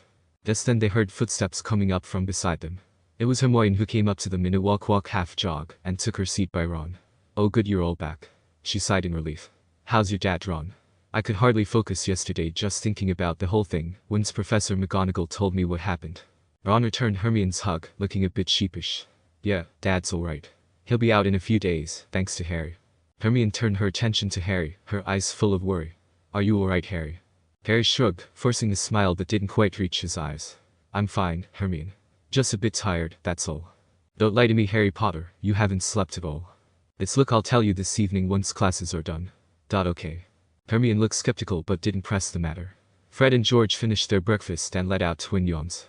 How were things yesterday? Umbridge give anyone grief about why we were gone? Fred asked her. Oh, you have no idea. She was in a foul mood, and she questioned us about the five of you. She seemed suspicious, to say the least. Hermione said, rolling her eyes. Harry leaned in closer so no one around them could hear, and any activity from the Triad. Hermione leaned in close to make sure no one else could hear the conversation. None at all. But Umbridge was acting even more paranoid and strict than usual. It's like she's on edge, waiting for something to happen. She answered, her voice barely above a whisper. Can't say I blame her for that one. Considering what Lovecraft did to her, George said, his voice just as low. Hermione looked at him in shock. Before she could say anything, Harry stopped her. We told them about while we were waiting to see Mr. Weasley. Hermione's eyes widened. You told them? She looked around, making sure no one else was listening in on their conversation. Are you sure that was a good idea? Sirius didn't give much of a choice, Harry said. But that said, you three better not after him, alright? Harry said to Fred, George, and Ginny. Trust me, mate, I'm not too keen on going after anyone who helped break Grindelwald out of prison and kill over 90 Aurors in a single night, Fred whispered back, shaking his head. Hermione almost spit out her pumpkin juice at Fred's words. She quickly swallowed the juice and looked at him, her eyes bugging out of her head. 90. She shouted. The other students sitting nearby began to look in their direction. Fred put a finger to his lips, gesturing for Hermione to keep her voice down. Maybe keep the details down, Hermione, George said in a hushed tone. You're kind of drawing attention. But yeah, it's bloody mental that just 3 people did that. Hermione blushed slightly, and her voice became a whisper once again. Mental. It's completely unheard of. And oh god, it's just barbaric. How'd they even get to Austria without anyone noticing? What do they even want with him? She asked, still in shock. We don't know, but nothing good seeing how operates, Harry said quietly, glancing around to make sure no one was eavesdropping. Harry, we have to tell Dumbledore that they're here. They're too much of a threat, Hermione said with a worried voice.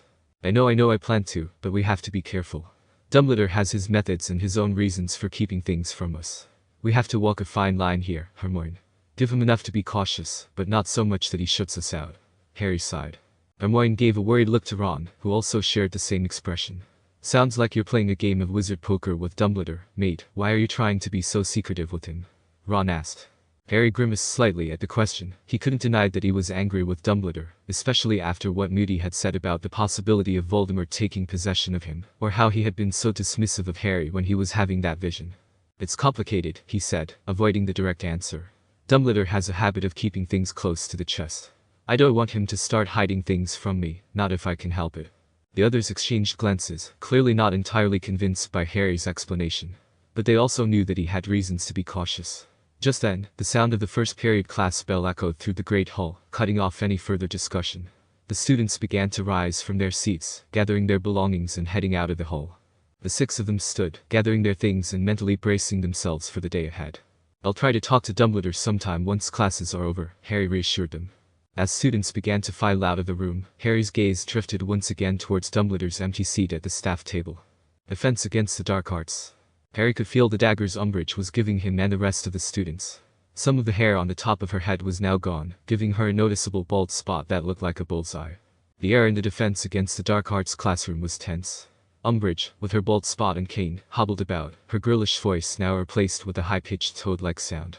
Her demeanor had significantly darkened over the past few days, her false sweetness replaced by a bitter, demanding nature. The students, including Harry, Hermione, and Ron, cautiously followed her instructions, feeling her constant scrutiny. The class read from their textbooks in silence, the atmosphere suffocating and oppressive. Umbridge's eyes lingered on Harry more than on others, but she didn't vocalize her dislike.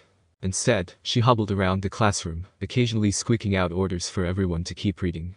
Amidst the gloomy environment, Harry and his friends exchanged silent glances, sharing a mutual sense of unease.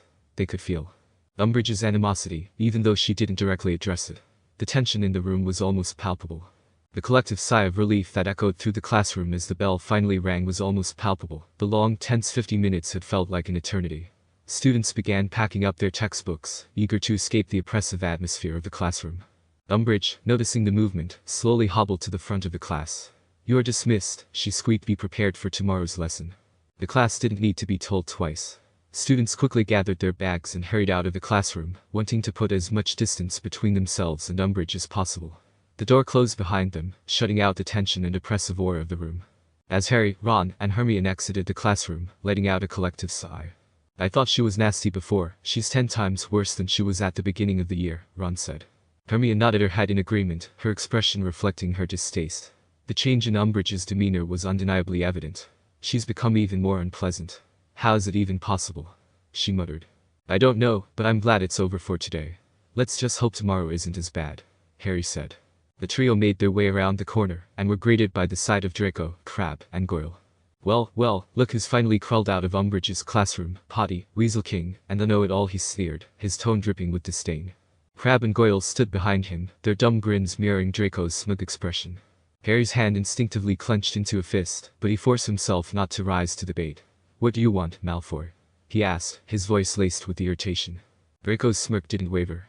"Just wanted to say hello, Potter. I'm surprised you haven't been assigned to detention with Umbridge yet. You know, for being such a disrespectful twat this year." Ron, unable to hold his tongue, piped up. "Yeah, because she's a complete nightmare. Can't you find someone else to pick on, you prat?"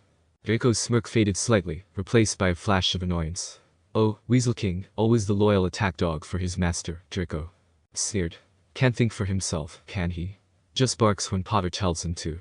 "At least he has friends that actually like him," Malfoy, Hermione shot back.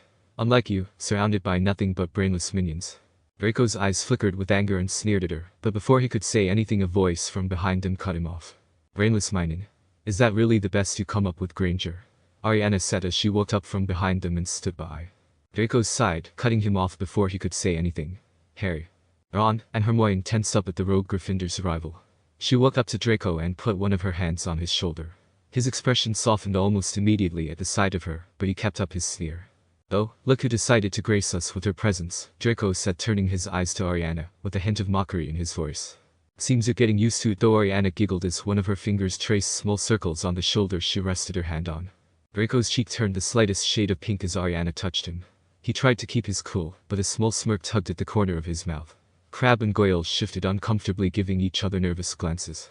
How he had been interacting with her for the last couple of weeks had been off-putting to the two big Slytherin boys. "Why don't you butt out, fangirl?" Ron spat at Ariana. Ariana gave a dry chuckle. "Suppose I am one for the Slytherin team. Beats rooting for a team that's keeper is afraid of the quaffle." she taunted. Ron's face grew even more flushed with anger, his jaw clenched tightly. Why you?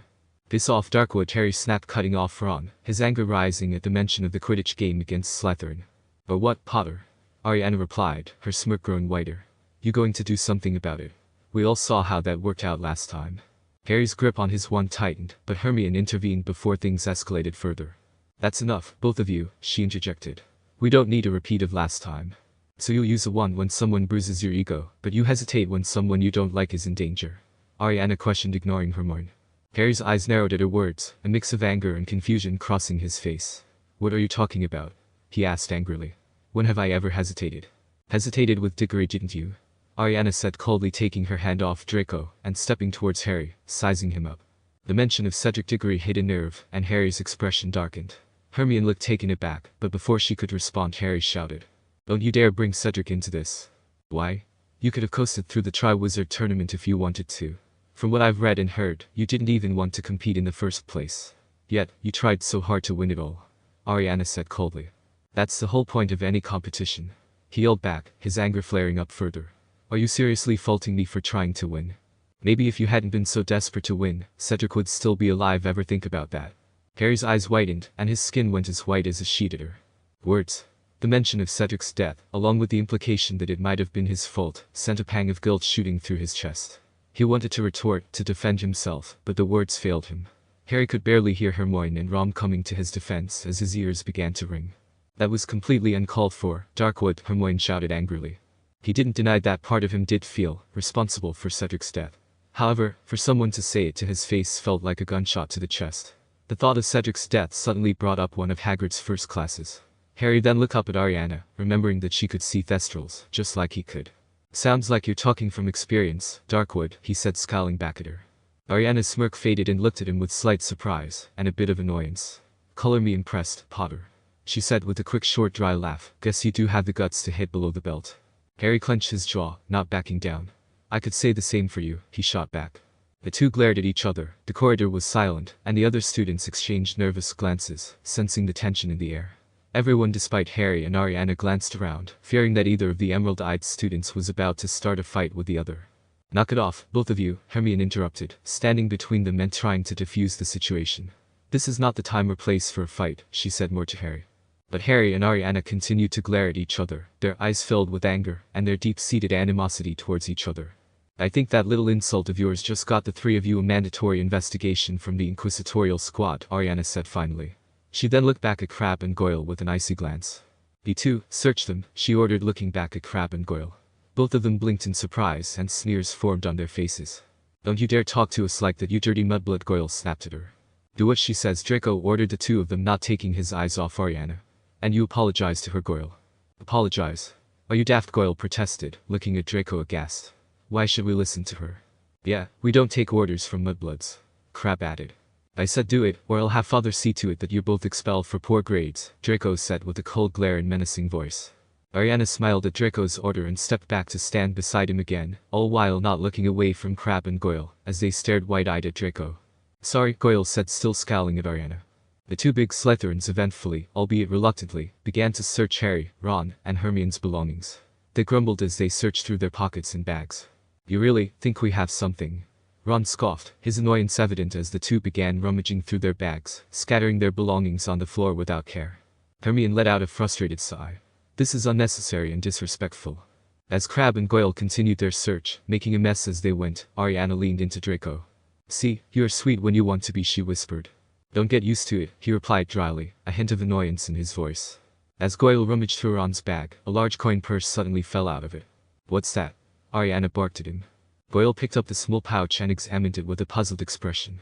It's just a purse or something, he said, waving it carelessly in his hand. Let me see that, she demanded. Goyle hesitantly handed over the purse to her, as she started rummaging through its contents, seeing that it was filled with galleons. What is it? Draco asked, peering over Ariana's shoulder to get a better look. Galleons, Ariana replied, holding the pouch open so Draco could see the contents. Looks like someone has been hoarding some chips. Draco arched an eyebrow, a small, smug smirk forming on his face. A bit suspicious, don't you think? He said, looking at her and then back at the pouch. I'd say so, Dragon. A bit too much just for potion supplies, Ariana said with a sly smirk. I think we can count at least 8 of these as contraband, wouldn't you say? What? Ron exclaimed at the statement. Draco's smirk widened as he caught on to what Ariana was implying. I'd say so, and that's enough to warrant a thorough investigation. No need to bother the High Inquisitor with such a small matter, she answered, glancing back up at him with a smirk. I think just taking a few of these will suffice. No harm, no foul, as they say. Ariana then pocketed 8 of the galleons from Ron's coin purse, tossing it back at him when she was done taking what she wanted. What the bloody hell? That's thief, Ron exclaimed, looking at her with a mix of anger and disbelief, catching the coin purse. She ignored his protest and turned to face Draco. So I got a few extra galleons on me, care to get a bite to eat at Hogsmeade? Draco blinked, his smug expression falling. What? He asked, caught off guard. You heard me. You and me grab some food, my treat. Ariana said, patting her pocket that held the galleon she swiped. And why would I say yes to that? He asked, crossing his arms over his chest and furrowing his brow. Free meal using Weasley's money. Can't tell me you're not tempted, she replied with a smug smirk. Draco's resistance crumbled at the mention of a free meal. The idea of using Weasley's money was too enticing to pass up. Alright, fine, he finally conceded with an exasperated sigh. But I'm only agreeing because of the free meal, got it? Sure you are. She giggled. Let's get going. Ariana grabbed Draco's hand and started pulling him towards the stairwell excitedly. He let out a small yelp of protest as their hands interlocked. Hey, hold up a minute, he protested, despite not fighting her pull, as the two went towards the stairwell leading to the Great Hall. Crabbe and Goyle looked at each other dumbfounded, and then turned in the opposite direction of where Ariana and Draco were heading. My money? Ron yelled helplessly, watching Draco and Ariana disappear down the stairs. It's just a few galleons, Ron. We'll get more, Hermione tried to calm him down, though she couldn't mask the slight hint of annoyance in her voice. Why am I always getting the short end of the stick? It's not fair. Ron complained as he held up his now lighter purse of coins. Just wait till I tell Fred and George about this. She doesn't know who she's messing with. Hermione sighed, trying to reason with Ron. It's not worth the grief or detentions from Umbridge. Besides, Darkwood can wait. After dinner, we go straight to Dumbledore about the Triad, Harry said sternly, still angry from the encounter. Glad to see you're going through with it, at least, Hermione sighed as she gathered her things that were still on the floor. Ron grumbled but relented, stuffing his coin purse into his pocket. Alright, he conceded, still visibly steamed about the money. They walked down the spiraling staircases of the grand staircase, the stone steps gradually descending from the 7th floor to the entrance hall. The air was filled with the usual chatter and footsteps of students making their way to the Great Hall for dinner. A few hours later, Dumbledore's office. Harry cleared his throat and spoke up confidently. Lemon drop, he said clearly, speaking the password. The gargoyle shuddered slightly, then sprang to life, hopping aside and revealing the revolving staircase behind it. They climbed the steps, their footsteps echoing in the silence, and finally reached the door to Dumbledore's office. Knocking on the door, they waited for a response. After a moment, Dumbledore's voice echoed from inside. Come in. Taking a deep breath, Harry pushed open the door and stepped in, followed closely by Ron and Hermione. They were met with the familiar sight of Dumbledore's cluttered and cozy office. Books, magical artifacts, and other objects cluttered every available space, the office being lit by a small flickering fire in the fireplace. I hope you don't mind seeing us past curfew, Professor, Hermione said. Dumbledore smiled warmly at them from behind his desk, gesturing for them to take a seat. Not at all, I always have time for my favorite students, he said, his blue eyes twinkling behind his half-moon spectacles. Good, because Hermione began. I wanted to ask you about that vision I had yesterday, the one where I saw through the eyes of Voldemort's snake, Harry said before Hermione could finish. Dumbledore's smile faded, replaced by a more serious expression. He leaned back in his chair and folded his hands together. Ah, yes. Voldemort's snake. I was going to discuss that with you, Harry. Were you? 'Cause recently you seem like you've been keeping me in the dark, Harry said with a hint of bitterness. Dumbledore bowed his head in acknowledgement. I understand your frustration, Harry. But there are things I cannot disclose yet. Not even to you. Harry felt a pang of disappointment and frustration. It was becoming a recurring theme with Dumbledore. Whenever he needed answers, Dumbledore always seemed to skirt around the issue. Like how Voldemort is trying to possess me, you mean, Harry said, his bitterness growing. He's trying to what? Hermione exclaimed, her hand going to her mouth in shock. Dumbledore's eyes widened slightly, but they quickly narrowed, and he regarded Harry with a serious yet regretful look. Yes, like that. Harry fidgeted, the anger in his gut mixing with the disappointment swirling within him. Why didn't you tell me? He snapped. I have a right to know about something like that.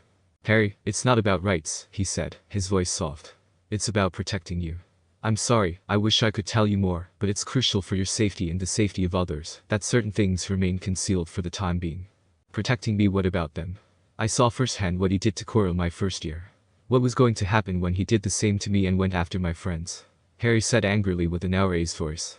Dumbledore's eyes never wavered, which is precisely why you must trust me, Harry. I've taken every precaution to ensure your safety, he said, his voice firm but gentle soothingness to it. Harry's frustration only grew. Have you? Or are you gambling with this connection I have with him and putting everyone around me in danger? I've been making every decision with your well-being and the well-being of others in mind. I understand your frustration, Harry, but you must trust me in this. Dumbledore said calmly. I've been working diligently to ensure that Voldemort cannot possess you. Harry sighed, his anger simmering down a bit, now replaced with curiosity. How? He asked. Dumbledore took his spectacles to pinch his brow. I'm sorry, but I can't disclose at this time. I know it's not the answer you want, but please, I have my plan in motion to keep you and your friends safe. Harry's anger flared again and he slammed his fist on the table. Is it always plans and schemes with you? He shouted. Why can't you? Just tell me. Hermione put her hand on Harry's shoulder. Harry, look, I get that you're frustrated at him, and frankly so am I, Hermione said, glancing up at Dumbledore with a disapproving look. But that's not what we came up here to talk about. Harry's expression hardened, but he knew Hermione was right.